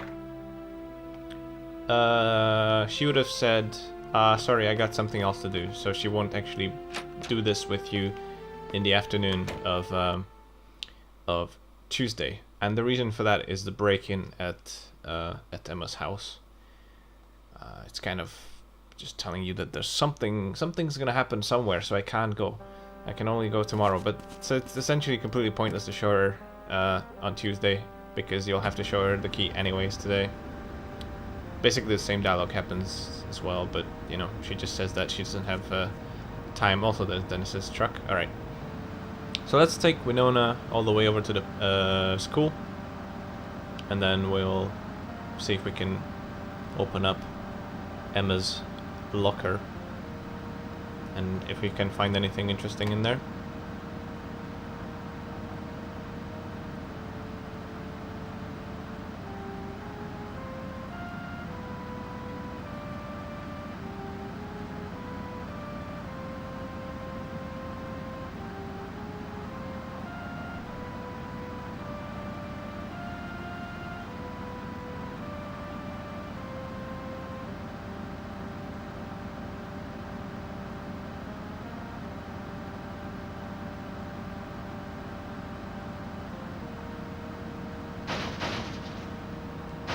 We have to play the same game again, trying to open this door, and then it's, you know, closed, and then Winona suggests we should go through the other door. But if you try to go through the other door first, she will complain that that's not the right way to go.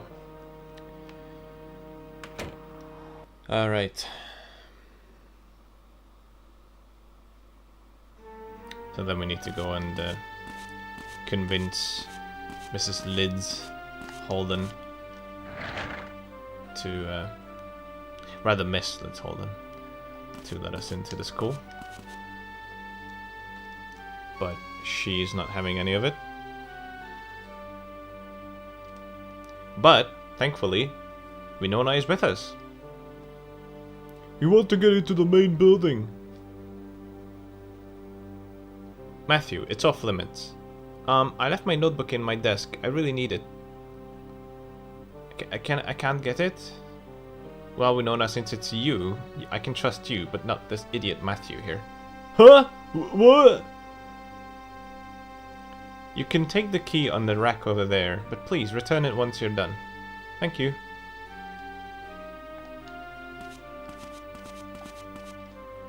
Which key? There's the key to the main building and the classroom. Well, we'll have to return them quickly or we'll get in trouble.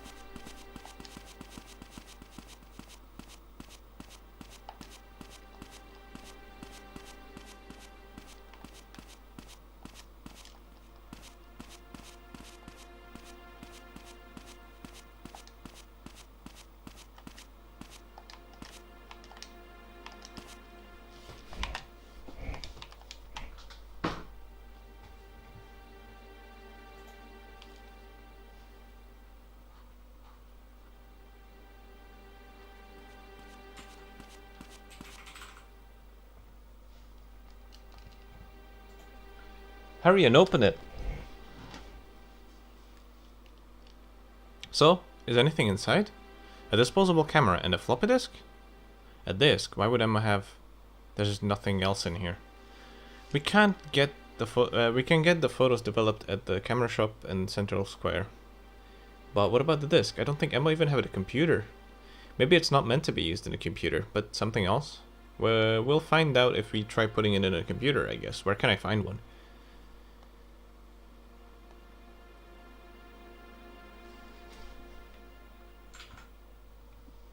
let's go to the classroom. So,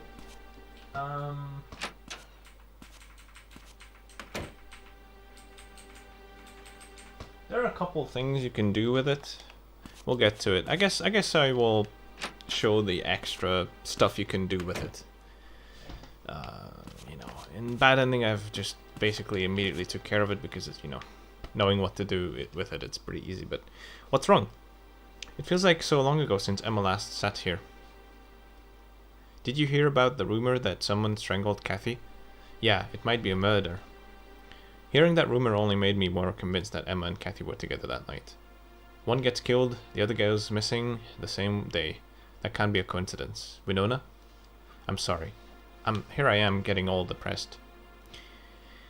Even if Kathy was murdered, we have to keep believing that Emma's alive. Yeah. And anyway, I can't find any connection between Emma and Kathy. If they knew each other, why wouldn't you or I know about it? That's true. Shall we head back now? Did you get your notebook? Oh, that was obviously a lie. I'll just say it wasn't here, and I thought it would be. And I thought you were supposed to be the trustworthy. Right, so we can just directly take the items that we just received to the right place, but we're actually gonna give it a little twist first. Did you find your notebook? It wasn't there. I must have left it somewhere else. Oh well. Sorry, here's the keys back. It's alright, but you can't go back into the main building again, okay? Off you go now. Okay, Matthew, let's go. We can't go back anymore. I understand you two are worried about Emma, but don't get too involved. Just leave the investigation to the police. But if we leave everything to the police, they'll never figure anything out. Anyways, what we're actually going to do now is something that's absolutely not required. It is optional. What should we do with the camera and the disc? I'll take the camera to the photo shop in the central square. As for the disc, well, I'll investigate. If I find anything, I'll call you. Okay, I'm curious about something, so I'm going to Father Barton. Alright. Bye then. Make sure to call me. So, we're actually gonna head to the police station. It's pretty close as well, and we should ask a couple people over there, because there are some interesting conversations we can have about that. So, let's head there. Let's head there now.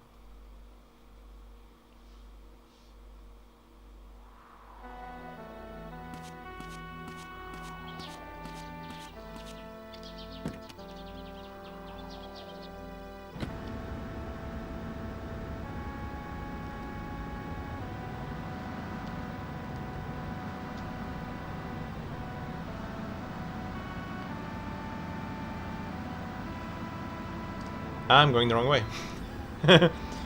Muscle memory driving me already to the correct location, but let's take a detour here towards the police station.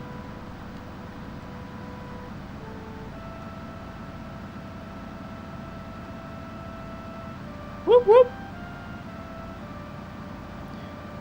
All right. So I'm gonna head straight in and ask Mogan what he thinks about this. Thankfully he's here. We can see his SUV parking outside, so we can definitely go inside and check to see what's what.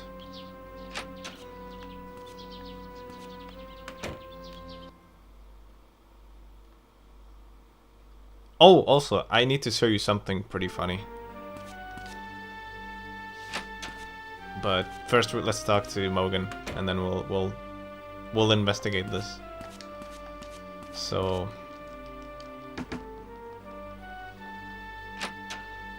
let's talk to Mogan first. Let's see what he has to say. Actually, we should show him most of our items. You seem busy. I'm up to my eyeballs. We don't have enough manpower. Can't I join? What, you? Haha, that's crazy talk. But then I could help you with the investigation. Alright, I'll tell you what, I'll think about it.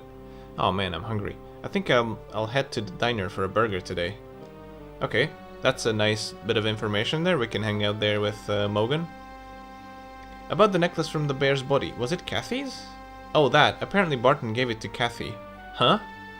But according to Barton, someone took that necklace from Kathy. Really? I can only assume that when the bear attacked Kathy, the necklace got caught in its claws. Yeah. What? So, let's show him some of the items that we have. So we have here... Let's start with the note found in Mel's room. Mel wrote this, so he used the motel. Well, that in itself isn't much to go on. I can't do anything with this. Now if we at least had the date.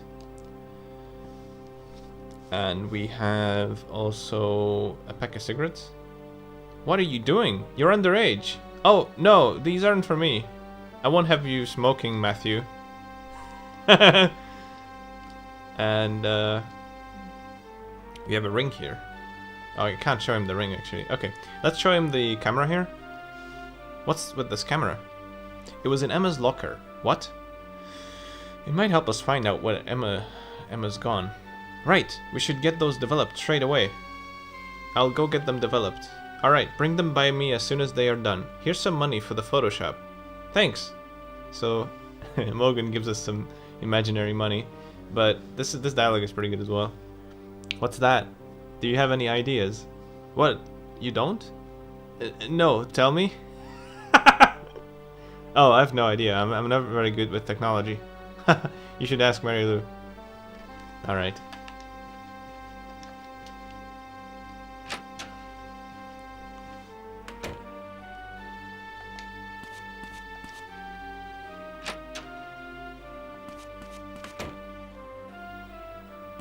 Speaking of Mary Lou.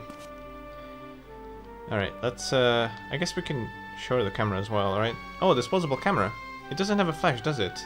No, it doesn't. Then you can't use it in places with low light. You really need a flash to take good photos. That's actually quite an interesting bit of information that will come in handy. Though not directly, just, you know, make a note of it, I suppose. So, what does she say about the cigarettes? Oh dear, Matthew, you're underage, aren't you? I'm not going to smoke them. Well, I sure hope not. Matthew just roaming around showing everyone his freaking pack of cigarettes. Alright, let's show her the floppy. Can you tell what kind of data is on this disk? Give it here a second, I'll check.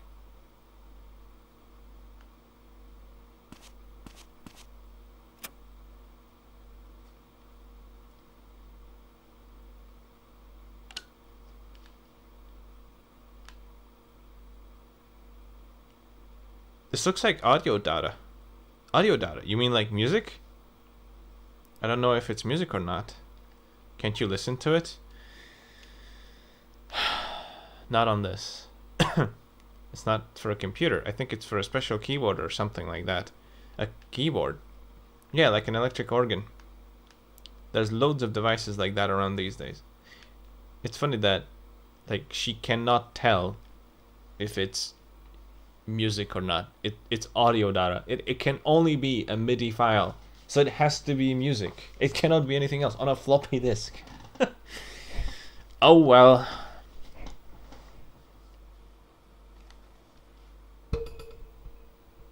You should ask around to see if anyone has an electric organ. Now here's the thing. You can show Mary Lou this note found in Mel's room. It says, you know, 9 p.m. motel. What's this? 9 p.m. motel. Oh my goodness, Matthew. Are you inviting me to a motel? No, that's not what I may be young and pretty, but I'm a married woman, you know. I'll accept your feelings, but that's all.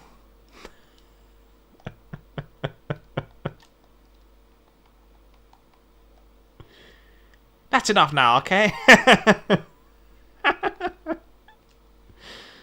Let's show her the ring. A silver ring. Do you know anything about it? I think it's a letter. I think this letter must be someone's initial. But do you not want to come with me to the motel? That's enough now, okay?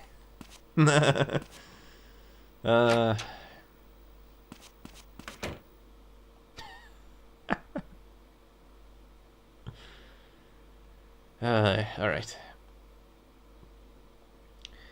Next, we should definitely head to the Photoshop and get our photo developed.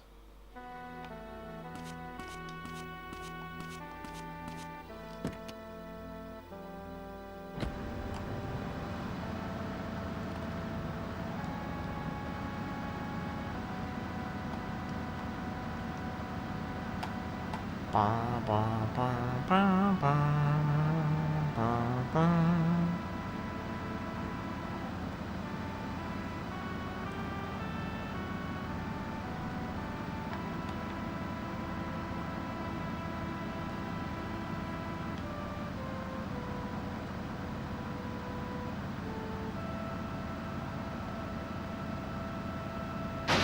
Ah, I thought it would fit through there. Not quite.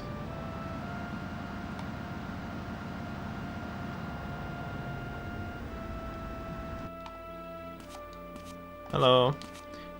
So like I said, you know, you have to actually talk to her first. Oh, hey Matthew, I heard about Emma. But don't worry, I'm sure she's probably fine. Uh-huh. Do you want something? What's up? Yeah, I'll come back later. You know, I might not look busy, but I really am. Okay. I'd like to have these photos developed. Okay. We have a lot of different printing options. Is regular okay? That's fine. How long will it take? We're quite busy right now, but I can have it done in an hour. We require payment up front. Is that alright? How much is it? $9.50. Thanks. Come back in an hour. Can I show her the floppy? No. Not even the freaking note. Can't show her the note. What a shame. Alright. Now we're gonna actually go head home and sleep a bit. We've got quite an exciting endeavor coming up soon.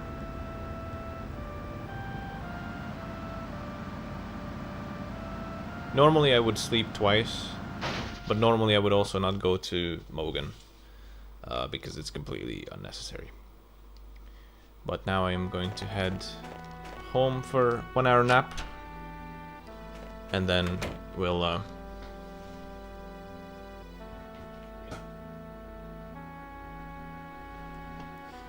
continue our investigations.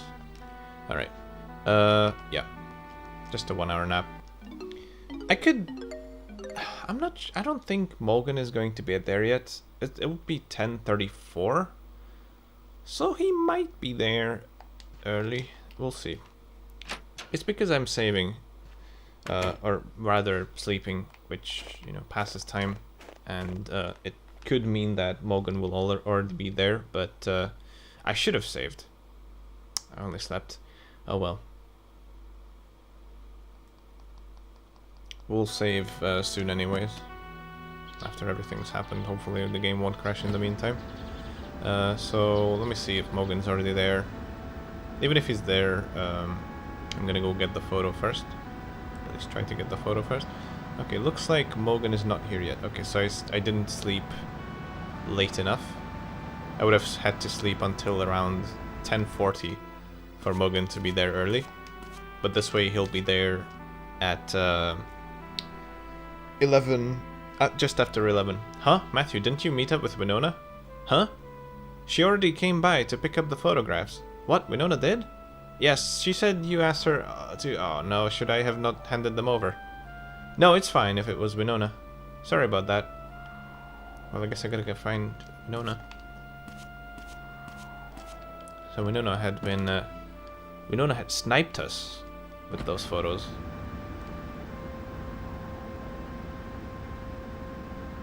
Alright, I'm gonna still drop by the diner. We're going to check out what's today's special. I think I know what it is going to be, as soon as I can get myself unstuck from the Haynes Diner logo. I'm gonna park here, and let's go inside. Let's listen to some catchy tunes while we wait for Morgan to arrive.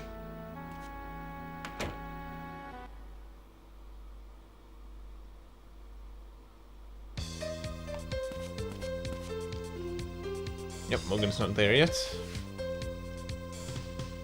What's up, Rolane? How's it going? Rolane? Matthew? Don't startle me. What are you doing here? Rolane, you look pale. Do I? I'm fine.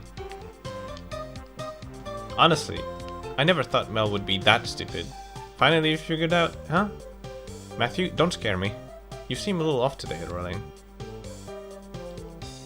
Would you like a bite to eat? Hell yes. Okay, what's the food? Okay. Wait, fish burger. Oh. Fish burger? I thought it was gonna be the potatoes thing. Maybe that's another day. Alright, let's get a fish burger. Sounds good. Sounds really good, actually.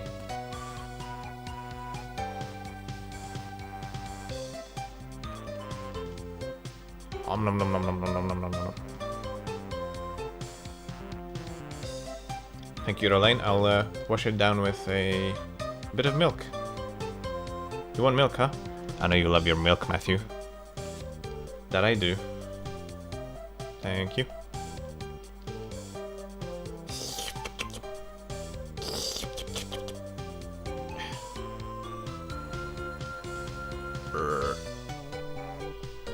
Alright. I'll just wait around for... oh, hey, there's Mr. Mayor. Hello. Oh! Would you look at that? Look who's coming.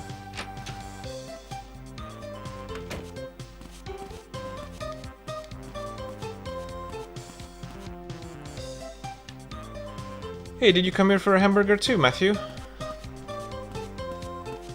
Already had one. Lorraine, Matthew will have the same. Huh? Weren't you listening? Coffee refill? Sure thing. What's with her? Did you find anything out about the burglary? Oh, that. Looks like Emma's diary was stolen. No shit. We are investigating. Why not take a seat?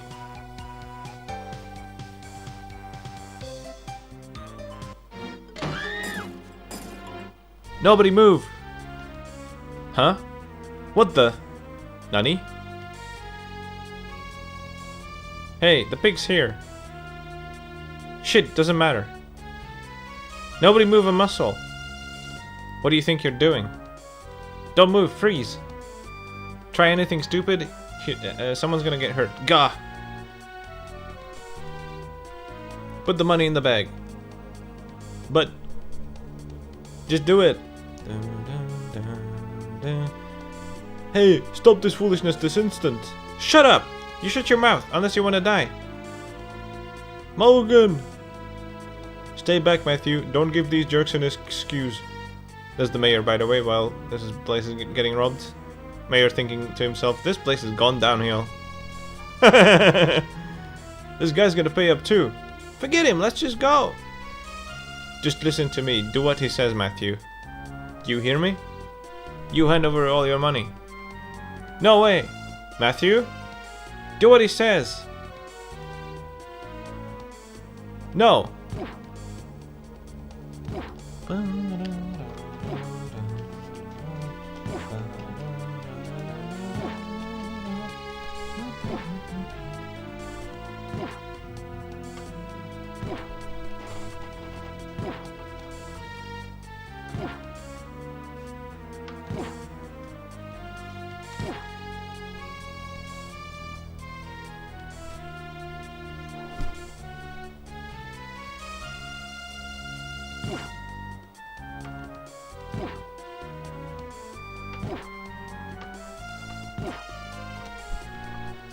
I think Matthew had enough.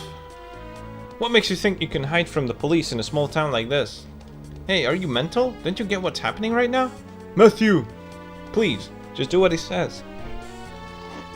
Dotta dotta dotta. Matthew, that's a real gun. Just hand over your money. Do what he says, Matthew. Dotta dotta dotta. Should have done that in the first place, genius. What? That's all you got? Forget it. No way a kid like him would have a lot of cash. We actually have infinite cash, so... Quit screwing around. Let's get out of here. Shit.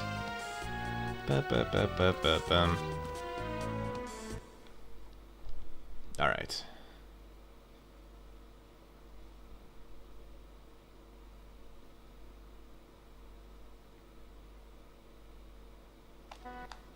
Bep.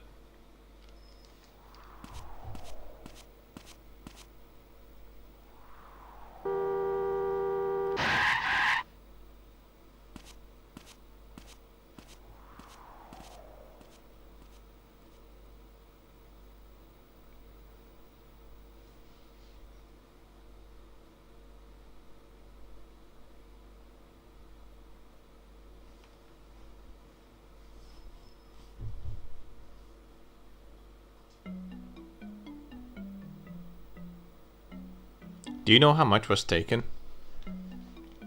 I don't know. But all the earnings from yesterday were in there too. It's gotta be a lot. That's very unfortunate. Well? We haven't found a getaway car. All we can do, all we can be sure of is that it hasn't left town. I see. I mean, no shit, it hasn't left town. The roads are blocked. I'm going back to the sheriff's department. Great investigative work. They figured out that the town's closed down because of the boulders, and they've established that it must have not left down yet. No shit. It must have taken a genius. Pretty bad thing that happened. You got any ideas? Ideas? What do you mean ideas? I'm not on friendly terms with any masked robbers. Why were yesterday's earnings still in the cash register? I was tired last night. I just left them in there for next time. Do you know anything about guns, Rolane? I've never even touched one. Then how did you know the robber's gun just now was a real one? You did say that, didn't you? When that guy had his gun drawn on me, you said that's a real gun. That was... You know something, don't you? It was him, wasn't it? But I was against the whole idea. I told him it wouldn't go smoothly. It was him. He's such an idiot. He must be laying low somewhere right now. I don't know where though. Now which way did the car go? Feel like a bite to eat? Yeah. Let's get some bacon omelet. Change it. Oh wait, no, wrong button. Whatever. I'm not hungry anyways. Just said a fish burger. All right, let's go.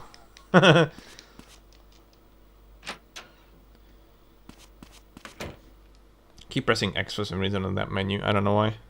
Every other time I can press circle.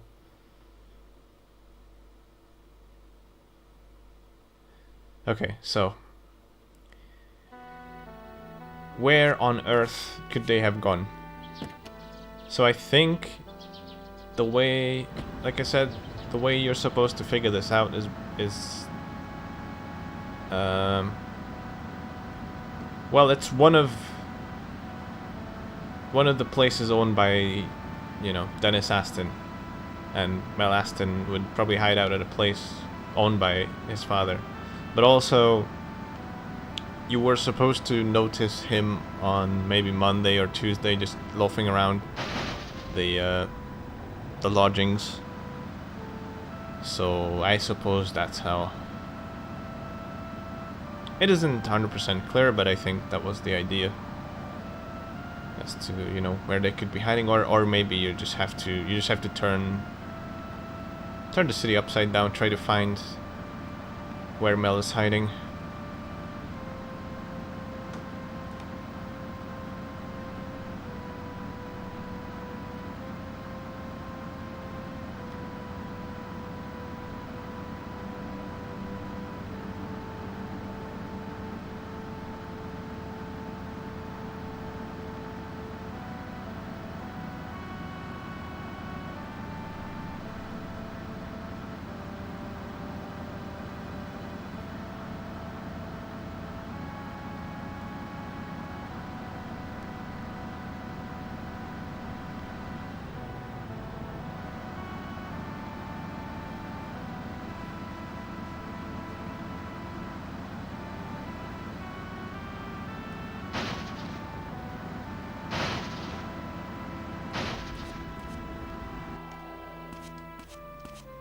Huh? You?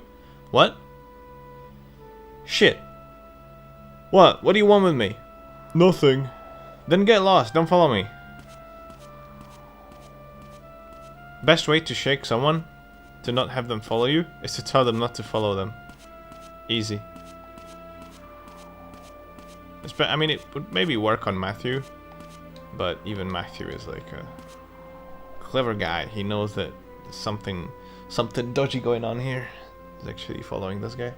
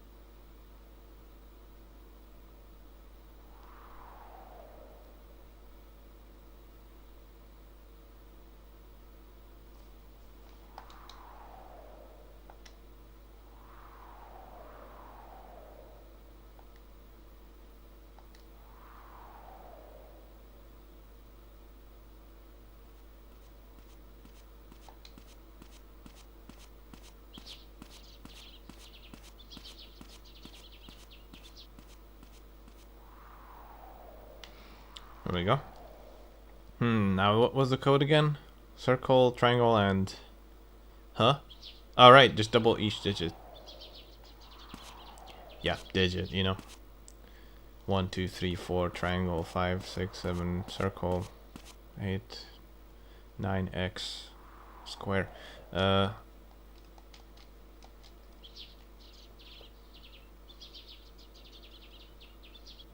It opened.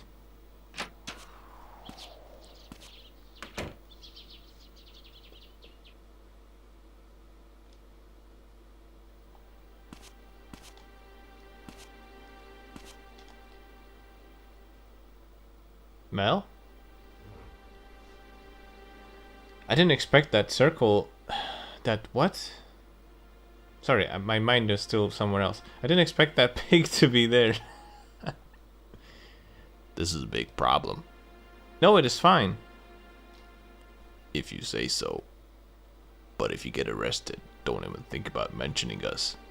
I know. I know what would happen to me if I did. You're not as dumb as you look.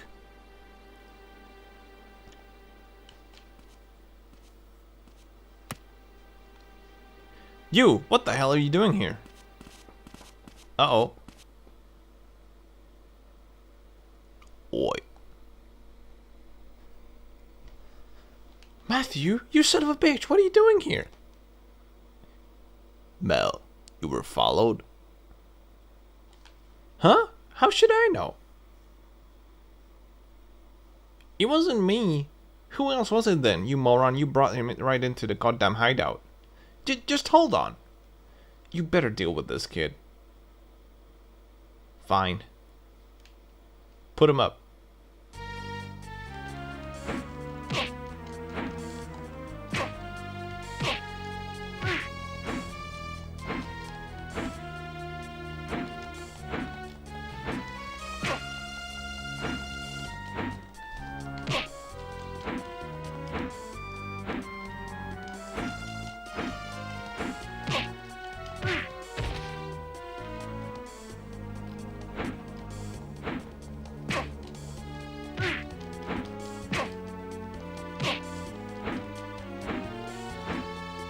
Come on, stop dodging it.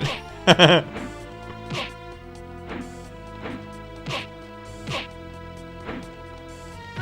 my god. Come on, Robert. This is the easiest fight. Don't let me down.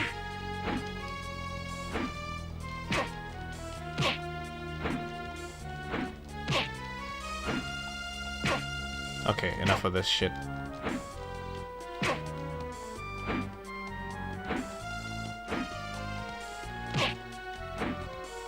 Oh my god, he's scratching so much.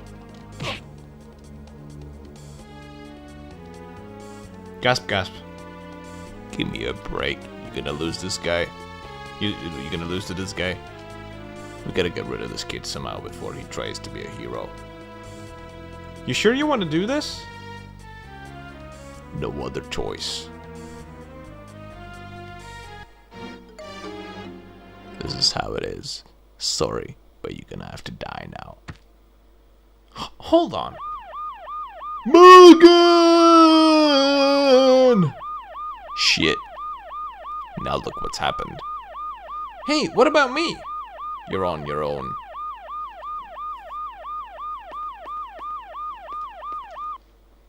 Hold it! What? Matthew! Shit, get the hell off me, you pig.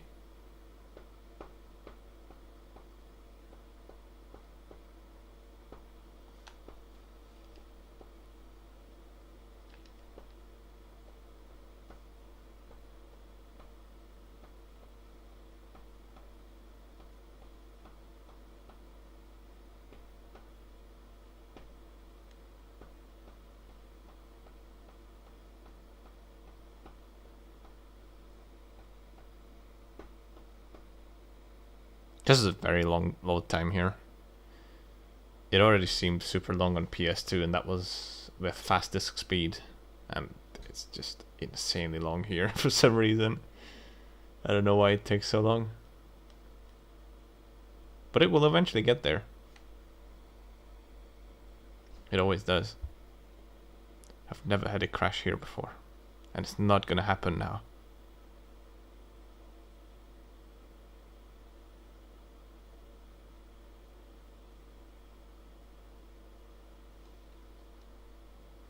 Maybe I need to press X to skip this? I have no idea.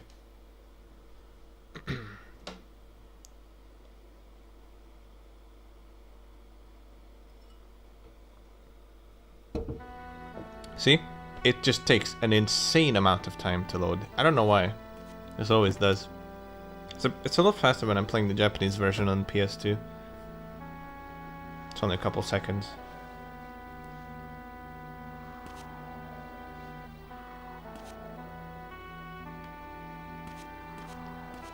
Matthew, are you alright? Yeah. But how did you find us? We got a call from Rolane. I see. Matthew, I told you not to get involved in this case. Well, never mind, as long as you're alright. What about Merle and the other guy? Well, we'll put them in cells for now. What a stupid thing to try and do. What about the other guy you mentioned, the bald one? It seemed like he was the ringleader.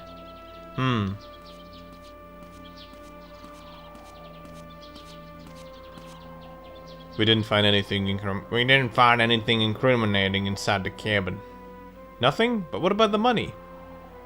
The bald guy must have disappeared with it. Did you steal... did you steal off the cabin? Yes, Chief. Alright then. Guess I'll head back to the station and deal with those clowns. Morgan! Did you find Emma's diary? Not yet. No clues even. I see. I'm going back to the sheriff's department.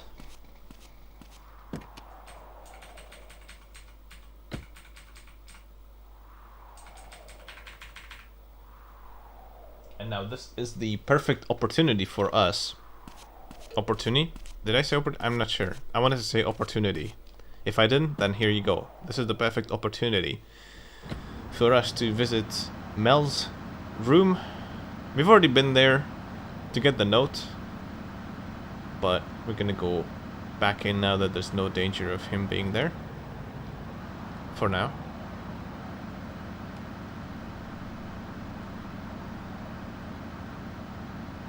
So we'll go grab whatever is in there. And yes, we still have to use this route on Wednesday. They haven't cleared off the roadblocks yet. You know what's really odd is Morgan actually lives right behind where right after where the rockfall happened. So he needs to go all the way around on this road to get to his home. Yeah.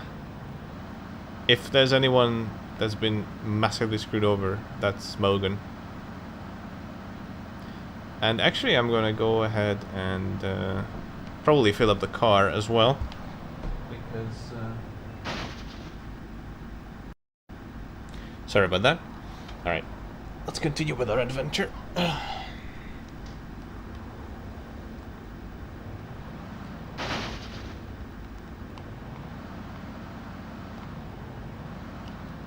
So like I said, I am actually gonna go and fill up the car.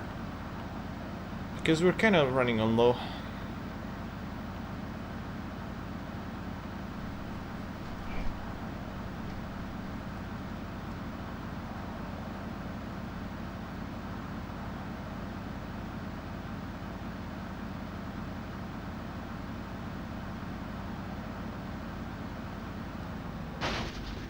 Ah, that would have been so good if I just managed to crash in there and that's the perfect parking spot for me to fill up the car, but didn't quite work out that way, unfortunately.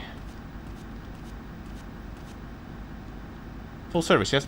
Actually, while I'm here, I'm actually going to drop by Winona here. If she's here, that is. I'm not sure. I think she should be. Well, let's see if she's here. I need to get the photos. Oh yeah, by the way, you can see the blue guy just vanishing out of existence once he's done servicing whoever. Alright. Matthew, I was looking for you. You got the photographs, right? Sorry about that. I just couldn't wait to see them. Don't worry about it. So, it was just the one shot? There's one more, but it didn't come out properly. It was all black.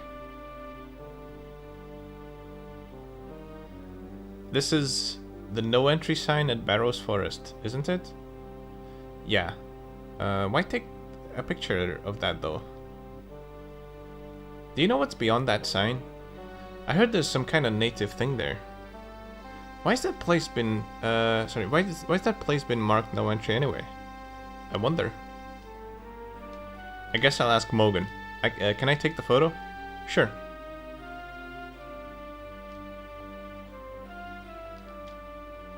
What is it? Okay. So we got the photo from Winona. We don't have to worry about it anymore. And let's head to Mel's house and check it out.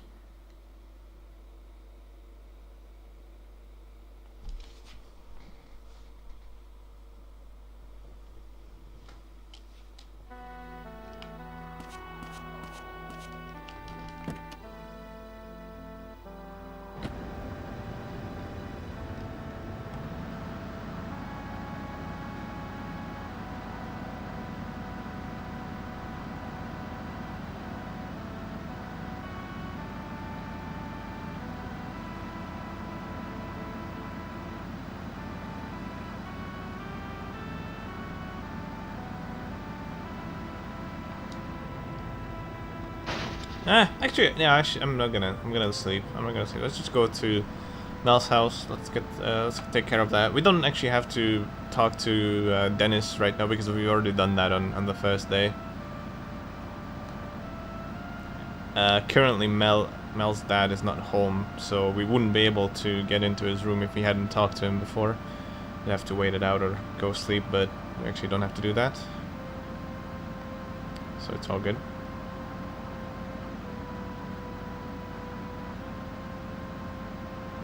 Oh, it's not that way. This way.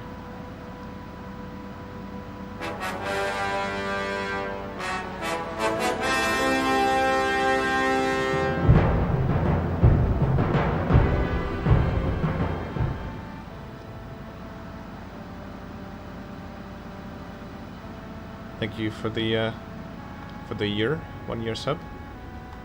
You're at work, so no audio. Sorry, I can't really type right now, so can't really reply to that.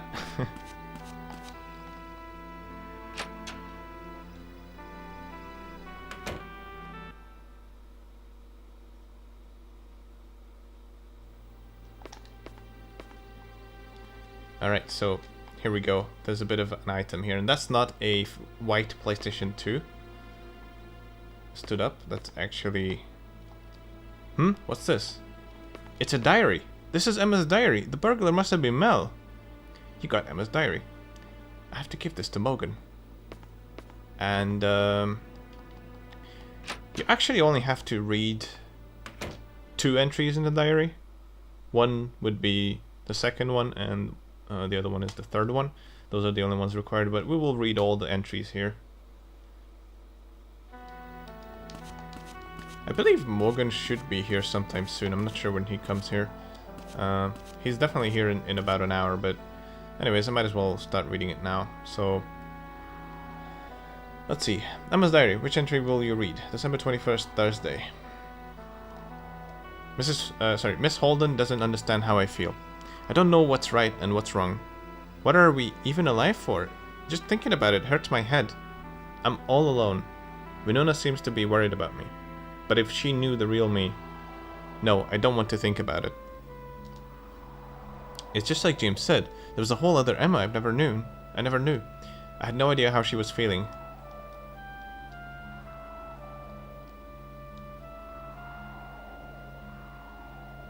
December 22nd, Friday. Isabella seemed so sad tonight. Her singing fills my heart with both joy and sorrow. But there's no light in her life. She's being controlled by that man. Isabella needs help. Isabella. There has to be some connection between her and Emma's disappearance. Isabella needs help. What on earth does that mean? And the last entry would be December 23rd, Saturday. I'm dreading the thought of meeting Mel at 9 tonight. Kathy says we need it, but I don't want to depend on that kind of thing. All I want is a little relief.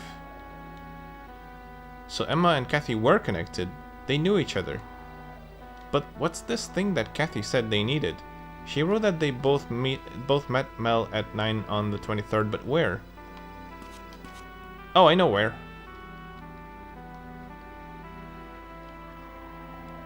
"9 p.m. motel. This is it. Mel and Emma met at the motel on the night of the 23rd. I have to check the motel guest book. It might be under Emma or Kathy's name if it's not under Mel's." Alright. So we've taken care of that. I think I don't know. I think Morgan is just about to leave the sheriff's department, so we might see him coming this way. If he does, I'll just turn around and talk to him in front of Mel's house, because I actually kind of want to show you what he does as well. It's hilarious. If I can catch him, I really do want to show it because it's funny. It's funny how sad the Mizzurna Falls Police Department is, but let's see. He might still be in here, and if he is, I'll talk to him. I used to have it written down what time he leaves, but don't anymore. But it's fine. It's around 1:50 or something. I don't know. Either way, we can initiate another thing right away, and I might as well just do that now. And then we'll take care of everything else later. Oh no, yeah. This guy is so annoying. There's this... we just call it the blue guy. Always in the way. Like, the worst possible place, because it's really hard to get into the... into Morgan's office. But thankfully, he isn't really a problem anymore, for the most part. Or she, I'm not sure. Anyways, okay, Morgan's here. I'm just gonna talk to him. What's this? It's Emma's diary, found it in Mel's room. The burglar who broke into Emma's room must have been Mel. It seems the two of them had some sort of secret. Mel must have been afraid that Emma wrote about it in her diary. Mel must know something about Emma's whereabouts. Crazy kid. You mean Mel? No, you! Because you told me not to get involved. No, that was my mistake. Nothing I say seemed to be able to deter you, and now you bring me a piece of vital evidence. Well then I suppose I'll permit you to assist on the investigation. In return, I'll have to ask you to join that department once you graduate from high school. Just kidding. If you need new info, check on the whiteboard in the conference room. Mary Lou's keeping it up to date. But just make sure to call me immediately if you find yourself in any danger, just like before. Oh right, take this. What's this? It's my old badge. Am I gonna need this? No, but think of it as a proof you've been allowed to assist in the investigation. Thank you very much.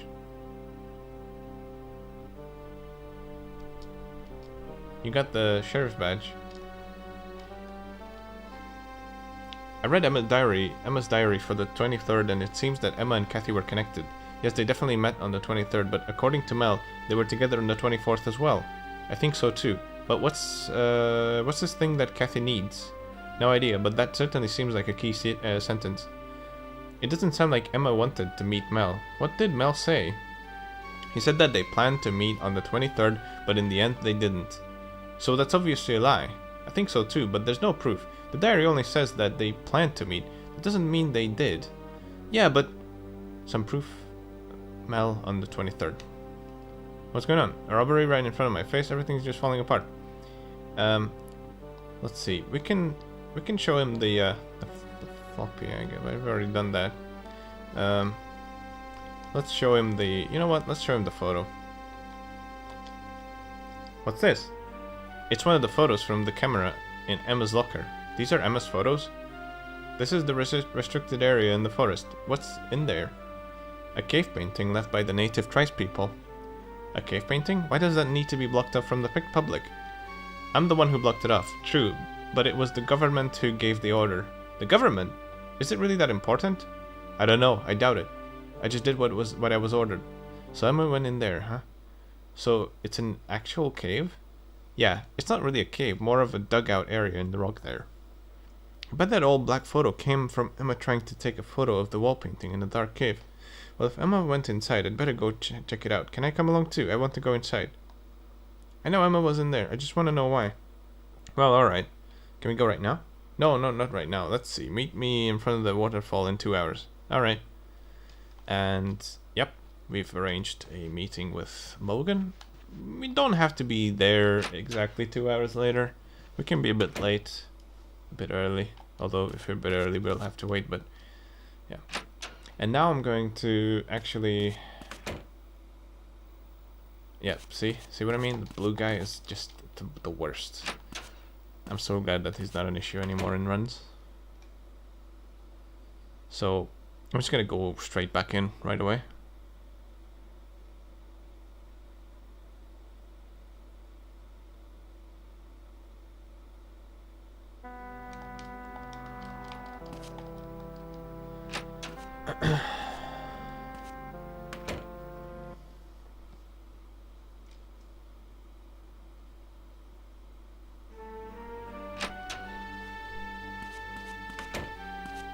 Father Barton, were you visiting Mel just now? Yes, I came to hear his confession, but he's not showing any remorse for his actions. There's no way they'd feel any remorse. I bet he doesn't even think he's in the wrong. He's not the only one. Today's youth have no morals. That's how I see it. So dreadfully sinful. Yes, very much so. Matthew, you have such innocent eyes. Please keep them that way. I don't really. If you're ever tempted to sin, remember that you will suffer eternal damnation. Don't ever forget that! Okay.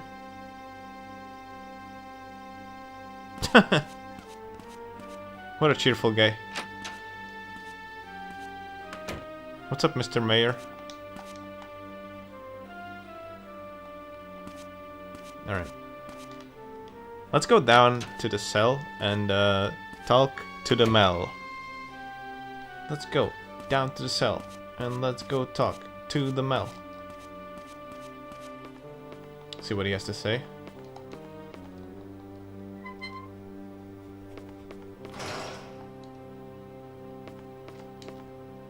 Ah, you! What the hell are you doing here? You don't seem even a little sorry. Didn't you want to let Father Button hear all your sins? Ha! Don't make me laugh. What should I feel sorry for? Besides, who'd want to be lectured by a sick old jerk-off like him? He said that those who sin will suffer eternal damnation. I wonder if he's right. Are you completely freaking nuts? I'm only in here because you got in my way and that pig grabbed me. Ain't no divine intervention here. Don't get me wrong, I never said I believed in God or anything. Oh yeah? What kind of a priest hangs around a bar at night lecturing people anyway? Outside the bar. Oh, didn't you know? With a father like that, it's no wonder Kathy went off rails. Kathy? What do you mean? Mind your own business, Boy Scout. I ain't telling you. What did you call me? Shut up. I'm sick of looking at your ugly mug. Get lost. Get out of here. Okay.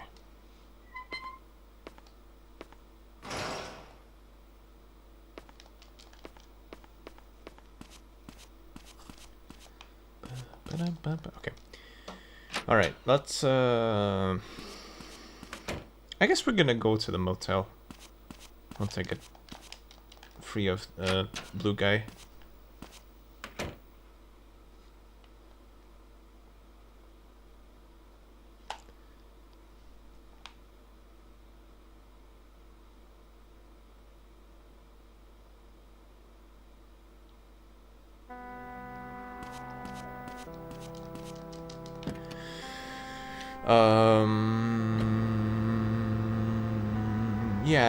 Yeah, I don't think I can't think of anything else right now. So let's go do that. Well, actually, hang on.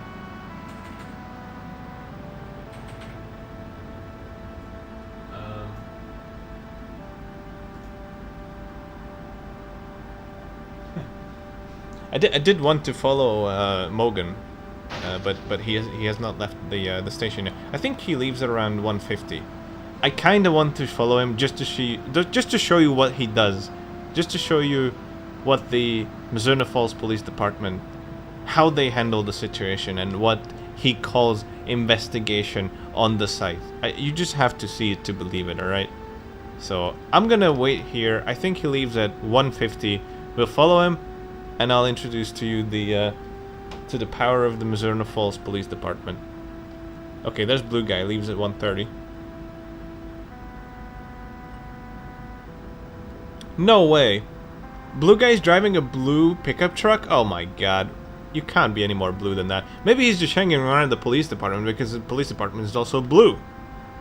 So, yeah, he must just be obsessed with the color blue. What an idiot. You're always in my way. Oh my god. Stop pushing me around, you absolute moron. God, I hate them. Alright. Let's wait for Mogan, who should come out at around 1:50.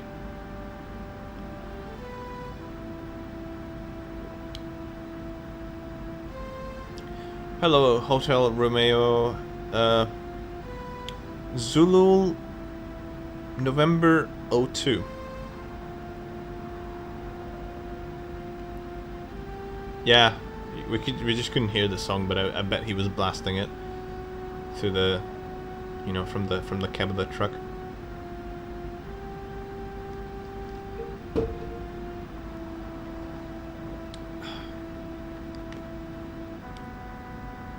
Yeah, I think he leaves at around 1:50. I once forgot to trigger this cutscene. The Father Barton one. It results in you not getting good endings, so that is definitely a required thing to do. The Father Barton cutscene and then talking to Mel in the cell.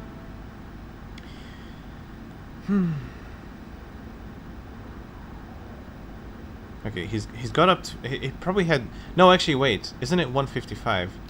It's something like 1:55 to 2 o'clock is when he gets up and then starts walking to his SUV. Because I was testing this a while ago. Yeah, there he is. Alright, so this is what the Mizzurna Falls police calls investigation. So he gets his fat ass into the SUV. No, wait, he's thinking about it, something. There you go. Maybe he was looking for his keys. Okay. And now he's driving.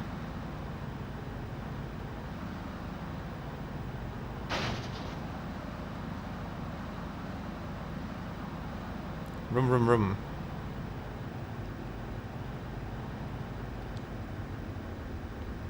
Turn left. Another left turn.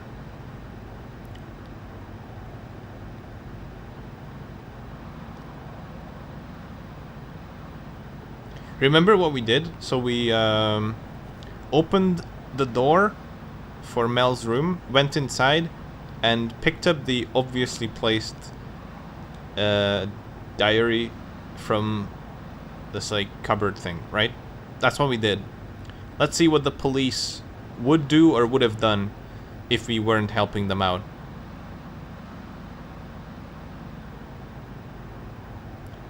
Alright, so Mogan parks his car over there, gets out, and he just walks through the fence because he can.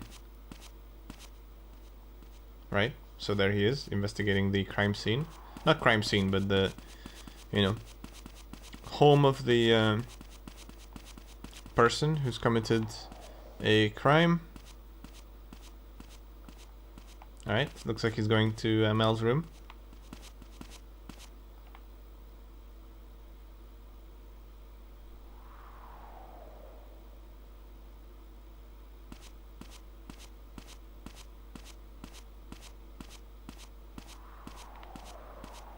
Alright, so knocked on the door 3 times and waited a little bit, and that's it. That's all he does. That's all she wrote. Mizzurna Falls Police Department.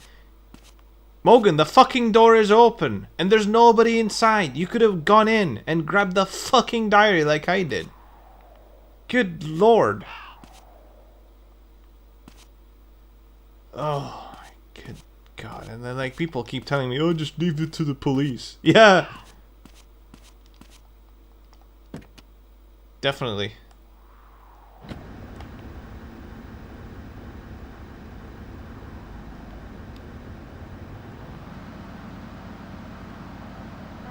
Oh my good lord, I thought the game crashed. I would have had to redo the whole day. Oh boy. But I can't save yet. I don't know. I probably should though. What do I do? What do I do? We can't save yet because... No. Okay, let's just... It's fine. It's fine. We'll just go to... We'll just go to up there to the church, and it will not crash. The game shall not crash.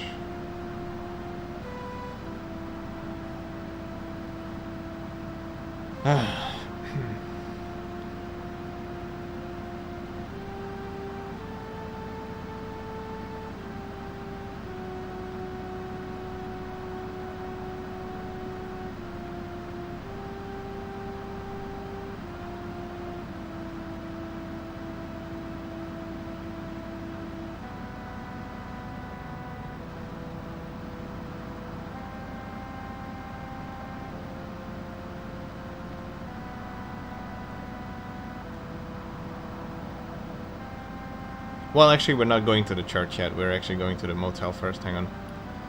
Turn left here. I don't want to wait too long. I mean, it's probably fine, but I don't want to wait around and save, so... If I fail, I fail. Would you like to stay? We have rooms available. No, I'd like to ask something. What? I want to know who stayed here on the 23rd at 21 o'clock. Can you check your guest register? What? No. We have to protect our guest privacy. I can't just show it to you. Please, I just need a name. Just a name? Let's see. On the 23rd. 23rd at 9 p.m. First, room 1, Linda Rodstad. Seemed to be a widow. Rented a room alone. Kinda sad. Perhaps a heartbreak relief trip. Yes, no doubt that's what it was. I see. Who else? Who else? Let's see.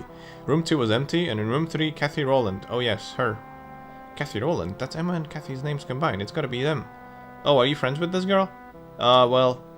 He doesn't seem to know what Kathy looks like. Oh, good. Actually, she hasn't checked out yet. As long as she pays, I don't care, but it doesn't seem like she isn't even using the room. And since I don't have a spare key for the room, can't even get in there and clean. Can you tell her to hurry and go check out, please? Sure. If Kathy was the one who rented the room, the key might be at the church. Thanks. Alright, so let's go to the church. Let's talk to Father Barton. See if he can find the key for us.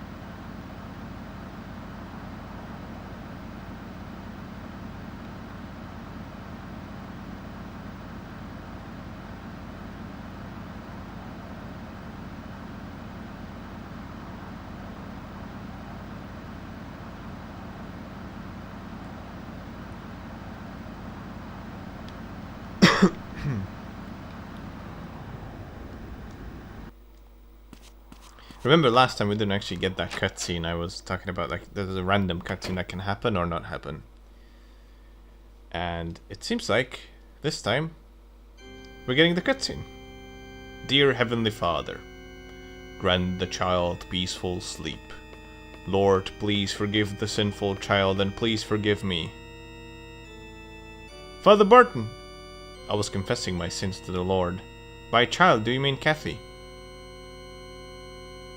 Yes. We humans live under the burden of our own sins. By dying, she has been released from this burden, and will never sin again. When I think of it that way, it seems like it was a blessing she died. How can you say that? From birth until death, we must all choose our own way to live. To live a pure life or to live a life of sin. That child. No, never mind. It's too complicated for you. Okay. Are you calling me stupid? About the necklace the bear had, did you give it to Cathy? The necklace. Isn't that a native artifact? I found it in the church basement. She took a shine to it, so I gave it to her. Looking back on it, that necklace brought her nothing but bad luck. What do you mean? It was worn by that devil. Huh? Nothing, an old tale. Still, she was never without it. But someone took it from her? Yes, it was a while back. She said she gave it to someone who needed it more than her. But if the bear had attacked her, had it... What? Yeah, but if the bear that attacked her had it, I suppose she must have been wearing it that night. Yeah. It seems like Cathy rented a motel room on the night of the 23rd. Do you know anything about it? What? Kathy? It's true that she came home late on the 23rd. She was at the motel. Yes, and apparently she never checked out. I thought you might have the key to her room or something. I see. Wait here a moment. Liz just came in. This key was in Kathy's bedroom. I didn't know what it was for, but it's got the number 3 on it, so it must be a motel key.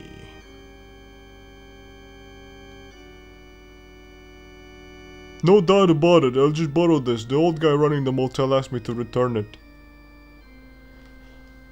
You got the motel key. Hold on a moment. You'll need money to check out. Please take this. I don't think that's necessary. I insist. It is for your trouble. Alright.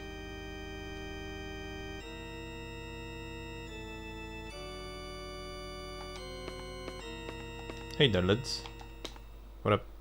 You pray too, Matthew?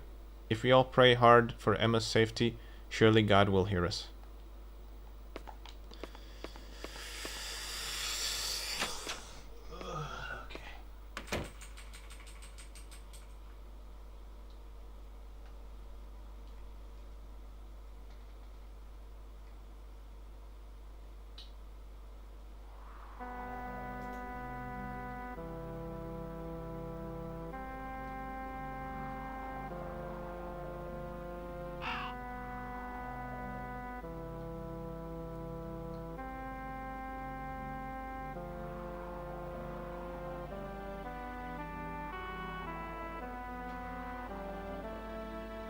Okay.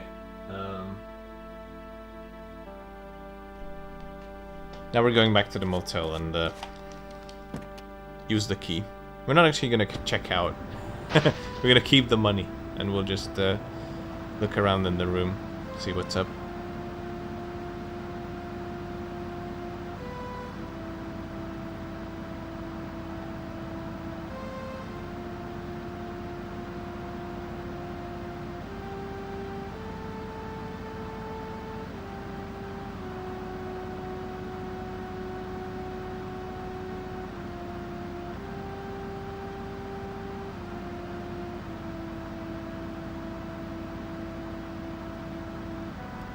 Okay, after the motel, I think I am gonna save. It should be fine. We have enough time to get back to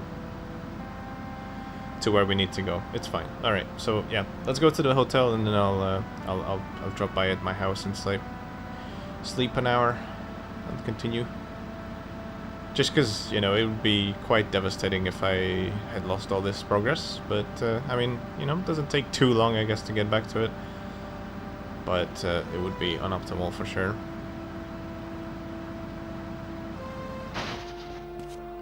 Alright, so it was actually room number 3, so let's check it out.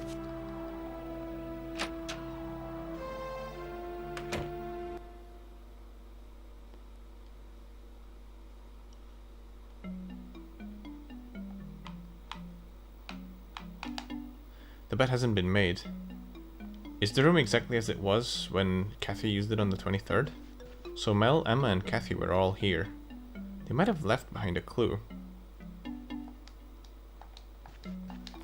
You can actually go into the bathroom here and take a look at this. There's a bunch of blood here, and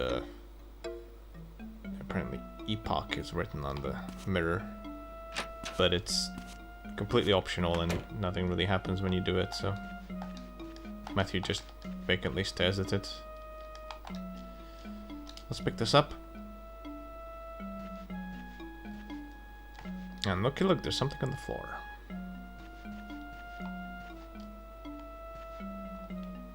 There's drugs here. It says Epoch on the packet. Epoch, a new era? What kind of drugs are these? Hope they are strong. I'll ask Samuel to check them out. You got drugs. And there's nothing else in the room, so we can just leave.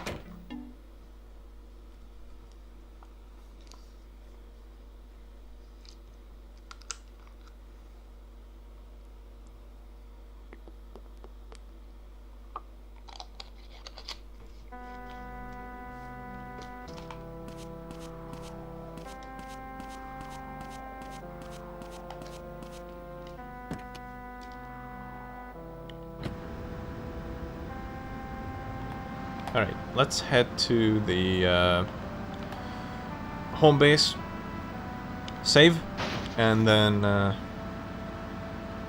oh yeah, let's not forget that we have a... Actually, yeah, that's right. I can't actually go save now.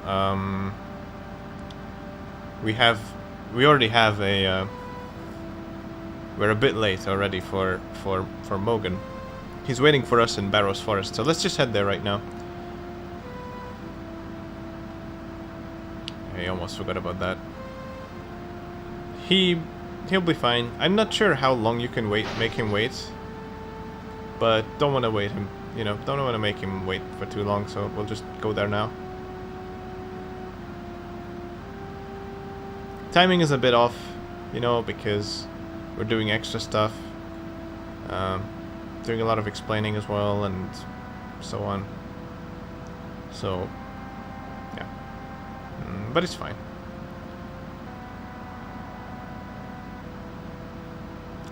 We'll take care of the rest later. Once we've dealt with this here.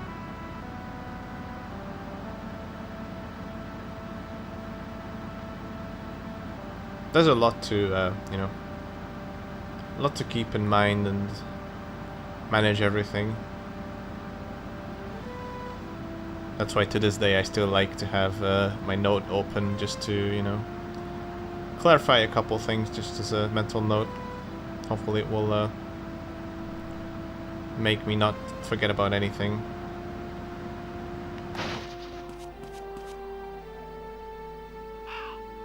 So Morgan's actually waiting all the way up at the waterfall for us. Hey, Orb.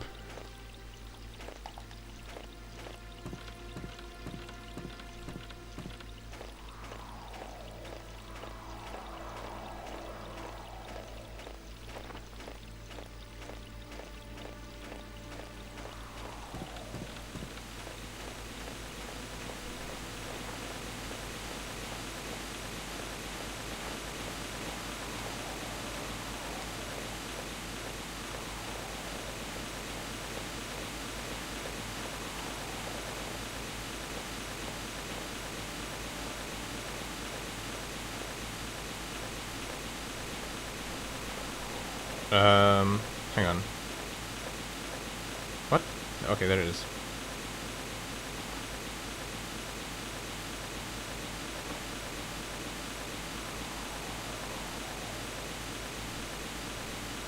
Wait. That is not it. Wait, what's going on? Wait, where's Morgan? Hang on. Are we too late? Oh no. That can't be right. No. We can't be too late. I'm just like an hour late. That's nothing. Oh, wow.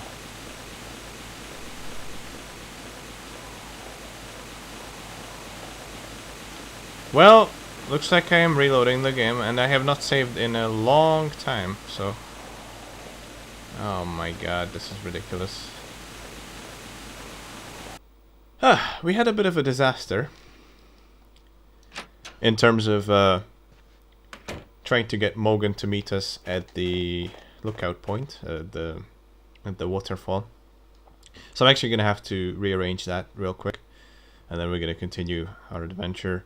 I have basically just have to go and talk to him about it. Then I will take care of the rest of the stuff that I need to do today, which is having to talk to Emma's mum. We still haven't done that, and also wait a second. Oh, never mind. Okay, having to talk to Emma's mum and also to James in the hospital. So let's just go to the police station first. Actually, wait, no. He's not at the police station. He's at Mel's house, I think. I'm not sure. I mean, whatever. I can just drive past the police station and see if he's there anyways. I don't know what time he comes back, but yeah. I had to reload the game. Start Wednesday from all over again. Had a couple hiccups. Couple game crashes as well, and kind of almost lost my mind, but I'm back again. And can continue the adventure. Like I said, this game likes to crash in the most unfortunate ways and the most unfortunate times.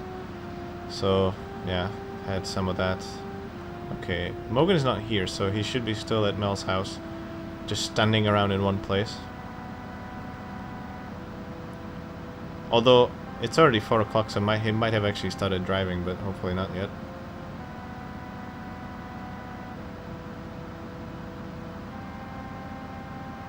If he did start to drive, I'm gonna have to wait until he arrives at the police station and then go take care of my business. We need to take a mental note of what time we're actually talking to Morgan about the photo, because it will depend, it will basically dictate what time we're gonna be meeting. Okay, Morgan is still standing there, that's good. So hopefully... No! Oh my god! Oh, fuck. That's unfortunate. Well, I guess now we have to wait until he drives all the way over to the police station. Yeah, fun. That's unlucky.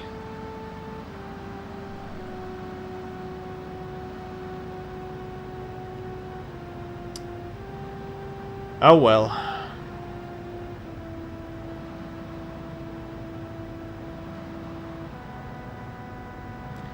I guess I could try to reload it and just get here really quickly and then still talk to him here. But, yeah, whatever. We'll try this and see what happens.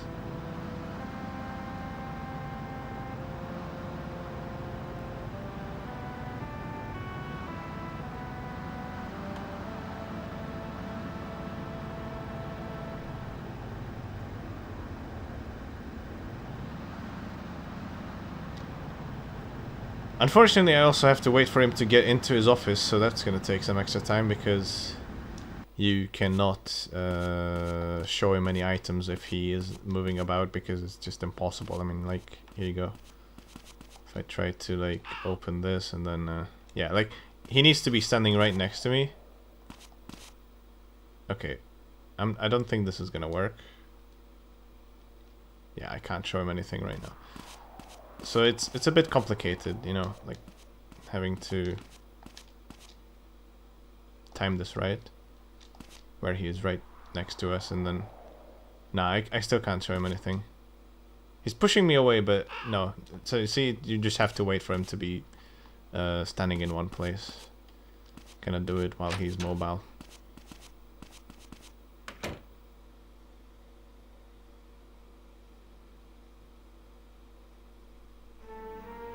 Oh! He's actually standing here, that's perfect.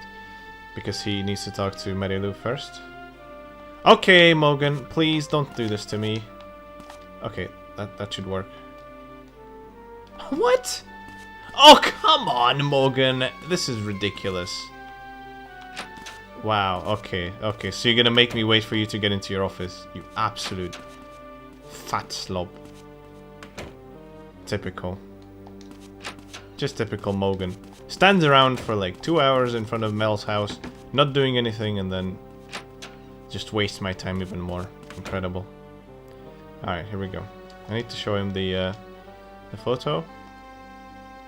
I still can't show him the photo. What is going on? There we go. What's this? Yeah. So we've already seen this. Just gonna show him the photo real quick. Actually, let's see what happens if I show him the badge that he gave me. It could be interesting. See if he has anything to say about my cool badge that he gave me. Alright.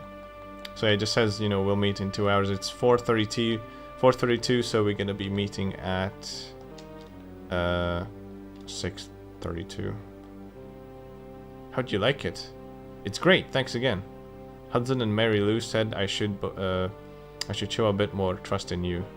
Haha, thanks. Wow, Hudson said that? No way.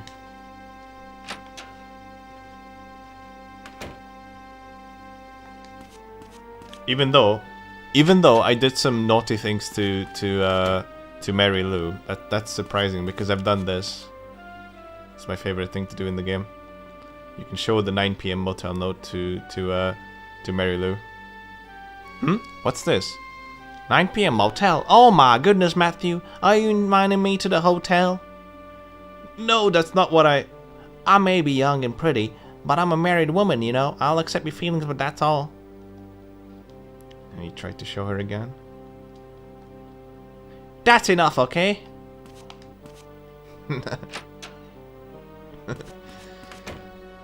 It's a piece of vital evidence, but you can use it to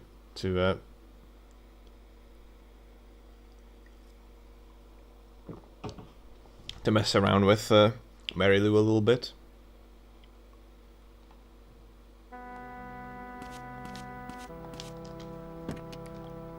Alright, so 6:32. I have a lot of time to go to the hospital first, I think. No, actually. No. I definitely need to go to Sarah's house first. And if we have enough time, I might even save once, but I don't think we'll have enough time for that, but we'll see. So, I need to dash over to the hospital.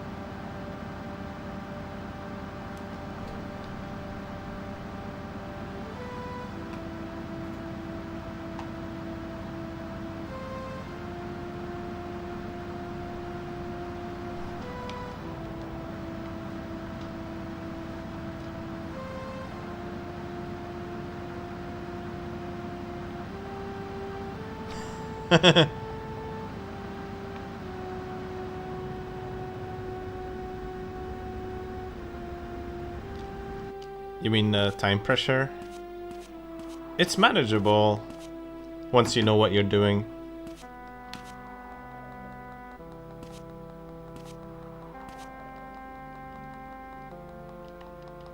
Oh, no. I wanted to talk to the guy. Okay. So we need to come in here to show Emma's mummy our floppy. She'll be very glad to see our floppy, I think. Sarah, do you know what this disc is for? A disc? I found it in Emma's locker. It's probably for the electric piano. Emma had one of those. I've seen her putting a disc in the piano before.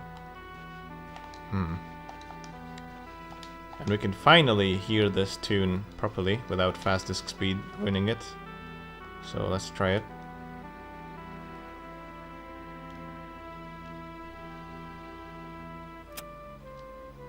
Do you know how it works? Yes, it should do it. This should do it.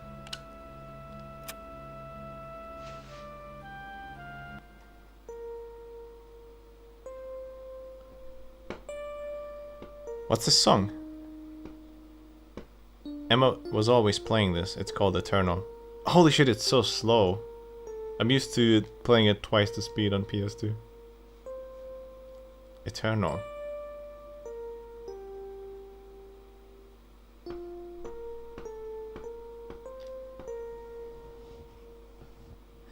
Mate, I think you're the slow one here, ADHDIY, but okay.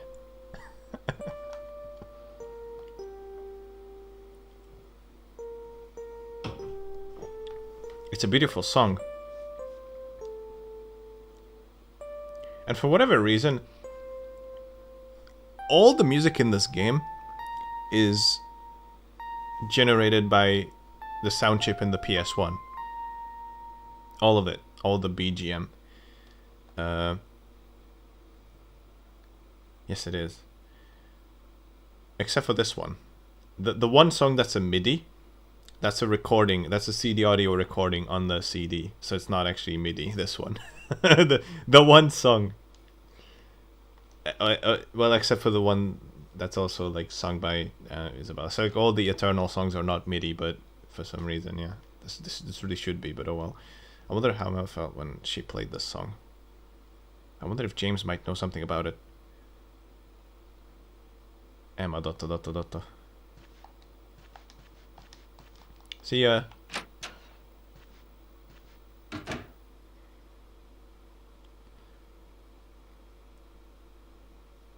But I have played this game like 40 times or some shit, I don't know, quite a few times, so I'm fairly familiar with the events. Although I did also have like a bunch of clutch moments, so it is like really stressful at first, but once you get into the habit of it, it's not too bad. You can actually like roughly estimate like how long it will take to get from point A to point B, and then, you know, get there in time and whatever.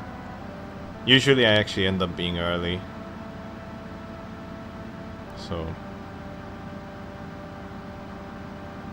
it's not that bad. For the first time it might be, first few times it might be a bit stressful, I guess.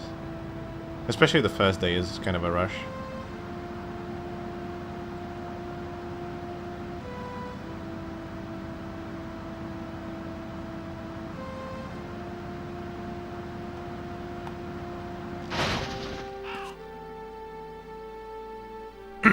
Alright, so we're gonna... Actually, we have a couple extra things we can do here. Namely, we can actually talk to Barbara here.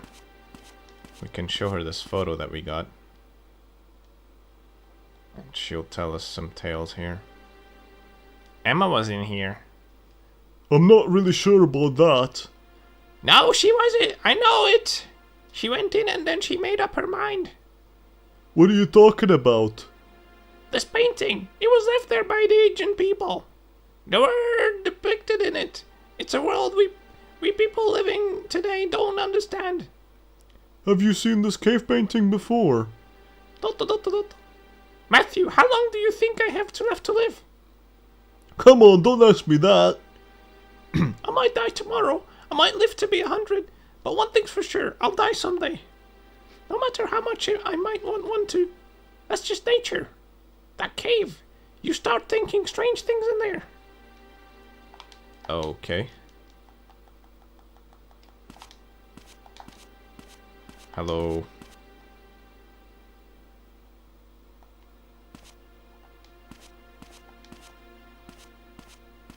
It just comes with the territory. I can't like always keep up that voice though. Oh yeah, wait, we do need to show him the epoch. Good thing he's here.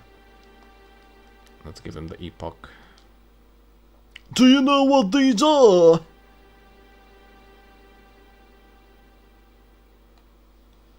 What's this? Aren't these drugs from the hospital? All our drugs have the Gruber mark on them. Can you find out what they are for me? Huh? That's a lot easier said than done, you know. Please? Can't be helped, huh? I guess I'll ask James or Keith. Oh, James knows about drugs. He used to be a pharmacology specialist. Really? Well, I'll let you know if I find out what I find out. Okay. But we also need to talk to James, but not about the drugs. There's an important bit of bit here that we need to bit.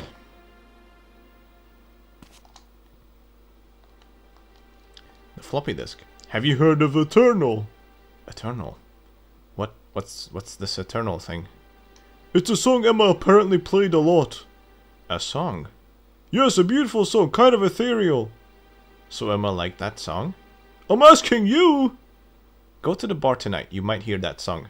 The bar? Yeah, around 10 p.m. What's this about? You'll find out if you go. Okay. He goes to the bar every evening. Yikes. Alright. I don't think he goes to the bar on a Saturday, though. So that's not true. Or a Sunday. Okay, we're done with the hospital. We need to go to Barrows Forest now. Morgan's gonna be waiting there for us. Actually, well, that only happens at 6:30, so I guess I could technically go save, but I wouldn't have enough time. So we're gonna be standing around for about an hour. Who here loves standing around? Yay! Let's go. Alright. Oh yeah, right. I guess I could have shown the photo to James as well. I forgot about that. Let's do that, I guess. We have time.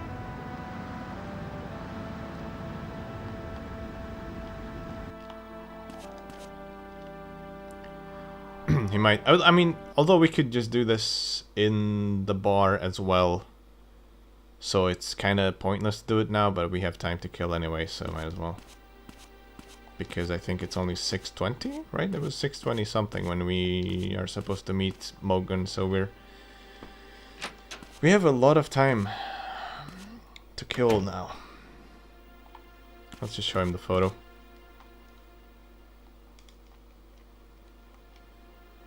This is the no entry sign from the forest, right? I don't know why it's blocked off either. There's a cave painting inside there. Native. Maybe Morgan will let you in there if you ask him. I see. It's not exactly heavily secured. You could just climb over that fence. That's true.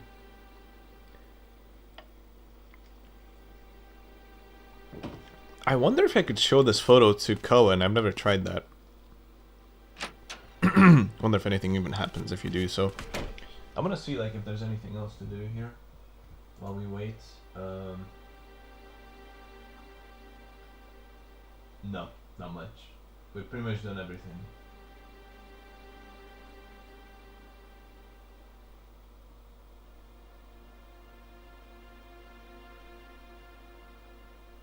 Okay.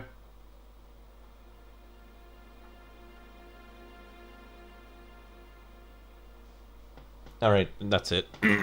So we have about an hour until we meet Morgan in the forest, so I will go and see if I can show the photo to Cohen. That could be interesting. But I don't think he will have anything to say. Or actually, no, he should have something to say if I can find him, that is. But he should be home, technically.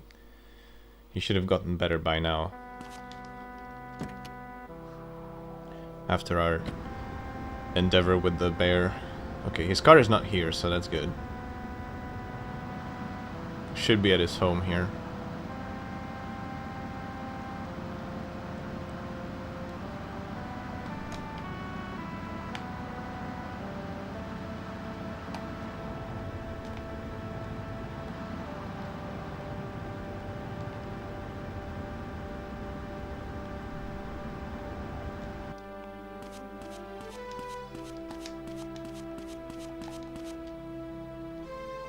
Wait, what?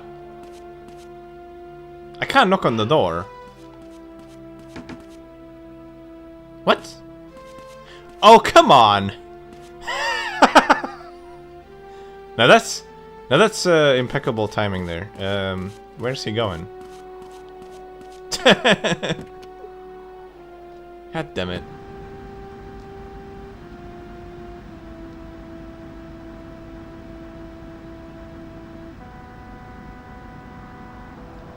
That is so a Jeep. That is a Jeep.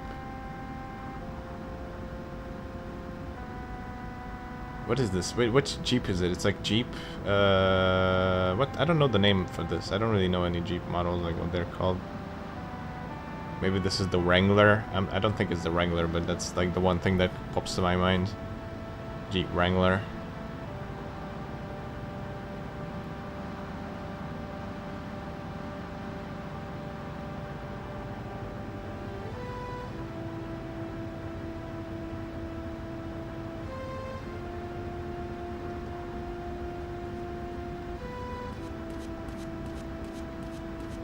Morgan's gonna be here soon, so I shouldn't park where he'll park because he's just gonna like clip my car out of bounds or something.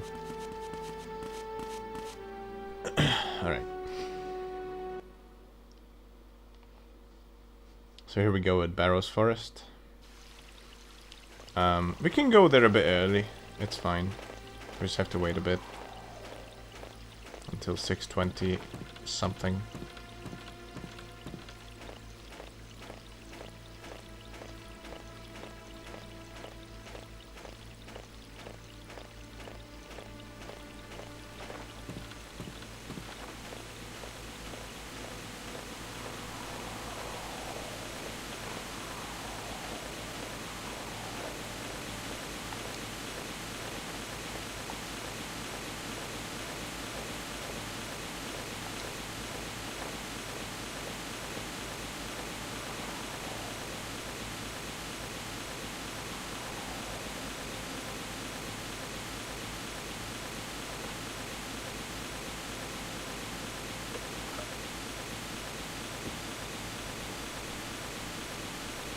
Yeah, sorry my microphone broke. Let me try to fix it, hang on.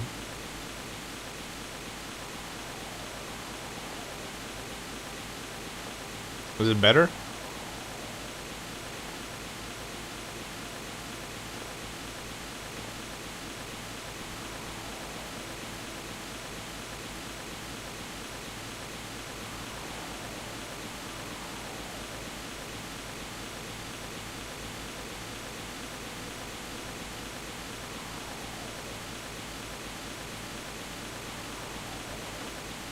Yeah, pretty sure it's my microphone.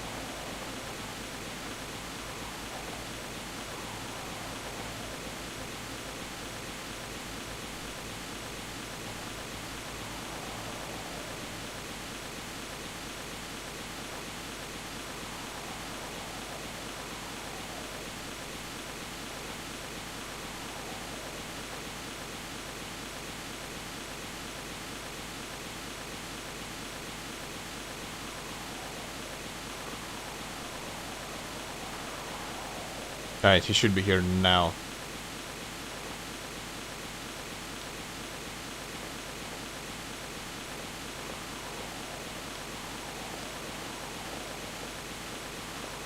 Okay, what? Was it not 20 something? When was it then? It's like 4:20 something, wasn't it? Maybe it was 4:34 actually. We'll wait a bit longer. I thought it was 4:20 something. I guess it was 4:30 something. Oh yeah, it was 4:32, wasn't it? Oh yeah, I think it was 4:32. Now that I think about it. Yeah. There you are, Matthew. Did you wait long? Ah, just about 2 hours. Did you know the natives worshipped this waterfall? I see. Shall we go?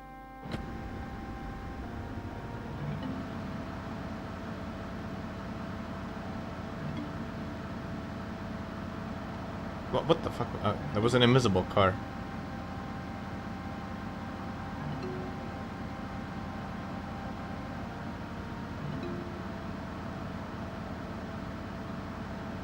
Oh yeah, there's a cutscene here. This is actually an interesting one.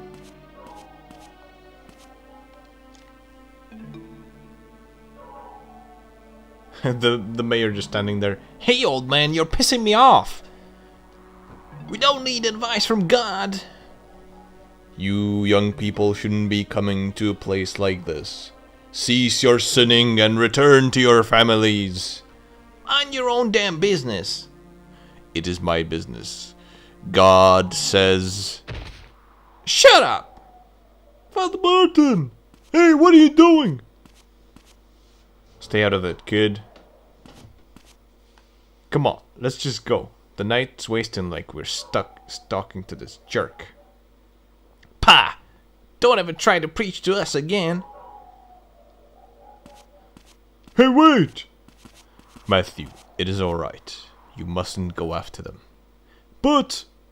Violence doesn't solve anything. Only God and His chosen ones can get through to them. Are you alright?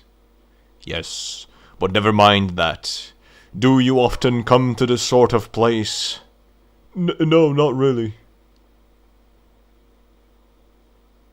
Never mind. Now's not the time for questions. I'll be at the cemetery every night just after 9 p.m. If you have any worries, please come see me. Should I drive you home? I'm fine. You should go home too. I want to take him up on that offer. That sounds amazing. Don't you just want a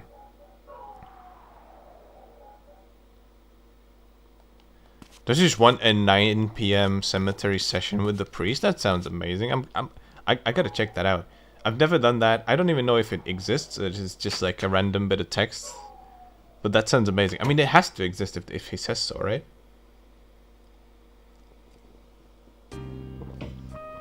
So after I'm done here, I'm gonna go there. I think. Do you know anything about that cave painting in the forest? The painting, you saw it? In the area that's blocked off? Yeah. I'm guessing it's around 1,000 years old. It depicts an ancient ritual. There were people lying on the ground underneath that looked like a sun. No, it's not the sun, it's something else. And those people aren't just lying down, they're dead. It's a ritual to mourn the dead? On the contrary, it's a ritual to bring the dead back to life. Bring them back to life? Yup. But why are you asking about that cave painting anyway? I think Emma went to look at it. I wanted to know why she'd be interested in something like that. I see. I told you Emma was having doubts about the meaning of life, right? Yeah? Well, I think it's more like she was worrying about death. To ponder life is to ponder death after all. What does that mean exactly? According to my research, the native tribes people were able to die while still living. What does that mean? The ritual shown in the painting, it's known as the Death Journey Ritual. It involves killing a person and then bringing them back to life. I wonder if Emma wanted to experience the world of death. Who knows, perhaps it's natural to want to understand life by experiencing death just once.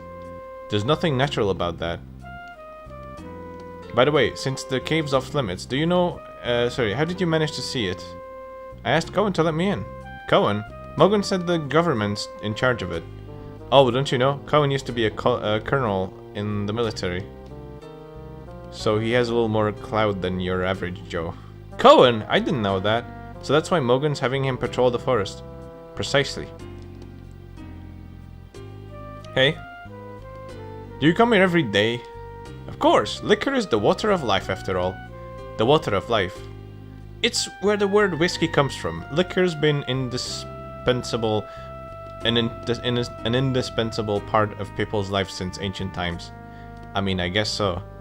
It liberates the soul and guides us to a higher plane of existence. That's some drunken nonsense. Heh, indeed.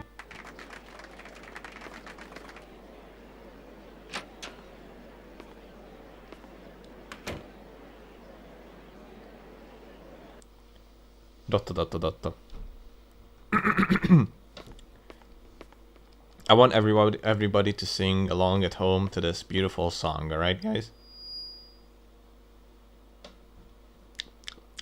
Miss, I need that drink. Everyone, thank you for being here at Bar Wolves tonight. Isabella! Thank you. Oh, she's about to begin. Who is she? Isabella, the bar's resident singer. Isabella, the resident singer at Bar Wolves. She often sings the song Eternal. That's pretty much her only song, actually. Inspired by a dream she had long ago. Listen closely. Isabella! Thanks. Did it rain lights? No. It's actually going to be normal speed.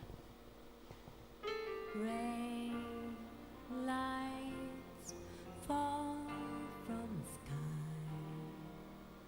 like a stream inside my life.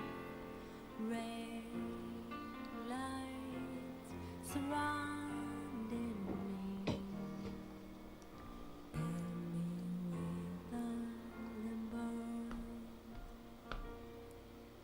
Ray lights infinity, sacred symbols I've seen them somewhere. Moments, stops and songs, sunbathed under the hair.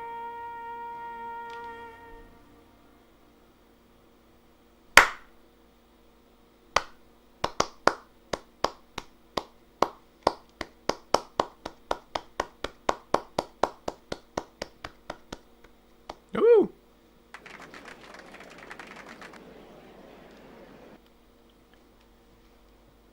What do you think? Phenomenal, isn't she? Yeah. It's a great song. How long has she been singing at this bar? Not too long. Around a month ago. She just appeared one day like a mysterious musical goddess. Isabella! Doesn't James look a lot like Grim? Look at that picture. He looks just like Grim. All right.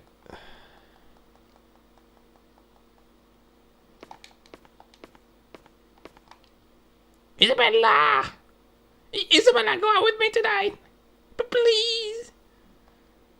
What are you looking at? Nothing in particular. What are you trying to get Isabella to? You should forget about it. Isabella would never go out with a kid like you. You're just a kid yourself. What's that? You want to fight? No. Wait, you can't even fight? I got business with Isabella. Don't try to get in my way. I think you're bothering her. Don't talk like you know anything, kid. You're just thinking of the joint. You should start big fight. You said very bad. Let's go. Beat this idiot up.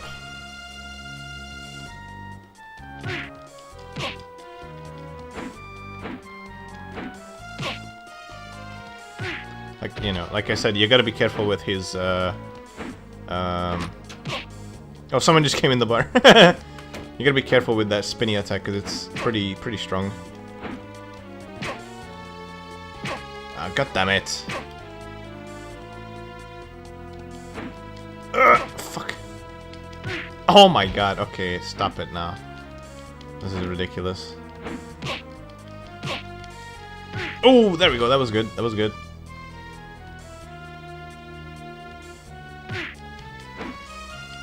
No! Ah, goddammit. No, no, no, no, no. Shit. Oh, it's so laggy. Come on! Come on! Ah, shit! Stop fucking... No. Ah, goddammit, I hate this. He keeps bailing my big attacks. Oh, yes! There we go, first try.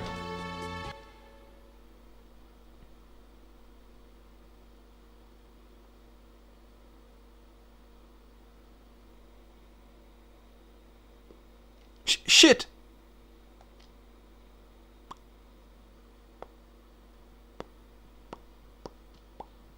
Thank you, you saved me. Does this happen a lot? Lately, yes. Do you know Emma Rowland? Emma. I heard she came here a lot. What are you looking at? Yes, we met, but Sorry, I'm going backstage. I need to rest. I'm not gonna give her that voice. I won't last long enough.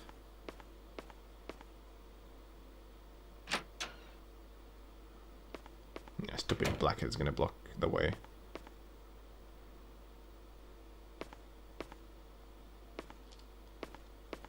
It does off limits. I'd like to speak with I'd like to speak with Isabella.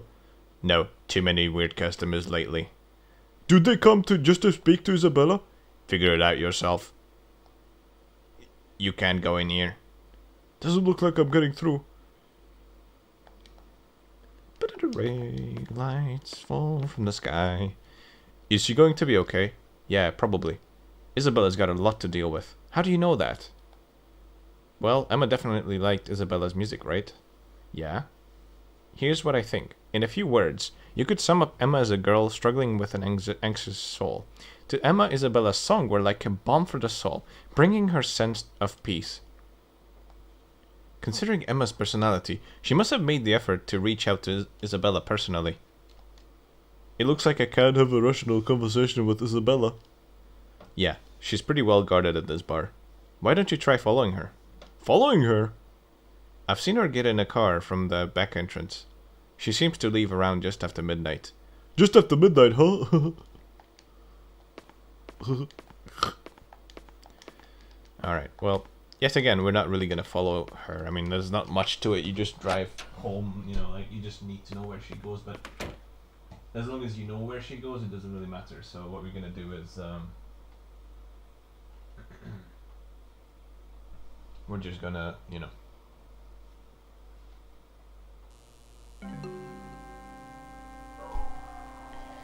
we're going to actually, well, okay. Father Barton is still here. I'm actually curious if he really is at the cemetery at 9. I need to see that. I have this morbid curiosity. I want to see what happens if you go to the cemetery at 9. Or is it just is he just like not being serious? I don't know. I can't tell.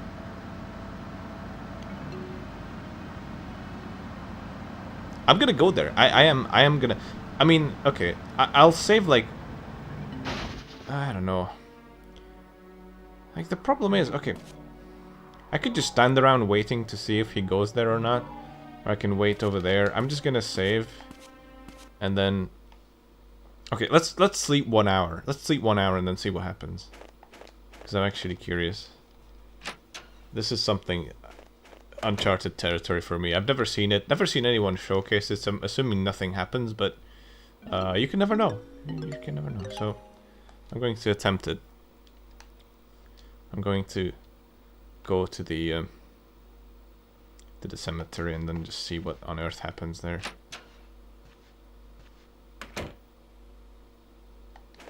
Okay, there's a car there. I don't think it was him though. He should be already there technically. Does he really just hang around in the cemetery? I mean, okay, I can see him just hanging around at the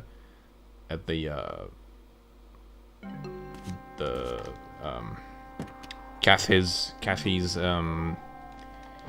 grave, but what I'm thinking is maybe the game's like, okay, well, you have to wait until midnight, so here's something you can do. You can go to the cemetery to talk to the priest, but I mean, I don't even think he's gonna be there, so I think this is a ruse. I feel like this is a ruse. I'm just falling for it just to see what happens.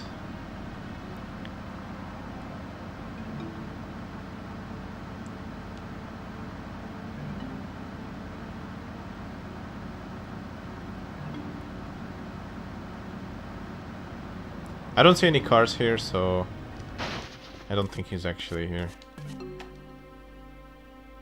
But who doesn't love going to the cemetery at 9 p.m.? Right? Right? Yeah, there's nobody here.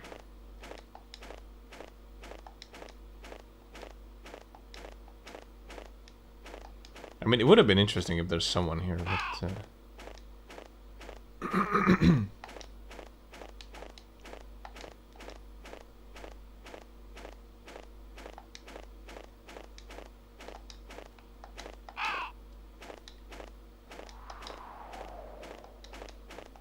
Yeah, nothing. I knew it. I knew he would, it would be too good to be true. It was too good to be true that we can actually hang out with Father Barton in the cemetery at 9 p.m. Maybe, I don't know. I mean, I would see his car. If I saw his car, I would say, okay, he never walks anywhere, so...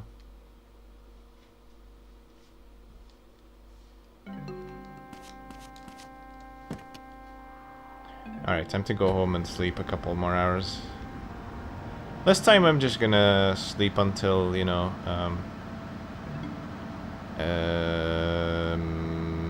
midnight-ish, I would say.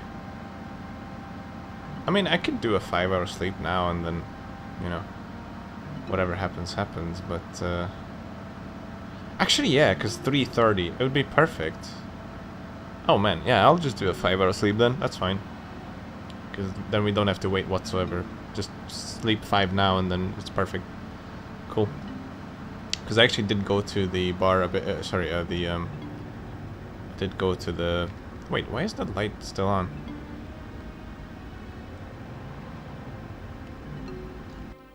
I don't think it's open anymore. Yeah. Go to the service at 3 a.m. I mean, maybe.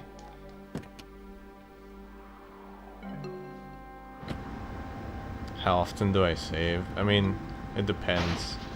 But usually, like, every 20 minutes maybe, roughly, I get to sleep. And then when you sleep, you can save. But in a speedrun, I don't save whatsoever. Because it takes a long time to save. So we'll do a 5-hour snooze here. Snooze fest. And then actually override the save here.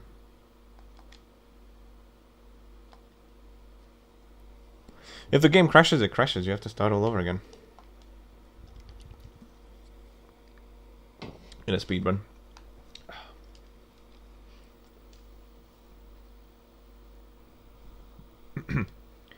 Alright. Now I'm gonna go and... actually, it's still a bit early. Could have slept another hour, but nah, it's fine. We'll have to wait just a tiny bit of time. It's not too bad. I believe we have to wait until 3:30, but that's not a lot of time to wait. So.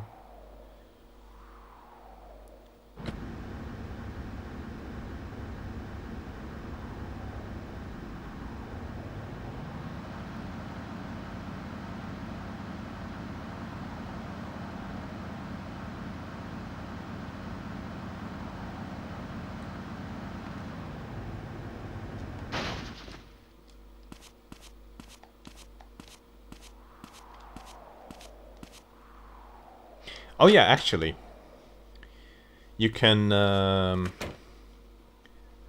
get what's his face? Noz's phone number from here. For whatever reason, Noz's phone number is on here. Room numbers are written here. Uncle Noz's room 305. So like for whatever reason, Noz's phone number is on the post box, and Uncle Noz's phone number is written on the mailbox. X triangle circle triangle. Did he write this here himself? And what's kind of weird about the other translation patch that I'm not recommending throughout the playthrough is that it does not have this phone number. So for whatever reason, the other translation patch says here's Noz's phone number, and then doesn't say the phone number, I believe. So the phone number itself is just missing from there. But this translation patch does mention it. I just found that a bit odd. I remember when I was playing, like, what the hell? There should be a phone number here. Because that's the translation patch I used for my first playthrough. It came out, so like the way this happened is there was a translation patch in, you know, being made for a long time. I kept hearing about it, and one of my friends was actually knew one of the people working on it, and he had some info on when it's gonna come out, and you know, we were all hyped for it. It was gonna come out late March. And somehow, 3 days before that, another translation patch comes out. And this is it. This is that translation patch. So, like, somehow two teams completely separately started working on translating the game. And, like I said, this one, the OWL patch, actually uses the Resident Evil scripts 1-to-1, I believe. Might be some minor things changed, I think, but I believe this is most authentic to the Resident Evil translation patch, and the other one is changing pretty much everything about it.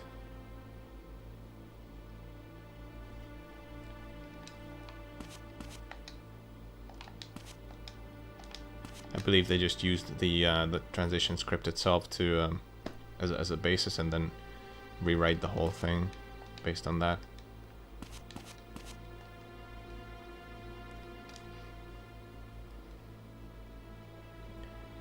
Who the blazes is that? Do you have any idea what time is it? Uncle, are you still awake? Matthew? Yeah, maybe you can call that phone number on a Sony Xperia that has Sony Xperia Play that has the pop-out PlayStation buttons, right? Like, just use that as a phone, and then you can call any of these numbers. What are you doing here at this hour? I'm sorry. Oh, it's alright. Uncle, do you know Isabella? Oh, sorry. Let me get into my nose voice. Isabella? I don't know her. I think she lives in the apartment building. In this wreck? Who do I know who lives here? Oh, you mean that beautiful lady? So she does live here. So her name is Isabella? Do you know what room she's in? Room. I think I saw her going into the room at the other end of the corridor once, but But what? nothing, never mind. What do you want with that lady anyhow? Uh, Oh, I see. So you finally reached that age, eh? huh? I suppose young men like you tend to go for the older ones. No, that's not really. Still, I think you ought to give up on that lady. Why? I mean, I wasn't going for it, but why should I give up? I love her. I can't say this for sure, but I've seen a lot of shady guys coming and going from her apartment. Shady guys? A tall guy with mean-looking eyes had what looked like his henchman with him too. Those guys are up to no good. I no doubt about it. Flathead V8, no doubt about it. I wonder who that was. I'm sleepy, you know. I'm sorry, you know. This is gonna take a while. Can we do it tomorrow?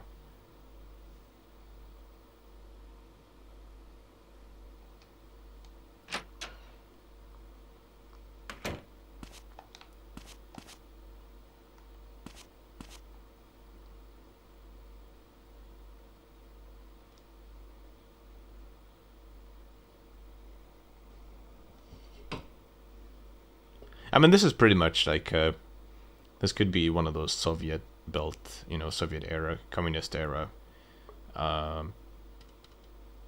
apartment buildings, flats. The walls are so thin that you can see through them, you know.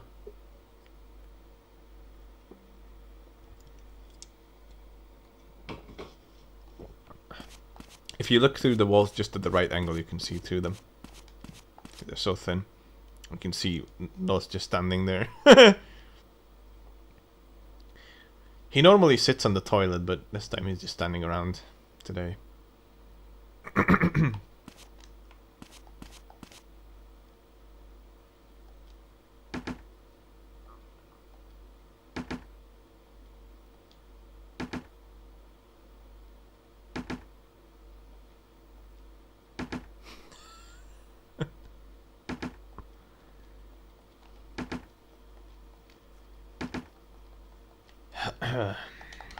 Let's do the Matthew spin. Oh, the Matthew spin.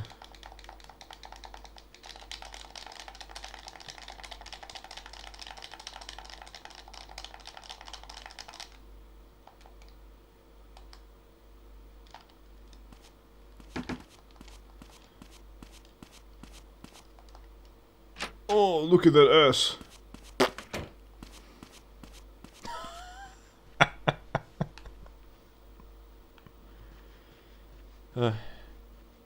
Isabella!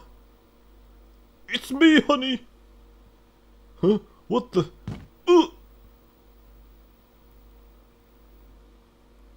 Hey, you know this kid? Yes. He was peeping into your room. You want me to dump him somewhere? No, don't. Oh, if you say so. He's lucky that it was me who spotted him and not Wolf, that's all.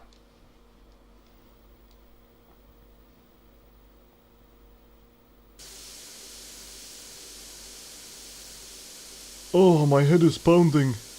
And my words are pink. Bum, bum, bum, Where am I? bum, bum, bum, bum, bum, bum, bum. Oh, ow. Bum, bum. Right, I was speaking into Isabella's room and got knocked out. So is this Isabella's room? Bum, bum, bum, bum, bum, bum.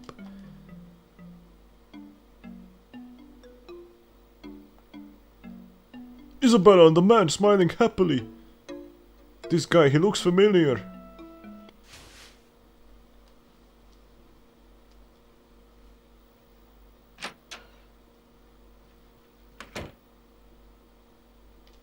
So you're awake. Dotto, dotto, dotto.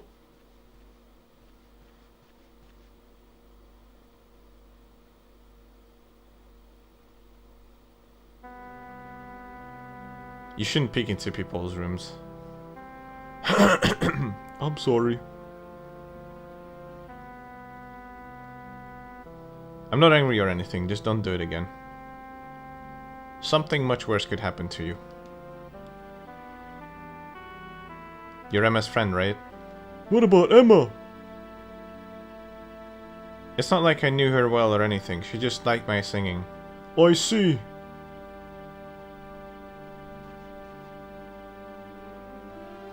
You're looking for her? Yes.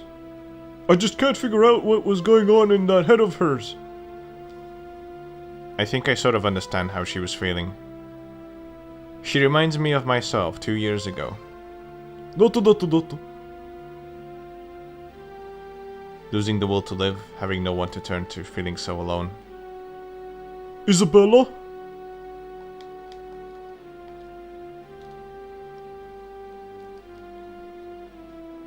That photo is from 2 years ago.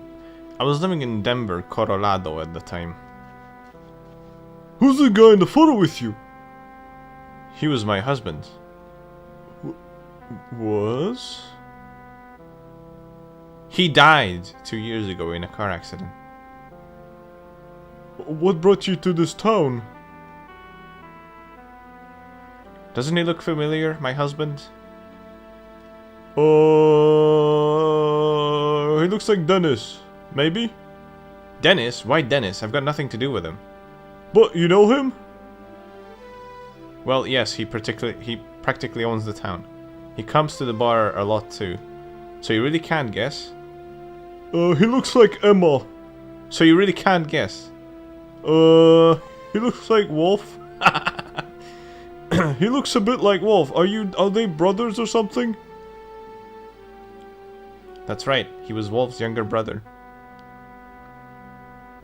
2 years ago, after I lost my husband, I was all alone. Wolf saved me. He gave me a stage and a chance to sing. Chance. You mean Eternal? Your only song? That's the name Emma gave it. It didn't have any name originally, so I basically had one song without a name. Emma named it. 2 years ago, when I was in the car with my husband, when he had the accident, I was the only one who survived. At that moment, I died too. What do you mean? But you're here. It's called near-death experience. Medically speaking, I was definitely dead. The dream I had while I was at the hospital unconscious. I was enveloped in a brilliant white light, and then I listened closely. I could hear a beautiful melody. I wrote Eternal using that melody, the one I heard in my dream. When I told the story to Emma, she cried and said, "That's so wonderful. It makes me feel like I'm in a world where there's no need to worry about life or death ever again." And that's when she named the song Eternal. I liked the meaning of the words, so I changed the lyrics to slightly to incorporate it. I see. Oh my god, you can hear the phone! We couldn't hear it on PS2. Dotto, dotto, dotto. It was a huge mistake to ever trust him. Isabella? Could you please just go home? Dotto, dotto, dotto. Don't come here again. But, dotto, dotto, dotto. No, you can't. I'm saying this for your own good. Oh no, we've been kicked out. But, since we read the diary, we can knock back in. Dotto, dotto, dotto. Can I come in? I told you not to come here again. Dotto, dotto, dotto. It's open.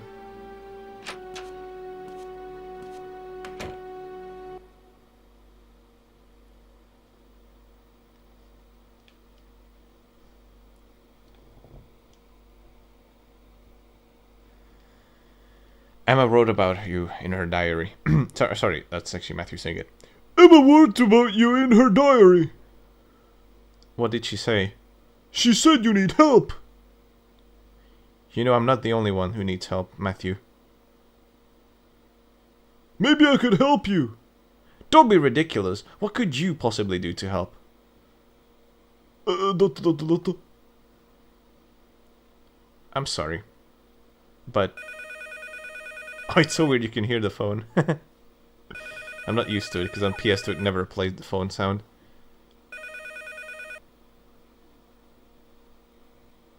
It's alright, everything is the same as normal. Yes. Alright. Huh? What? I have no freedom. It's like I'm a prisoner. Isabella. I made a deal with the devil to free myself from my loneliness. And when you make a deal with the devil, he always gets you in the end. I want to be alone. Dotto, dotto, dotto. Please, don't worry about me anymore. So last time we chose the heart option. Let's talk the choose option here on the right with circle. I look at you and I see someone who's in an unimaginable amount of pain. Especially for me. I want to help you. Don't you get it? A boy like you should never set foot in a world like this. And she shouldn't have either. Please speak to me, Isabella. Dotto, dotto, dotto. Stupid boy. That is correct. Thank you. But just knowing you care is enough. He's going to come by here soon. You need to leave. But... It's alright. I can take care of myself. Please, just listen to me. Alright.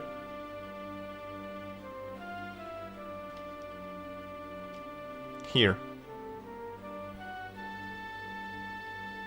My song. My only song I've ever written. I wonder why Emma liked the song so much. I didn't actually write the song, I heard it in my dream when I was dying. Anyway, have a listen. I don't know if there's any connection between the song and her disappearance, but... Thank you. You got the Eternal tape. I still haven't asked your name. It's Matthew. Matthew, that's a nice name.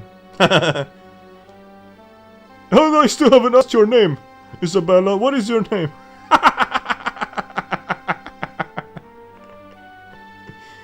It's been a long time since I felt any human kindness. Thank you, Matthew. Human dumbness. Alright, let's get out of here.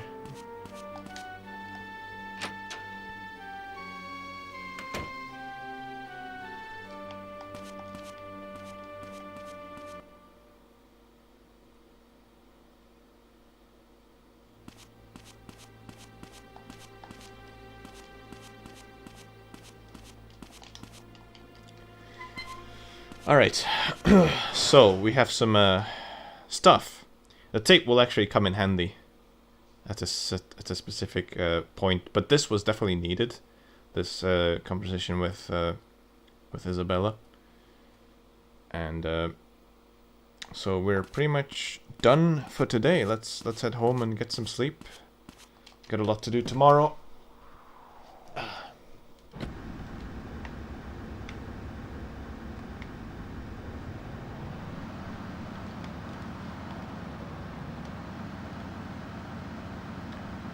Unfortunately, we couldn't take up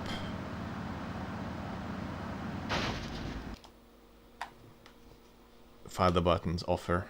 It's a real shame that he wasn't there. He promised to be there, you know, in the cemetery after dark. It sounded too good to be true, and it was. All right, whatever.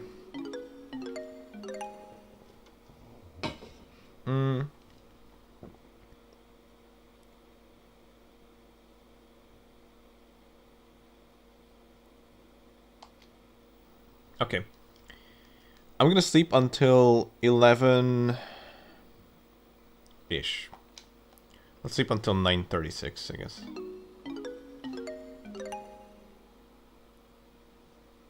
What am I saying? No, not 96. What? What did I say? I don't even know what I'm saying. 10:96 o'clock, yes.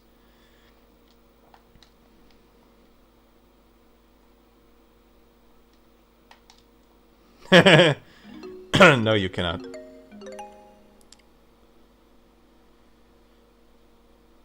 I've never seen anyone showcase it. I don't think it exists. It's just like something that he mentions, and then I'm assuming the... I mean, okay. He says that, and then Matthew's like, oh, no thanks, you know? So I guess that's why we cannot go, because Matthew decided he doesn't want to go, not because the priest isn't there. So the only person we can blame is Matthew for not taking up on this amazing offer. Alright, so I usually don't do this. This is not actually required, but we're gonna head out. Yeah, 10:96 o'clock. I don't even know what I'm saying anymore.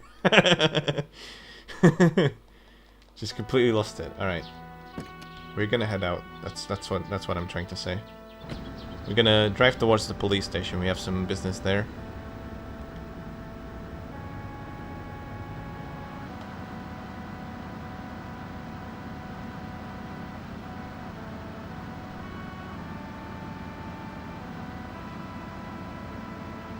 I already actually did that quote-unquote joke when I was doing the bad ending run 0, so I didn't want to repeat. I didn't want to repeat it, but you know what they say.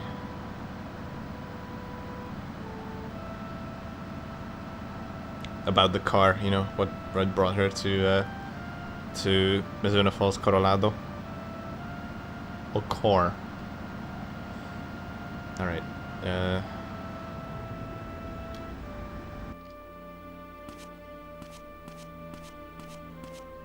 So, yeah, okay, let's wait a bit. Because apparently at not too long after the current time, there will be a phone call. Right around 11:02. We'll get a phone call that I can showcase. This is all not necessary. It's just kind of an info for the player to know what's going on. But this whole thing at the police station can be skipped for a good ending still to work out. But I decided to show it anyways. So what we did get yesterday is actually the tape, Eternal cassette tape. We can actually listen to it on Matthew's little boombox in his room. I kind of forgot to do that, but we'll be going back anyways because we need to save after this, I think. There isn't really much to do.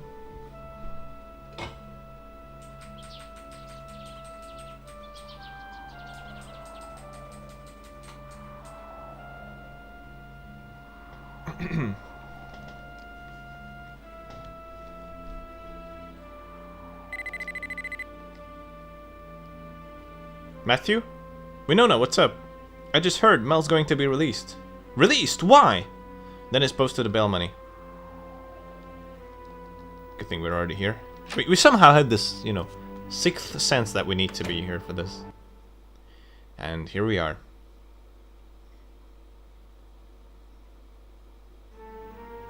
Oh no, wait. It's not happening. What? Hang on. How does this even work? I might be here too early, actually.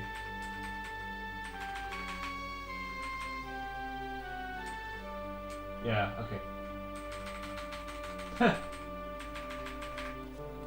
The game didn't actually expect me to come in here so early.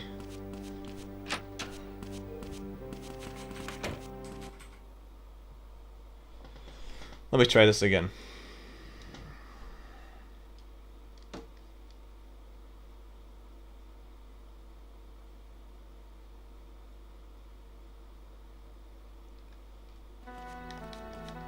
Wait, what? Oh yeah, that's Hudson Rang.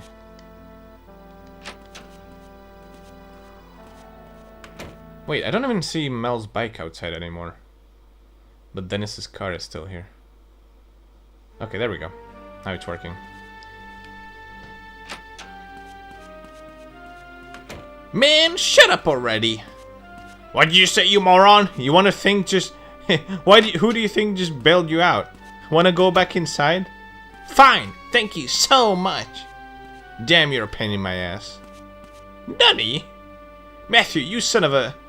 Quit your yapping and move on. Gotta move on. I'm busy, I'm a busy man. Don't forget. What a cutscene this is. Are you sure it's okay to release him so soon? Can't be helped. But he's hiding something important about Emma, I know it. Just leave it to me. I'll find some proof. Don't you worry. You know how good I am at this. Fucking Christ. Okay, I think that's all we came for. I don't think there's anything else. Actually, let me try to talk to Cohen. If he's in here. That's Hudson Rang? I think Cohen should be in here as well. I think I saw him enter. Or something. Right? He should be here, right? Cohen. I wanted to show him the photo, see what he thinks about it. So you were in the military? I had no idea. I've been out of the military for more than 5 years now. It's ancient history. But you were a colonel. And now I'm a forest custodian. So you came here after you quit the military? Yep. It's quiet here. And the people are friendly. A nice town. Until the case happened, that is. That day, when I discovered Kathy in the forest. She was still warm. If only I'd gotten there sooner. I might have been able to save her. Don't say that. If you hadn't found her, she would have died there all alone. I know. It's just, you know, it's not fair that an old cougar, I mean, yeah, there's a cougar sign in the bar as well, but this is when an old codger like me gets to linger on, while a 16-year-old girl has to die. Yeah. If you find anything out, tell Morgan immediately. What do you think about this photo here that I have? Did Emma take this photo? Yeah, I'm thinking she went in there. The ritual. Huh? If you want to get in there, you should ask Morgan. I think he'd help you out. I already did. Does he know... wait, I don't have the floppy anymore. Oh, shit. Oh, look at the badge. Morgan gave this to me. I see. Good for you. I'm gonna find Emma, I know it. Don't go doing anything reckless. An old cougar. Let me show him the cigarettes. A present for me? Sorry, but I don't smoke. I see. How about this? Have you seen this ring before? Not sure. Why? Something special about it? I'm searching for its owner. Does he say anything about the note? What's that note about? Oh, dude. I wonder if I can show the note to Hudson Rang. And he'd be like, I know you've been pestering my wife with that note. Let me try it. Please look at this. What? What's this note about? I can't just say I found it in Mel's room. That's trespassing. Nothing. You're an odd kid. What the fuck, Matthew? You absolute dumbass. If you want to say something, just say it. Jesus Christ. Do you know whose ring is this? No, I don't wear a ring. Do you know who I might be? You're Matthew, you dumbass.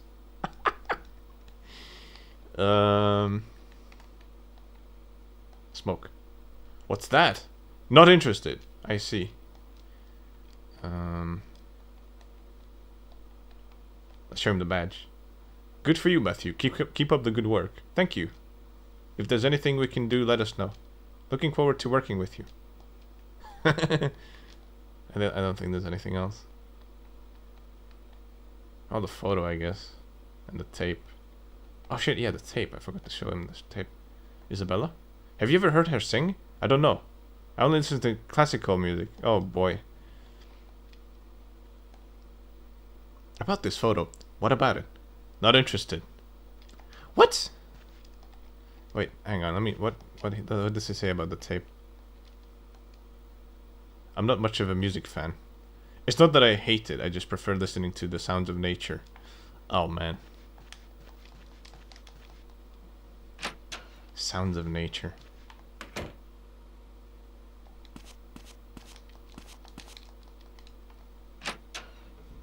I'll take my boombox out and I'll record some sound of nature for him then. Can I talk to her? Matthew, a solid investigation is all about questioning locals. If someone seems like they might know something, go talk to them. Yeah, I get it. Of course, even if you go to their house, they might be out, so you should give them a call first to avoid a wasted trip.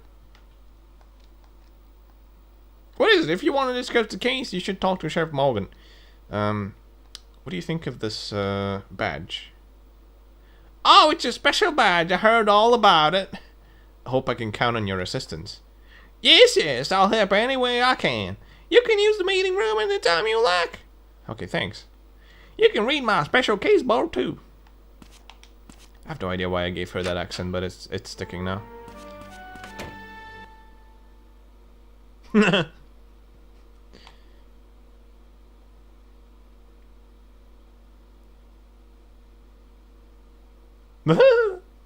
Alright, so next thing we're gonna do is yeah,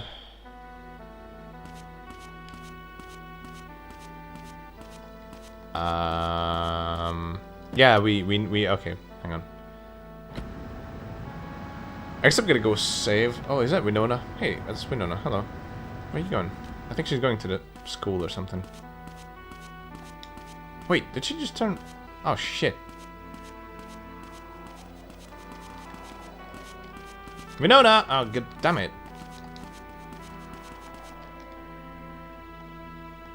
Okay, gonna go home and save.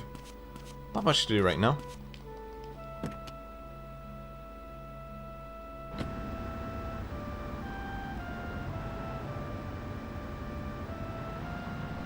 Oh, there's Mel.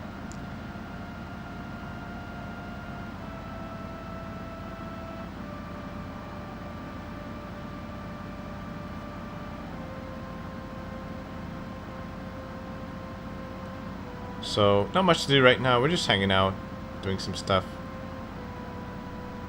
Got some time to kill. I think I'm actually gonna drop by at the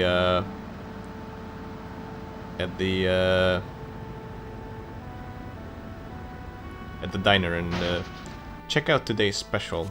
Getting hungry a bit. Hey, welcome back. I still haven't actually finished mine. I still have a little bit in it left.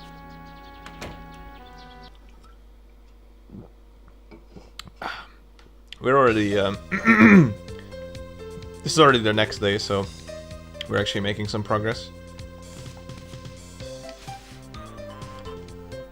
Alright, what's gonna be today's special? Let's see. Baked potato, that's the one, right? This is Thursday's special is the one I remembered. Okay, let's go for baked potato. No, oh my god, I keep pressing the X button for some reason. I'm such an idiot. Today's special is baked potato. Hope you're hungry. That I am. What is baked potato? Is it just potato baked and that's that? Does it have like, any meat in it or just potatoes? Isn't it?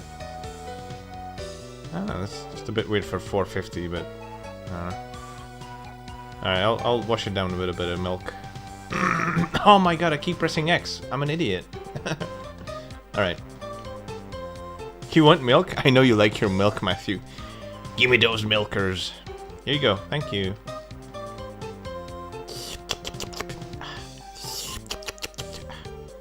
What kind did you get? What kind of monster did you get, Ed?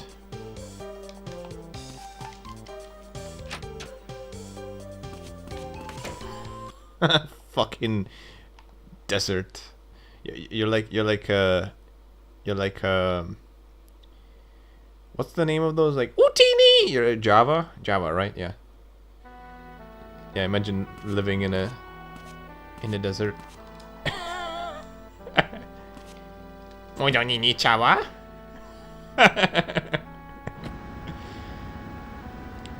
Whitelight is the one that shot R2D2 to like capture him and then put him on the thing.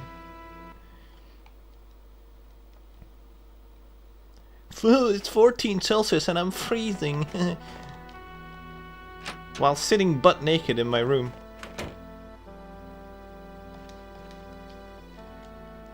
Alright, how much do I need to sleep? 1 hour. Yeah, let's go for 1 hour. I'll also save. And then it's gonna be like just before 1, which is perfect.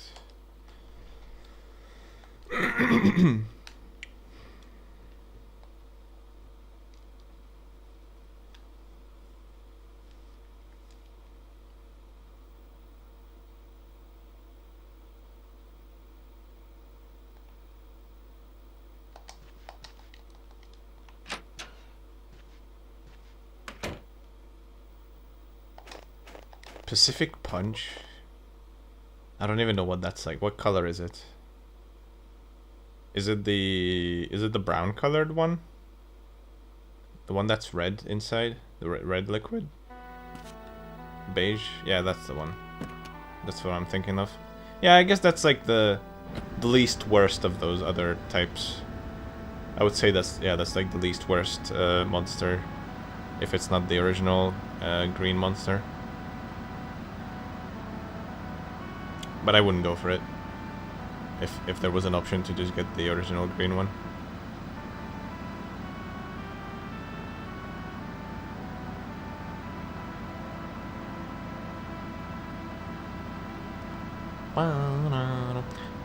I guess the other one that's still an old flavor is the and still not as bad, I guess, is the one that lemony one, the Doctor. That one is okay, I guess.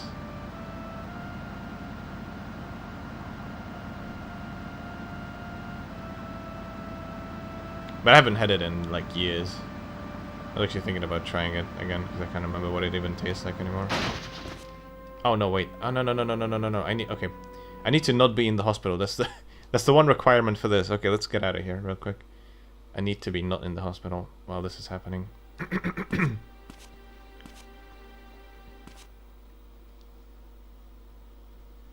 I don't know. I just like the actual traditional energy drink taste, not like these, like, I don't know, punch flavor ones and whatever. Oh, there we go. Perfect. Hello? Is that Matthew Williams? Yes, what is it? It's Samuel, about those drugs you asked me to identify. Where'd you get them? Where? Well, never mind. Just come to the hospital director's office as fast as you can. Alright. Barboy is hurrying as fast as he can. No, I mean Monster. Monster tastes a little bit different than Red Bull. It's not quite exactly the same. I mean, it's the same principle, but it does have like slightly different taste.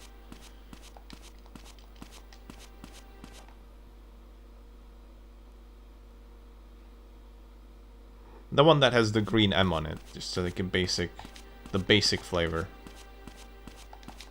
The standard flavor.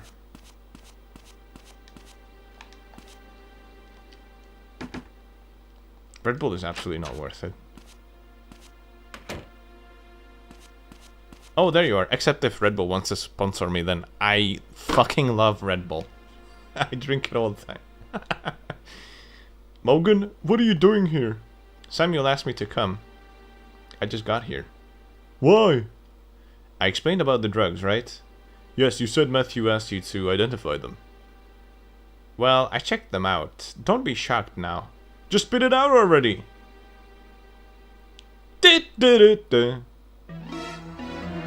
Whoever takes that drug will experience a powerful hallucinogenic trip. Nani? Hey, what's the meaning of this? I could explain, but I doubt you'd get it. It's Epoch, a drug popular on the West Coast in the late 60s. What I want to know is, what is something like that doing here? Ask Matthew, I want to know myself actually. Matthew, where did you get this? Well...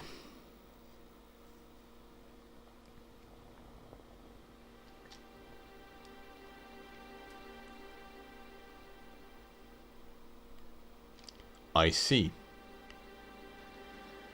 What the hell? This Epoch? In this town? I can't believe it. What the hell is going on? This is Mizzurna Falls, for crying out loud. Looks like Kathy and Emma were into some heavy stuff. I guess we're not talking about bears anymore. Bet it was Mel's. He must have needed the money to pay for it, so he went and robbed the diner. Yes, his behavior is all starting to make sense now. Why he stole Emma's diary, why he robbed the diner. So arrest him! I can't believe this is how Kathy and Emma were connected.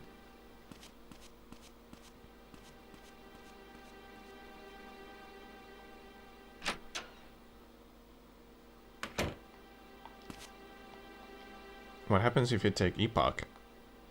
Let's see. Small hills start to look like mountains. The sky starts to feel incredibly close. You feel touched by the divine force of nature. Is that bad? Well, that's the best case scenario. Epoch doesn't always have the same effect. So what if it's a bad trip? You see the devil, like everything around is trying to devour you. By the end, you doubt your very own existence. Well, I've never taken it myself, and that's not like the effects are always the same each time. Either way, it's a taste of a world outside our own reality. Be honest, you look up to me, don't you?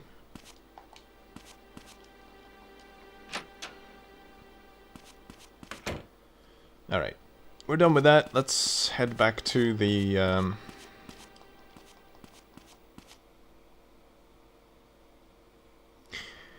We don't really have to do this, but I'm gonna do it anyways, just to check it out. We can go back to the police station and ask Morgan if he's found Mel, and we can get some more info. So let's do that real quick.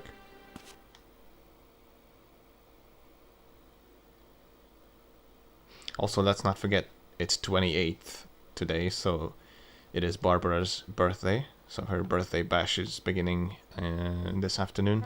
She said this evening, but it's around like 3 p.m.-ish.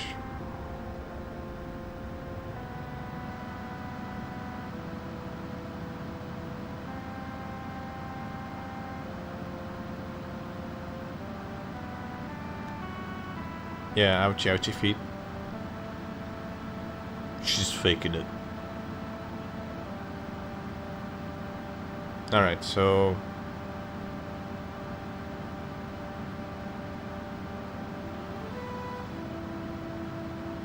Yep, that's exactly the wrong way. I was thinking I should go to the school first, but no, I should actually go to the police station first and then to the school. Again, it's not important, but... for some reason it's actually highlighted in blue, but it is definitely not important.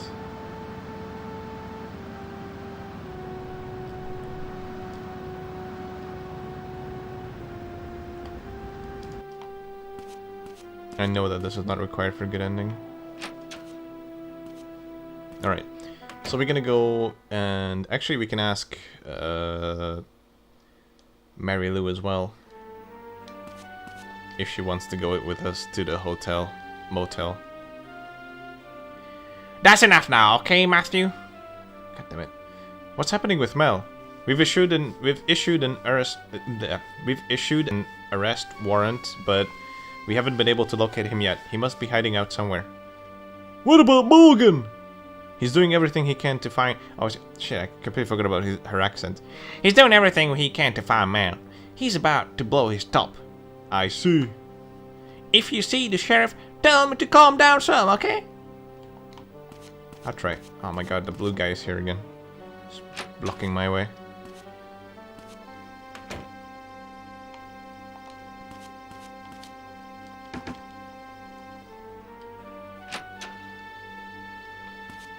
Brut, brut, brut, brut, brut, brut, brut, brut.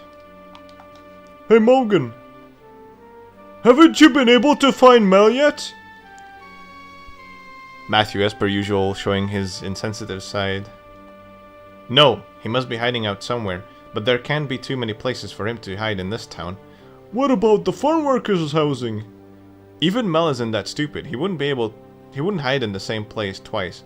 I see, although he is pretty stupid. That's a lot coming from you, Matthew, but he can't hide forever, and he's got to be in contact with someone. We just have to wait. Someone Mel is in contact with.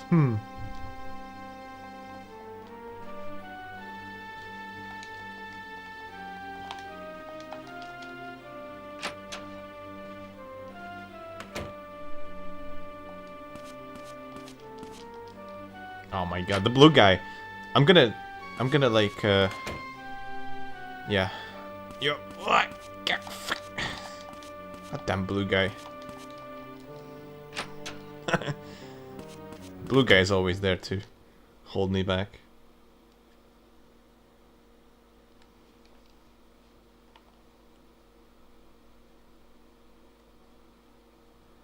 Yeah, let's,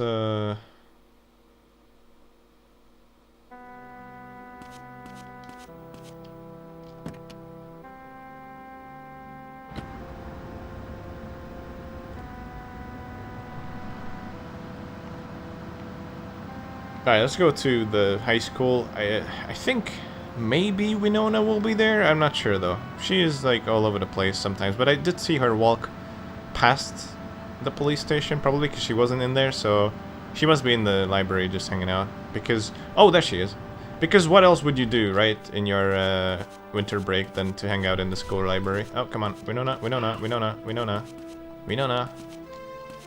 Did you see Mel? Nope. What about him? Well, Epoch. but I don't think Emma took any. But, We have to believe in her. yes, you're right. We have to believe in her. So it was Mel who gave them both the Epoch? It's the only explanation that makes sense. Mel was scared Emma would tell someone about Epoch. That's why he's been so weird ever since she went missing. I wonder if Mel is also in the forest. Was also in the forest on the night of the 24th. I wonder, but if he was there, he wouldn't have told the police that he saw Emma at 10 p.m. last night. Same night. That's true. Anything else? I came to borrow a book, and I wanted to talk to Liz too. Oh my god. Alright. I have no idea what you're talking about, Shadow Dog. Okay, let's Alright, let's go and sleep again, I guess. Not much to do right now.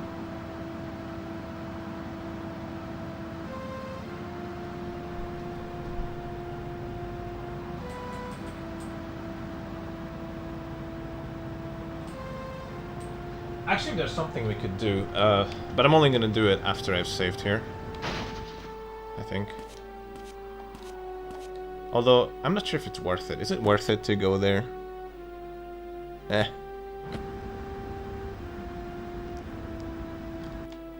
Nah, I guess we can. Although, like, okay. No, I don't think I should. I'm not gonna go to the church. One, it's pretty far away. Two, we're gonna go there anyway, so I think I'm gonna skip on that for now. We're going there soon. So I'm just gonna do a 1 hour nap here. We will be going there, so I think it's kind of pointless to go there now. We can just group that together, I think. Okay, normally we never go there really, so. Okay. So yeah, today marks the beginning of the barber's birthday party. It's gonna be a wild party. We definitely have to attend. We don't want to miss out on it. Just basically follow the bass.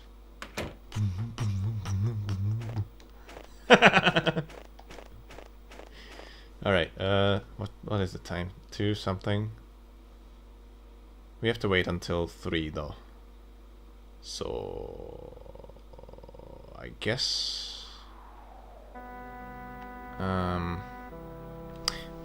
let me look at my route, cause hang on.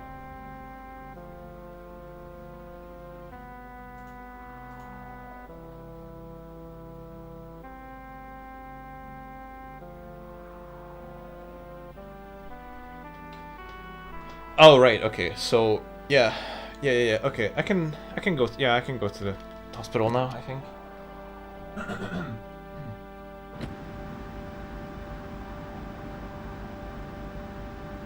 All right.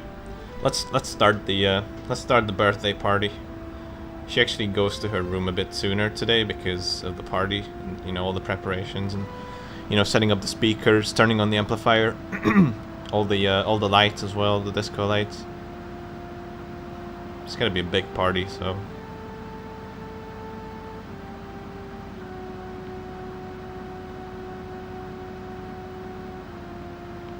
Bum bim bum boom, bum bim bum boom. Roll it high, push it high. All right.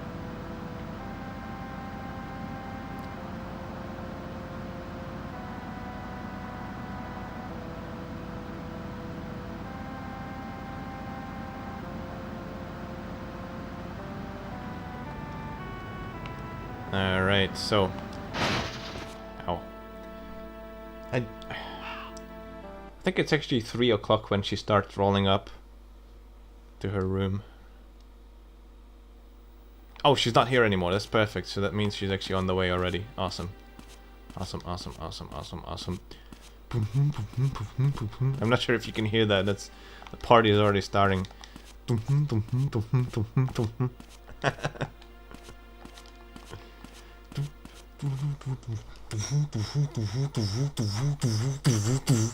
As we're going upstairs, we can hear it more and more.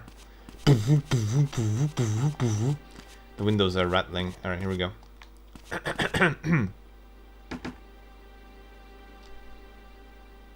I think it's... Uh-oh. Hang on. I can hear excited voices inside.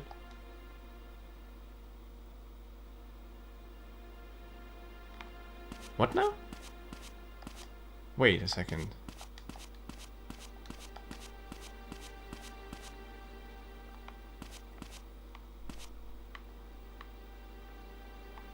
Excited voices inside. Huh? Is it? I think it's too early. Okay, maybe now. Oh yeah, okay, maybe now I can knock on the door. Let me try again. I think I have to go away and come back. Maybe it's only after 3. I don't know. Okay. I think I'm just here too early. Unless we got the Barbara glitch. That would be interesting. Never had a Barbara glitch happen before. But I didn't even see her here, so I think she must be in her room, right? Like, she would be out here if she wasn't in her room. So maybe I should actually leave the... No, I don't think I have to leave the hospital. Let's just try this. I think there's something about going there after 3. You can't go there before 3, something like that, if I remember right. So this must be it. I must have just, like, tried to knock on the door too early. Oh, there we go. Yes? It's Matthew! Matthew, you're not empty-handed, are you? No, I've got them, don't worry. Alright, come on in.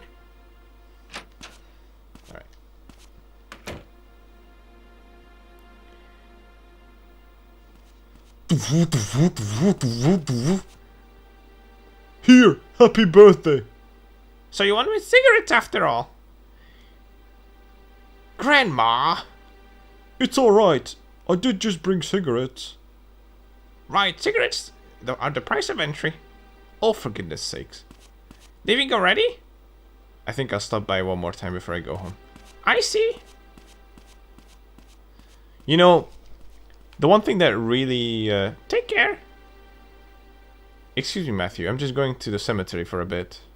You know it's a good party when someone leaves for the cemetery, but what's with her? The best time, the thing that makes a party really kick ass is when the birthday is on the same date as the anniversary of her parents passing, of your granddaughter's passing. I see. It was a car accident, wasn't it? Living. It's all about making it through the tough stuff. I wanted to tell that to Emma too. To Emma? That girl was interested in the oddest things like what's gonna happen to me after I die. And she was fascinated by things that happened years and years ago. You mean the incident 40 years ago? You know about that? No, Has it really been 40 years? So what happened then 40 years ago? Dot, dot, dot, dot, dot. I don't mind if you don't want to talk about it. Could you home now? I'm a little tired. If you want me to go, I'll go. Thanks for the cigarettes. Well, that was weird. Matthew, don't you know... I don't know why Emma took an interest in what happened 40 years ago, but it's painful for me to talk about it. Ask Liz if you want to know about it. Thank you. Get some good rest. Man, that was a sick party. I'm already feeling tired. Alright. Let's go to the cemetery and see what Lids is up to. Let's see what lids are up to. All the lids.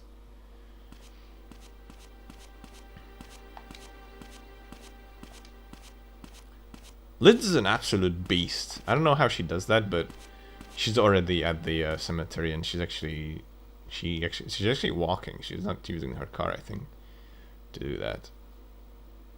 And what's crazy is once we talk to her in the cemetery, she's gonna be already in the hospital.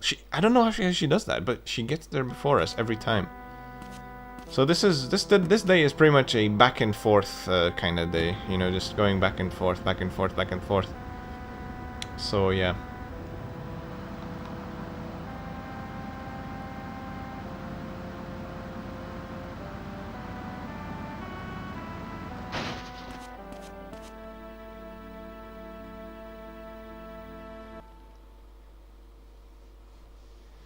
Alright, so let's talk to Lids.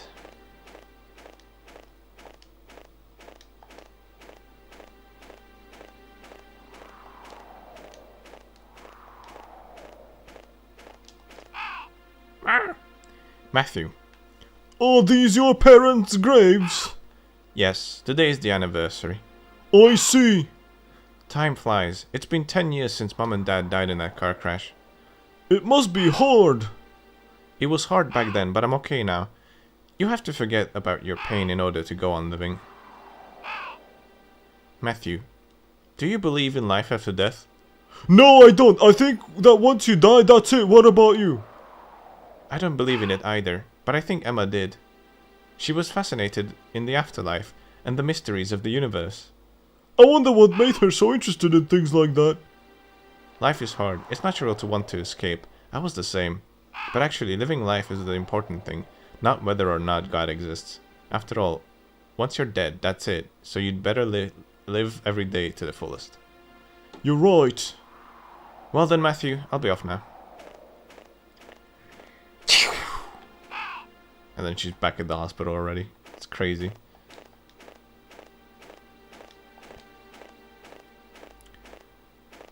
While we're still trying to find our way out of the cemetery.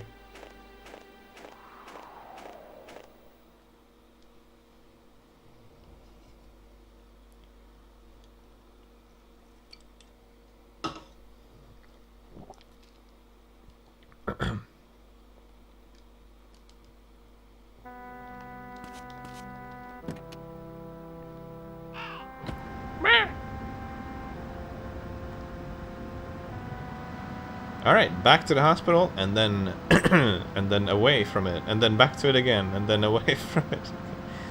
Yeah, this day is, yeah. That's why I like to call it the back and forth day. Let's go back, see if the party is still going, maybe. Barbara just hanging out with Lids. They just wanted me to leave because they didn't like me. But who would like me anyways?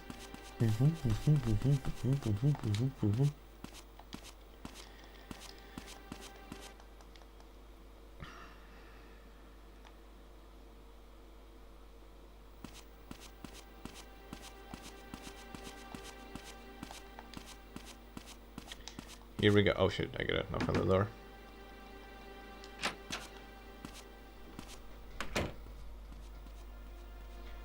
Hello, Baby Pie 1988. Thank you very much. I'm glad you're enjoying it.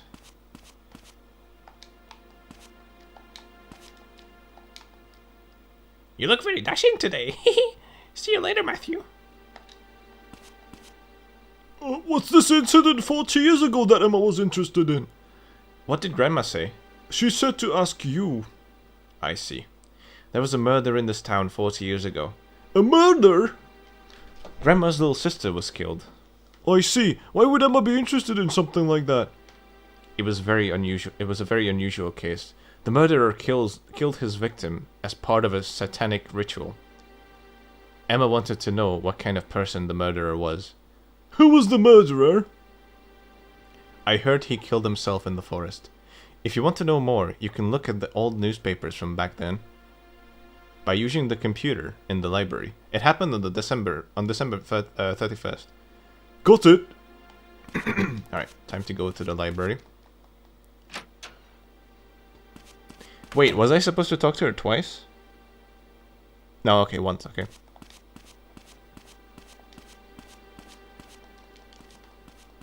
Hello, the Grange Gorman. Not quite runs. It's more a in-depth story playthrough. So, yeah. We've learned that there was a event involving Barbara 40 years ago that Noz hinted at earlier, very briefly. And we're gonna go and learn more about it.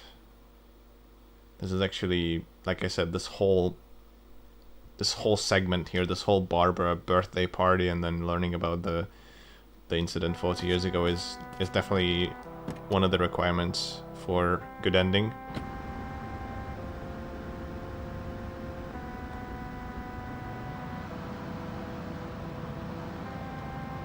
Also, I'm playing on the PS1, so it's not, you know, not optimal, slow disk speed and slower frame rate, but we have the normal music, so that's why I chose to do good ending on PS1. Doesn't have the glitchy music.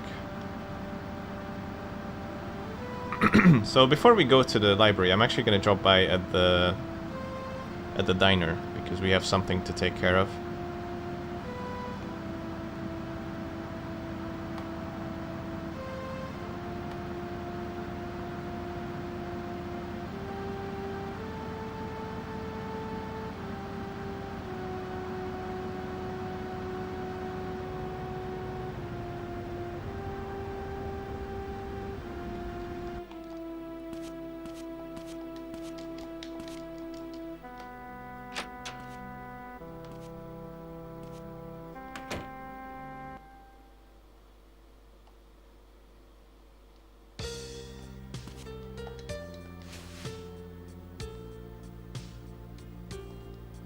Have you seen Mel?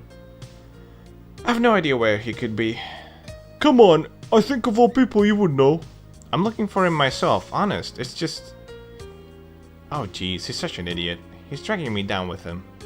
How long has Mel been doing drugs? I need you to trust me on this. I never heard anything about Mel having this epoch or whatever it's called. If he has been doing drugs, he must have started really recently.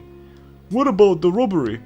He never told me anything about buying drugs. It's just that he needed a lot of cash.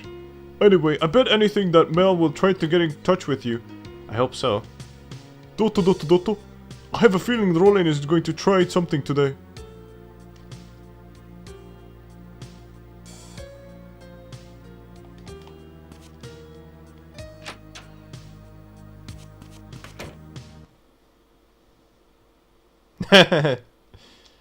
Yeah, it's I've gotten used to it, and I really love the way the I mean, honestly, I love it. So like, I'm not complaining about it. I actually love it. It's hilarious, but You know, I thought, you know, let's show the actual serious part of the game as well. Like, it actually does have, like, proper music. It doesn't sound like farts and burps all the time. So I thought, you know, let's do the good ending on the original hardware, the way it was meant to be played. NVIDIA. So we just saw this guy. Huh? What the hell you want? I ain't got nothing to say to you. You! Shit!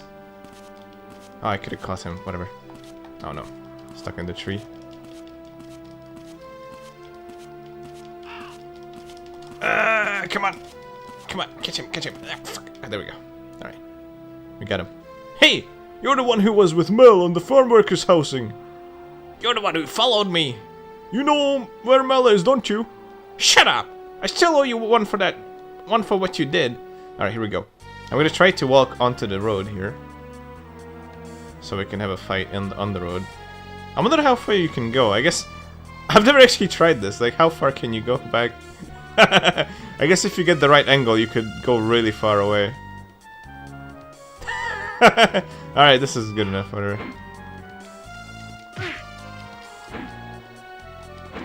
Ow. Ow. Ow. Nah, because we have to...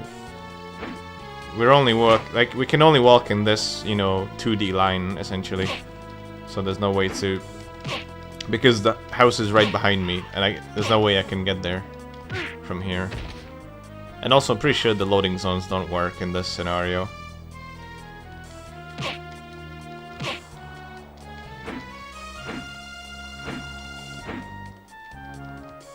God, the frame rate is so god-awful here. Ugh. Come on. Come on. Come on. There we go. It's essentially impossible to fight at this frame rate, so I'm just gonna do the cheese struts.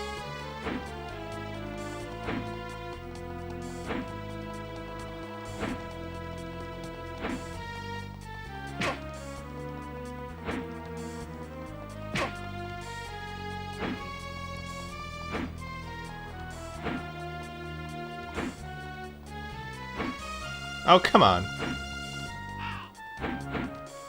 Oh, this is gonna take forever.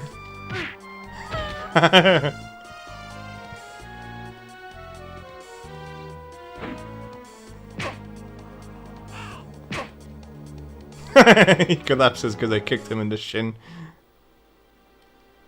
Hey, where's Mel? I don't know. He just asked me to give a message to Rolene, that's all. Message? What message? Fine, I guess I'll just have to bring you to Mogan. I'm waiting in the lakeside motel. Huh? The lakeside? Is that it? Yeah, ask Rolene if you want to know more.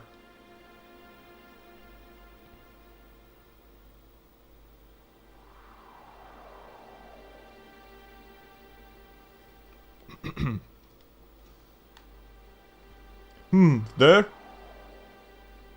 Oh, he ran away. Can we actually ask Rolene if you want to more? I'm not actually sure. Let's see.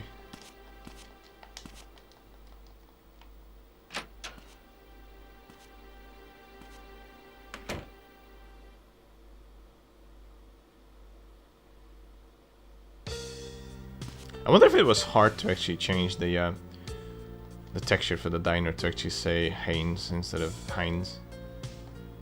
She doesn't say anything.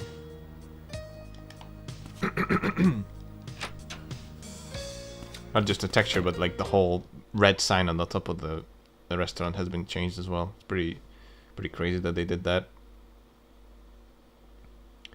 Yeah, Matthew was using his singular brain cell to think about the motel, and then that basically took 5 minutes real time, and the guy had all the time in the world to run away. Matthew just basically locked up, kind of like the game before it crashed twice. Matthew just crashed like that for 5 minutes. And then he was like, oh hey, I'm free to go, let's go. Oh yeah, right, we're going to the school first. Right, let's go. Oh shit, he ran away while I was thinking. Oh, actually, I should go the other way. Should go this way. Watch out!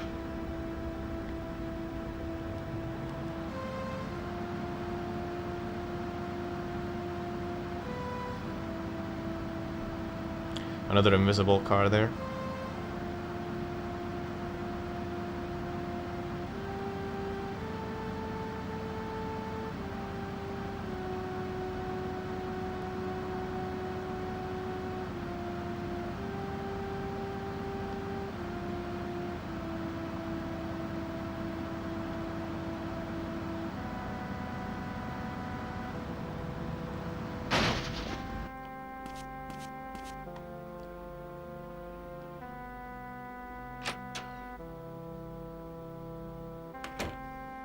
The best way to approach the computers here is really just walking along the wall, because you know, there's all those chairs in the way and stuff, so it's much easier to just do this and get to the computer here and then use it. Matthew is using a computer for the first time in his life. I could look at the newspapers from 40 years ago with this. I'll just input the date and here it is. On December 31st, 40 years ago, a young man living at the church going by the name Cougar murdered someone. Cougar what am I saying? Cougar, aged 24, attempted to perform the death journey ritual once carried out by the indigenous peoples of the area using Barbara's 18-year-old sister as a sacrifice. Cougar killed the girl, then attempted to revive her as a part of the ritual. However, the girl was unable to be resuscitated. By dying once and coming back, one can gain eternal life. Cougar used the girl as a guinea pig in his lust to obtain eternal life for himself. In the end, Cougar was hunted down into the forest, where he took his own life, hoping that he would be resurrected as part of the ritual. Eternal life. I should ask James about the ritual. I guess he used his own voice. There's like a mouse-looking thing. I don't know. That's probably a speaker. Those are actually probably speakers on the side. He just shouted at the computer and then it just, you know, started working.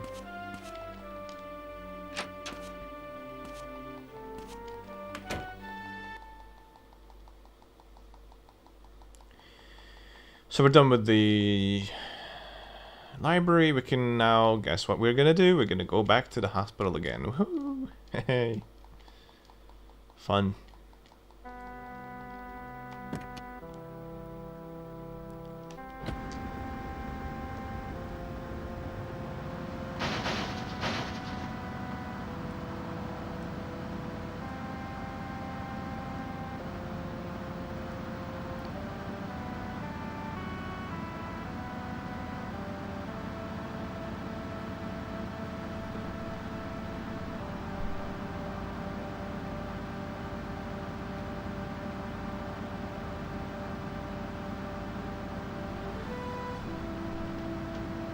Also today we'll be actually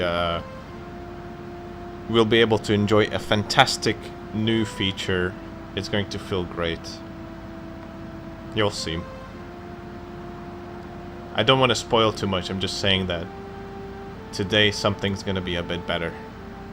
You might remember what it is, but we haven't been really using it so far because it was not necessary in Bad Ending. It's completely irrelevant, but here it actually comes in handy, so we'll see. Alright, it's 4:20. I don't know. We definitely need to talk to James as well as Barbara, but I don't know. I think I might just talk to Barbara first. Depends. I think I need to talk to James twice. And we have to talk to Barbara as well. So, alright, here we go. James, hello. Epoch, huh? Yeah, it's unbelievable. So after everything, Emma was doing drugs. I don't know. In her diary, she said that she didn't want to rely on something like that. I'm sure she never actually took it. Her diary, huh?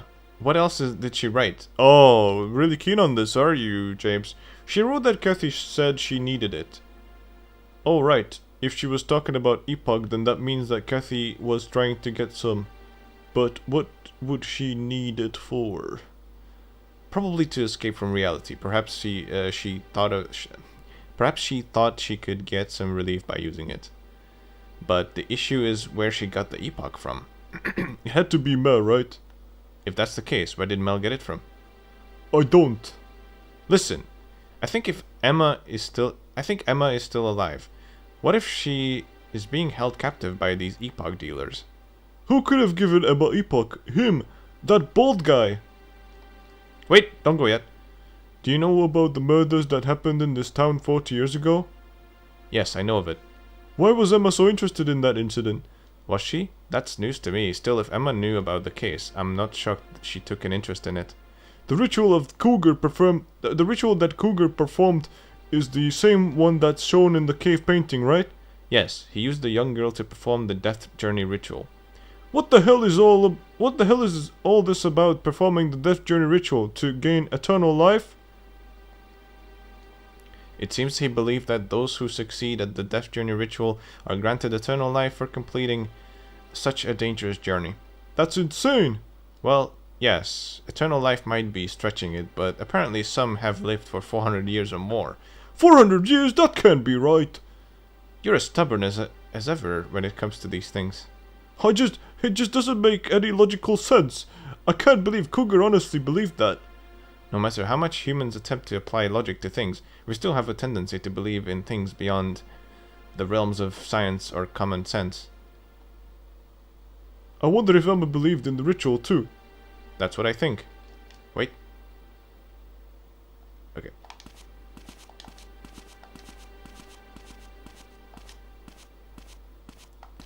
Let's go talk to Barbara. I don't think we have to talk to James anymore after this.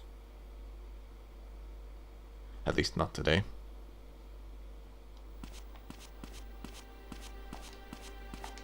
But we still need to... Oh yeah, I keep forgetting we have to knock on the door here. Alright.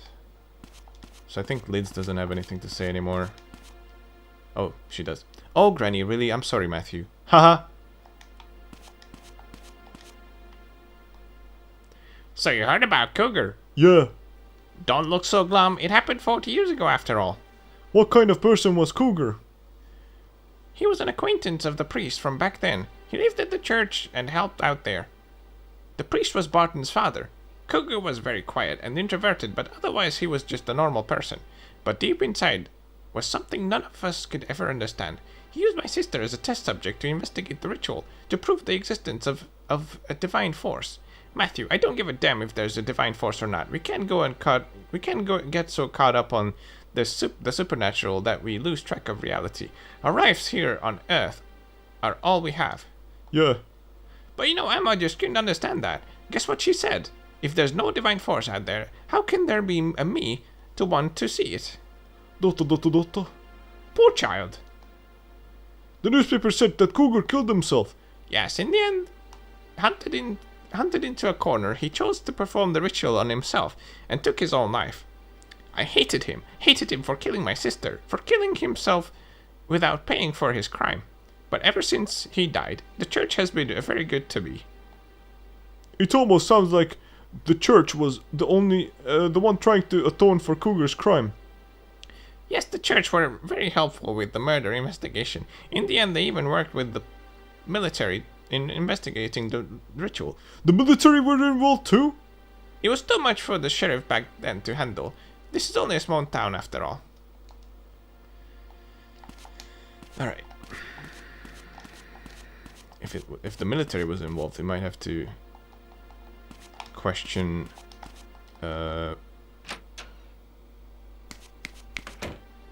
Cohen as well. I wanted to say Cougar for some reason. I was like, what was his name? It wasn't Cougar, it was Cohen. Cougar is the guy that's... I mean, this Cougar guy must have been really popular because he even has his name in the bar on the wall. It just says Cougar. I'll ask jumps, but I don't think he wants to talk to me about anything else.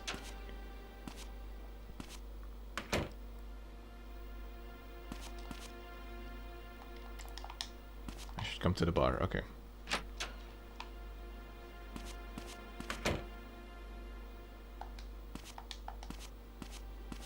And I don't think Samuel has anything to say either, so we're just gonna go ahead and make our way to the church, because we have some talking to do there. It seems like this cougar guy was actually working at the church, so maybe they have some info on this. Maybe Father Button can enlighten us on this situation.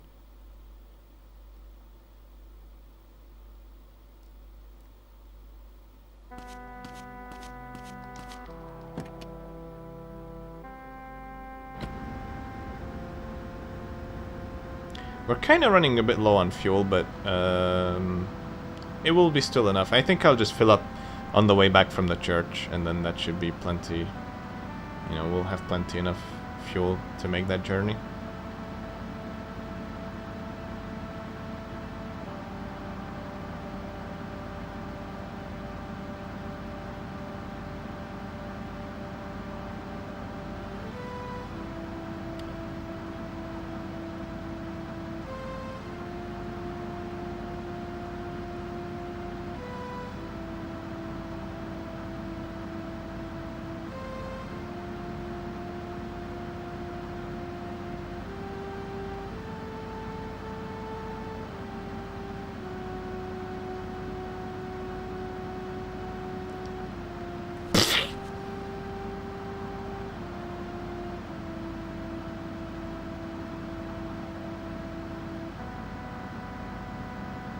So, I said that there would be a little bit of a bonus today, and that is none other than the fact that they finally cleared out the road on Thursday. We can actually go use the shorter road to the church. Woohoo! That saves about 12 years. And also Mogan will get home sooner. Who cares? Don't care about that, but at least we have to drive less, so that's cool.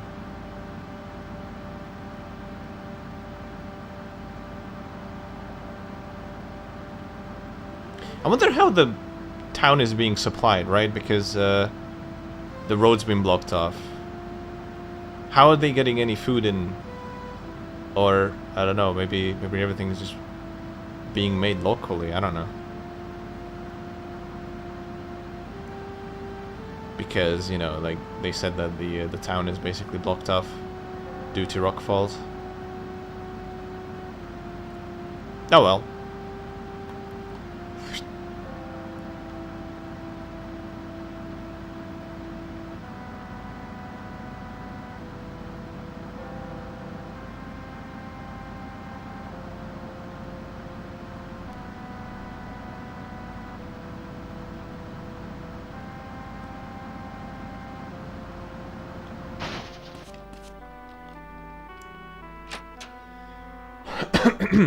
Alright, let's see what's up here.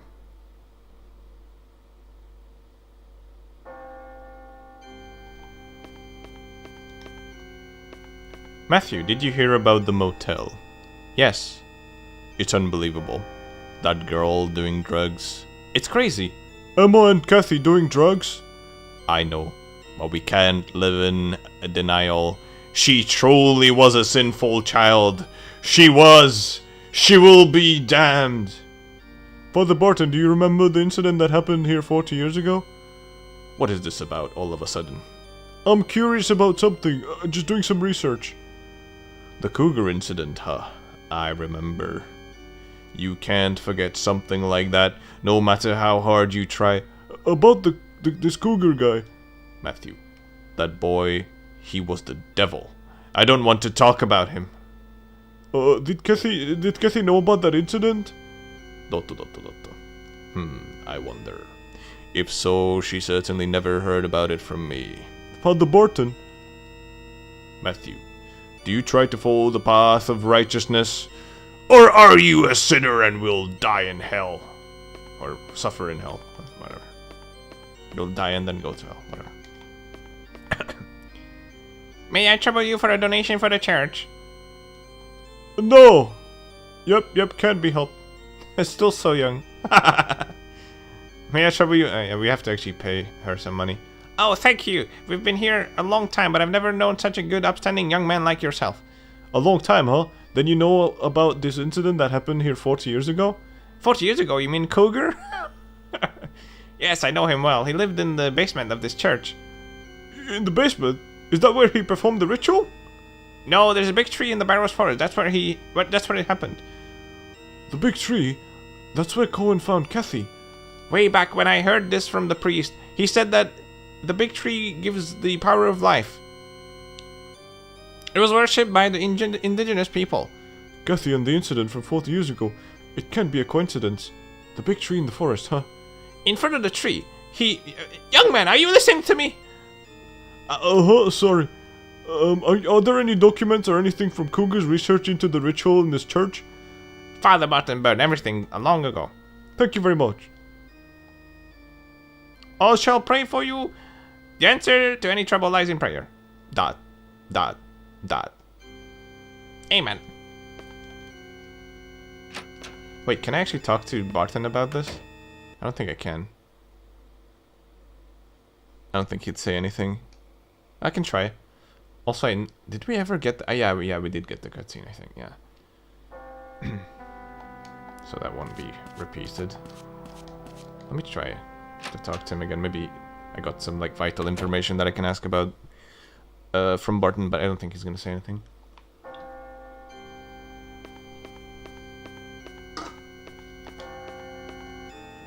Yeah. That's fine. We got what we came for anyway. Alright. So, now we basically have to wait a bit. So, I'm gonna use this opportunity to not only fill up the car, but also save the game.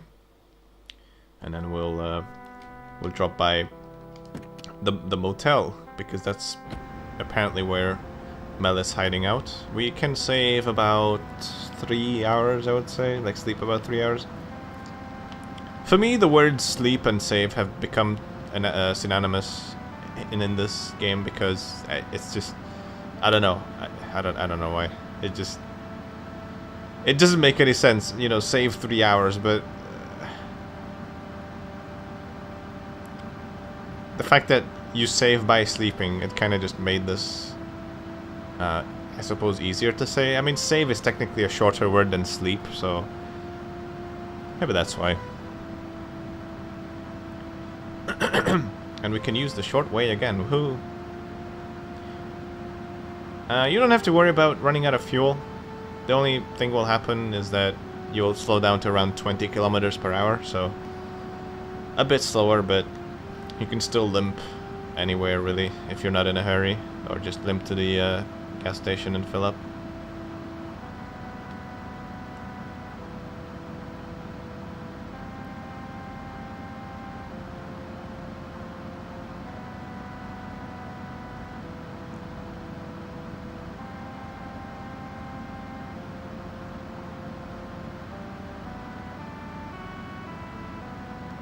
Alright, here we go. Oh, that was beautiful parking.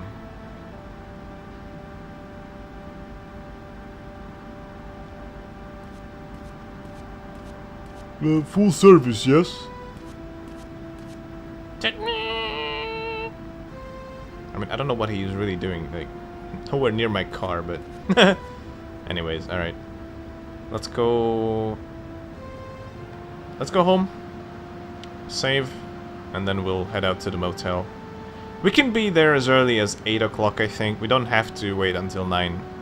This one has a time frame between 8 and...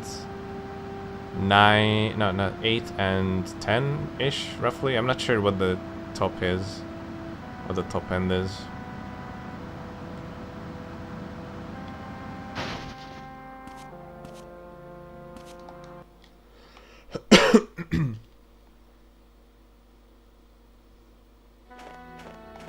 Oops.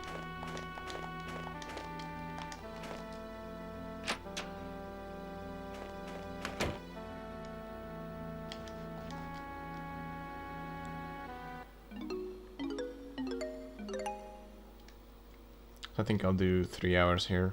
Or, no, actually, let's do, Yeah, okay, let's do 3.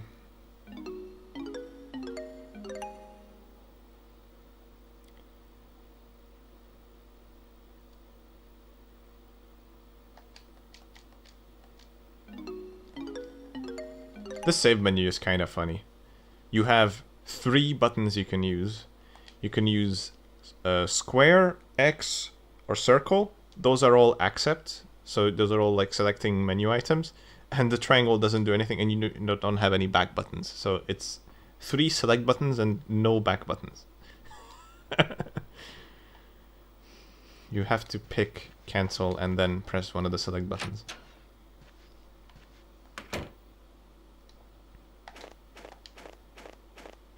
That, it just adds to the jankiness of this game. The never-ending jank.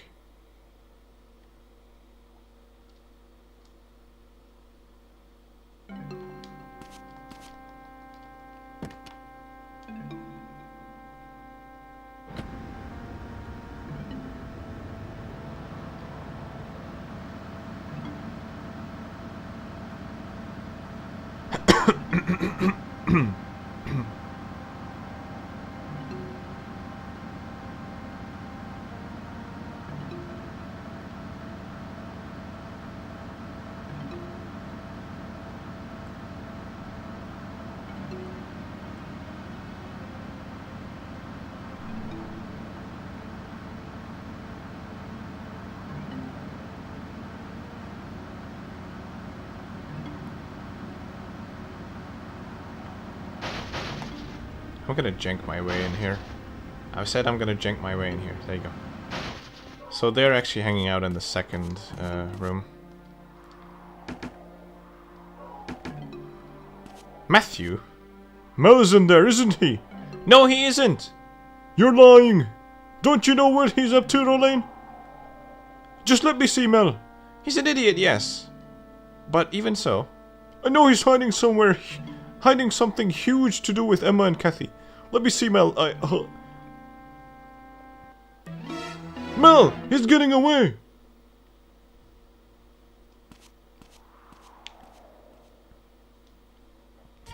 Let's get back to the stupid mobile and... hunt down Mel. Car chase. Knock Mel off his bike before he gets away. So you gotta be careful here coming out of here. Go a bit slowly so you don't hit anything, because that takes a lot of time to fix. If you get stuck on jank, it's better to just go a bit slowly and actually make it out of there in one piece than to have to back up and, fix it. So to my knowledge, there's no way to get out of there full speed. Just like sitting on the accelerator, I don't think you can get out of there. There's no right angle to do that. So you have to go a little bit slow there.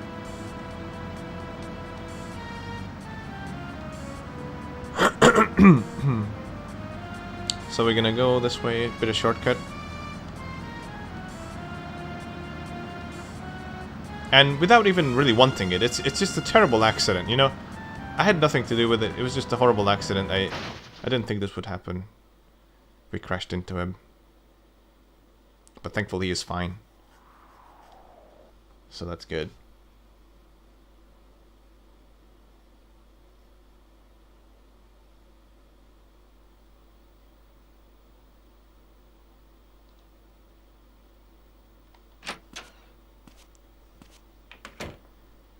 Matthew! I'm alright. What about Mel? Morgan's processing his arrest.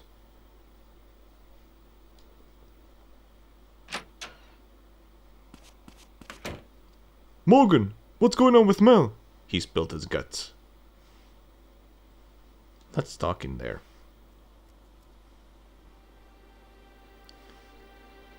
So it was Mel. But there's a random person here. Why are we talking in here? If we were talking outside, there would only be Mary Lou, who actually works here, whereas this random person's hearing everything we're talking about. On the night of the 23rd, Mel went to the motel room with the epoch he bought. There he met Emma and Kathy.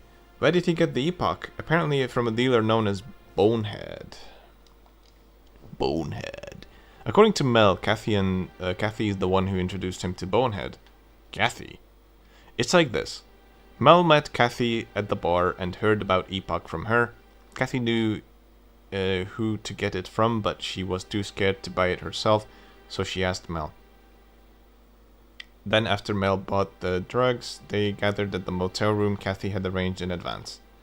And what about Emma? It seems Kathy brought Emma along. What about the 24th?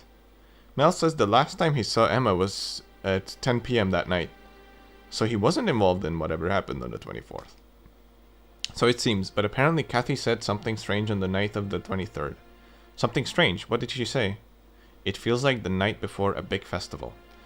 The night before a big festival. Then on the 24th, in the forest. Know that about it.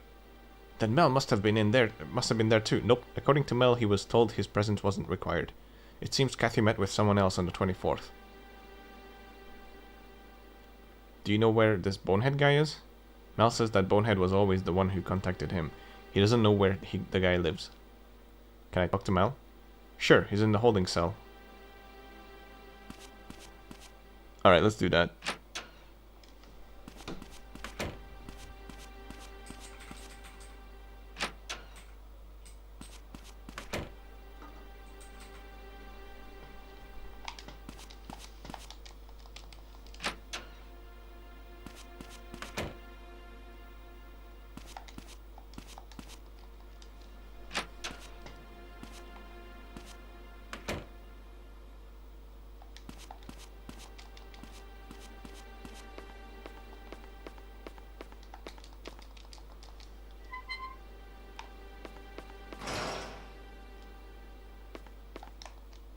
You! What the hell did you come here for?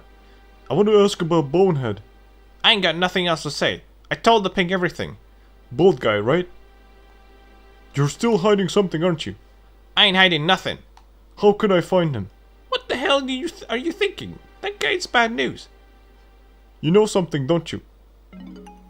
Shit, fine. All I know is that he used to be Isabella's driver. Isabella? She's involved in this too? Seems that Kathy heard about Bonehead from Isabella. What the hell? Hey, I'm not saying this because I give a shit about you or anything, but you shouldn't get involved with those people. Those people? I've said all I can. Now get lost.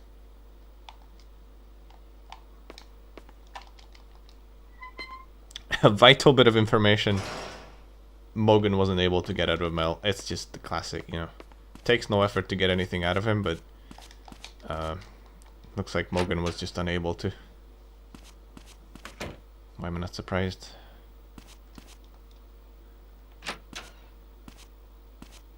Alright. Let's go to the bar. And ask about this this Bonehead guy maybe from Wall. And see if we can maybe talk to Isabella as well. If she were to be at the bar.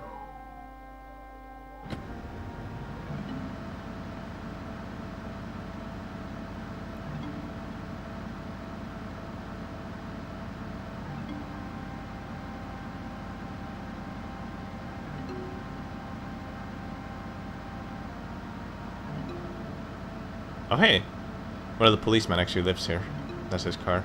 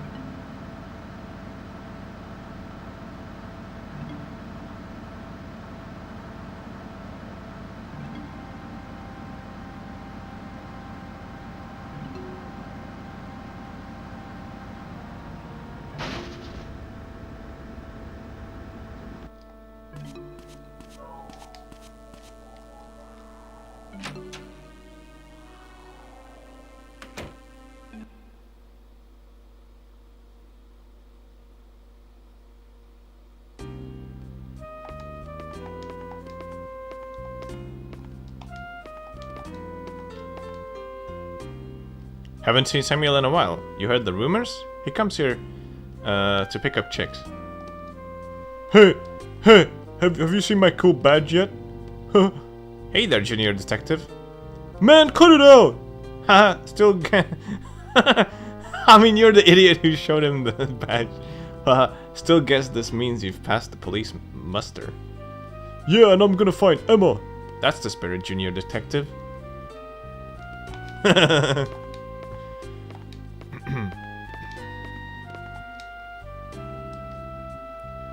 So you're not here to drink? Gathering intel? You're really not here for booze, are you?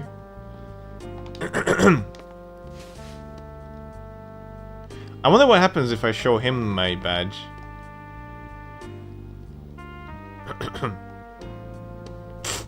What you flashing that at me for? No real reason. You gonna arrest me? Feel free to play cop all you like, but don't go sticking your neck in there where it's not wanted. You seem lively tonight. Did Mel and Emma argue a lot? Yeah, don't know what about. Seemed like Mel had a weak spot for Emma though. Not the other way around? Don't know, but Mel's been pretty agitated ever since Emma went missing. Where's Isabella today? Isabella, she's exhausted herself. She's taking some time off. I see. I wonder if she's at home. What do you want with Isabella? Nothing in particular. Are you the creep who was peeking into her apartment? And through my asshole? What makes you think that? I heard about it from Isabella's driver. Her driver? Now that you mention it, do you know her old driver, bald guy? Bonehead? I don't know him well or anything. I'd like to meet her with him. And do what? Listen, I'm just saying this for your own good. Don't get involved with him. What do you mean? He's connected to some pretty dangerous people. What dangerous people? Scary folks. What?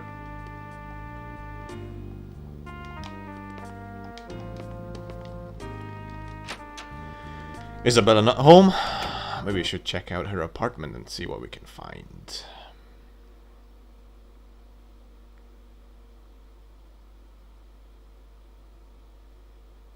Wait, did I say Isabella not home? I wanted to say Isabella not here. Maybe she's at home. I'm not sure what I said anymore. Whatever. Anyways, let's check out her place.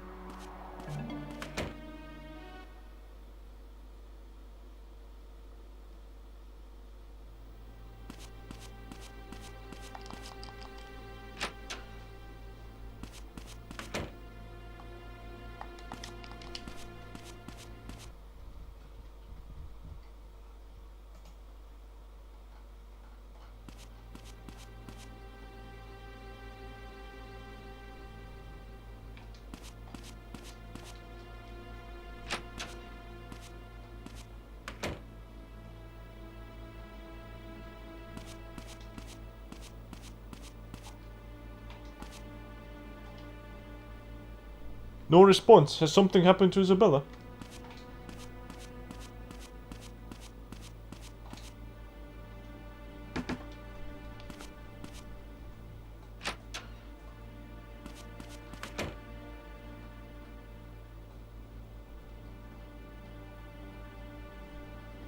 Oh, Matthew, what are you doing here at this hour?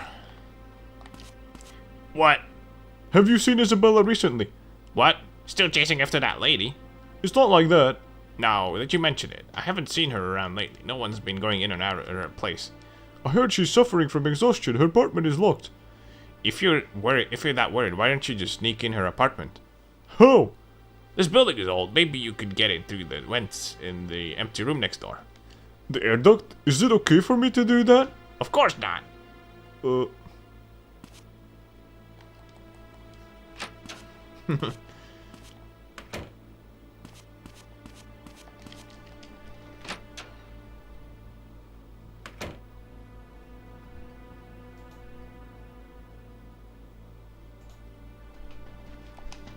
So we're gonna take this little box here. And look, there's a big hole here in the ceiling. Let's place it right here. Got on top of it, and let's get up through the ceiling like that. Okay. So, let's see. We need to go this way, I think.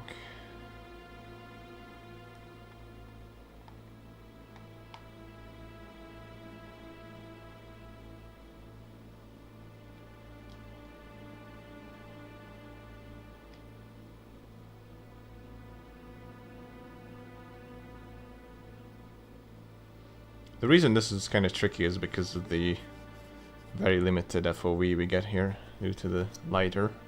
This is the place. Let's hurry this up.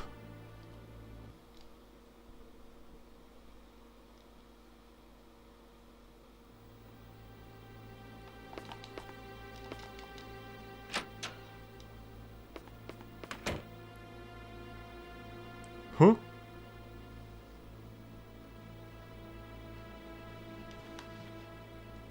What happened?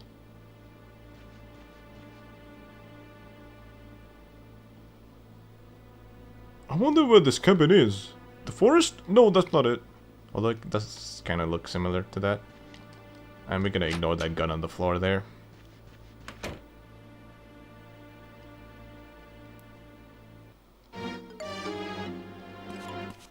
And we got the stalker glitch again.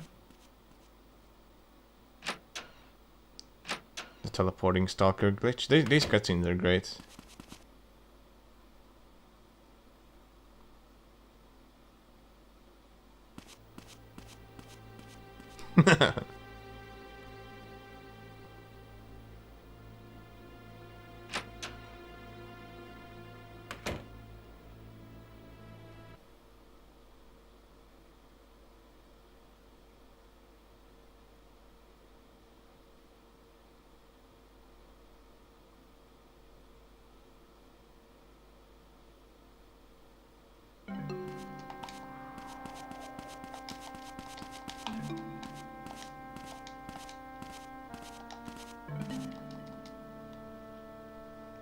Shit, get off me!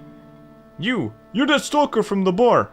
Who are you? What the hell are you coming out of Isabella's apartment? What the hell were you doing coming out of Isabella's apartment?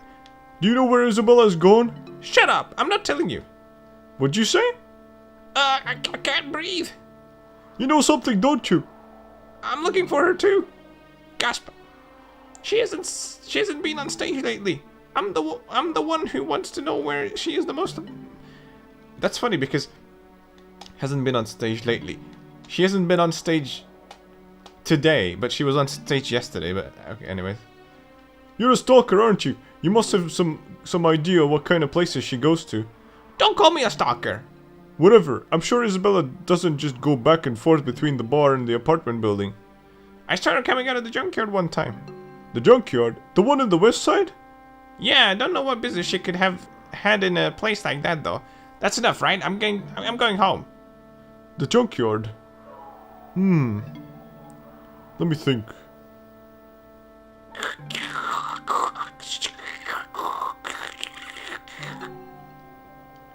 Oh, was that it? There? Oh, no, he ran away while I was thinking.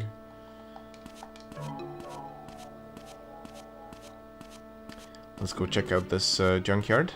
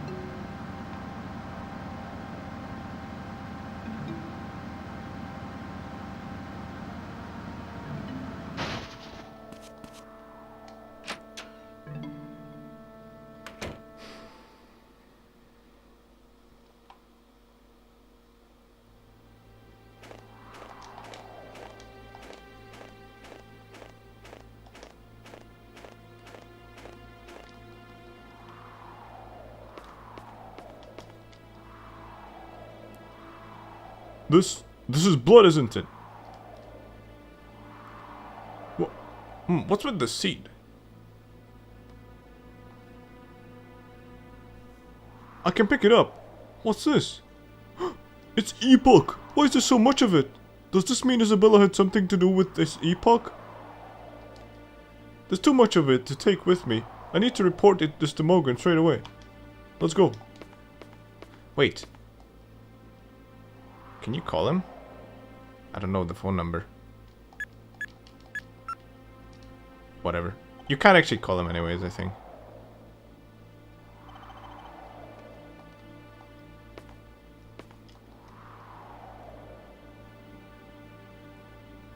Actually, probably it is in the phone, in the notebook. Whatever, it's fine.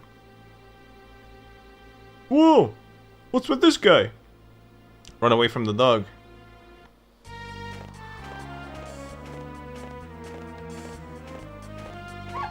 Ow. Cheating dog! Cheating dog again! Oh my god, this dog is cheating again.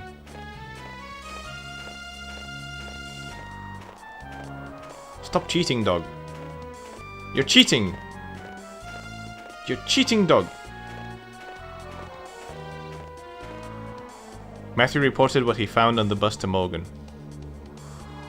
1 hour later, in front of the junkyard.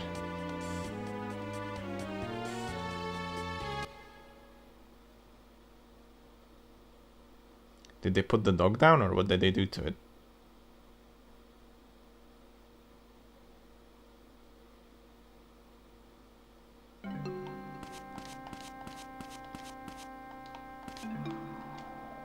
You can't go in yet. I want to talk to Morgan. No, the sheriff is busy right now. If you knew my name, I think you'd let me in. And who are you exactly? Matthew Williams. Never heard of you. Only police are allowed to enter. God damn it. I need to go in. And this is why it would be very unfortunate if we didn't have our badge to show him. Huh? What's this? It's the police badge Morgan gave me. Show it to him and he'll tell you to let me in. Listen here. You're not a deputy. There's no way I can just let you in. Please. It's not happening. What seems to be the problem? Huh? This kid's being a pain in my ass. Says he wants to come inside here. He's got a badge, doesn't he? There's no problem. Told you. Well, if you say it's okay, Hudson, then fine. Go on in. Thanks. Ah, what a pain. No, it's more like the police is what I had to call anyways. Doesn't matter. Got it. Doesn't help. I don't think you can call from the bus anyways. Matthew, how did you get in here? With the badge you gave me. Oh, that? Huh, so it was useful after all. Did you find anything besides the drugs?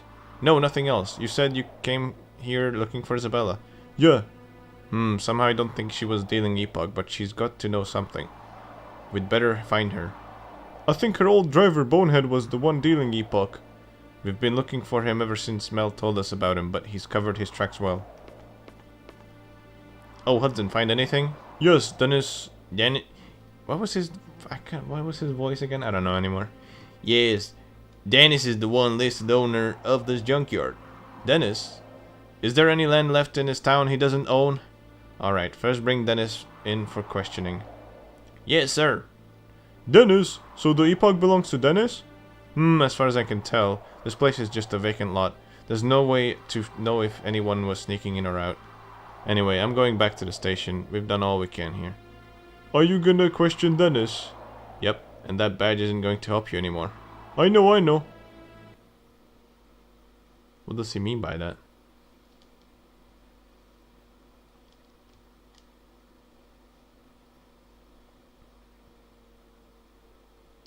Well, anyways, we're done with our investigation for Thursday.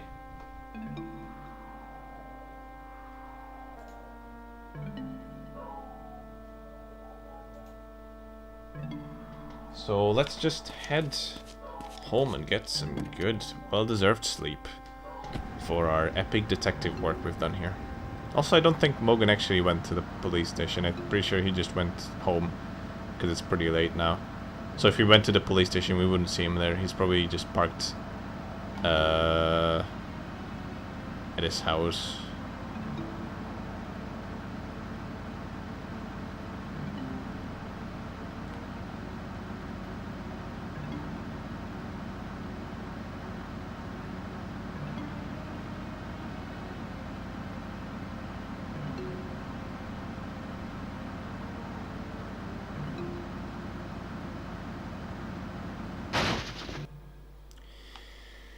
Anyways.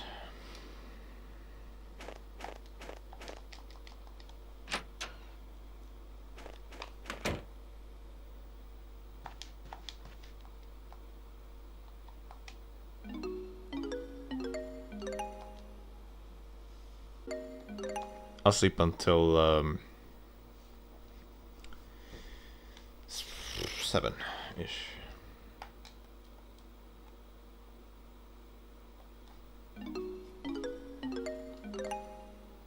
That'll do.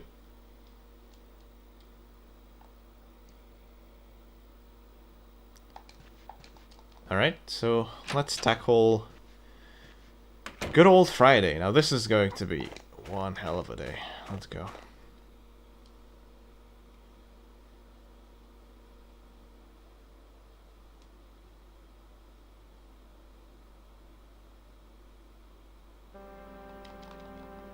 Still pretty early on in the morning, although yeah, I think the diner opens at 7:30, so we can't quite get the special for today yet. But wait, so see, look, Morgan is already at the diner. He's just hanging out, stuffing his belly at the closed diner, but the diner is not actually closed. Okay, it is not actually closed right now. Interesting, but I don't know when the hell they open. I guess they open at 7? Maybe, yeah, probably 7. So he's in here eating. Let's see if he has anything to say. Hi there. Are you eating your 3 meals a day? Eat up. When I was your age, I ate 5 meals a day. Look what I look. Look what I look like now. I definitely want to look like you, Morgan, when I'm 32. Alright, I'll eat then.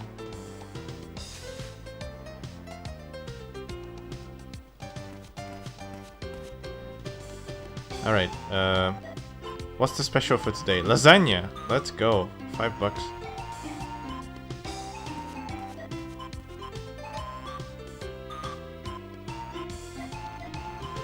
Nice, Euler.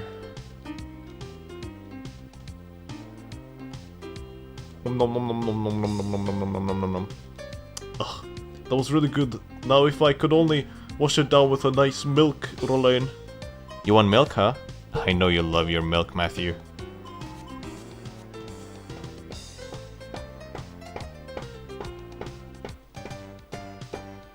Here you go.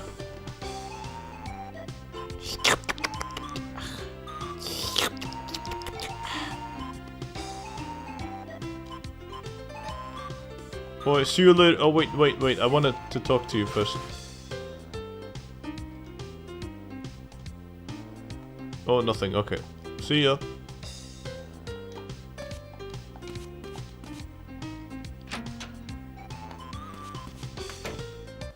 Alright, so even though Morgan is actually here in the diner, he's crazy. He is in the diner, but he will also be in the police station. He's crazy like that. He doesn't mess around. Where's my car? I forgot where. Oh, there it is.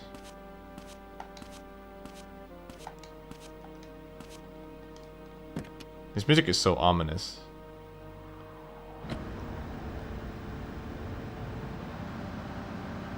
Making us question if we'll ever actually get close to even finding Emma whatsoever. But we're kind of also worried about Isabella right now because she's also gone missing. And she is going to be a key character we need to find before it's too late. So let's head to the police station and see what we can figure out with Morgan. I believe he said that he would like to interrogate Dennis at first thing in the morning, so even though he's already eating at the bar, he will be at the police station interrogating Dennis. See? That's his SUV, right? You can see the SUV. I just parked onto Mel's bike. Sorry about that.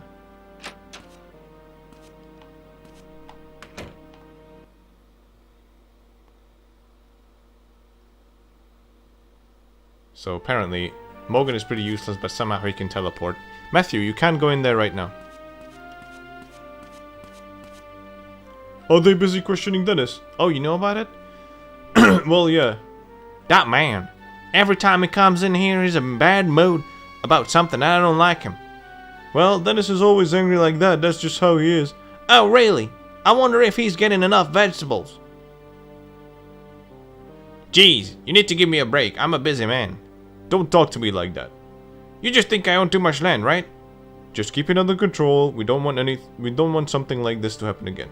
I will. I don't have time to deal with crap like this either. Arrest him, Morgan! He's rude! What did Dennis say? About that. About what I was expecting. Hasn't used that land in years and wouldn't know if someone was sneaking in there. What about the epoch? Naturally, he denied knowing anything about it. But when I showed it to him, all the color drained out of his face. Well then. But that's all. We've got no other proof. There's nothing to go on. Why not search his house, maybe? I get how you feel, but it's not as easy as that. Right now we need to find Isabella. If you can just talk to her, it'll clear everything up. Marilu, write up the recent developments on the board in the strategy room. Oh, but my green marker ran out. It won't look very pretty. But should I use yellow instead? I don't care. Do what you like. Then the junkyard will be yellow.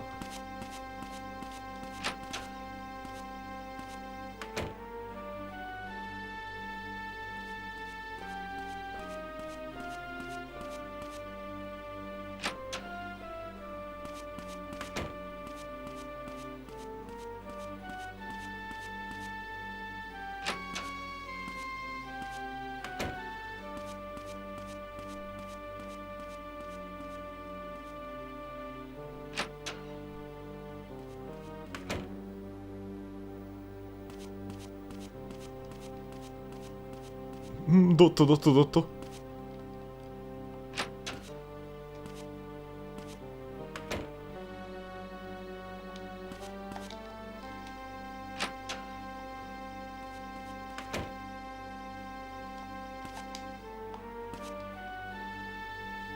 Alright, so last time we only read the ones that were Dennis's place, but let's actually check out every single one of them. Barrows Forest. On the 25th at around 6 a.m., Kathy was discovered seriously injured. She was found wounded in front of the large tree in the forest. According to Cohen's testimony, there were signs of campfires having been lit nearby. From this, we can assume that Kathy was with someone else that night. A large quantity of epoch was found at this junkyard. According to the owner of the land, Dennis Aston, he hasn't made use of it in some years. It's possible that the drug owners were there without permission. The junkyard has been placed off limits. Kathy was recovered grievously injured on the 25th, but died around 9:24 a.m. Kathy's cause of death was shock, not her injuries from the bear attack. Furthermore, strangulation marks were present on Kathy's neck, meaning an attempted murderer could be on the loose. We discovered that Mel was the one who broke into Emma's room around 3 p.m. on the 26th. Apparently Emma's diary was taken. The apartment where Isabella, who may hold the key to the Epoch Mister, lives. It's an old building, the locals call it the Ruins. I didn't think anyone actually lived there, but apparently Mr. Noz lives there too. Another building owned by Dennis Aston. Honestly, it's like he owns half the town. Yeah, he owns 3 places. Heinz Diner. A robbery occurred on the 27th at noon. The robbery was organized by Mel Aston. Rolane was involved against her will. Mel says he simply needed some spending money. But according to Rolane's testimony, he was in dire need of a large amount of cash. High school. The school both Kathy and Emma attended. Currently the main building is off limits. The two were in different grades and didn't seem to interact well at school. Kathy, who didn't have many friends, joined the planning committee for the full moon party held earlier this month. Could it be related to her going to the forest on the 24th? Bar Wolves. As the name suggests, the bar is run by Wolf. It's the town's night hotspot. It seems Emma was a regular. St. Peter's Church. The church where the late Kathy Barton lived. Father Barton adopted Kathy as an orphan and raised her as his own daughter. And finally, farm workers housing. The land owned by Aston Farm, where the farm workers live. The buildings are quite old, and recently the workers have been lobbying for renovations. It seems Dennis won't budge on the issue, though. An empty building was used as a hideout by Mel after robbing the diner. Could Mel's use of this building have something to do with Dennis's reluctance to renovate? Oh, so that's where you were. Ah, so you were in here. I wrote a lot, huh? You sure did. You've got quite a way with words. Even though I don't understand all the words yet. Really? For example, what it says here about Dennis. Hold on. The farm workers' housing, the ruins, the junkyard, all of the locations connected with Epoch belong to Dennis. Danny? Could you ever imagine a woman with a southern accent saying, Nanny? why is that so funny? Mary Lou! Mary Lou, what other land does Dennis own besides what's written here? Mr. Eston's land? Let's see. Oh, I think he owns a little cabin on the opposite shore of the lake, too. The opposite shore? On the beach there? Right. Oh, sorry. Right! That cabin in the photo I found in Isabella's room when I was creeping in her apartment. It's the one on the opposite shore. What about the cabin? Nothing, thanks.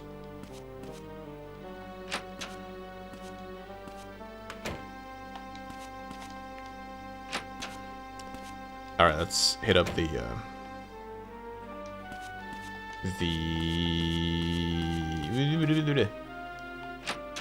let's go to the boathouse.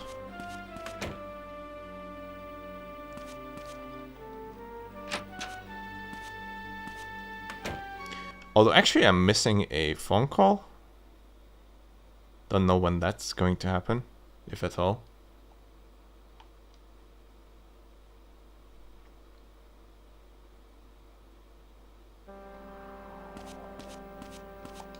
But I think it should happen. Yeah, it definitely should. Okay, let me see. I think around 8 something.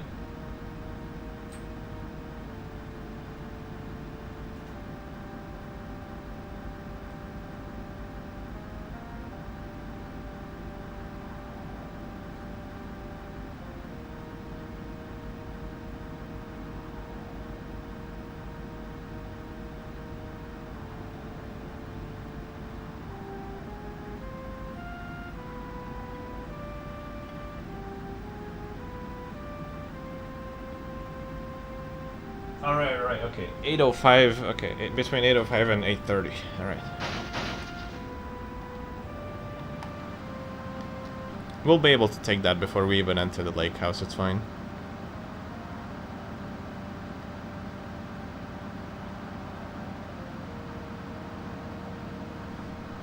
Yeah, it is a very cool game, and with a ton of interesting ideas. And it's very early as well for this type of game. It's a pioneer, but it was so not well known, you know, only released in Japan, so it really never got a cult following. Very few people know about it, really, I think. So I'm hoping that with this video I can maybe showcase it to more people and get them to playing the game.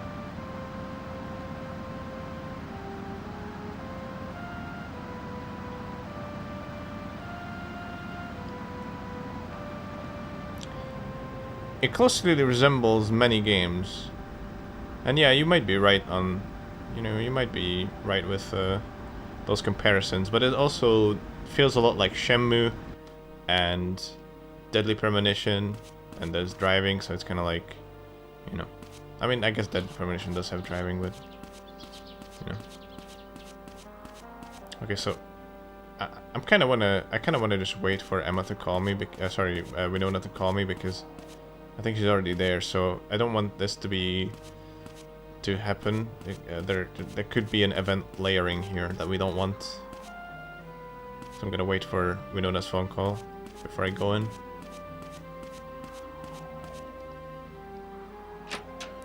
But I guess I can talk to this guy first. suppose, but I'm not sure when Winona's gonna actually call me.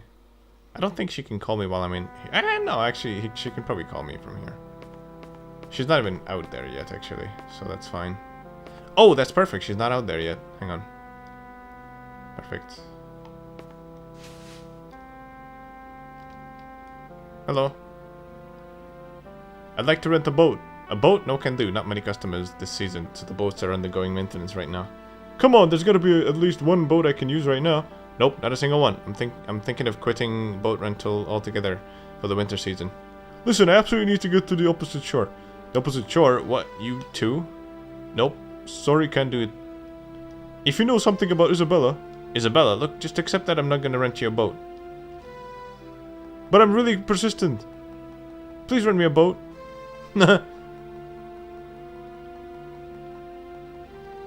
Alright. Scratch that. I don't see it. Oh, okay, wait. So I don't... Oh, no. Okay, there she is right now. Okay. I'm gonna wait for her to actually go outside.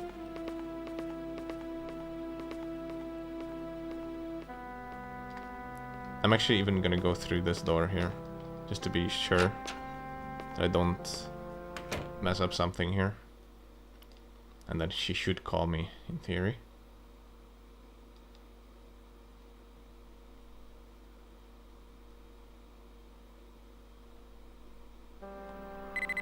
Yep.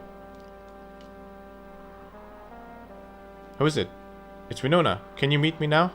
Sure, what's up? Let's talk in person. I'll be at the boathouse. Can you come? Alright, I'm on my way.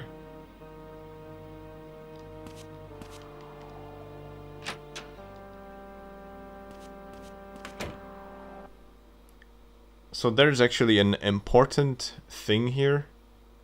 And you have to pray that you've done everything right. And if you've done everything right... Oh no. Wait. Oh no. Well, whatever. Winona! I messed up a little bit. What's wrong? The last time you saw Emma was by the lake, wasn't it? Yeah. I wonder what Emma was thinking when she gazed out over the water. I asked Miss Holden to let me back into the school. What for? I thought I might find some clues in Kathy's locker. Something in there? Yeah, I found this in her locker.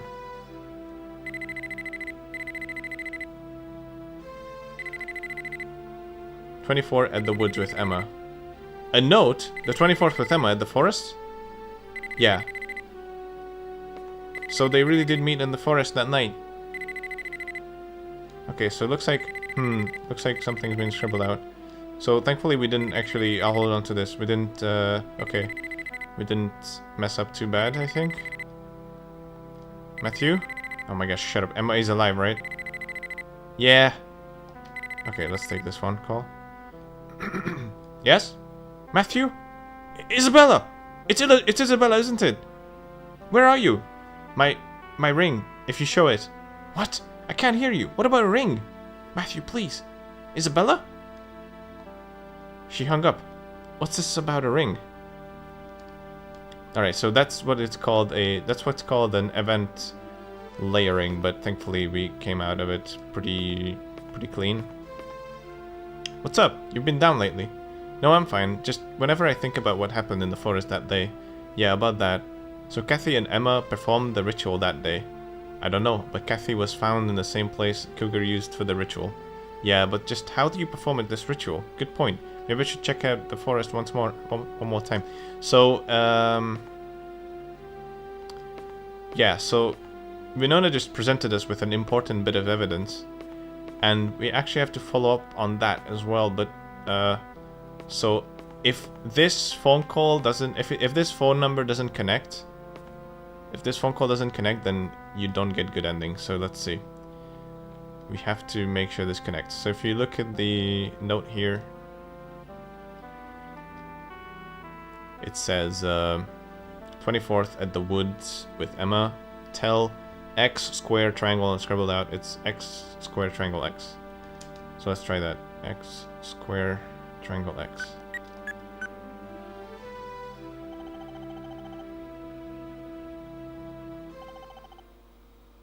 Yes, this is the hospital director's office. Huh?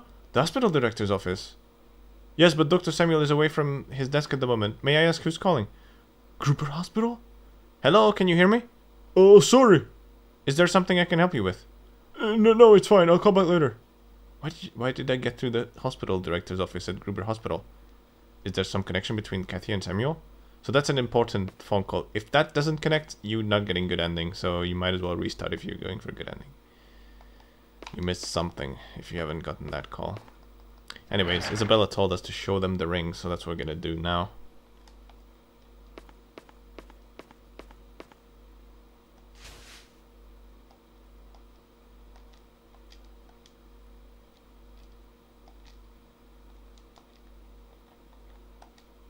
What the hell is that?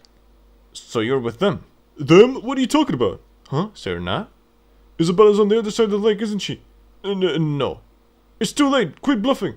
Alright. Those guys showed up and told me not to rent out any boats. Man, what a pain. Just rent me a boat. I promise I won't get you in any trouble. I don't think you should go. Those guys seemed pretty dangerous. I don't care. There's no time. You can use the boat at the far end. There we go. Alright. So everything's going according to plan so far. So let's get into that boat and let's look for the lake house here. So boat control is really weird. X is to go forward, but you can't steer with the D-pad. You actually have to hold L1 to turn left. Sorry, to turn right rather, and R1 to turn left.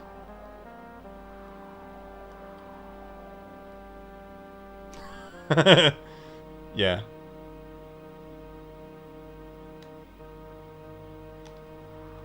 Alright, so I'm so glad that we got connected. I didn't actually forget anything.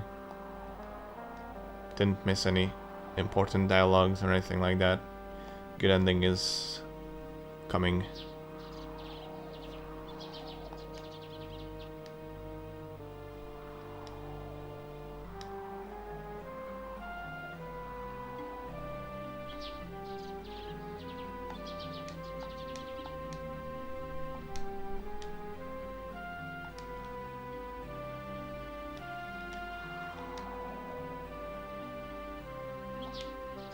Well, I mean, I guess it's up to personal preference which one is the good ending.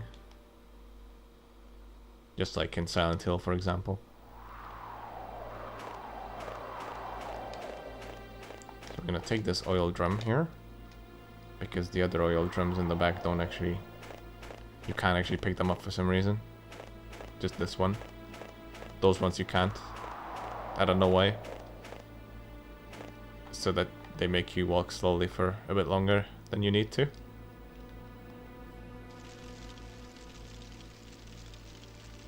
What, you're not gonna eat at all? Don't blame me if you starve to death. Just how long are you going to keep me locked up in here? That idiot Mel got himself arrested. He's bound to squeal if you're squeal that you're involved with Epoch. I have nothing to do with any of this. Hey, what do you think you're saying? You're the one who brought Emma and Kathy along, ain't you? And they were such sweet girls too. No, I didn't. Either way, you're involved. No doubt about it. Too late to deny it now. No, I never thought this would happen to them. At any rate, I can't let you leave. You're just going to kill me anyway, right? If it was up to me, I'd have you killed already. But he told me not to. So man, I've got my hands full babysitting the both of you. The both of us? Who else do you mean? A girl. You know all too well. Can't believe it. She's alive.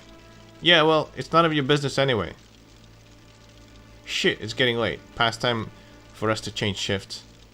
I'm gonna go check outside. Don't even think about running. Where am I supposed to run to?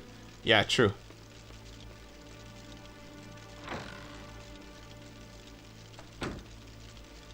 Isabella!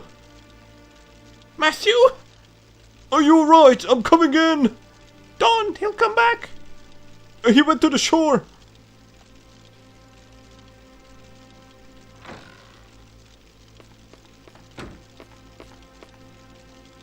Are you hurt? I didn't think you'd actually come. Thank you so much.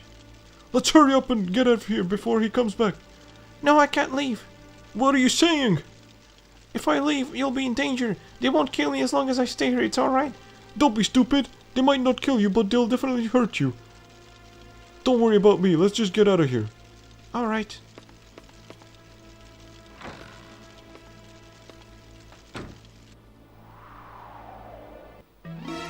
Hey, Shit! Isabella. Too bad. Just when your savior has arrived. Wait! He's got nothing to do with this. Leave him alone. I'm afraid that's not how it works. I'm a perfectionist, you know. Please don't. You want to fight? Matthew, stop it!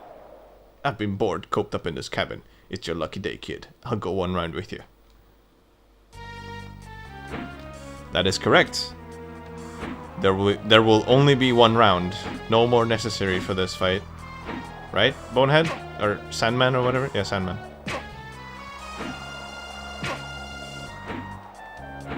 Uh-oh. Stay back. Stay back. Don't even think about it.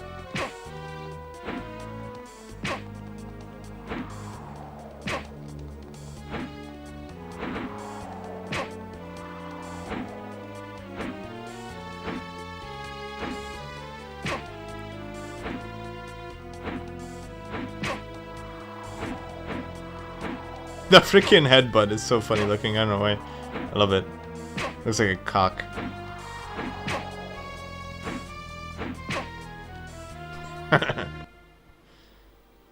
Oh, Isabella, let's go. Matthew, wait! And Matthew just freezes midair. Let's just run. We can talk later. But it's important. Listen, am I still alive? What? Emma's...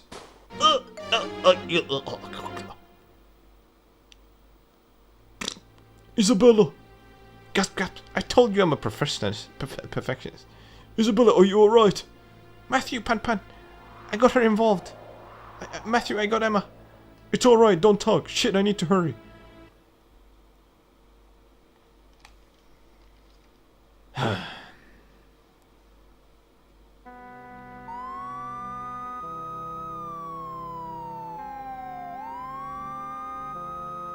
So Emma is alive. We need to get to Dennis. He's got Emma too, I know it. Calm down. Hudson is on the way to Dennis now.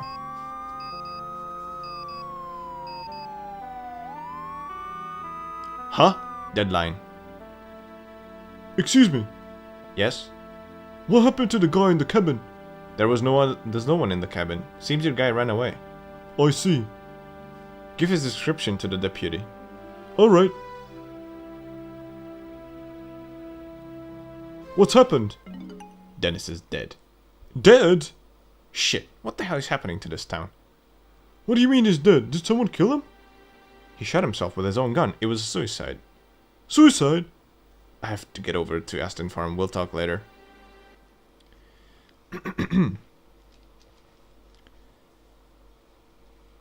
That's an interesting turn of events. I think we should definitely go and follow up with that.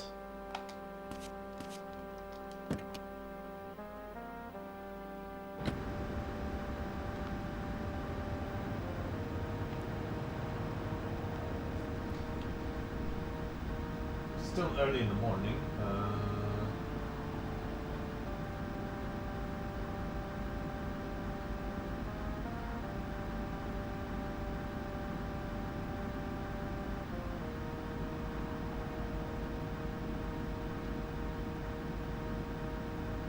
Looking like it looks like we don't really have a ton of things to do.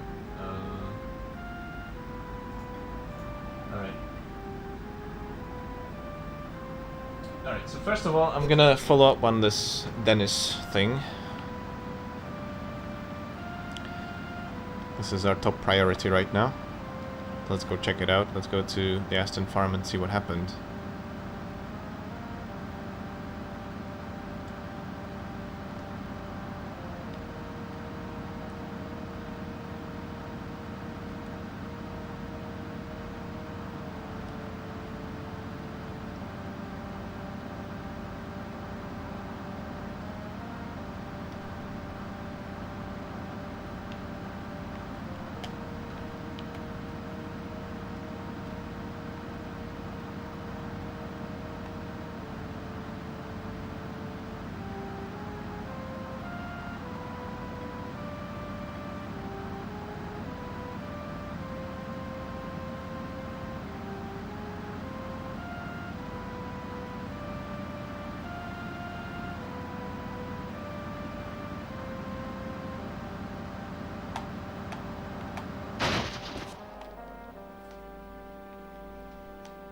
What am I doing? Well, whatever. I mean, it's fine. We can just come here as well. Doesn't really matter which one we do first. But that's not what I said I would be doing. Whatever. Sometimes I say something else than what I'm doing. Okay. The doctor is bothering the nurses, of course. We can definitely show him the note that we just got. Actually, do we have anything to say to him? Okay, nothing. Alright. Got any female friends? I'll make it work for you a while. Right. So... let's show him this note that we got. Have you seen this bit of paper before? No, I don't know anything about that. This was in Kathy's locker and it has your office number, phone number on it. Huh? Why would Kathy write your office phone number down? I don't... Listen, you know something about Kathy, don't you? Oh, alright, listen. It's no big deal, really. At the bar, a while back, Kathy and her friends were there. I was drunk, you understand? And I just gave her my number. Her friend? Who was she with? Girl called Roletta. Roletta? That's the girl I met at the Kathy's funeral. Listen, it's not like I did anything with her. We just had some drinks and then said goodnight, I swear. What do you know about Roletta? Her, I was wasted, I don't remember. But wait, there's something. Oh yes, that's it. Roletta, the taco girl. Huh? Roletta is a taco girl? What? No. She's not like a... She shall... Oh, you absolute moron. Wait, what? Wait, Loretta is a taco girl? She is made a... She's like a superhero, but like she shoots taco? What? No. She's not like a... She sells tacos, you idiot. Oh. What I mean is, she works at the taco truck in the afternoons.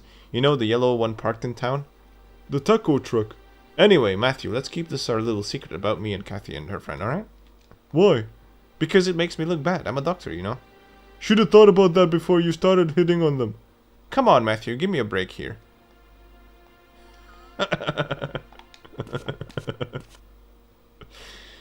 Oh my god. She's got like a skin of tacos. Her skin is like taco. But it's the insides what matter. She's as beautiful as a taco on the inside. Alright, let's hit up yeah, we're going to the Aston farm. That's where I was originally going to go.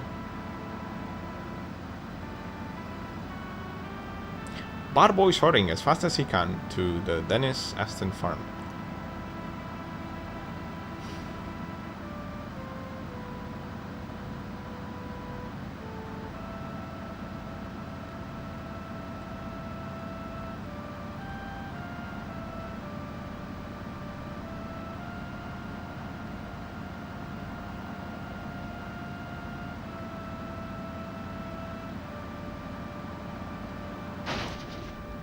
Morgan's car isn't even here, but somehow he is here as well as these protesters, even though Dennis is already dead.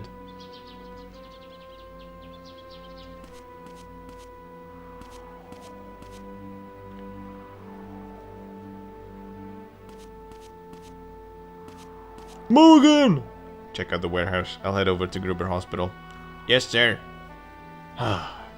Did Dennis really kill himself? Yeah, he was still holding the gun when we found him, and there was a suicide note. And you know what they say, if there's a suicide note, then that was a suicide. What did it say? He admitted to dealing epoch. He must have gotten scared after we found the stash at the junkyard. What about Emma? He didn't say. We'll check everywhere in town. Dennis was involved with her. So Dennis was behind everything? Probably. If Isabella pulls through, she might be able to confirm. I'm going to the hospital. Can you come to the station later? There's a lot I want to discuss with you. Okay. Apparently he wants to meet us at the station. Okay. Let's go there.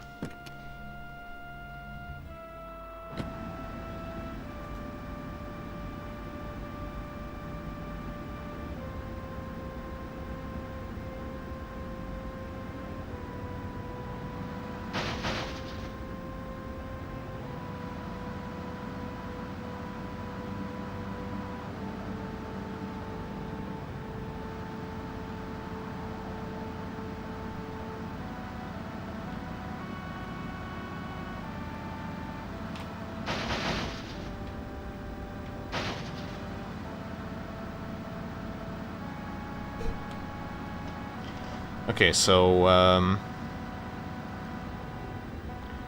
actually, okay, let's go to the cemetery now. Because apparently there's something there for us. You can already see that burgundy car of I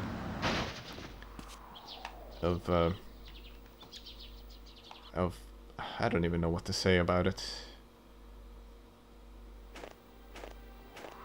The burgundy car of doom, I guess. You know, guess who drives it? Father Barton! Perhaps people die as a way to atone for their sins. This child always closed her ears to the word of God and lived a life of sin.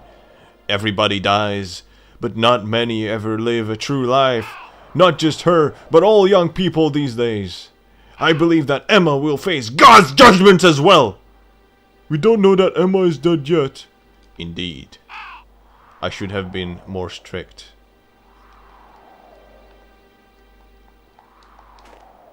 Okay. That was enlightening.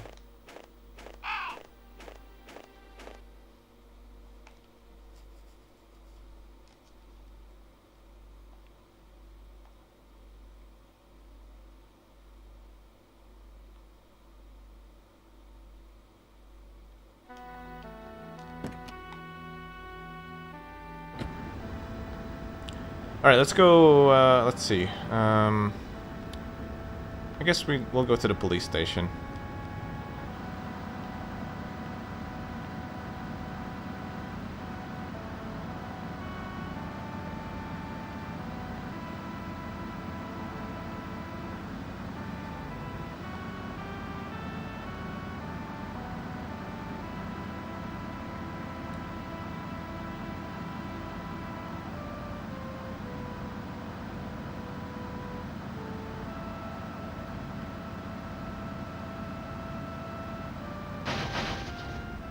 Oops.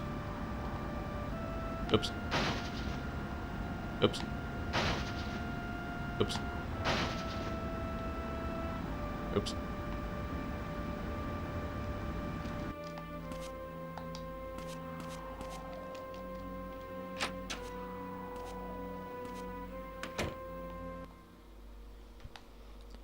Hello, Zen Ivan.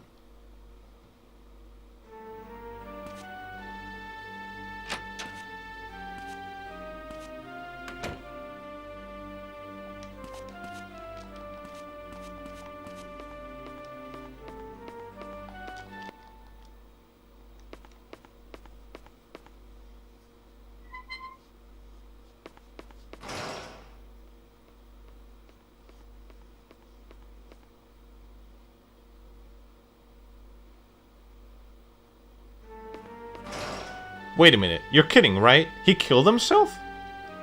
No, my father, he killed himself. His body is at the hospital, Hudson. Take Mel to the hospital, please. Hey, you seriously think he killed himself? There's no way a coward like him would have the guts to do something like that.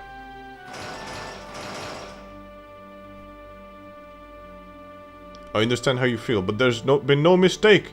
Not him, I don't believe it. Mel, you need to go to the hospital. Hudson?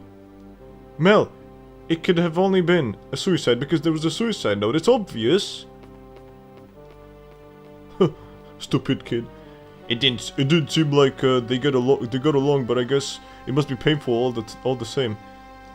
That's family for you. Mel's going to have a hard time on his own from now on. Has he been released? I was actually going to release him earlier, but Dennis said to let him stew in there for a while longer. Still, I'm worried about him. I hope he doesn't do anything stupid. Yeah. Phew, to be honest with you, I'm really tired. What about Emma, though? Finding her isn't that simple. But she's alive and being held prisoner somewhere. I'm sure of it. I know. Bonehead, it's gotta be him who's holding her captive. Matthew, calm down. Panicking won't get us anywhere. But... On the 24th, Emma and Kathy took the epoch they brought to the forest. They were then attacked by a bear. Kathy died and Emma went missing. The two got the epoch through Mel, who bought it from Bonehead, Isabella's former driver. Do you think Mel knew that Dennis was the one who processed the epoch? I don't know. I'm guessing probably not. If Mel did know about it, there's no reason for Dennis to have had Isabella held captive once Mel got arrested. Yeah, if Mel knew everything, he wouldn't have mentioned Isabella or Bonehead's name so freely. Either way, Isabella holds the key to everything. All we can do is wait for her to recover.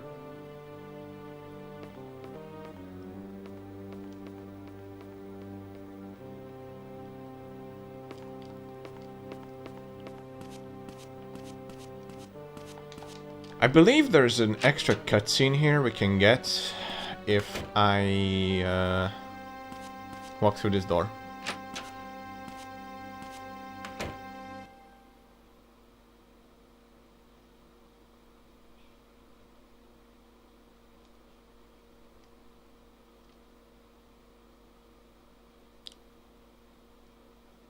And then go back in.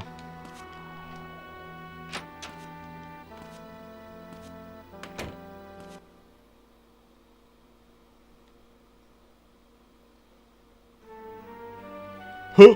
Wolf?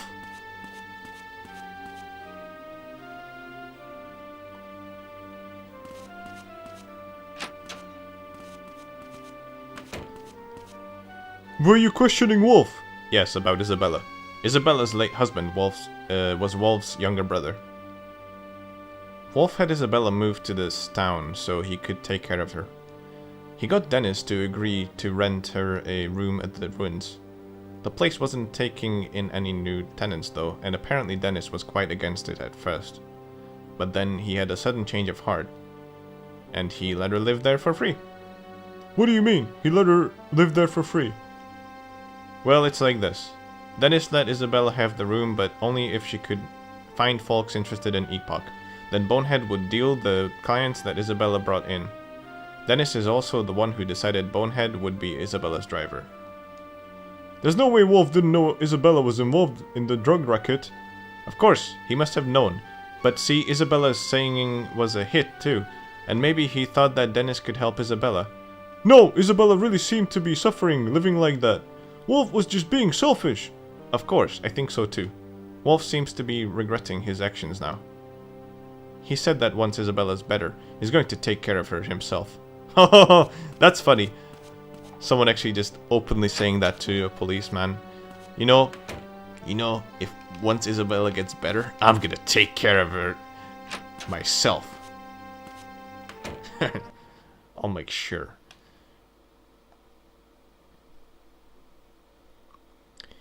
But yeah, this is going deeper and deeper and deeper.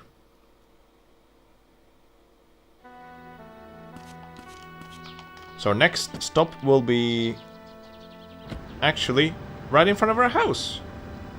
How convenient. So if you remember, a couple of times I've actually driven past it.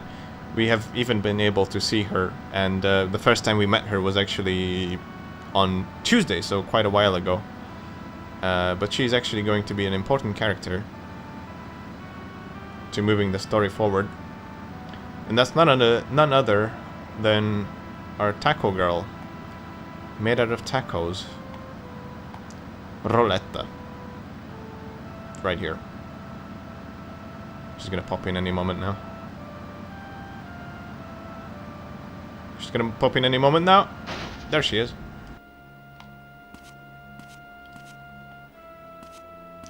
Welcome? You're asking me? Roletta? Yeah. Oh, I've seen you somewhere before, haven't I? Well, whatever. I want to talk to you about Kathy. Do you mind? Kathy?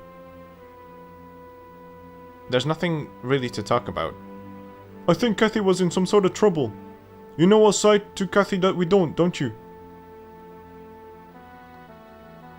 Is it hard to talk about? Well, at any rate, I can't talk here. You never know where that priest's lurking. Priest? You mean Father Burton? Look, I'm at work. Give me your phone number, I'll contact you later. Thanks! That went easy. Matthew, smooth as butter. Alright,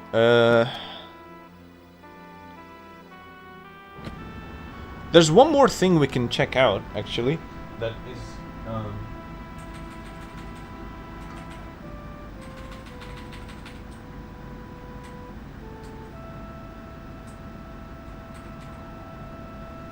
This is not really required, but it's, you know, so we, like, yeah, you don't have to check this out, but it's our last chance to actually do this. So let's go up to the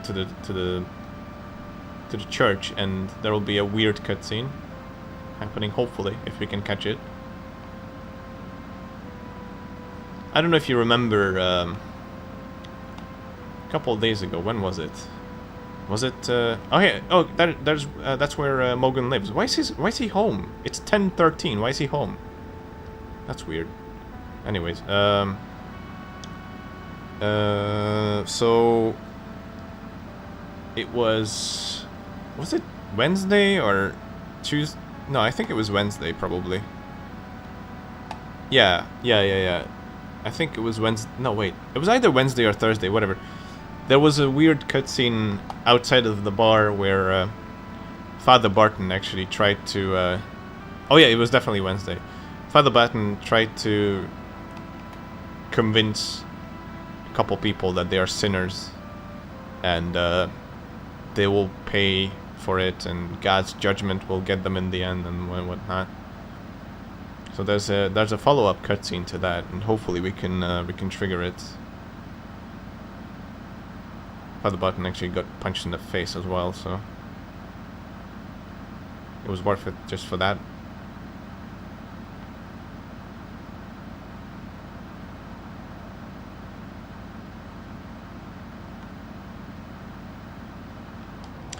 Okay, Father Button's car is not here. He might be still outside.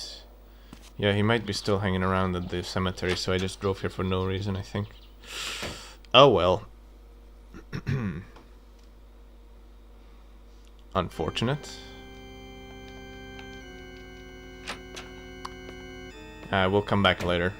I guess I'll sleep like 5 hours and then come back here.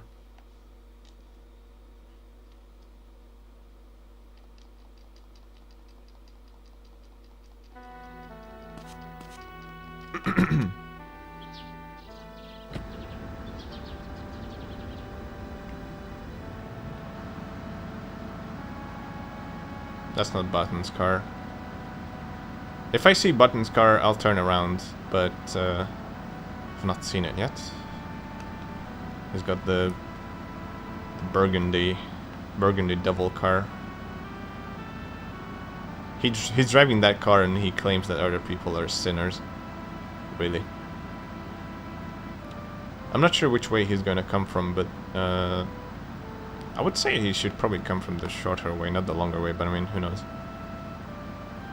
Maybe he just likes driving. But yeah, I don't think he'll be here anytime soon, so we might as well go and save and then come back.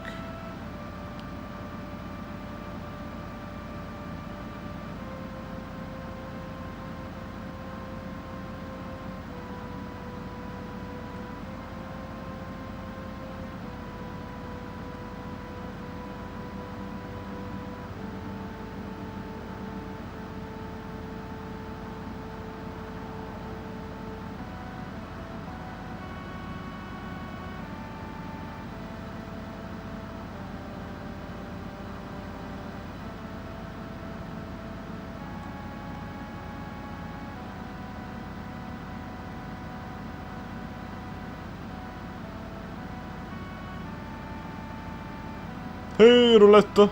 Oh, she's not actually standing there. I should block my way. I just blocked my way. Okay, epic.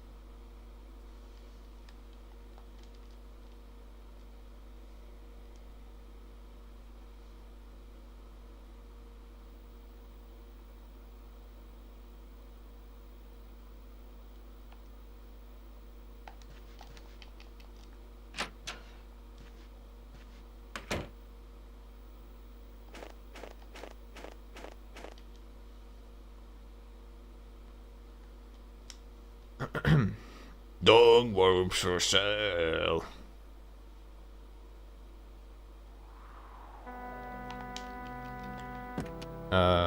Okay, so I'm gonna check the church again.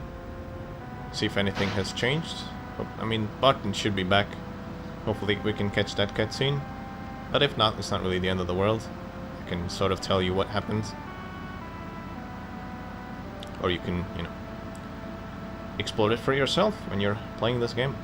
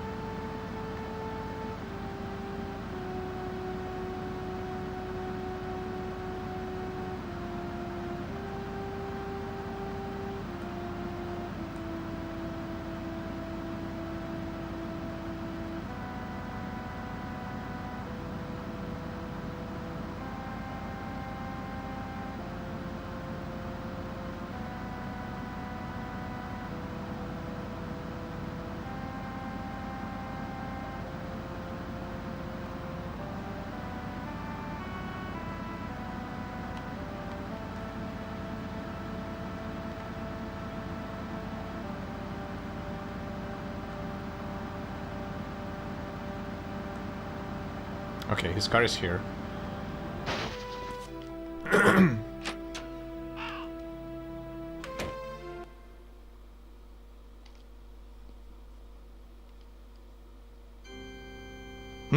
Those guys. They're the guys who beat up Father Barton outside the bar. Yes. What are they doing here? They have finally seen God's light. It is a true wonder. But... I can't believe this. Matthew, the young people have taken responsibility for their actions. Hey, what's the big idea? You just felt like coming here to pray all of a sudden? Not really. You would understand if you lived the kind of life we did. Not that I'd recommend it. What's that supposed to mean? Matthew, it is alright. All that matters is that they are here now. Hey, let's leave already. Oh yeah.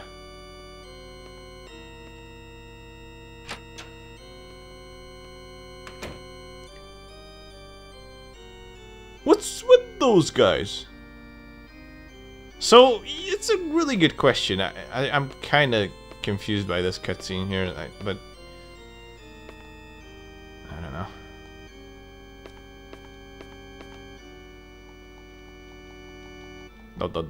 Amen. Oh well, something happened that changed the way they look at the world.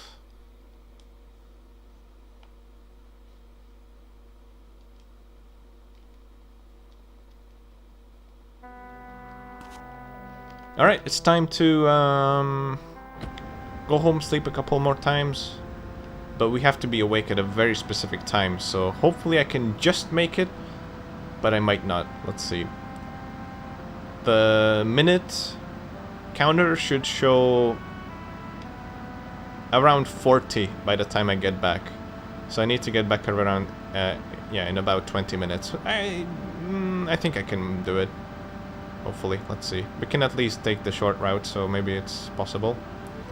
Because there's a very, very specific time that Roletta is going to call us, and we need to be awake at that moment, waiting for her to call us. If we miss it, then it's over. So this is very important to catch it. It's a very specific time. She calls it 7:46. So we need to be awake at that precise time, otherwise we miss it. And hopefully I can sleep just about 3 hours to get to that point, and we'll take the phone call. But I don't have much time left, so let's see if I can make it. Just about.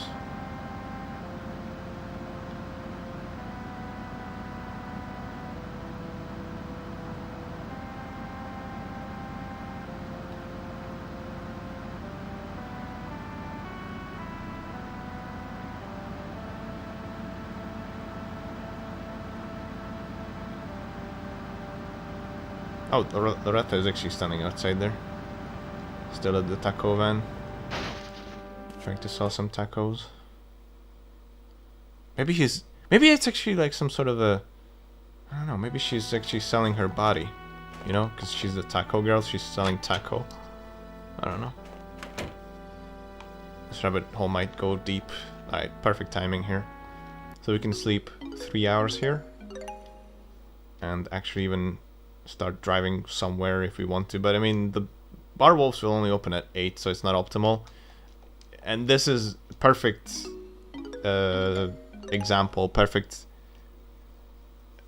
evidence that bar wolves is actually open even without us before 8, but it's only not open for us at 8, so it's fantastic.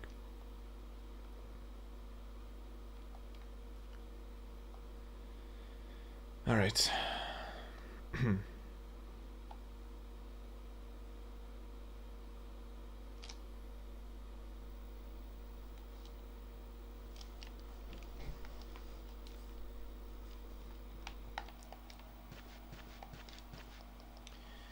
Today we need to be up at exactly 7:38. No, 7:46. That is when we'll get a phone call from Roletta that she wants to meet us in Bar Wolves.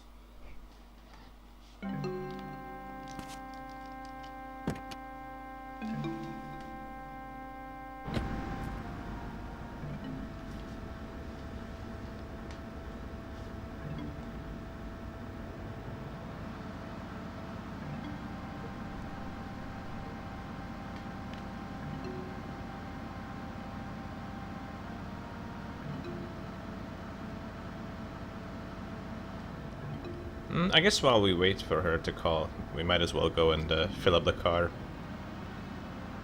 Why not?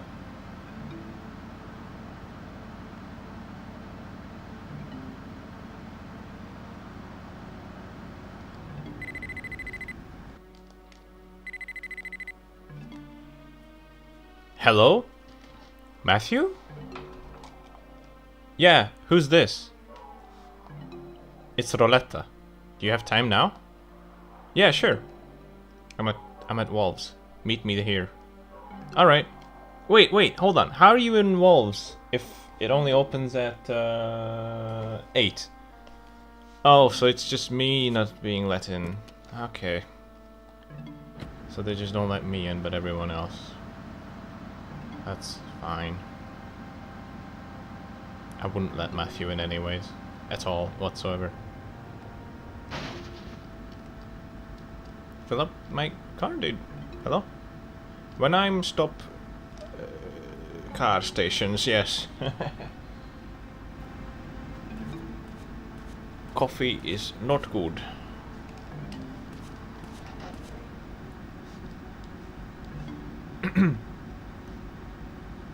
Alright. I thought might as well. That might be our last stop at the gas station.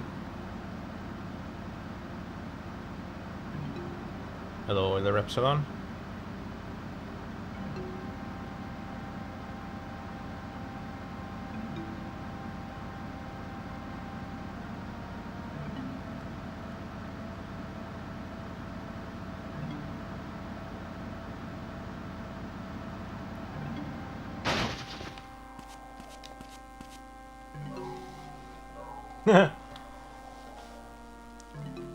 He looks about as old as Noz, and Noz is apparently 60. God works in mysterious ways, as Father Barton would say.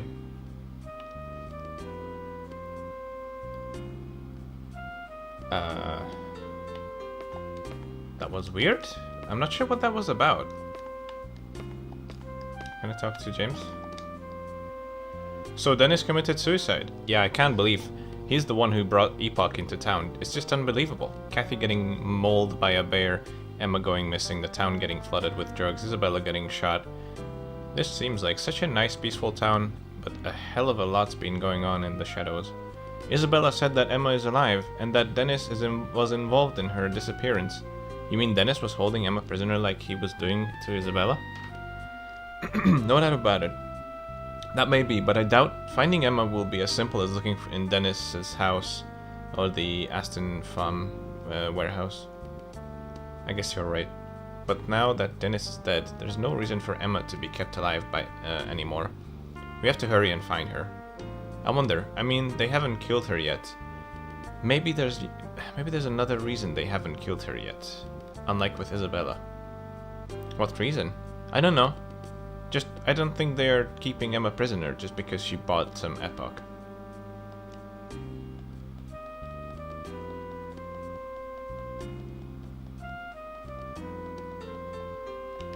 Okay.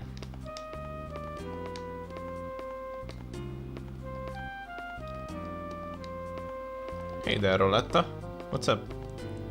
Do you come here often? Well, I heard you got tangled up with Samuel here before. Samuel? The head doctor of Gruber Hospital? Oh, that old pervert. Ah, what a creep. Was Kathy with you then? Yeah. How did you know each other?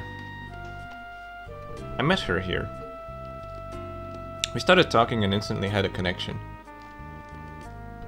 Life was dull for her too. The Kathy I knew wasn't the kind of girl to go out late at night.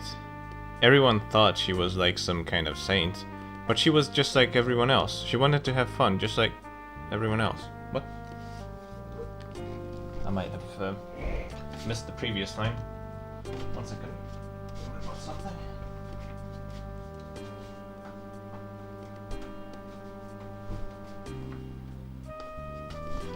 Alright.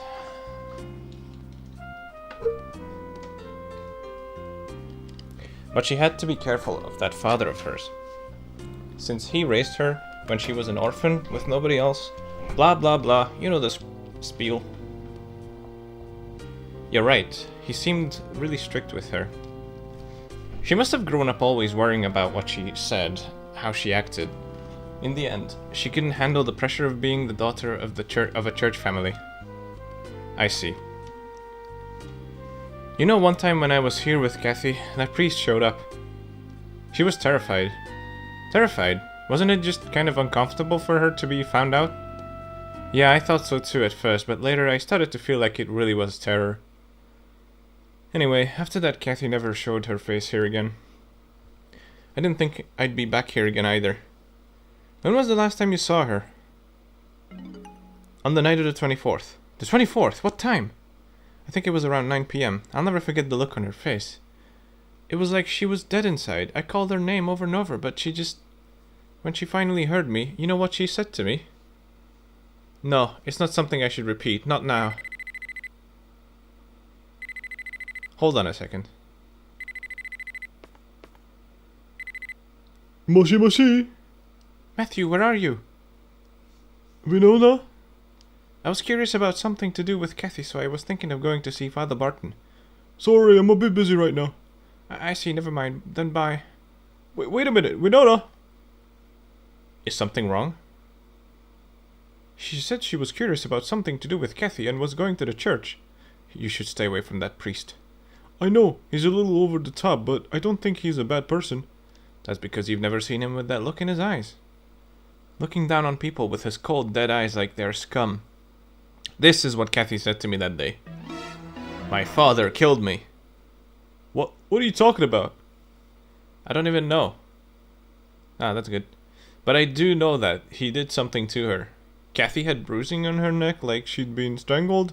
Do you know anything about that? I had no idea. Then... Oh my god, I have to get to the church. Wait, then Kathy... Shit! I have a really bad feeling about this. No. Winona. No.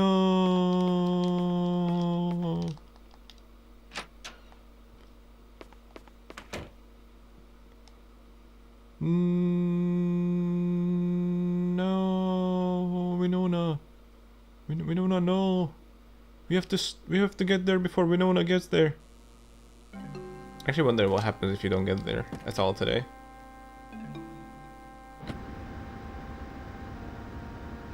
Okay, I'm going this way.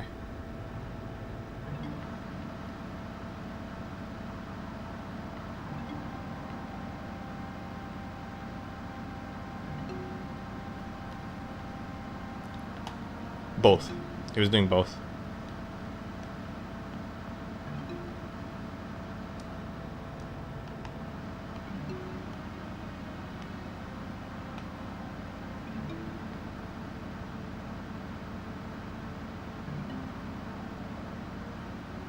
I'm sorry, but I gotta replace this controller. One second.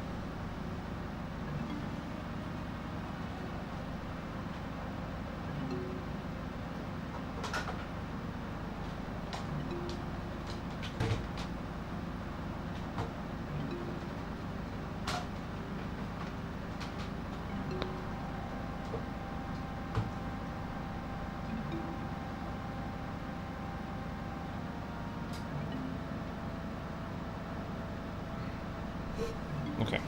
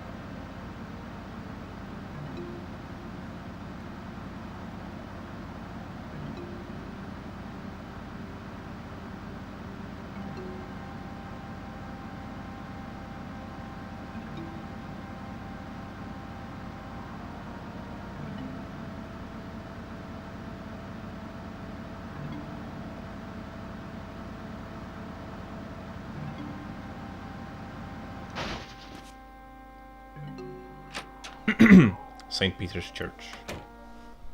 Let's see if we can find Father Barton. Winona! No one around, huh?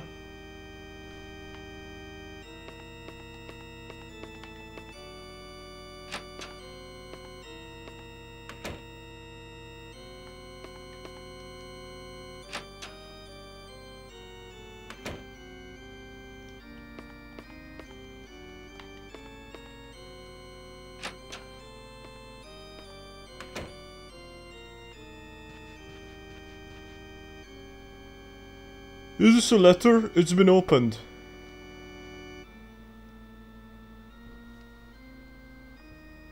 What's this? There's a date and a signature. December 24th, Kathy Flannery? This must be Kathy's final message. I hope that whoever reads this letter will understand just a little of how I am feeling. Today, the most horrible thing in my whole life happened to me. My father strangled me and tried to kill me. Someone please tell me, was it so wrong for me to have gone against my father's wishes? The image of my father's face as he's choking me is burned into my mind. Everything just seems so pointless now, everything. Tonight I'm going to the forest with Emma.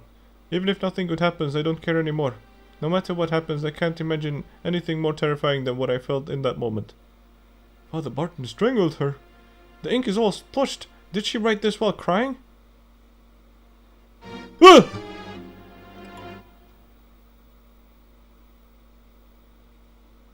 Oh. Where am I? Are we awake? What did he say? Oh, maybe he said, "Are we awake?" Father Barton? I'm tied up.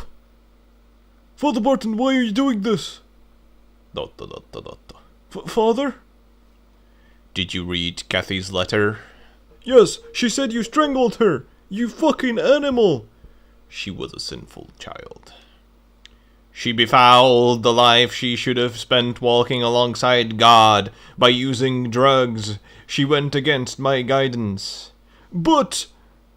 On the night of the 23rd, I saw them all at the motel, out of their minds on drugs. That's when I received my holy orders telling me not to let them get away with it. No! Even if I forgave them, God never would. Isn't it your job to hear and forgive people's confessions? How could you do something so... You're trying to preach to me? That's what I intended to do at first. But that child gave herself up to the devil. Do you understand? She went against not only me, but God himself. The devil? What devil? What about Emma? Did you try to kill her too? In her letter, Kathy said she couldn't stop thinking about your face as you choked her. You weren't doing God's work. Then were you? You were the devil himself. Shut up! Who gives a crap about God's word? Does it tell us to live like Kathy, a prisoner in her own life? Oh, shouldn't have said that. It is just as you say. I have sinned again. I forgot myself in my anger. I strangled her. But I couldn't kill her. Our way of thinking has been shaped by a long history of morality. But even so, do we act on emotion? Do we not act on emotion? Emotions rule us, whether we like it or not. But if we only act based on our emotions, then we would be nothing but animals just eating and breeding. God is mortality, and mortality is God! Oh my god, what an accident. He missed. Point blank Matthew and he missed. How? The gun just slipped up to his... Oh my god. That's crazy. Oh, was it morality? Sorry. I got a bit carried away there.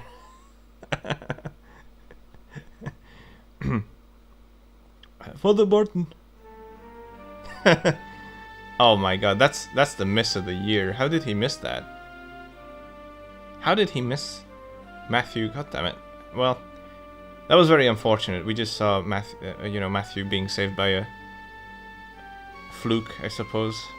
I have to get out of here somehow. This rope, if I just wriggle them a little more, I can get it off. Just a bit more.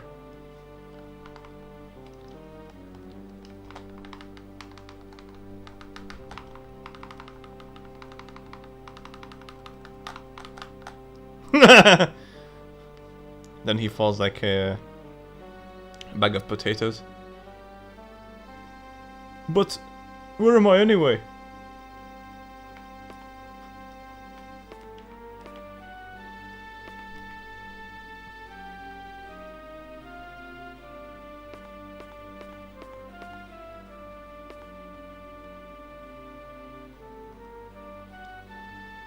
At this point, Matthew realized something that has never even crossed his mind.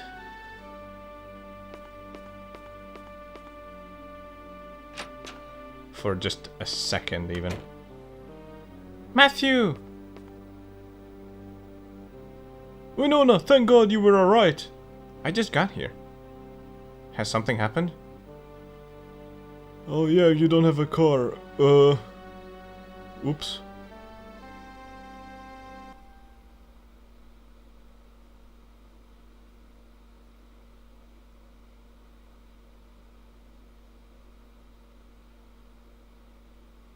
That's quite a hike, though. Walking up all the way to the top of the mountain, Jesus.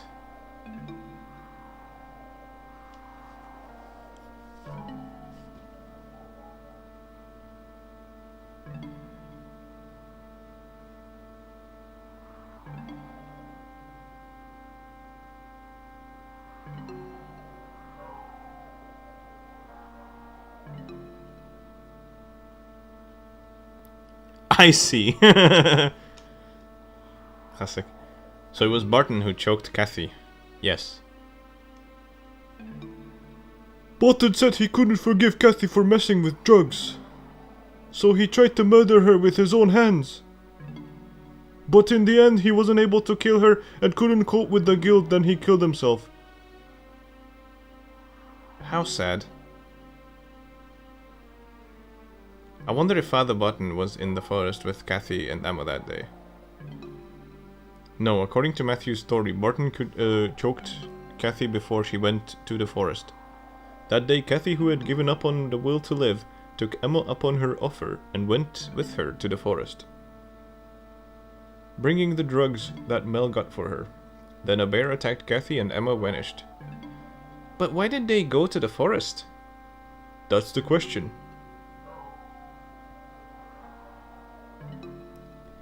So it was just the two of them at the forest? I don't know. All we know is they went there with the Epoch in order to do something. It's possible Barton was there too, but if he was, he wouldn't have just left them there. Oh my.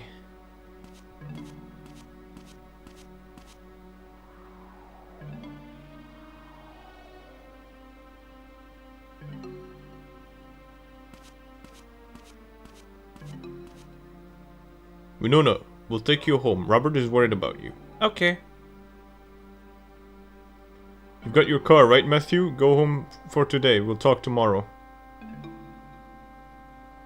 So this game is constantly trying to bait you into doing things, but you have to just remember one thing. Never listen to the police. That's what this game teaches. Maybe Morgan's right, but what did they do? What did they go to the forest for?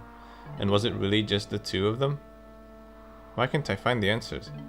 So, even though Morgan is trying to bait Matthew into going home and sleeping, that's the wrong thing to do. That's the police, again, being useless in this game.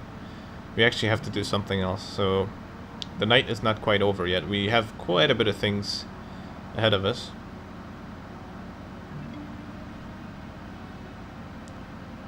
So, I mean, I don't know how or why or when, but for some reason you have to think about this whole scenario and just realize, hey, let's talk to Cohen, because we haven't talked to Cohen in a long time. So let's go do that.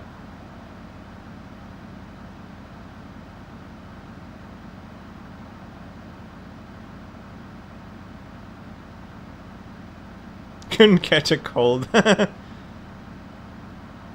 Speaking of which, I feel like I am catching one though.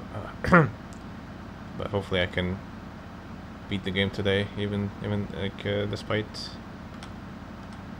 against all odds. Yeah, Morgan already went home. You could see his car on the right. That's where he lives. Well, not his car, the police car. He just uses as his personal car. Is that normal? Is that what people do actually in small towns?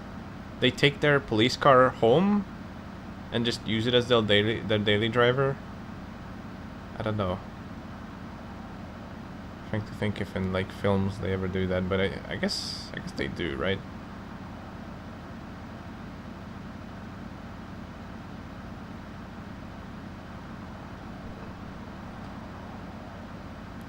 Morgan might even ask if, you know, whenever he retires in about a year, now that it's 32, if he can keep the SUV. I'll take the sirens off the top of it. Can I keep it? Or something. Doesn't the police have another car? What the hell?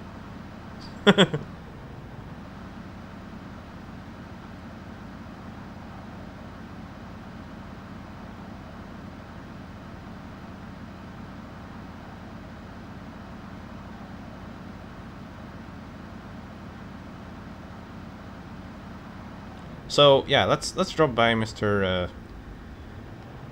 Cohen Strasbourg here. Let's see what's up here.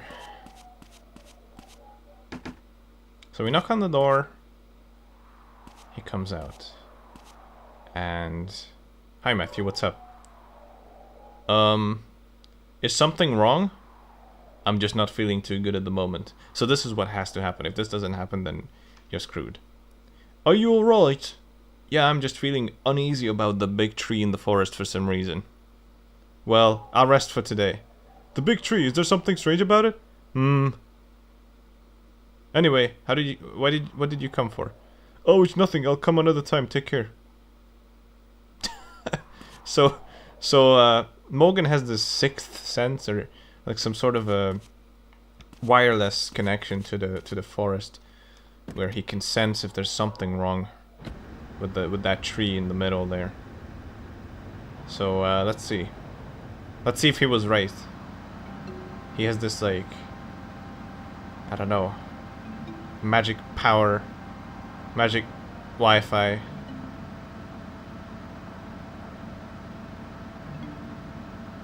It's amazing that he gets even any signal through all these trees, you know. Maybe he has a huge antenna on the top of his house. I haven't seen it yet.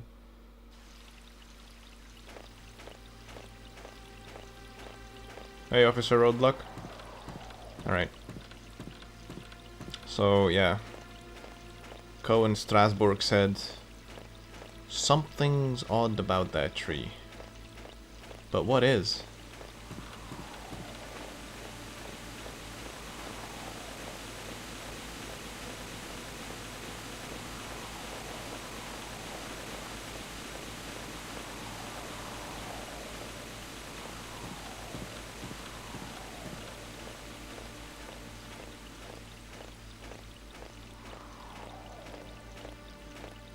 So I take a look at it, and I wonder if the two of them performed the death journey ritual here. If so, that would mean Emma knew how to perform it. Eternal life. Eternal life. Ridiculous. Come to think of it, Cohen said the forest felt different that day. I wonder if it has anything to do with the ritual. okay, so seemingly we have not obtained any extra information on this.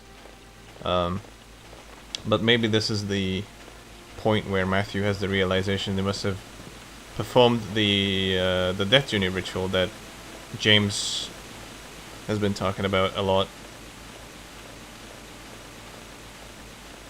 So now we go back and ask Cohen what he thinks about this. Could they have performed the death journey ritual? Let's see what he says about this.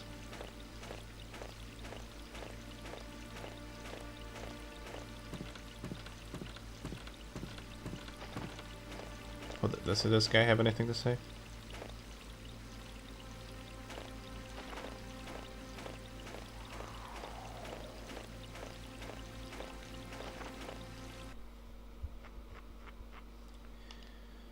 Okay.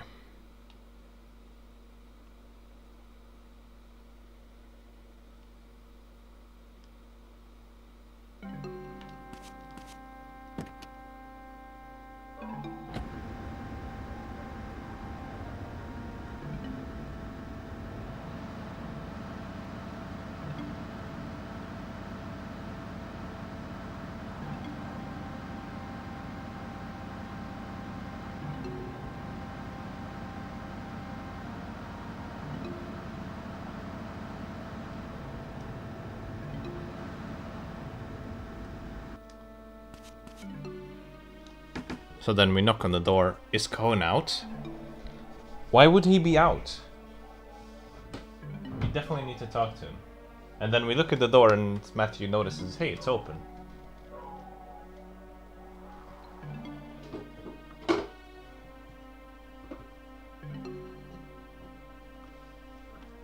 So then, as per usual, we're just gonna barge right into the Strasbourg residence.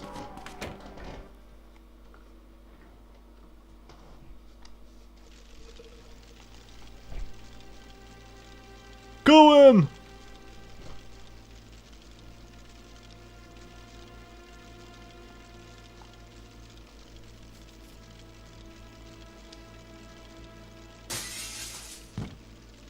Upstairs! So Matthew just heard something coming from upstairs. We're going to go and investigate it.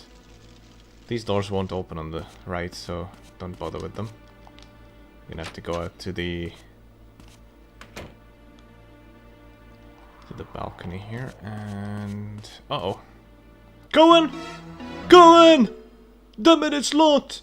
Isn't there anything I can bust it open with? Thankfully, there's a toolbox right here we can utilize.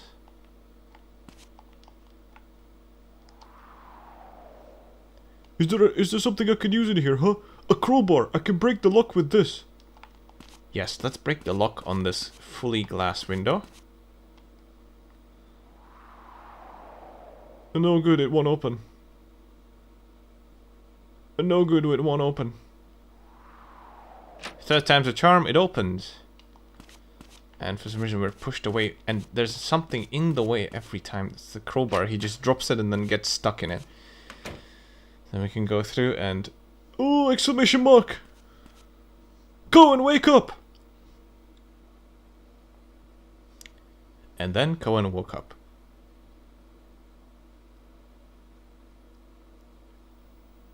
How is Cohen? He's alright, just a little overworked. Seems he hasn't been sleeping lately. Can I speak with him? Not now, he's resting. Come back later. I plan to keep him here for a while. But you said it's just exhaustion. Well, yes, but he's not a young man anymore, and we have to carefully consider the needs of each patient. What on earth has he been doing to make himself collapse like that?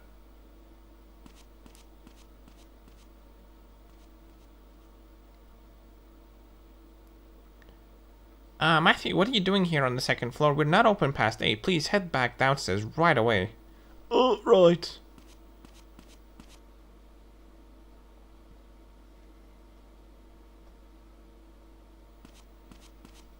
Yeah, except that house is so goddamn pointless. So much wasted space with that enormous living room. Just why is it so huge and like with so much headspace? Could have put like 6 million rooms in that place. And imagine cleaning that big living room as well. Alright, so what we can do, there are two options here. Our car is actually left at Cohen's house. So we could run over there, it's not too far. Or we can alternatively call the service. And that is quicker to call the auto service. Hello, you're through the auto garage. Has your car run into some trouble? Say, I need help. Yes, sir. We'll come pick you up straight away.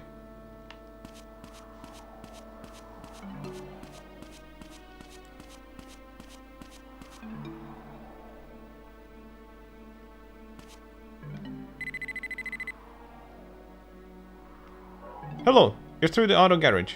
Your car is ready. Where should we deliver it to?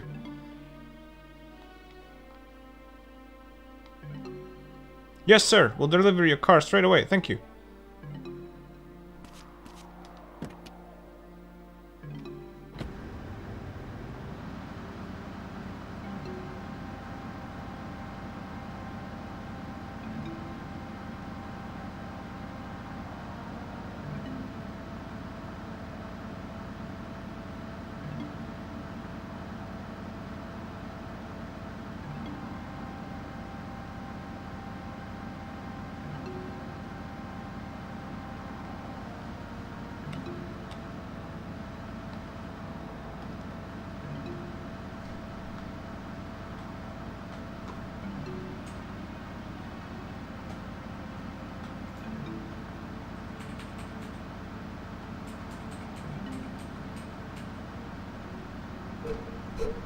Alright.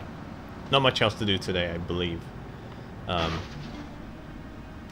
don't have any of the extra things open right now, but I would think there isn't anything else to do. Yeah. Okay.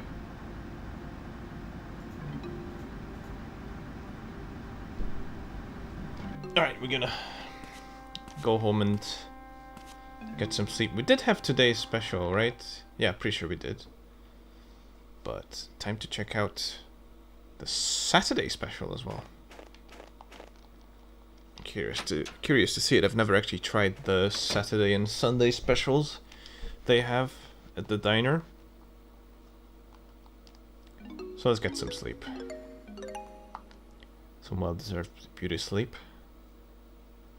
I think we can actually go for 10 hours here easily.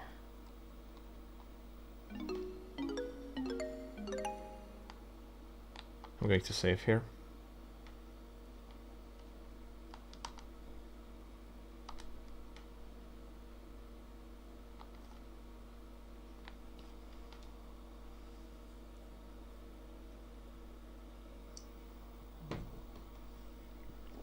All right. It's weekend time, but we cannot rest. Our investigation needs to continue. We still haven't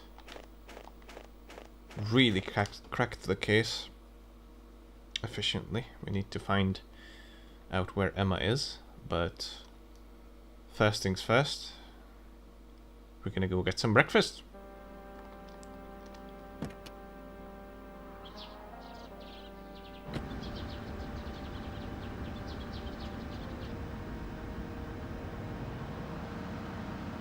Quite a few things happened yesterday. I mean, actually, is this even open on Saturday?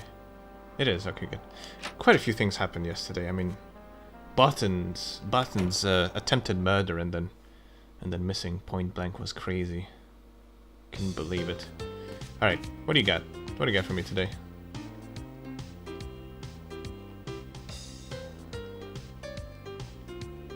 Ooh, today's special Hammond egg sandwich. Let's go. That sounds great.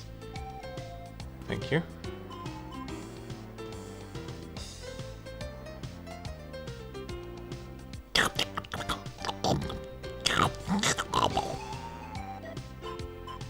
And we're gonna wash it down with a nice milk. You want milk, huh? I know you love your milk, Matthew.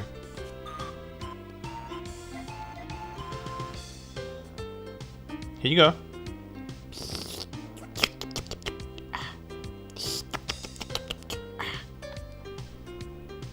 I like the little head bob when Matthew signals that he's done eating or drinking the current item on display. Disgusting. Why?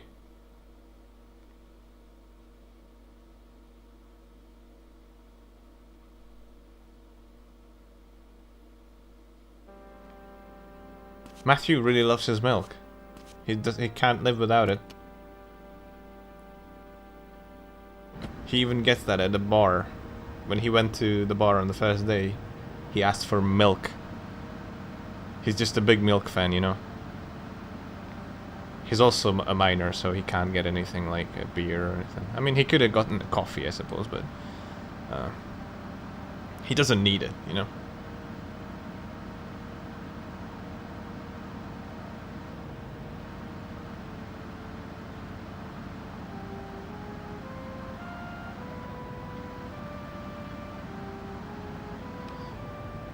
Funny that you mentioned it. I was actually getting, just a couple days ago, I was getting a recommendation for that on YouTube.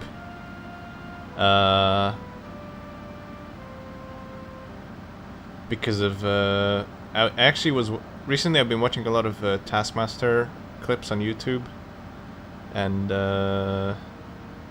some of those like quiz ones as well. And Richard...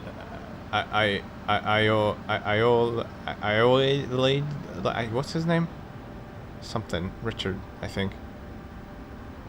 He's the guy in it. So I got like recommendations on YouTube of that. IOAid, right. I freaking love Taskmaster. It's so much fun to watch. I just found it recently too. Because I was watching a lot of countdown clips. The forest has been placed off limits. Huh? Did something happen in there? No, it's not that, but the sheriff told me to close it off. What? Mogul said that, but why close it again? Maybe another bear's prowling around. Can I show you my badge? Look. Oh no, I can't use the badge on you? I can't use my Jedi mind trick on you. It doesn't do anything, what the hell?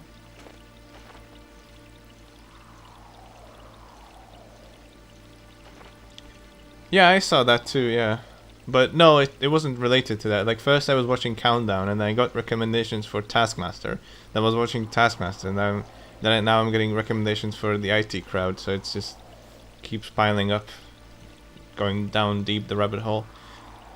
The forest is off limits. Did something else happen in there? I don't know about that. Cohen absolutely insisted we close it off for some reason. Really, Cohen? Could be another bear. Well, after what happened with Kathy, this is the least we can do. I see. Actually, this IT crowd was kind of reminding me of the Big Bang Theory a little bit. I don't know which one was first though. Okay, so something other about the forest I should ask Cohen. Alright, let's go to the hospital and check out Mr. Cohen, Strasbourg.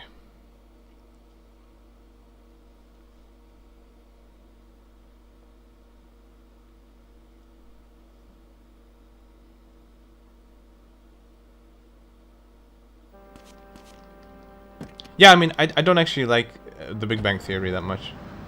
I've, like, briefly seen some of it, but the laugh track is just so goddamn cringe. You know, they're telling you when to laugh. When it's, like, not even funny whatsoever. I'm kind of over all of these. Oh, nice, the stream disconnected. Epic. What happened? Wait, is it back now? No, it's not. What's going on? For fuck's sake. Where's my phone?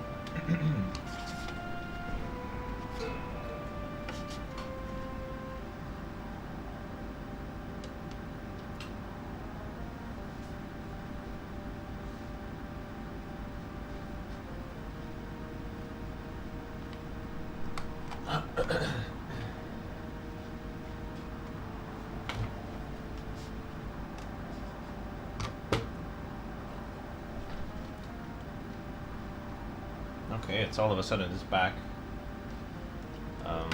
I don't know what that was. It wasn't even my chat was still going, so it wasn't the internet. It was just Twitch being shite as per usual.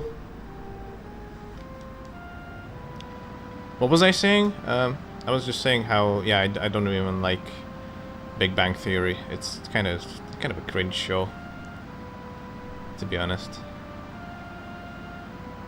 Especially with the laugh track. Just like telling you when to laugh. So funny. Dude, like I don't understand it. Like, is this just like so that they can tell the audience when to laugh? Because it's so freaking like it's not making it any funnier. It's never made anything more funny if there's a laugh track. Never. It usually is just incredibly cringe. So why are they doing it?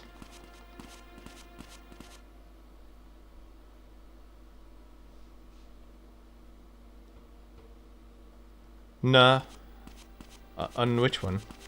Oh, you mean Big Bang Theory? It would be probably very shit. Like, but like even more awkward, maybe? I don't know. Yeah. I mean, it's because it's just shit. It's just not funny. So. Oh my god! I wanted to talk to Samuel. He just went through the door.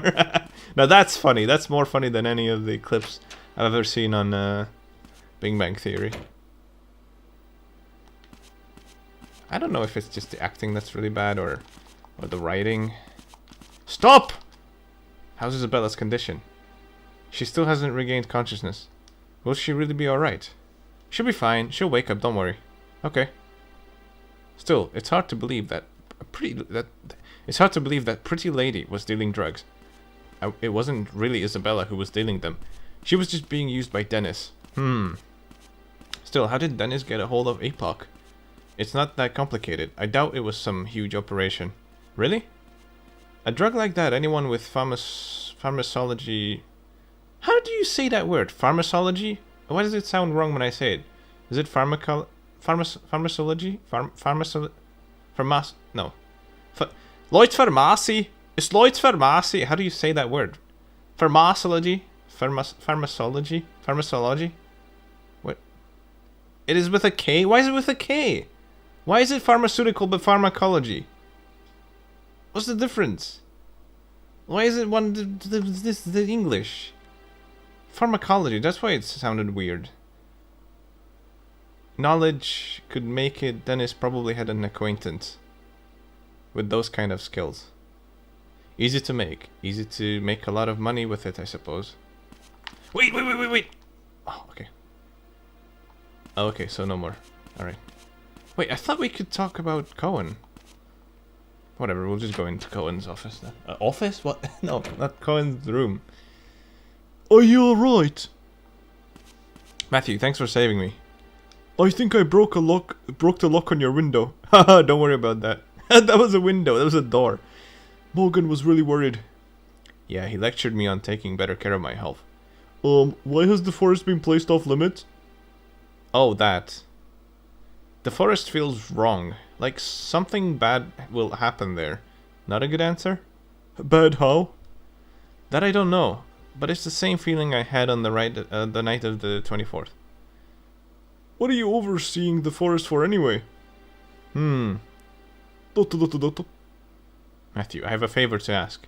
There's an envelope on the desk in my room. Could you go and get it?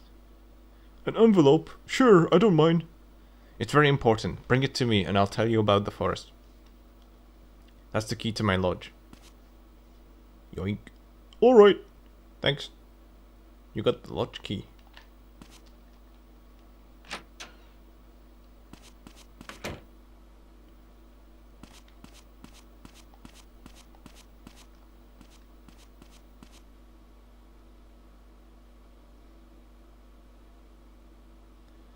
Lloyd's Pharmacy!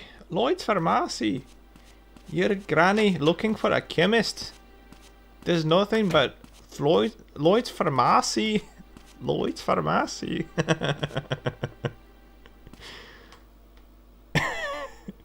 Is your granny? Is her granny?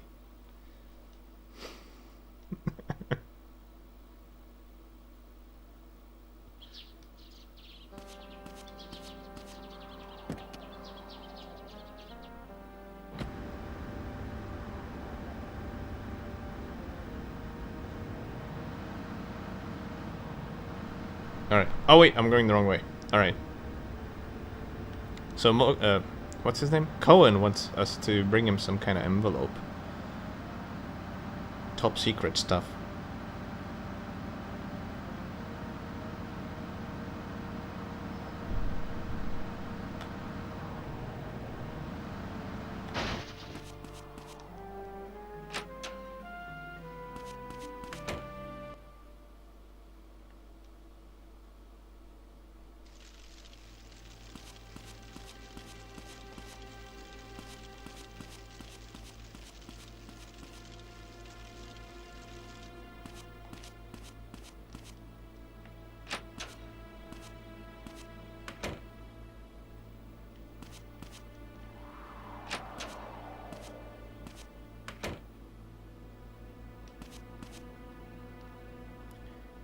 I remember one, okay. U.S. Department of Defense. The cover says, Protect Mizzurna. Mizzurna? You got Cohen's envelope. I remember one, specific video without a laugh track. I think it was from Friends? I think it is Friends. When, oh man, I forgot the names in Friends. What's the guy name who was, Rachel's boyfriend sometimes? Him. There's like a video on YouTube where they removed the laugh track. Ross. And it was about his sandwich. Like someone ate his sandwich at work and then they removed the laugh track and it's like all creepy. Like he's being a crazy person.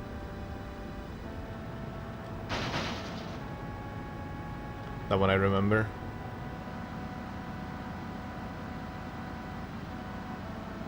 Oh wow.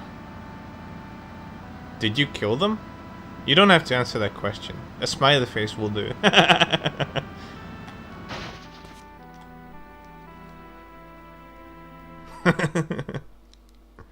Oh, you didn't oh man. I mean, you could have killed everyone, I suppose.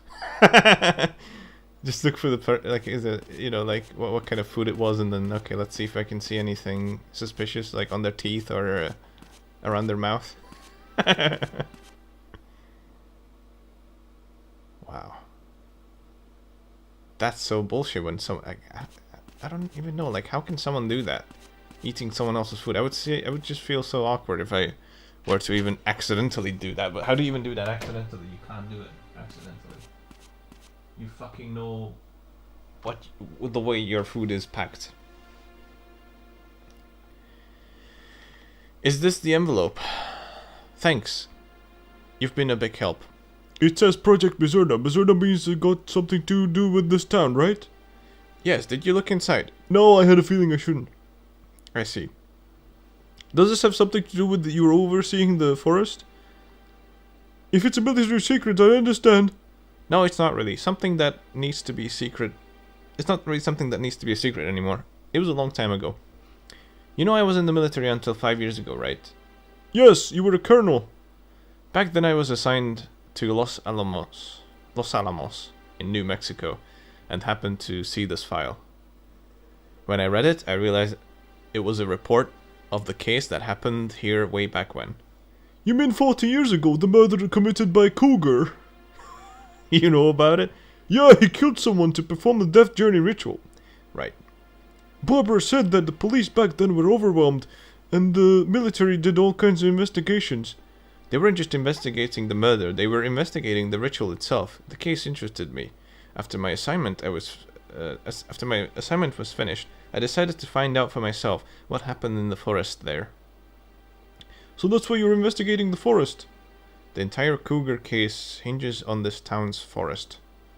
You said that when you found Kathy, there were signs nearby, like perhaps a ritual took place?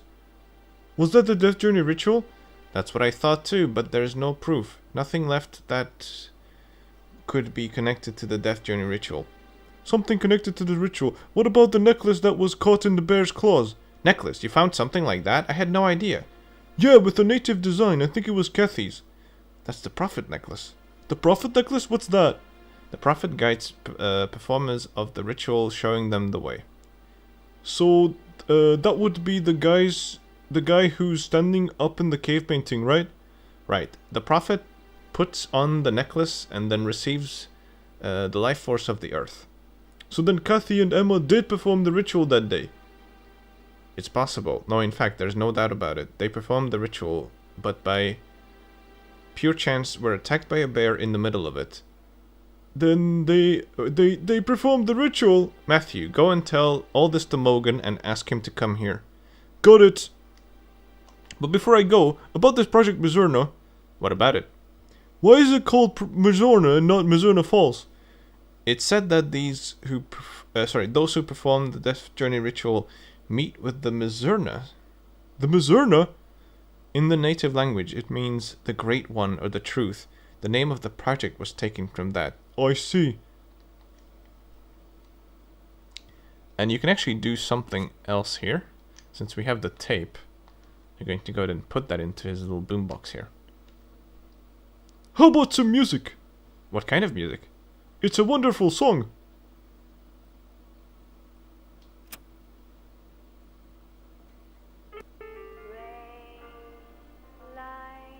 This song? You've heard it? Huh. What is this song?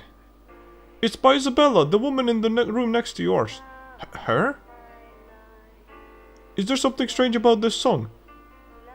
When I was in the military, I heard that same melody. What? This one? What do you mean? I said before how the military was investigating the death journey ritual, right? Yeah. Why do you think they were doing that?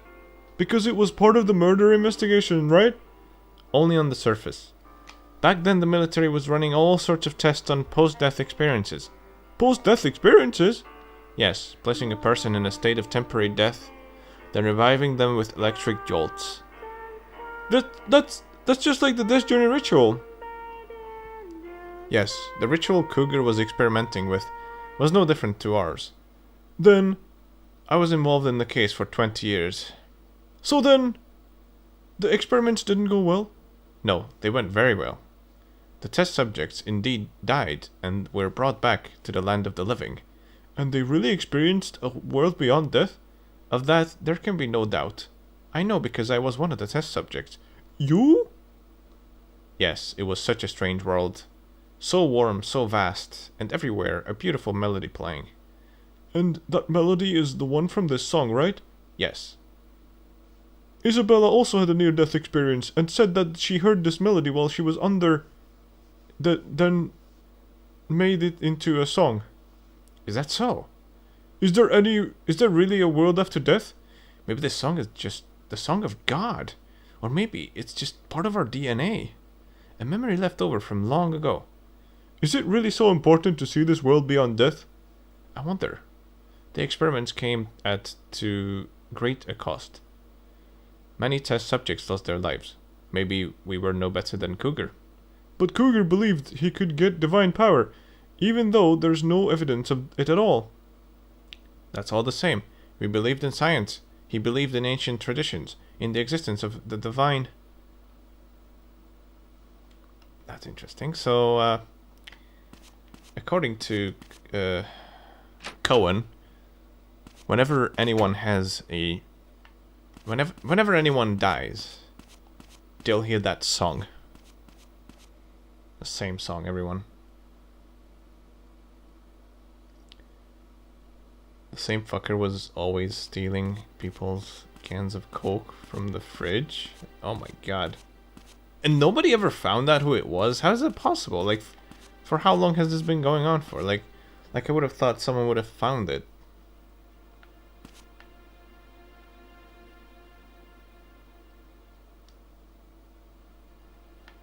Oh my god. What an asshole. Do you have a minute? Sure, what is it this time? We know that Emma and Kathy met at the forest, on the night of the 24th. But what we need to know is what they did there. You're wondering if they performed the ritual or not? Yeah, There's no doubt in my mind. but how would Emma know how to perform it? You've got a point. I've never spoken to Emma about that ritual. Plus the specifics of the ritual weren't reported in any newspapers from back then. Maybe it wasn't Emma, but Kathy who knew how to do it. She was raised in the church. It wouldn't surprise me if she knew all about the Cougar. But in her letter, Kathy said that Emma's the one who invited her. Maybe Kathy knew about the ritual but wasn't too interested in performing it. But then it caught Emma's interest. After all, she was really intrigued by the case from 40 years ago, right? I see. It seems that Emma and Kathy really did perform the Death Journey ritual that night. How do you know? Cohen said the necklace found on the body of the bear that attacked Kathy was a traditional part of the ritual. The prophet necklace. Is something wrong? No. Where's the necklace now? I think it's at the sheriff department. I see. I heard from Cohen that people who performed the ritual met with something called the Mizzurna. Yes, they meet and become one with the Mizzurna, and then they are reborn. As the song goes, when I'm reborn. What is the Mizzurna? Interested, eh? Come to my house tonight. I'll tell you everything I know about the Mizzurna and the Death Journey ritual. What time should I come? Come by around 11:30 p.m. Alright.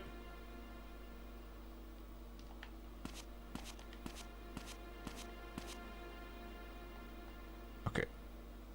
Alright, so now we need to... Oh, shit. Oh, shit. Oh, no. Oh, no. This is not good. Fuck. Oh, shit. No. No, I think, no. There's a problem. I need to catch... Morgan. He leaves at 9:30. I gotta be quick. Shit. Let's go. We need to talk to Morgan, and he's still at the Barrows Forest entrance. Maybe we can just about catch him, but probably not, because it's a pretty long way here to the forest. Oh no. If he goes away, then we'll actually have to hunt him down at the police station, which is a bit of extra time, but oh well. Not the end of the world, but Yeah, it'd be cool if I could just about talk to him. Although I think I can actually talk to him while he's walking. So, yeah, it's fine. I think. Okay, Morgan isn't leaving yet. I believe he leaves at around 9:30, so... might just catch him here.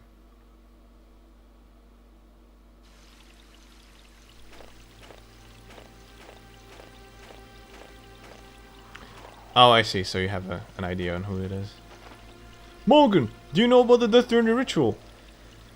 What's that? It sounds terrible. After 6 days of investigation, we present Morgan with the Death Journey ritual, and then Morgan's like, What is that? Never heard of it. well, I see. So you're saying that on the night of the 24th, Kathy and Emma performed this ritual? Yeah. How suspicious.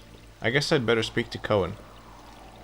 About the necklace, the bear head in its claws. Could I take a look at it? That? Oh, I lent it to James. That was quick. To James? Yes, he said he wanted to examine it. And now back to James. And yeah, I think he leaves at 9:30. Like clockwork. He actually goes into the forest though, that's the weird thing, I think. He doesn't even go home, actually, right? So I would be completely screwed if he had actually gone home. But, yeah. He is actually,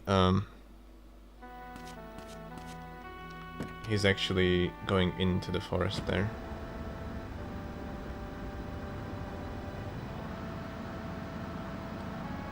If I'm not mistaken. So, like, the only way you can go after him is if you get the orb glitch. Because then Officer Roadblock will be not actually blocking your way. You can just walk past. That's actually very likely to happen in a run, so it's completely fine. Also, I think we're screwed. Oh, I shouldn't have waited for Morgan. I think... Actually, wait. No, it's fine. It's fine, because James was still in the lobby, and we need him to be in the office, so... I think he gets up at around 9:45 or something like that. This day is kind of a mess, because we need Morgan to be in front of the forest, and we need James to be in his office, because the cutscene can only happen in his office, so... We might have to wait for him to go in. Oh, he's not there! Perfect! Oh, this is absolutely perfect. Let's go. How convenient is that? We just have to go talk to him here, and then this is the cutscene. About the necklace found on the bear. Do you have it? Yes, I've just borrowed it from Morgan so I could examine it. So, is it the Prophet necklace? No doubt about it. Could you show it to me again? I'm wearing it around my neck. Go ahead and take it. Why are you wearing it? I was wondering if it would give me any strange powers. Nani? You've got a huge wound back here. What happened? Oh yes, that wound. It's from a while ago. These kind of look like claw marks. Got it. Can I borrow this? What for? Well, I just feel like if I keep it, I'll be able to find Emma. Liar.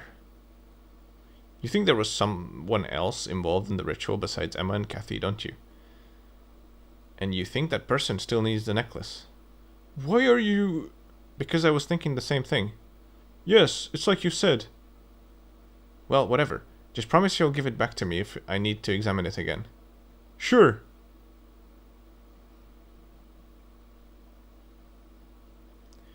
James is acting a bit weird here, but...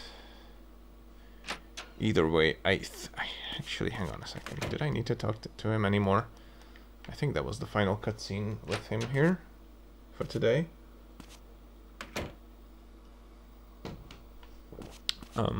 Yeah, it is. Okay. So now we're gonna go and meet James. And somehow he'll be there before us. But, yeah.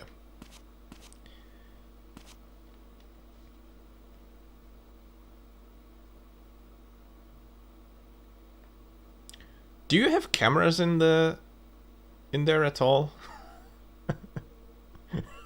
Installing cameras to find the fridge burglar. Does this person drive a Jag? Maybe he's a Jag driver.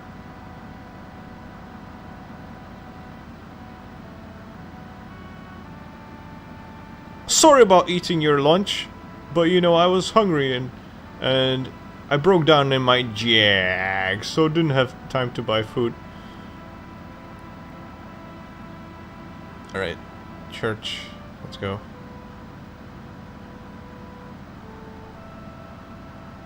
Wait. Wait.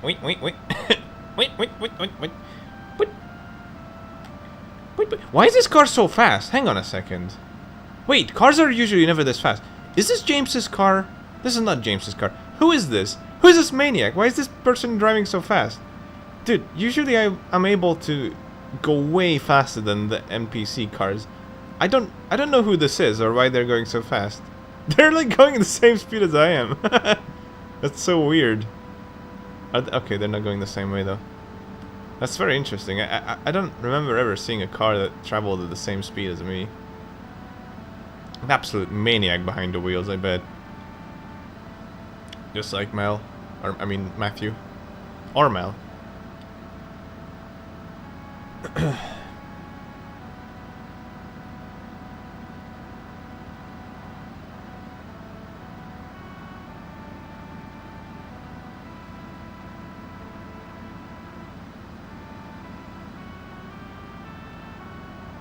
Yeah, I'm saying that. I'm saying exactly that. That Matthew is an absolute maniac, driving like a crazy person, and there's another person on the road driving like a crazy person, and it's unusual to me.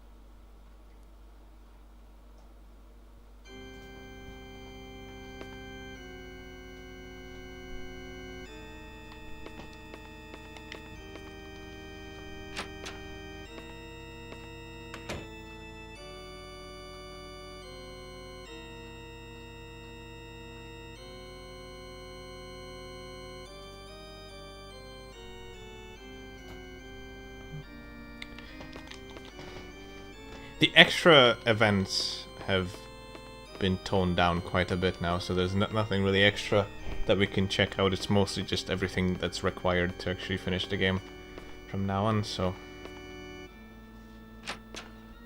This door will be locked if you don't get the good ending. But if you do, then James will just teleport here. James? Sorry, Matthew? What are you doing here? I thought there might still be some clues left over from when Cougar lived here. Who would have thought I'd find something like this here?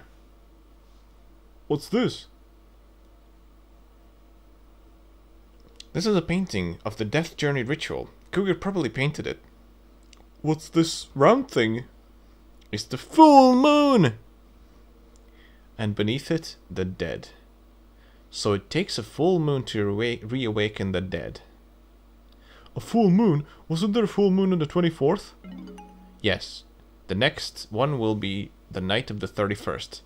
Because in Japanese PS1 video games, full moons happen every week. The 31st? Are there any other clues? Not a scrap. I heard Father Barton burned all of Cougar's research. Couldn't get rid of this though, could he? Guess not.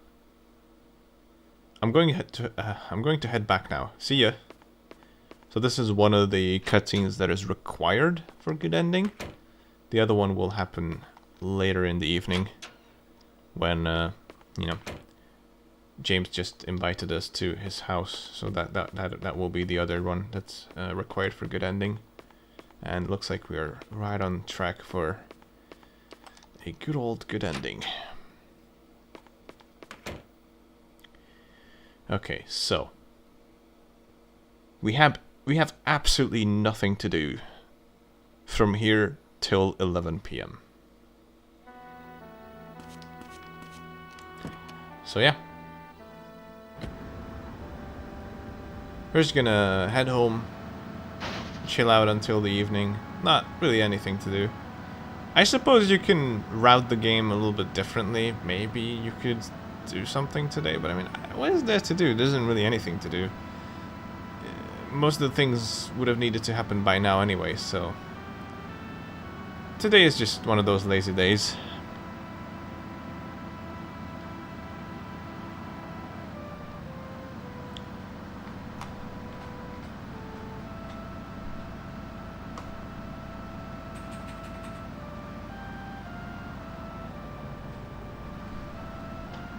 I'll actually make sure to check out tomorrow's special as well, though.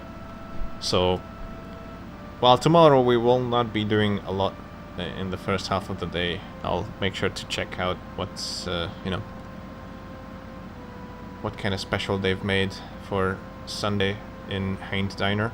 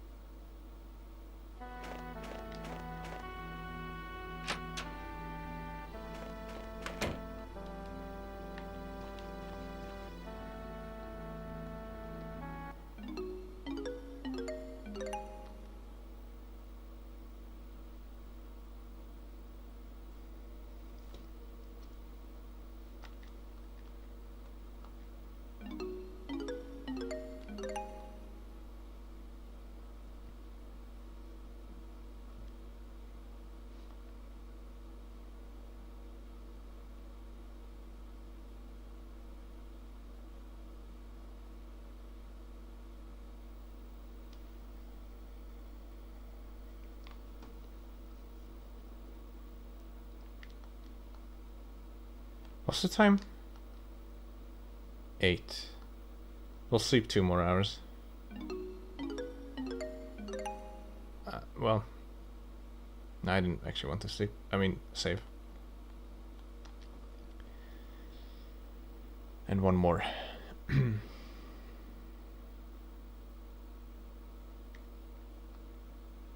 Which will still be slightly early, but it's fine. He comes home at around 11:05, I believe. Well, he said to come to his house at 11:30, but he's home a little bit earlier than that, and we're not in much of a hurry right now, anyways. But yeah, we could have easily slept another hour, and it would have been fine. But yeah.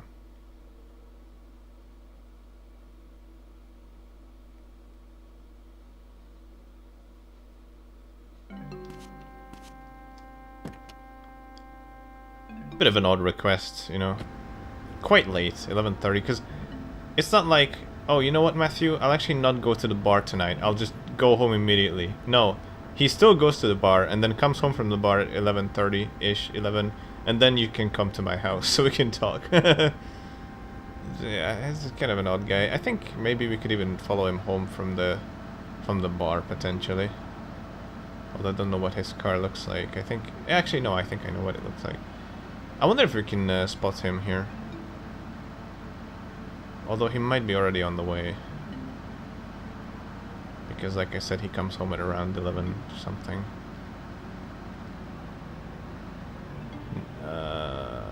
No, his car's not here anymore. I guess I'll just go to his house. He does go from the other side though, so we won't be meeting him. He goes around a long way. At least I think that's a longer way to go than this. To his house.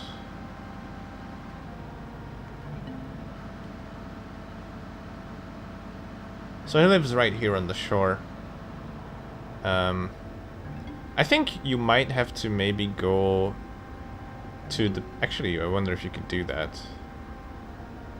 I'm not gonna do it though, but I guess you have to maybe go to the police station, look at the yellow pages to try and find James's house. He's not home yet, but he'll be home soon.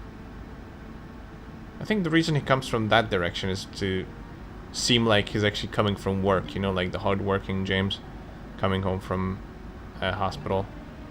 No, he's just coming home from the bar. Oh wait, oh okay, so he is coming from that way, and that was his car. Okay, so he was there, and I just missed his car. For some reason I thought he has a grey car, not a silver one. Alright. Never mind. Matthew, come on in. Loloma residence. Just a sec. I wish my name was Loloma. It'd be so good. Wow, you sure have a lot of books. Have you read them all?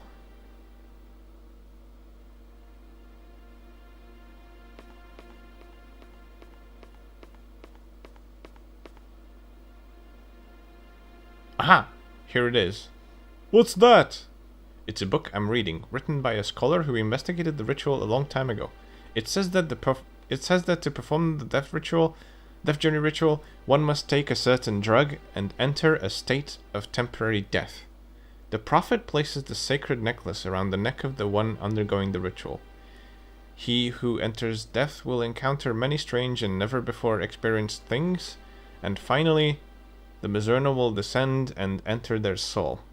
The dead person, now one with the Mizzurna, will be reborn, as the song goes, when I'm reborn, with full knowledge of the other side. Is that round thing on the wall painting the Mizzurna? Oh, good guess. What does that mean exactly? The Mizzurna will descend? To the natives, the Mizzurna was like a god. It represented meeting that god. God would descend from the heavens to be one with their soul. The very meaning of this town's name is the Mizzurna that descends. Mizzurna Falls. Wait, isn't it named after the waterfall? Well, that's part of it too, I'm sure, but the true original meaning is quite different. I don't quite get it. What don't you get? Just why would people want to have anything to do with something like that? I don't believe in the supernatural. Why do you think these things, gods, demons, miracles, have appeared in human history since ancient times? One reason is because we have to live here on this planet, which we still know so little about. Another reason is that all of those things exist in some shape or form. What, you're saying the Mizzurna is real? I don't know exactly what it is, but yes, and I want to see it for myself. Then why don't you go and perform death journey ritual? If I ever get the chance, I will.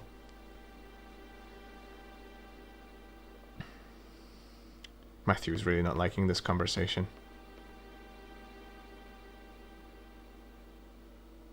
I'm going home. I feel like I'm going nuts when I talk about this stuff. Haha.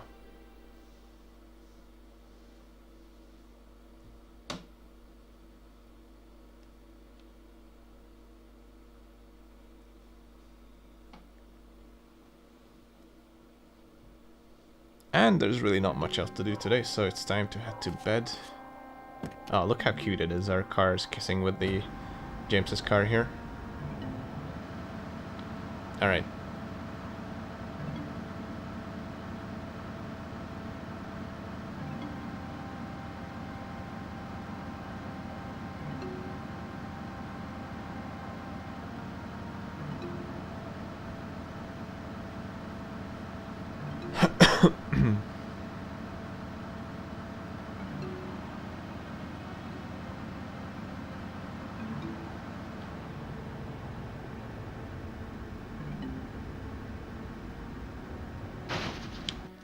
And so, as we lay our heads to rest, the final day begins. And there's something really weird about this. You can actually oversleep quite a bit. The game will still... So, like, at this point, you're guaranteed to get the good ending, I believe. To my knowledge. Because even when you miss something, which I did before, the game sort of saves your ass. Because you've done so well. So it's really bizarre. At this point, like, nothing seems to matter. Point in case. I've overslept the morning meeting with someone here. There's a phone call. Nos tells us to go into the store. You can just sleep 5 hours here, go into the store, and it will still happen. But I was panicking hardcore when I overslept. But you can just keep sleeping. And it doesn't really matter. But for this time, we're actually gonna get the phone call. I think it happens at around 7-ish.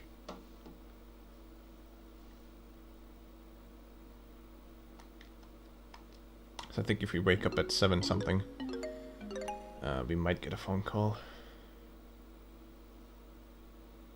Even if we don't, it's not really a big deal. Yeah, okay. It's just Noz wants us to go to the store because someone is here for us. You could even see him through the wall there. Matthew, there you are. Dr. James has come especially to see you. Hey, sorry to just turn up unannounced. James, is there something you want with me? No, nothing in particular. I just thought I'd lend you that book on the ritual. I see. Let's go to my room. All right.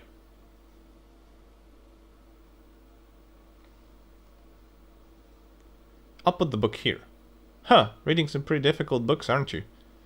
I'm not particularly interested in history. My father bought them all for me. Oh, I love history. I see. Your sense of values is very modern. However, modern values are built upon the values of yesteryear. And the values of yesteryear were built upon the values of even further back.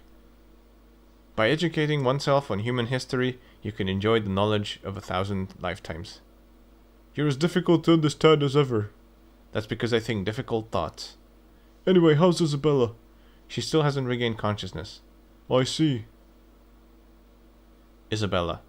I think that whoever comes to visit her will be someone vital to this case. If I was the criminal, I wouldn't let Isabella linger on without finishing her off. Finishing her off. Okay. I guess you're right. Well, there's the deputy on guard outside her room, so I'm sure there's no need to worry.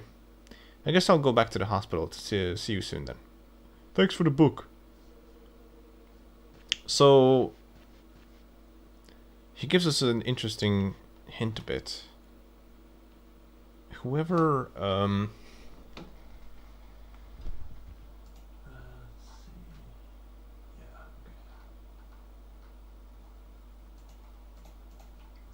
whoever visits Isabella is a key character to this equation.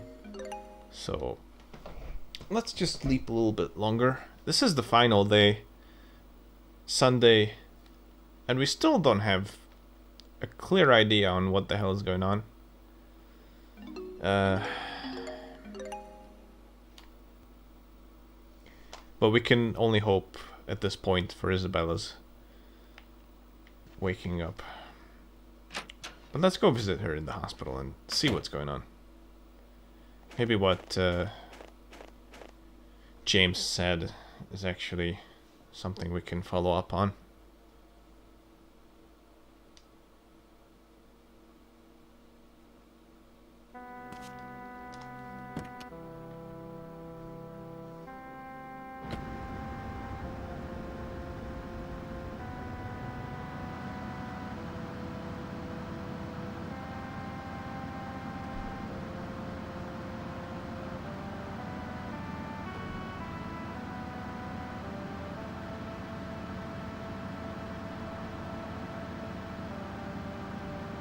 I guess technically you could still fail to get good ending because you can just not show up to the places where you need to be. So I guess it is not guaranteed. So maybe, I mean, the game is trying its hardest now to get you the good ending, but you can still not get it if you want to.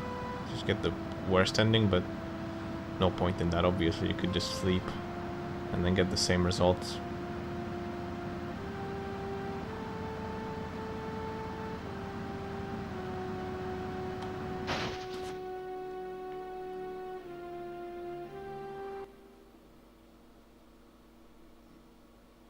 Oh yeah, also here you can call Winona at around 5. Oh hey, there's Cohen. Oh, we can't talk to him? Cohen?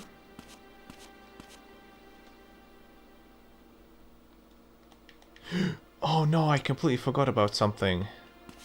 That's fine, we can still drop by later. I forgot to check what the special is for Sunday. Good thing Cohen mentioned getting me lunch. Actually, I hope I can make it back in time. I think I should be able to. She seems uneasy, can't calm down. Yeah, I think we should have enough time, it's fine. Should be able to make it back to Heinz Diner just in time before they close. I think they close around 6 or so, 7. Anyways, so you can call Winona to ask where she is. She's at the hospital, so... Matthew! How's Isabella's condition? I see. You're eager. Huh?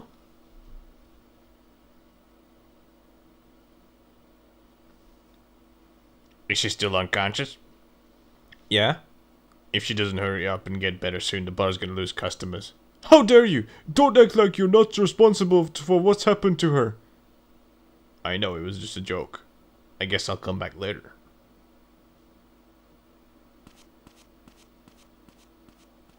Isn't that the bar owner? Yeah. You just watched Dennis manipulate Isabella without doing a thing. When I went to the bar with Emma, that one time, I told you some guy was hitting on her, right? Yeah?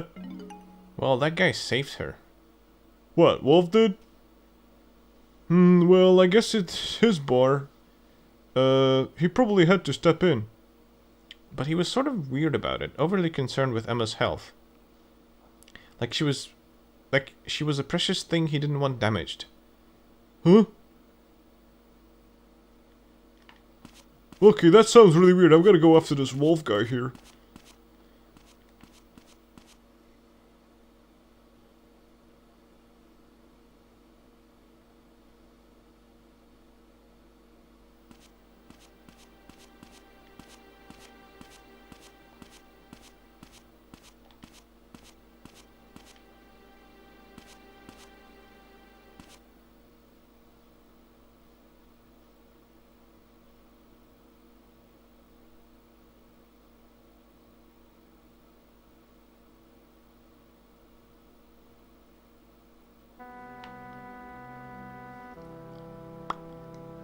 Wolf?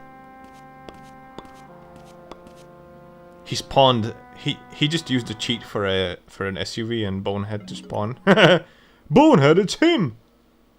I knew they were connected.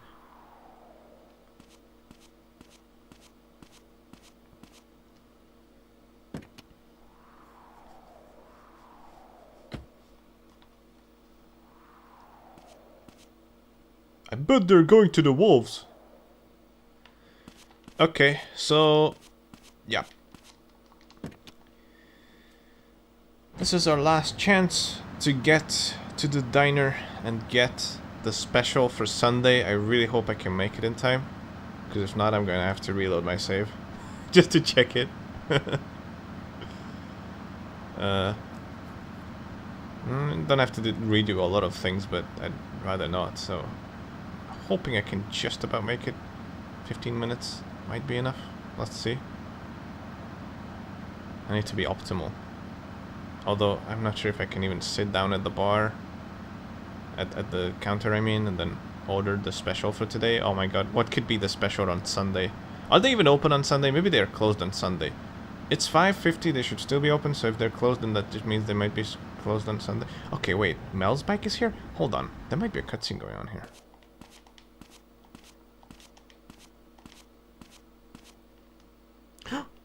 They're open. Okay. Is there a cutscene? Let's see.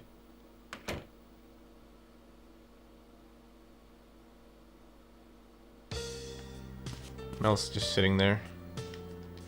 Okay, give me the food. What's the special? Haynes steak. Hell yeah, let's go. $25! Oh my god. Today's special is steak. I hope you're hungry. Hungry? Hungry. Hungry. I'm so excited and hungry. I'm feeling hungry. Here you go. Thank you. Oh yes. Good old Haynes steak. Haynes steak. The Haynes Steakingly made this just for me. Thank you. And I'm gonna wash it down with some milk. You want milk, huh? I know you love your milk, Matthew.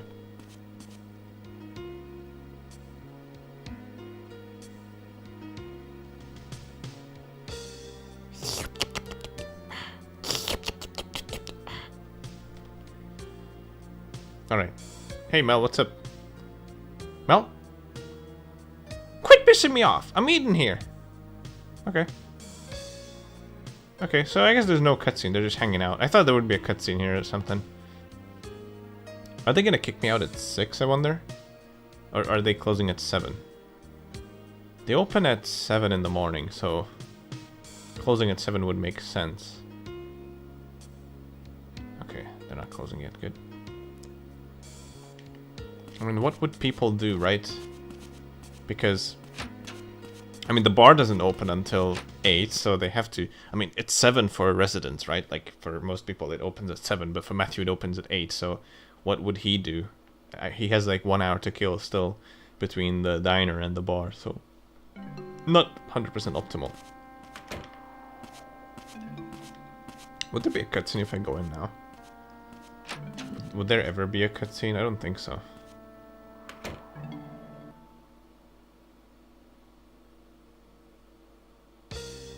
Nah, nothing ever really happens anymore. Okay.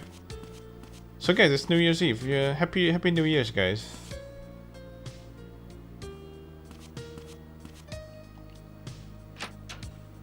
Happy 1999.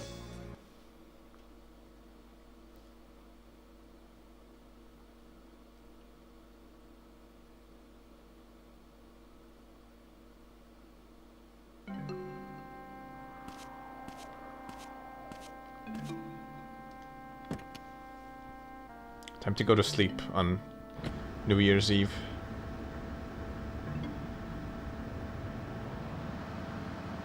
We'll just take about, yeah, just 2 little naps.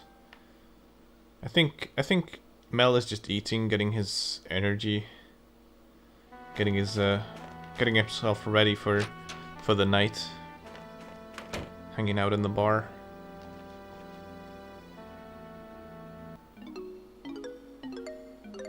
I didn't want to save. I pressed down and then X. Whatever.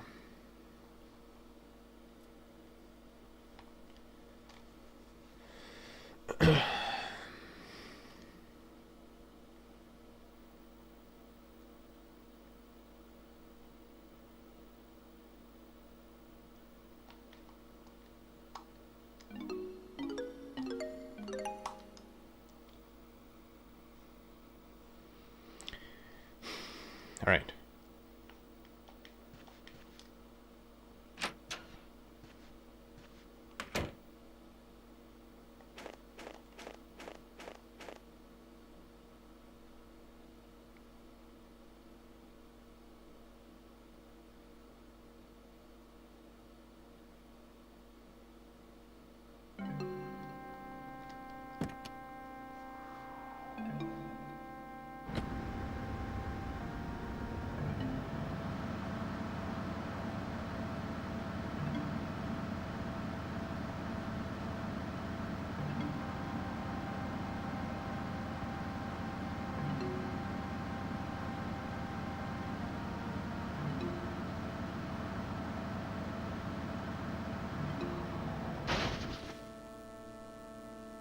Mel's bike is already outside.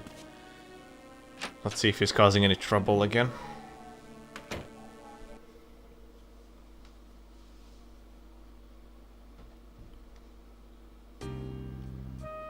Hey, aren't you gonna say something? Mel!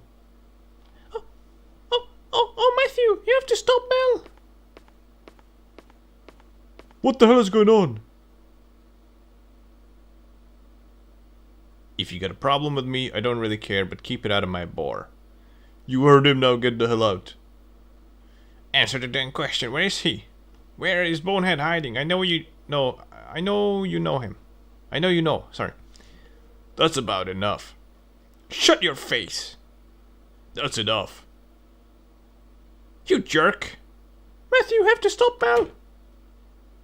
That's far enough. Thank God, hurry up and get this kid out of my bar. Mel, you want to go back behind bars? Come on, what are you doing? This guy is... Huh? Oh, hang on, let me answer this. Right in the middle of the bar with potential suspects in the Isabella/Emma case. Morgan here, moshi moshi. Oh, what? Isabella is awake? We wouldn't want any bad guys hearing that, would we? I'll swing by the station and be right there. I gotta be unavailable for about 2 hours and then I'll be right there, okay? What's this about Isabella? She's awake. Sheriff, you're not gonna leave this bunk here, are you? Mel, you come with me. Why? I won't do anything else. Just leave me alone. Stop talking and come along. Shit.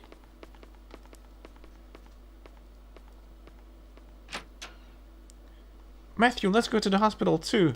Yeah. Now don't go hurrying up to the hospital, okay, Wolf? Alright, Wolf, I don't want you to hurry up, okay? Wolf, don't you dare go to the hospital. Hey, Roland, did you hear? I'm going to the hospital. The year is over. I'm so sick of this. Yeah, me too.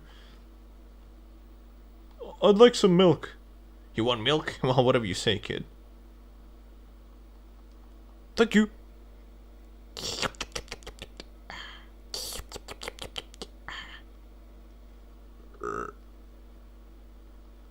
Alright, we can go now, I think. You're not a bad guy, are you, mister?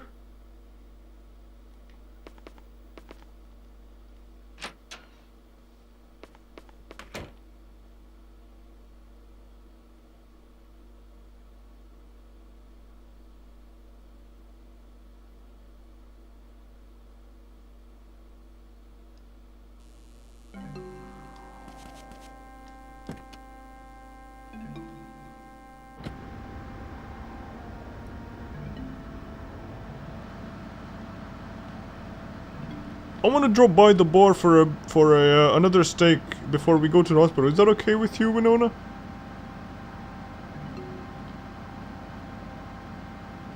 Maybe we should check out what Morgan does at the police station. Are you with me?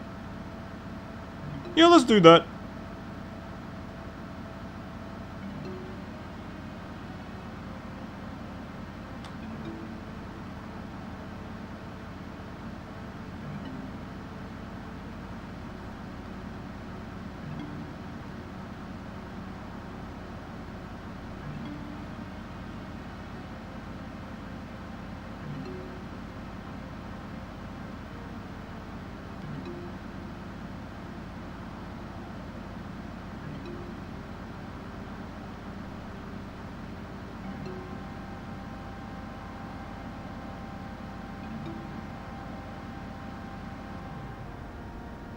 Morgan's car is here, good.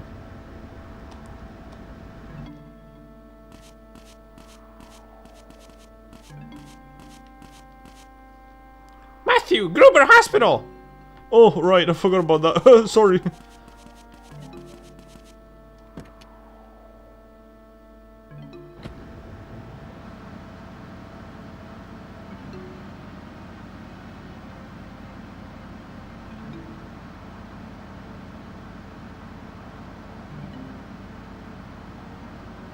Winona, do you think we should tell Emma's mom that Isabella is awake?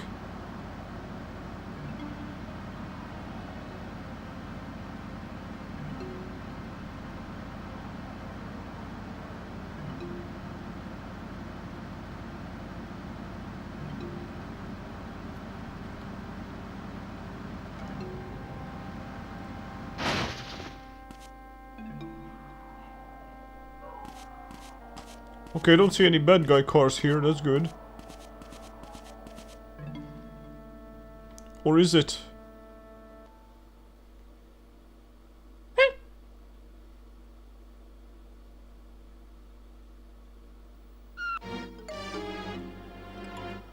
Nani? What is this person lying on the floor? He's dead. Why? Because he died. Isabella! We have to tell Morgan. Yeah. Didn't Morgan say he was gonna he's gonna be not available for 2 hours? Oh no, I think I stole his phone. It's ringing in my pocket now. Oh, whoops. Well, anyways, take my car and go get Morgan. Okay, but what about you? I'm going to Isabella's room. No, it's too dangerous. No, I'll be alright. Just go get Morgan quickly.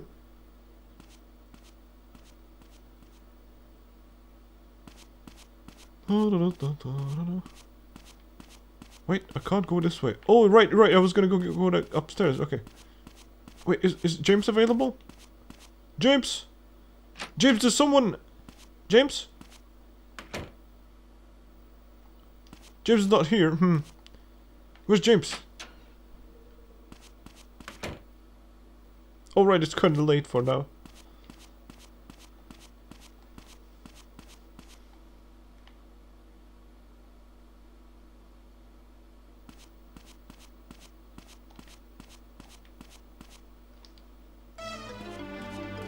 Nanny, are you alright? Where did he go? What the hell is going on? Gasp. Isabella is... Gah! From downstairs. Barbara, are you alright?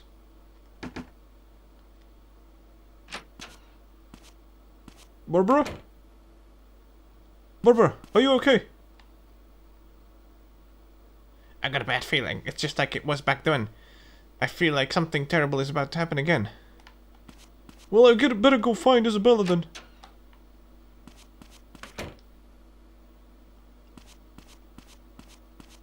Wait, did I just see... Hang on. I thought I saw someone through the wall, but no.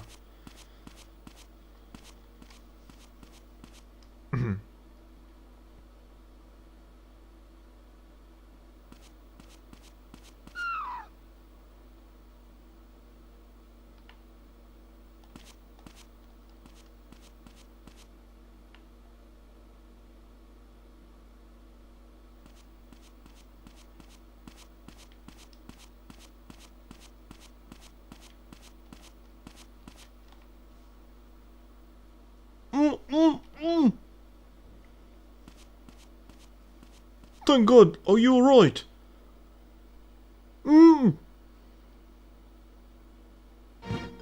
Oh! Ugh. Jesus, what a pain in the ass. How many of you people do I have to kill?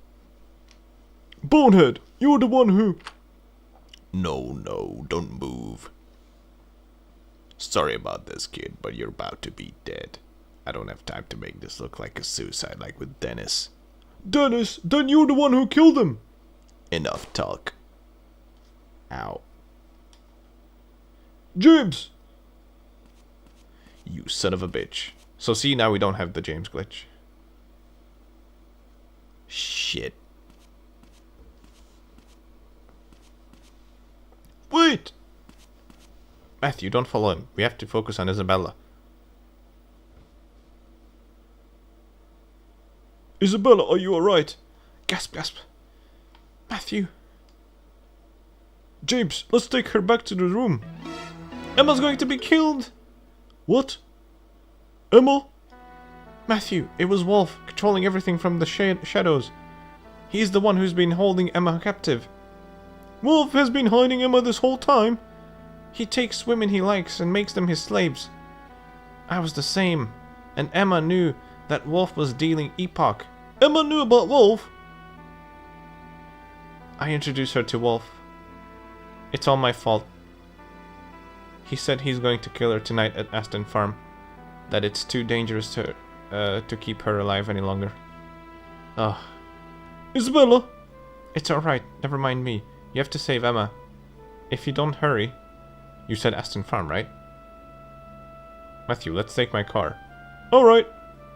Hurry.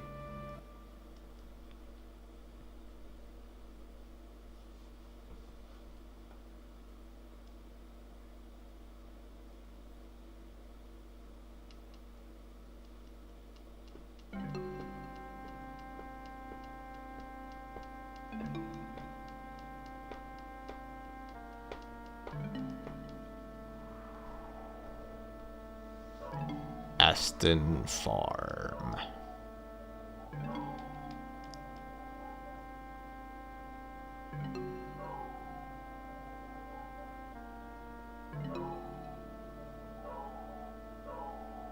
So this is where Emma is. Matthew, let's split up and search the area. I'll check this building, you check the warehouse. Got it. And take this. A gun? I borrowed it. I borrowed the deputies. Listen to me. When the time comes, don't hesitate. Pull the trigger. Okay. Alright then.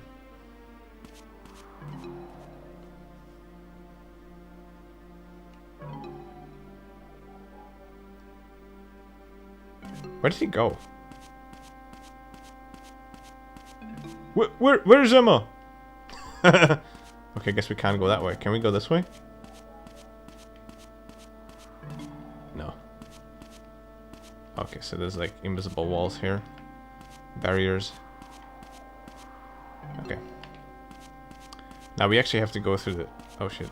You have to go through this door here.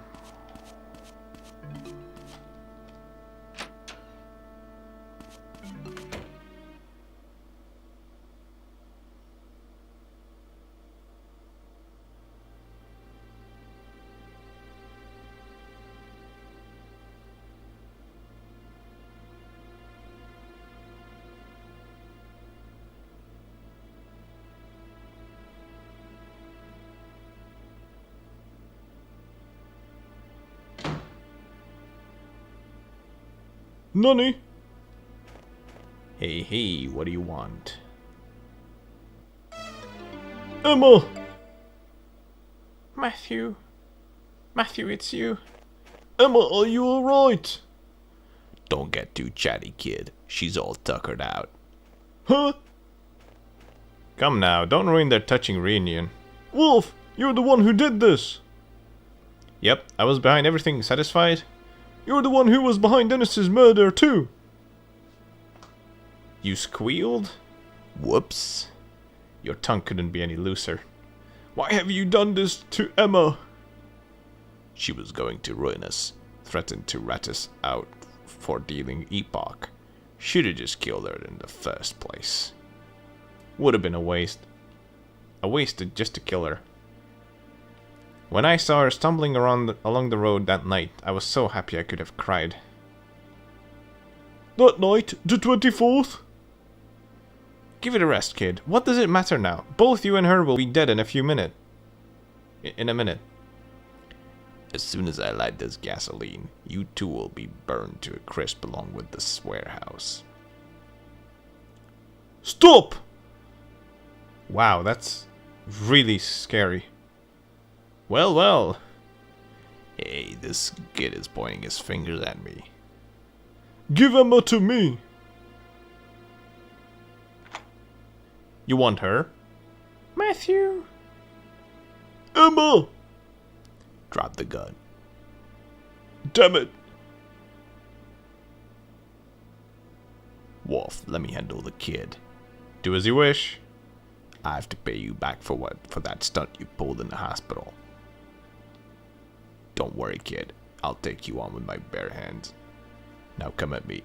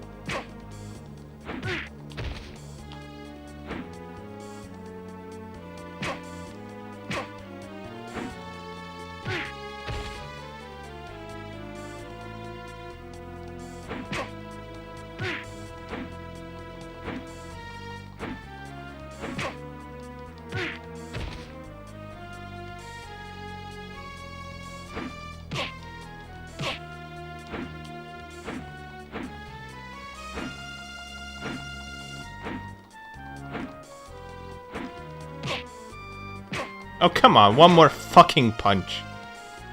Oh my god.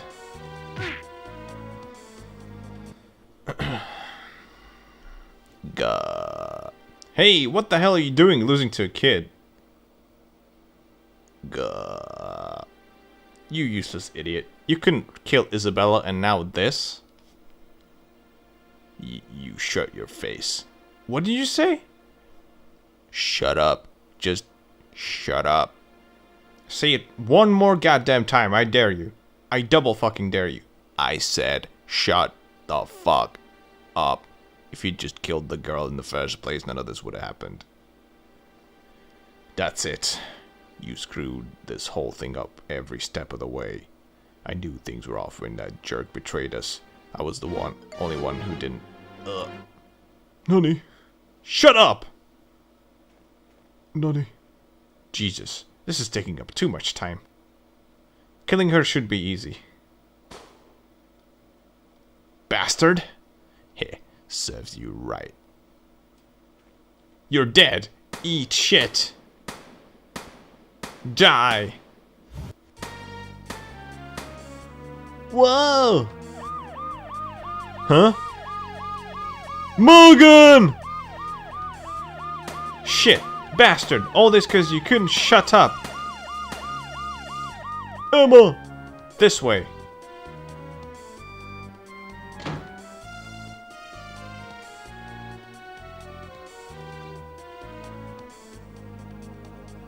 Let's get the invisible pistol and run after them.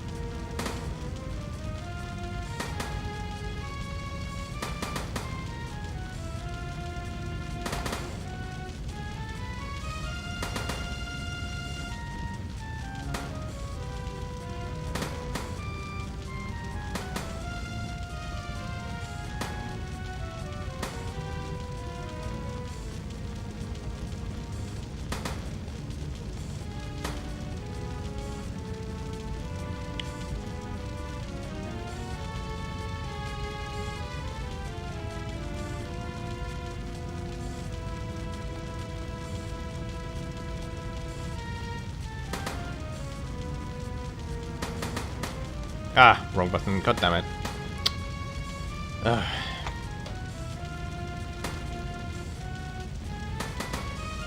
Hello? Oh, there's twice X.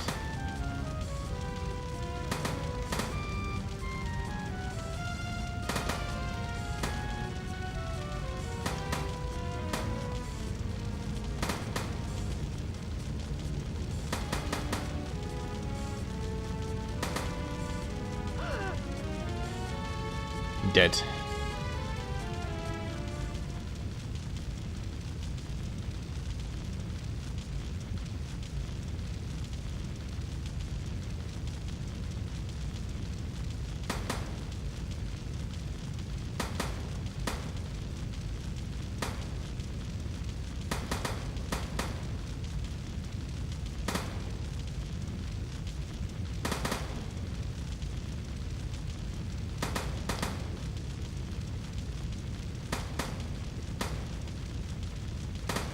Ah, god damn it.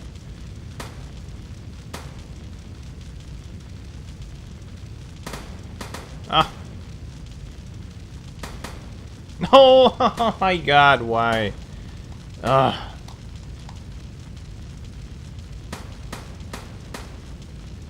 Okay.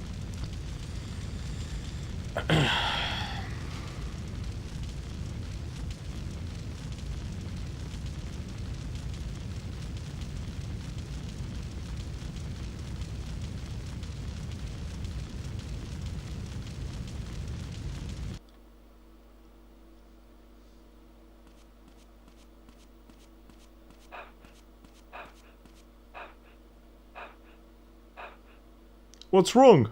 Gasp, gasp.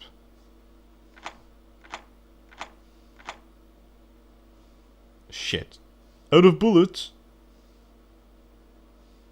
Back. What? Stay back. The epoch is wearing off. Quickly! Gah!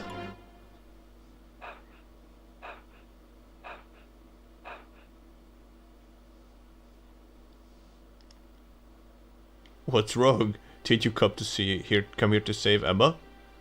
If it weren't for this, I'd have stayed weak, pathetic. Have a taste, you'll see just what I mean. I'm not interested in something that will make me lose myself. Yourself? Don't make me laugh. What the hell is a self? There's no such thing in the world. What are you saying? I am who I am. You don't get to decide who you are. God does.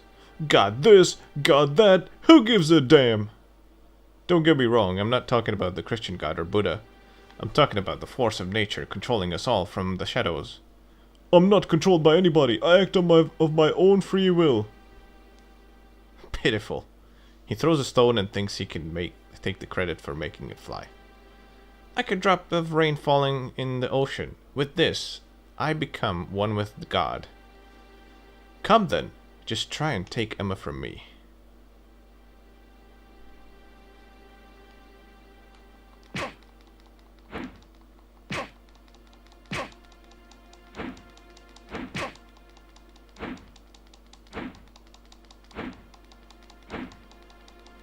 Come on.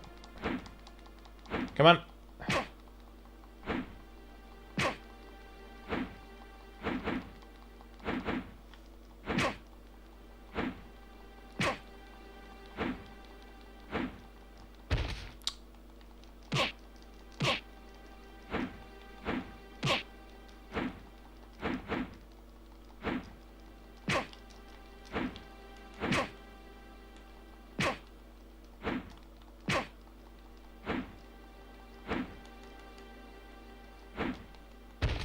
God damn it! No! Oh, I'm dead. Fuck! That's ridiculous, I had him. Oh my god, Morph, you absolute shithead. He was not getting into this, you know, cycle or whatever. Where he's like constantly walking towards me, so I got wrecked.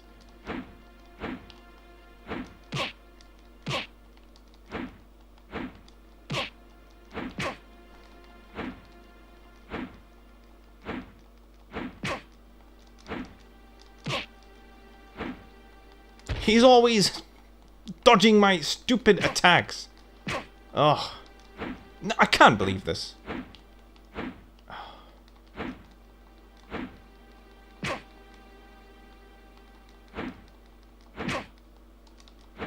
I can't believe this. He's always dodging that third attack. Every single time.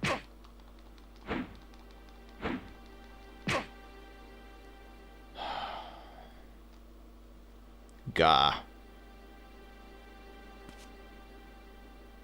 Emma. Matthew. Give her to me. Huh? You got shot. You bastard. Ugh. My body. Emma. It's too late for her. She's already addicted to the wonders of God. You drugged her. Matthew, it hurts. Ugh. Ow.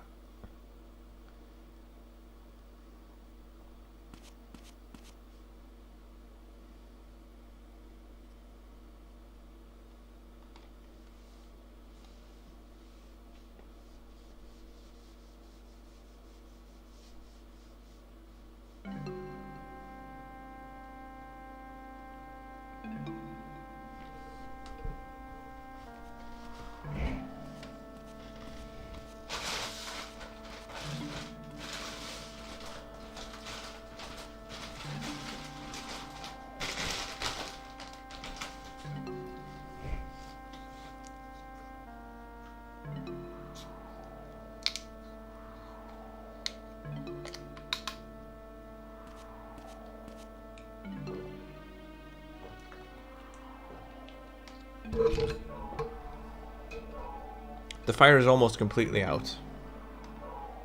Wolf and Bonehead's bodies are being transported to the Gruber Hospital. Got it. Hudson, you need to head to the hospital too. I'm concerned about Emma.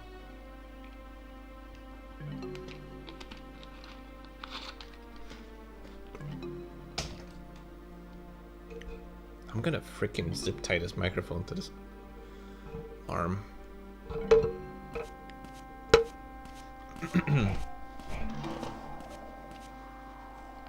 Are you alright? Yeah. I'm more worried about Emma. James is taking her to the hospital right now. No need to worry. James is taking her? Yes, he says her condition isn't life-threatening. I see. Matthew! Winona! Oh, thank goodness. I can't believe you got out of that without a scratch on you. I thought I was done for at the end there. If you hadn't shot Wolf, I'm not sure we would have made it. Shoot him? I didn't shoot anyone. I don't even have a gun. I never even held a gun, Matthew. Huh? Then Hudson or somebody? No, none of us have any guns. We are the Mizzurna Falls Police Department, remember? But at the end, Wolf was defiantly shot and he said, "You bastard." What if he's got another accomplice? Really? I'm worried about Emma. We have to get to the hospital. Ouch. Matthew, what's wrong? Don't stress yourself. I sent Hudson to the hospital. But what is he gonna do without any guns? Sheriff, What is it? we just got a call from Hudson at the hospital. The ambulance never arrived. What? Huh? Emma and James must be in trouble. Alright, I'm heading to the hospital.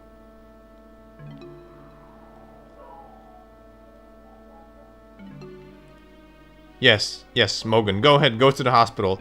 They've never arrived at the hospital, so you should just go to the hospital. You idiot! Good lord! So where's the ambulance Emma is riding in? Wait, no way. The ritual! Barrows Forest, it's got to be there. It looks like the only person with any brains left is Matthew, which is quite surprising. So we're going to go and follow this up and head to the forest here. Wait, why is Officer Roadblock here? Anyways. So, if you remember in the bad ending, something different happened. We did meet Cohen. Matthew! Just like this. But, Cohen, what are you doing here? I've got a real bad feeling. The forest feels wrong. I think Emma is here somewhere. What? Then the ritual? We have to find her now. The big tree. If anyone's gonna be performing the ritual, that's where they do it. Let's go! So for whatever reason, in the bad ending, Cohen gives the gun to Matthew. He doesn't even trust as much as he does here. But in the good ending, he follows Matthew. Let's go.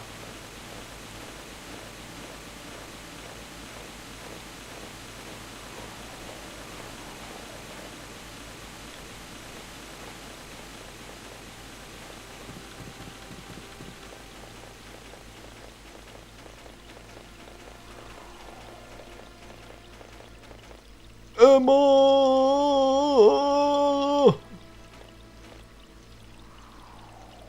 Emma, wake up!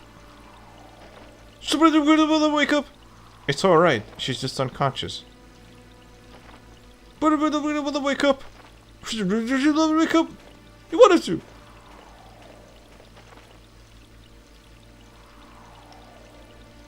Thank God, we've prevented the worst from happening. Who was trying to perform the ritual? Huh? Go on! You weren't part of my plan. You? No. James? Oh. James is behind all of this. No way! Nani? You were going to perform the ritual. That's right, detective. I'm the bad guy. I'm the one who synthesized this drug for the ritual. No! Then... Yeah, I'm the one who sold it to Wolf. But why? You helped me so many times. I did, didn't I? See, I was looking for Emma too. What do you want with her? That day, we all came here together to perform the ritual. But then, in an unbelievable stroke of bad luck, we were attacked by a bear. I barely escaped with my life. That wound on the back of your neck. Yes, that's where the bear slashed me. After that, I lost sight of Emma. I never thought I'd be betrayed by Wolf of all people. Now look what it's cost me. Wolf betrayed you? So it was you who shot him in the roof. He was a fool. He held Emma prisoner and hid it from me. But why perform the ritual? Hey, don't get the wrong idea. It's not like I forced Emma or Kathy into anything. I was simply trying to save them, two weak girls who couldn't handle reality. Emma was especially keen on the ritual. Of course, I was really only in it for the eternal life.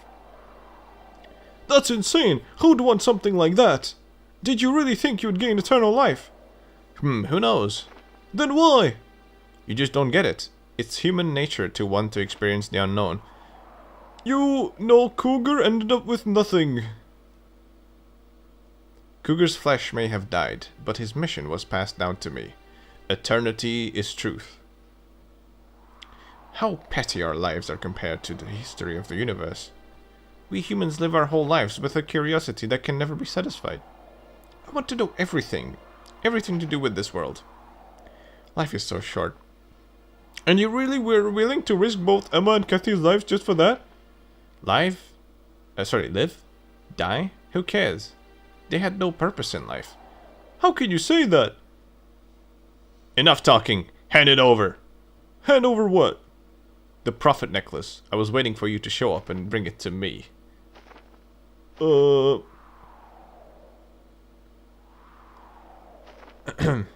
Something on your mind? Speak up. I could destroy it. Don't be a fool. Give it to me now. You could shoot me, but it would still be destroyed. What do you want? I'm taking Emma and we're going home. I guess you got me. Emma! Did you forget how good a shot I am? I shot like that was a piece of cake. Gah! Well then, Mr. Detective. Ugh! Matthew. Ugh. Huh? Nani? Emma! Emma! Emma! Shit! It's wearing off. Get back here. Matthew. Go on. Gasp, gasp. Are you alright? Take this gun and go. Emma. Don't let Emma perform the ritual.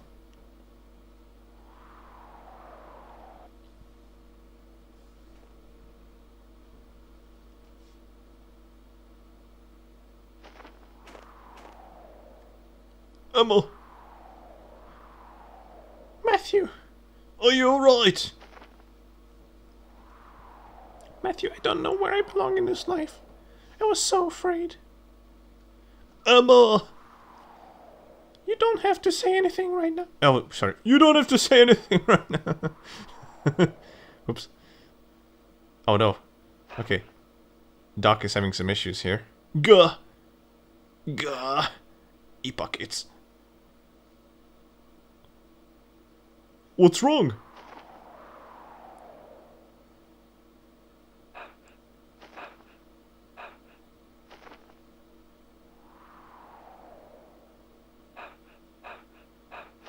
Gah.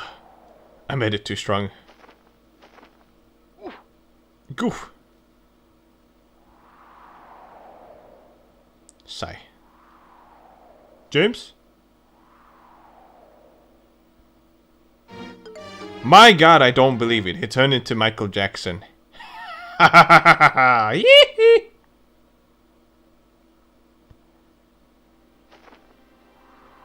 Nice drug, man. Who's bad? Huh? You should try it. Hee-hee!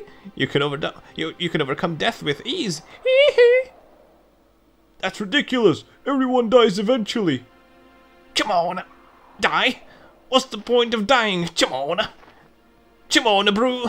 When you die, you lose what you are. It's as if you never even existed at all. No, you're wrong. Who's bad? The human body is just a tool for experimentation, a mere vessel for the soul. Take a good look at me. Come on. Don't you dare see me as human. What you see before you is no longer human, but a being of pure instincts. Not going to defend yourself? I will consume you.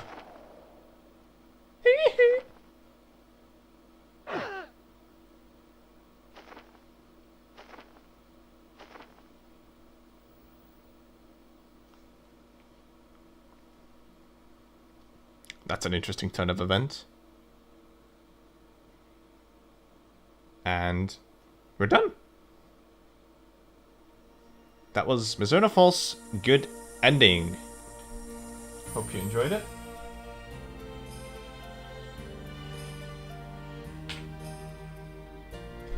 That is all the endings that Mizzurna Falls has to offer. Lights fall from the sky like a stream inside my mind. I'll turn this up a bit. Lights grinding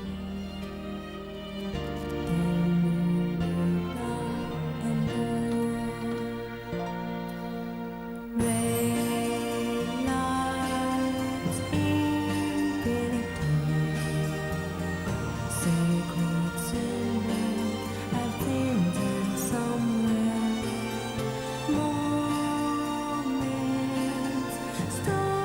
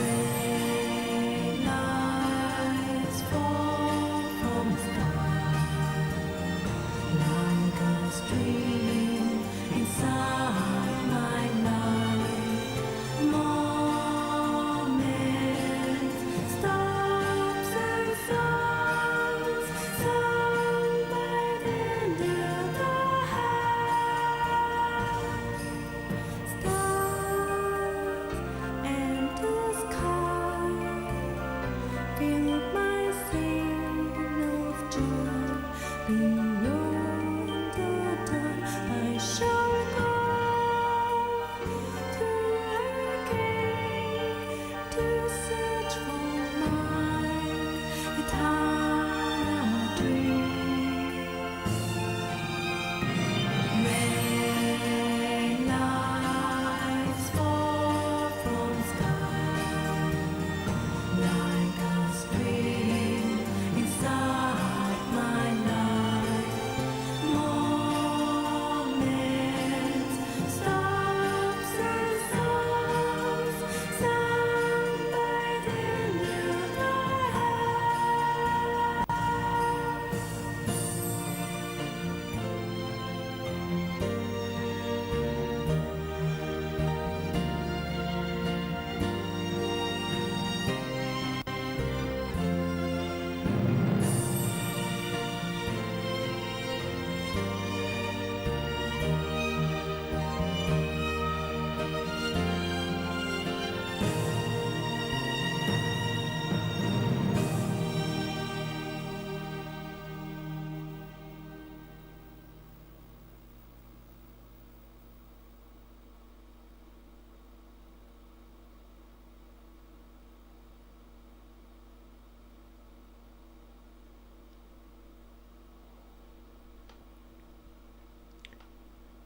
So that was all the 3 endings Mizzurna Falls has. I hope you enjoyed this, and thanks for watching.